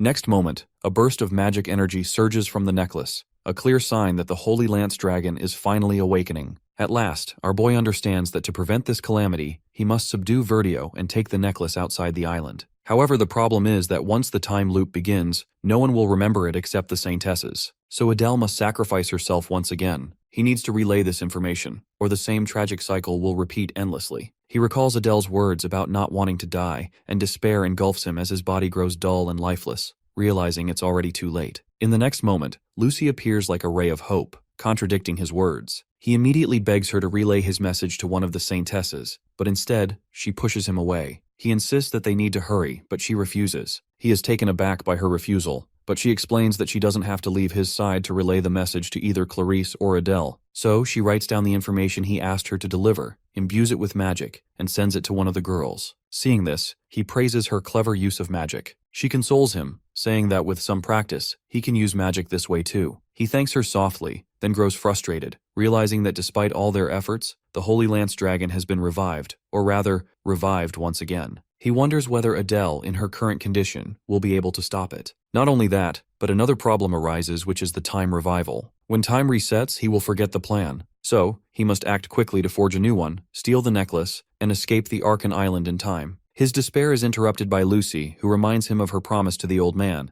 that if the Academy ever falls into danger, she will protect it. She is determined that no matter how many times time repeats or the dragon revives, she will face it and fight to defend the Academy. She believes he will do the same, and he agrees. She adds that she joined the Academy only to keep her promise to the old man, but deep down, she has been waiting for a moment like this. She is exhausted from that endless waiting, yet she knows there's little she can do if time keeps repeating itself. This time she hugs him tightly, expressing her wish to die in his arms, though they both know they will forget these memories once time rewinds. He agrees silently. She then admits there's something she has wanted to tell him for so long, but never found the right time to say. Ed notices the shield starting to tear down, and the intensity of the moment already tells him what Lucy wants to say. Finally, Lucy confesses that she can't live without him and pleads with him not to die. Placing his hand gently on her head, he jokes that it's not a difficult request, and in the next moment, the dragon roars. They see a rain of light descending, which is actually the dragon's attack aimed at them. Yet both of them remain still, holding each other without protest. The rain turns into dragon shards, piercing their bodies, and they die in each other's arms, even as the attack ceases. With that, time repeats itself once again. On the other hand, Adele is also on the verge of losing her holy power. Without it, she can neither rewind time nor see her future,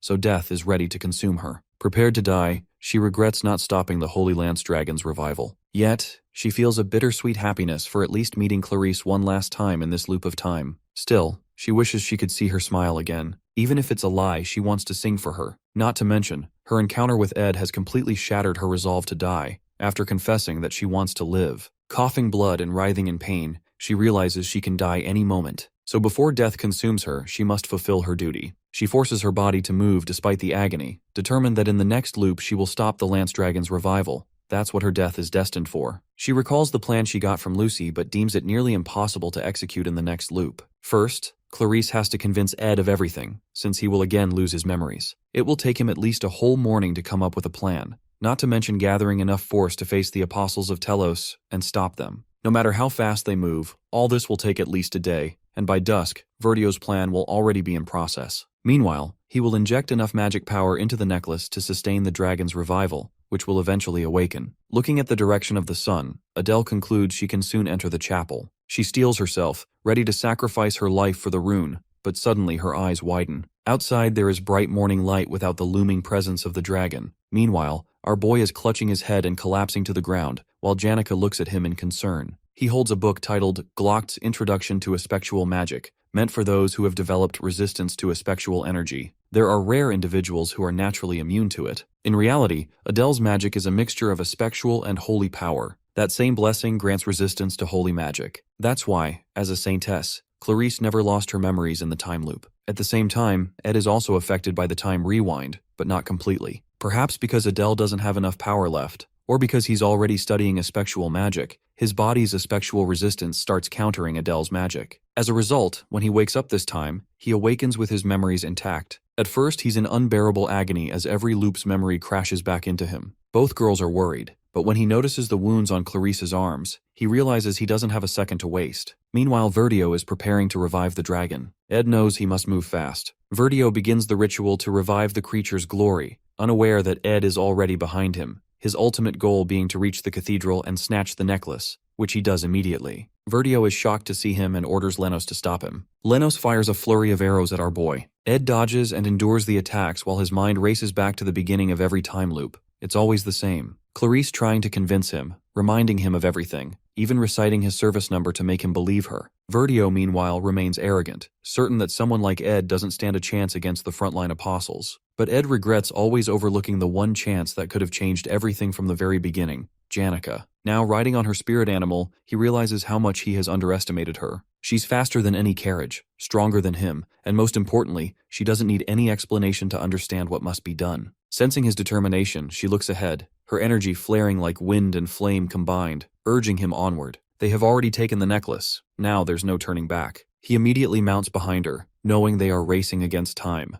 Instead of a carriage, this way they reach their destination within an hour. but it's already too late. The magic within the necklace has already been activated. This necklace is the key to unlocking the Holy Lance Dragon, but the lock lies within the seal on Arkan Island. Once the magic between the seal and the necklace resonates, the dragon will be revived. To prevent its awakening, they must take the necklace as far away as possible before the resonance completes. Verdio doesn't even grasp what Ed is actually doing. Before he can finish his sentence, Ed sends a blade flying toward him. The moment both of them step outside the cathedral, the blade detonates in a violent explosion. In the air, he reminds her of their initial plan. She's supposed to escape while he finds his own way out, but she refuses to leave him behind. She reminds him of his dire situation. Just last year, he was nearly expelled, and this incident will definitely get him thrown out of the academy. Attacking the order is no small matter. She then offers him a choice, to hide either in her homeland, Pulin, or among the deserters and isolated regions. He tries to protest, but before he can speak, she takes his hand and confesses that she knows how much he has suffered alone. He doesn't understand. She explains that she knows what he has gone through each time he wakes up in this endless time loop. So she declares that if he is going to be expelled, then so is she. Not only that, she's choosing a fugitive's life with him. Finally, with fierce resolve, she insists that she can't just leave him to suffer alone. He doesn't know how to respond, but he doesn't get the chance.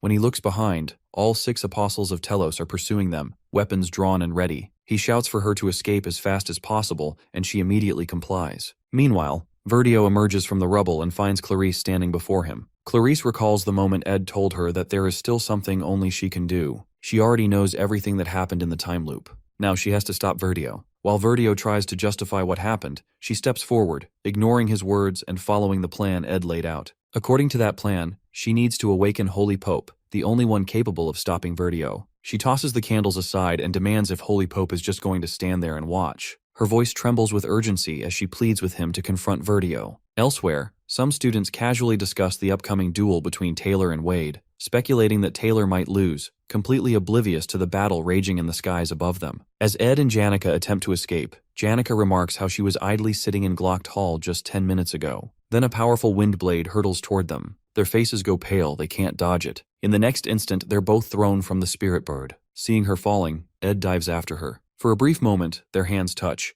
Then he grabs her tightly, clutching the necklace in his other hand as they plummet together. The apostles continue their pursuit, desperate to reclaim the necklace. Janica leans closer, whispering in his ear that she believes he can handle the rest. Her words make his eyes widen in shock. Then, with a faint smile, she pushes him away, reaffirming her trust in him before activating her ring's magic. Moments later, the Academy's atmosphere changes. The air crackles with energy as the sky fills with countless winged spirits. They swarm around the apostles, surrounding them completely. Among these spirits, one stands out, the enormous figure that eclipses the sun, plunging the world below into an eerie darkness. Legends say this spirit was the first of all spirits, the original of the water element that gained sentience. Its name is Frida, the rarest and strongest of all water spirits. The apostles struggle against the lower-class spirits, unhappy with their overwhelming numbers, hundreds upon hundreds of them. Meanwhile, on the water's surface, our boy feels the necklace's magic power dimming. But his greater concern is Janica, who is expending enormous amounts of energy to control the spirits. When he asks if she's all right, she jokes that she's using enough magic to keep her in the bed for a week. The next moment, she starts to collapse into his arms. Alarmed, he reaches for her to check her fever, but her face is already flushed pink. Sweating and trembling, she feebly explains that his closeness is making her fever worse. Meanwhile, the apostles quickly realize that to defeat the winged spirits, they need to target the girl controlling them. They create an opening for Taldarak, who readies his weapon and charges straight toward Ed and Janica. Reaching them, he demands to know if she's the one commanding the spirits, his blade poised to strike her down. Janica, burning with exhaustion and heat, says nothing. Taldarak continues coldly that he usually doesn't enjoy killing people, but he has no choice this time. She must be eliminated. Before he can finish, his words are cut short. Behind him stands Ed, with another spirit, Tarkin, looming in the air like a fire beast. Shock flashes across Taldarak's face as he feels resistance on his weapon. Turning back, he realizes in horror that Tarkin has clamped its jaws around his weapon. Seizing the moment, Ed lunges forward, grabs Taldarak from behind, and locks his arm around his neck, trying to strangle him. At the same time, Janica, despite her fading strength, continues to maintain Tarkin with her dwindling magic power, desperately keeping Ed protected. The next instant, a violent explosion shakes the ground, throwing everyone to the earth. Dust and fragments swirl through the air. Taldarak rises amid the chaos, genuinely impressed by Janica's power. She has not only summoned one of the highest-ranking water spirits, but is also controlling another high-level spirit at the same time.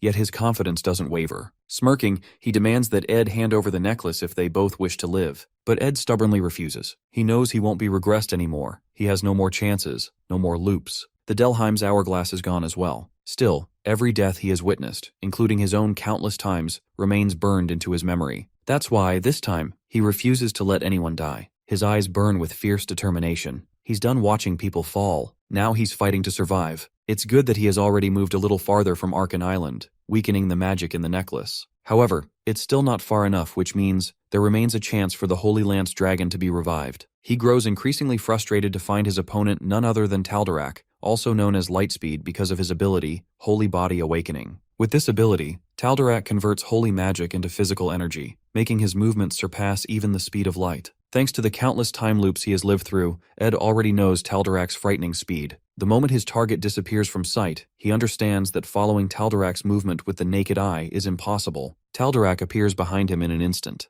Ed closes his eyes, since he can't see his opponent anyway, and activates the Blessing of Wind just as Taldarak is about to strike. This ability allows him to repel any enemy with powerful wind when ambushed. Taldarak is caught off guard by the sudden counterattack, but Ed knows he's staking everything on this one move. The Blessing of Wind can only be used once. Without wasting a second, he activates his mid-tier magic, Point Explosion, and attacks it at his enemy. Taldarak stumbles back, his body clearly taking the toll of the explosion. Cursing under his breath, he growls that Ed is refusing to comply. Ed, however, knows his own weakness. He doesn't have enough firepower to finish this. Hearing his thoughts, Tarkin assures him to conserve his remaining firepower and declares that he'll cover that flaw. Not to mention, the Apostle's immunity to magic makes him more powerfully. The spirit then launches a blazing fire attack toward Taldarak. Taldarak moves faster than the eye can track, easily dodging Tarkin's flames. Tarkin apologizes weakly to Janica for his failure, realizing she can't supply him with enough magical power while controlling multiple mystical spirits. Ed understands that it's taking everything she has just to keep magic going. He knows their situation is at its worst, especially with someone like Taldarak added to the fight. Yet, he doesn't give up. Drawing in his breath, he hurls an ignition arrow toward his enemy, which is a volatile blend of water and fire magic. The moment it hits, steam bursts into the air, surrounding Taldarak in a dense haze. But Taldarak already anticipates the move. The instant Ed prepares his next strike, Taldarak's blade flashes through the mist and slashes across his body, too fast to react. With no other choice left, Ed summons Marilda. In the next heartbeat, the high-ranking wind spirit manifests beside him, his last trump card revealed. In his previous time loop, Marilda had been the one who turned the tide of battle, but this time things are different because Janica is already using the Golden Phoenix Ring, cutting off his ability to summon freely through his own power. Lightning arcs through the air as Taldarak grips his weapon and charges forward, closing the distance between them with terrifying speed. Ed, cornered and bloodied, searches his mind for a last option, but his opponent's voice cuts through the roar of battle, declaring this to be his end. A chilling sense of déjà vu grips him. He has died countless times in these repeating loops, but each death has strengthened his spirit magic, leveling up. With every fall, his bond with his spirits deepens. With every struggle, his understanding of magic grows. He also remembers those endless practice, failure after failure, each one shaping him into what he has become. And now finally his effort bears fruit. His will aligns perfectly with his spirit, and the manifestation completes. The air trembles as Marilda rises in a swirl of cutting wind, ready to handle Taldarak. Ed steadies himself, determination etched into every breath. He knows success never comes on the first try, nor does fate guarantee victory, but that has never stopped him. Standing tall against Taldarak's next assault, he resolves once more to fight, no matter how impossible the odds. Taldarak stands poised with his weapon, light shimmering along its edge, ready to strike. Ed, sensing the fatal blow coming, immediately calls forth Mug. The spirit materializes in front of him, taking the attack on Ed's place. Our boy knows it too well. Every warrior here has their own reason to fight, their own desperate thread of survival to cling to. As Mug holds off the strike, Ed's other spirit surges forward, biting Taldarak's arm. Amid the chaos, Ed steadies his breath, his mind a storm of exhaustion and focus. His arrow glows faintly in his grasp, drawn with trembling hands yet unwavering purpose. The world, he thinks, is full of men like Taldarak and himself, ready to survive at every cost. He releases the arrow and it strikes true. The spear of light pierces through Taldarak's body, driving him backward. Even as the enemy collapses, Ed doesn't stop. He raises his fist, striking at Taldarak's limp form, his body screaming in protest, but his will refusing to break. Every ounce of strength, every breath left in him, he pours into the struggle to stay alive. When it finally settles, Ed staggers to his feet because he knows time is slipping away, but his goal remains unfinished. He retrieves the necklace, clutching it tightly, the key to everything. At that moment, Clarice is still in the cathedral. She tries to make Holy Pope aware of the situation, urging him to reason with Verdio. But Verdio only watches her with a sly, unreadable smile. His words drip with mockery as he questions whether Holy Pope would really be swayed by someone as naive as Clarice, someone who, in his eyes, knows nothing of what the order truly does for its cause. Clarice's anger flares as she throws his deceit back at him, revealing that she already knows about the order's plan to use the Wellbrock necklace to revive the Holy Lance Dragon, stage its defeat, and parade their false victory before the people. Verdio's composure cracks for the first time. She goes on, her voice cutting through the cathedral air, telling him what she has witnessed in the loops of time, how every attempt to subjugate the dragon ends in failure, again and again. Holy Pope, now awake and horrified, demands the truth from Verdio, and Clarice, breathing hard, declares that this is why she has come, to stop the tragedy before it repeats once more. She continues, saying that in the end, they leave no choice but to sacrifice the Saintess's life to seal the Holy Lance Dragon. She is ready to offer her life if it truly is the will of God. Instead, their greed and ambition take the lives of countless innocent people. After bringing such calamity upon the world, no one will have faith in the order anymore. Verdio still tries to downplay her words, while claiming she knows nothing about the consequences. She firmly explains that she knows every part of their plan. But this time, if she will die there, two people already know the truth, referring to Ed and Adele, and they will tell everyone about their plan, causing people to lose their faith in the order in the end. Verdio adds that those people are still on Arkan Island and that they can easily catch them. Besides, by pushing authority of Holy Pope, they can take action against Clarice as the Saintess who has lost faith in the order. At that moment, the Holy Pope interjects about his authority, declaring that for decades he has been nothing but a puppet, one who kept choosing between doctrine and reality, a coward who never did anything but follow others. Now he decides to place the future of the order in Clarice's hands instead of Verdio's. With fire in her eyes, she turns to Verdio and firmly states that his plan will never succeed. As the order now stands under the Holy Pope she officially excommunicates Verdio. Verdio starts to chuckle, amused, as if her words can't change anything. He grabs her wrist and drags her ahead, revealing his plan, that if she refuses to sacrifice herself, nothing can stop the revival of the Holy Lance Dragon. Besides, he is confident that Ed will be stopped by the apostles. Even if Ed somehow defeats them, Verdio is certain he won't make it far in his current condition. Meanwhile, Ed takes out the necklace, while Verdio states firmly that the revival of the Holy Lance Dragon is about to begin. But Clarice stops suddenly and shakes her arm free from him, her eyes filled with confidence in our boy's strength. With that, she activates her holy power, a divine discharge that causes Verdio immense physical pain. The air cracks with lightning as her divine energy bursts forth, striking Verdio down in a flash of brilliance. Lying limp, he asks when she becomes so colorful, because as a saintess, she is supposed to follow only pure white light. She explains softly that she is also a student who has learned that even a beam of light, which looks pure white to the naked eye, is made up of many colors. Red, which reminds her of Loritel, gold, of Janica, turquoise, of her summoned water spirit, blue, of Ed, and violet, of Lucy. All of them have fought in different time loops against the revival of the Holy Lance Dragon. Now Ed hands the necklace to Lucy, who flies away at the speed of lightning. Meanwhile, Clarice reflects on how the efforts of all these colors blend together to form pure white light, symbolizing their united struggle to triumph over darkness. Meanwhile, at the second joint combat training ground, Taylor is training with the first years as an upperclassman. However, the efforts of the first class should relentless in the original storyline because they want to surpass their seniors to earn better grades. But because of certain reasons in the early scenario, when everyone sees Ed and Marilda, not many students from first year joins Class A.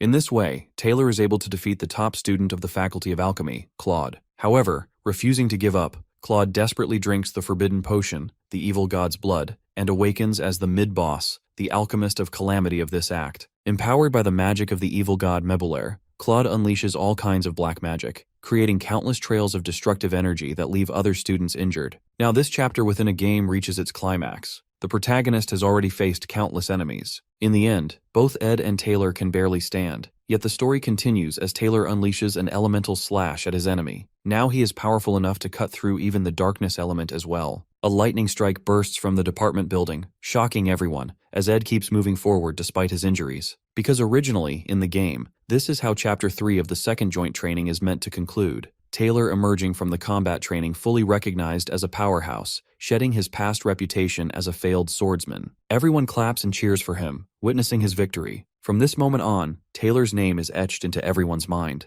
But originally, as soon as Taylor leaves the arena, he is supposed to receive the news of Adele's death. No one originally knows how she dies, only that according to the story's script, she is meant to die at this point. Now, in the present story, when Adele is about to throw herself onto the rune to sacrifice her life, Ed grabs her from behind. Her eyes widen as she looks back at our boy with tears in her eyes. Looking at Adele, Ed realizes that he has changed the story's timeline. Meanwhile, Taylor and his companions never receive any news of death this time. Rumors spread of a disturbance within the Order as Verdio continues shouting at Clarice. Verdio gets punched hard by a knight while the Holy Pope silently watches him. Everyone assumes this commotion to be an internal matter of the Order. In this way, by changing the course of events and preventing Adele's death, the faithless saintess never comes into existence. As a butterfly effect, the Holy Lance Dragon is never revived earlier than its destined time, and the Order's army never descends upon Arkan Island. Finally, the final boss of the third chapter, Awakened Lucy, never appears, as she is originally the unintended villain of this episode. On the other side, many other events unfold. In the end, Lucy simply wants to eat meat. Meanwhile, Academy remains safe and protected. After 2 days, Ed is knocking on Janika's door, asking about her well-being. She protests from inside, telling him not to come in since she hasn't washed up yet. Besides, her eyes are not good enough to see clearly. During the battle, Janika has already used most of the mana she had reserved for the future. As a consequence, she now doesn't even have enough mana to see properly. But that's not all. Her high-ranking water spirit, Frida, who blocked the 5 apostles, also crashes into the forest outside Arkan Island. So, when Janika wakes up to find herself in a cottage, our boy has no idea that Lucy is the one who helped her. Still, he feels grateful for her to be alive and safe. His thoughts are interrupted by the voice of Belle, who offers her help, saying he can always call her if he needs anything. Ed thanks her, thinking that the headmaid probably hasn't had much household work lately.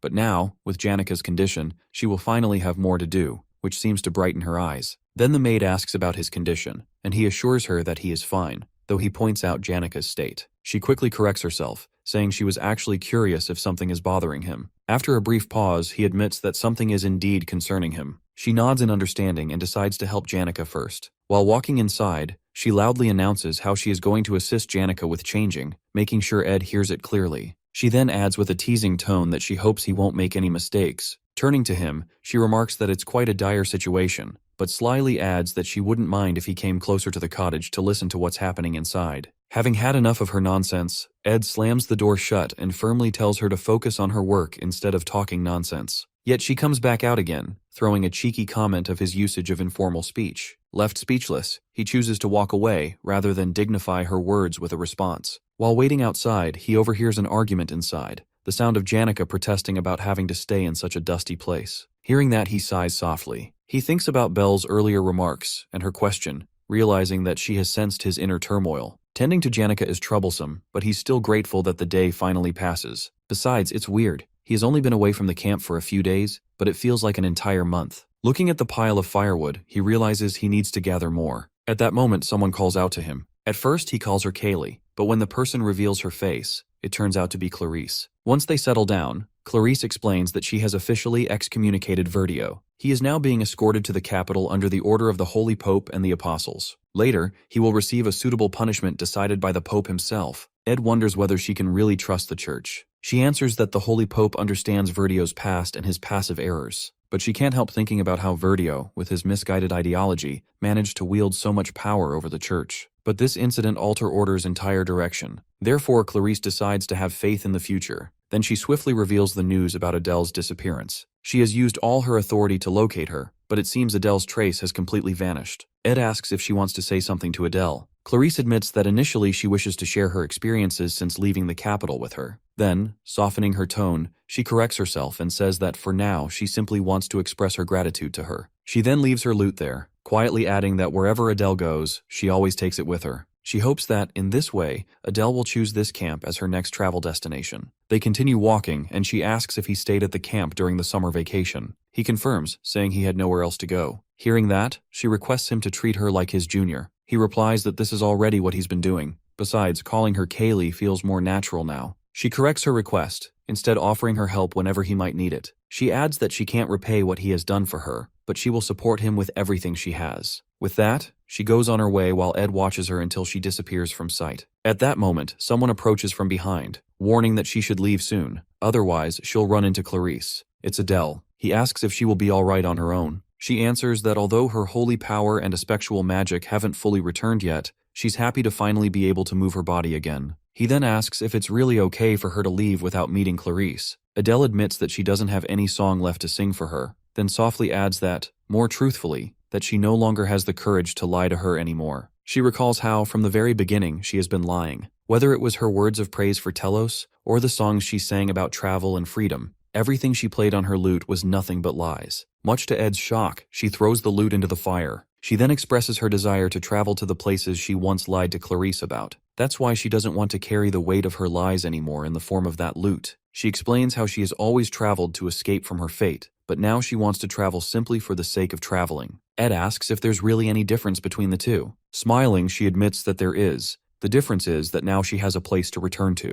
She intends to come back within 3 years to see Clarice graduate, so she can return and sing new songs for her. Ed tells her that in the meantime, he'll make a good instrument for her. She teases him, asking if that means she'll have to come back after 2 years instead. Then Ed repeats his question from last time, reminding her that she has lost her aspectual magic and can no longer see the future. Whatever visions she once had have ended now. From this point on, she'll travel to places she's never been before, without knowing what fate has in store for her. She's stepping into the unknown, leaving behind everything that was once written in her destiny. Finally, he asks if she's afraid of the future she can no longer see. This time she easily admits that she is, but with a gentle smile, she adds that it's that very fear that makes her journey exciting. When she leaves, Ed keeps thinking about how Adele was supposed to be dead, one of the many things that have changed. He remembers the crossroads where he stood 2 days ago, faced with a choice: to stop the revival of the Holy Lance Dragon, or to save Adele. He chose to stop the revival, which means he also chose to sacrifice Adele. At that time, Adele's holy power was weakening, and if Lucy still hadn't regained her memories, Ed had no choice but to abandon Adele for his own survival. He knows exactly what kind of person he is, as he remembers his past life, where he used the excuse of survival as a shield. At this moment, he understands that no matter what, be it companionship, duty, or friendship, he will always choose his own survival over everything else. As the fire dies out, he thinks about the summer vacation he now has to spend at the camp. Janica comes outside and rests her head on his shoulder while he sits lost in thought, reflecting on how far he has come and how much things have changed. How he, Ed Rothaler, who should have been long dead, has become a top student. The final boss of the first act, Janica, is here with him. The boss of the third act, Lucy, has disappeared. Then his thoughts turn to the one thing that hasn't changed at all. During his time here, when he had to alter predetermined scenarios or turn a blind eye to Adele's sacrifice, through all of that chaos, one truth remains constant: that despite all of the odds, he survives.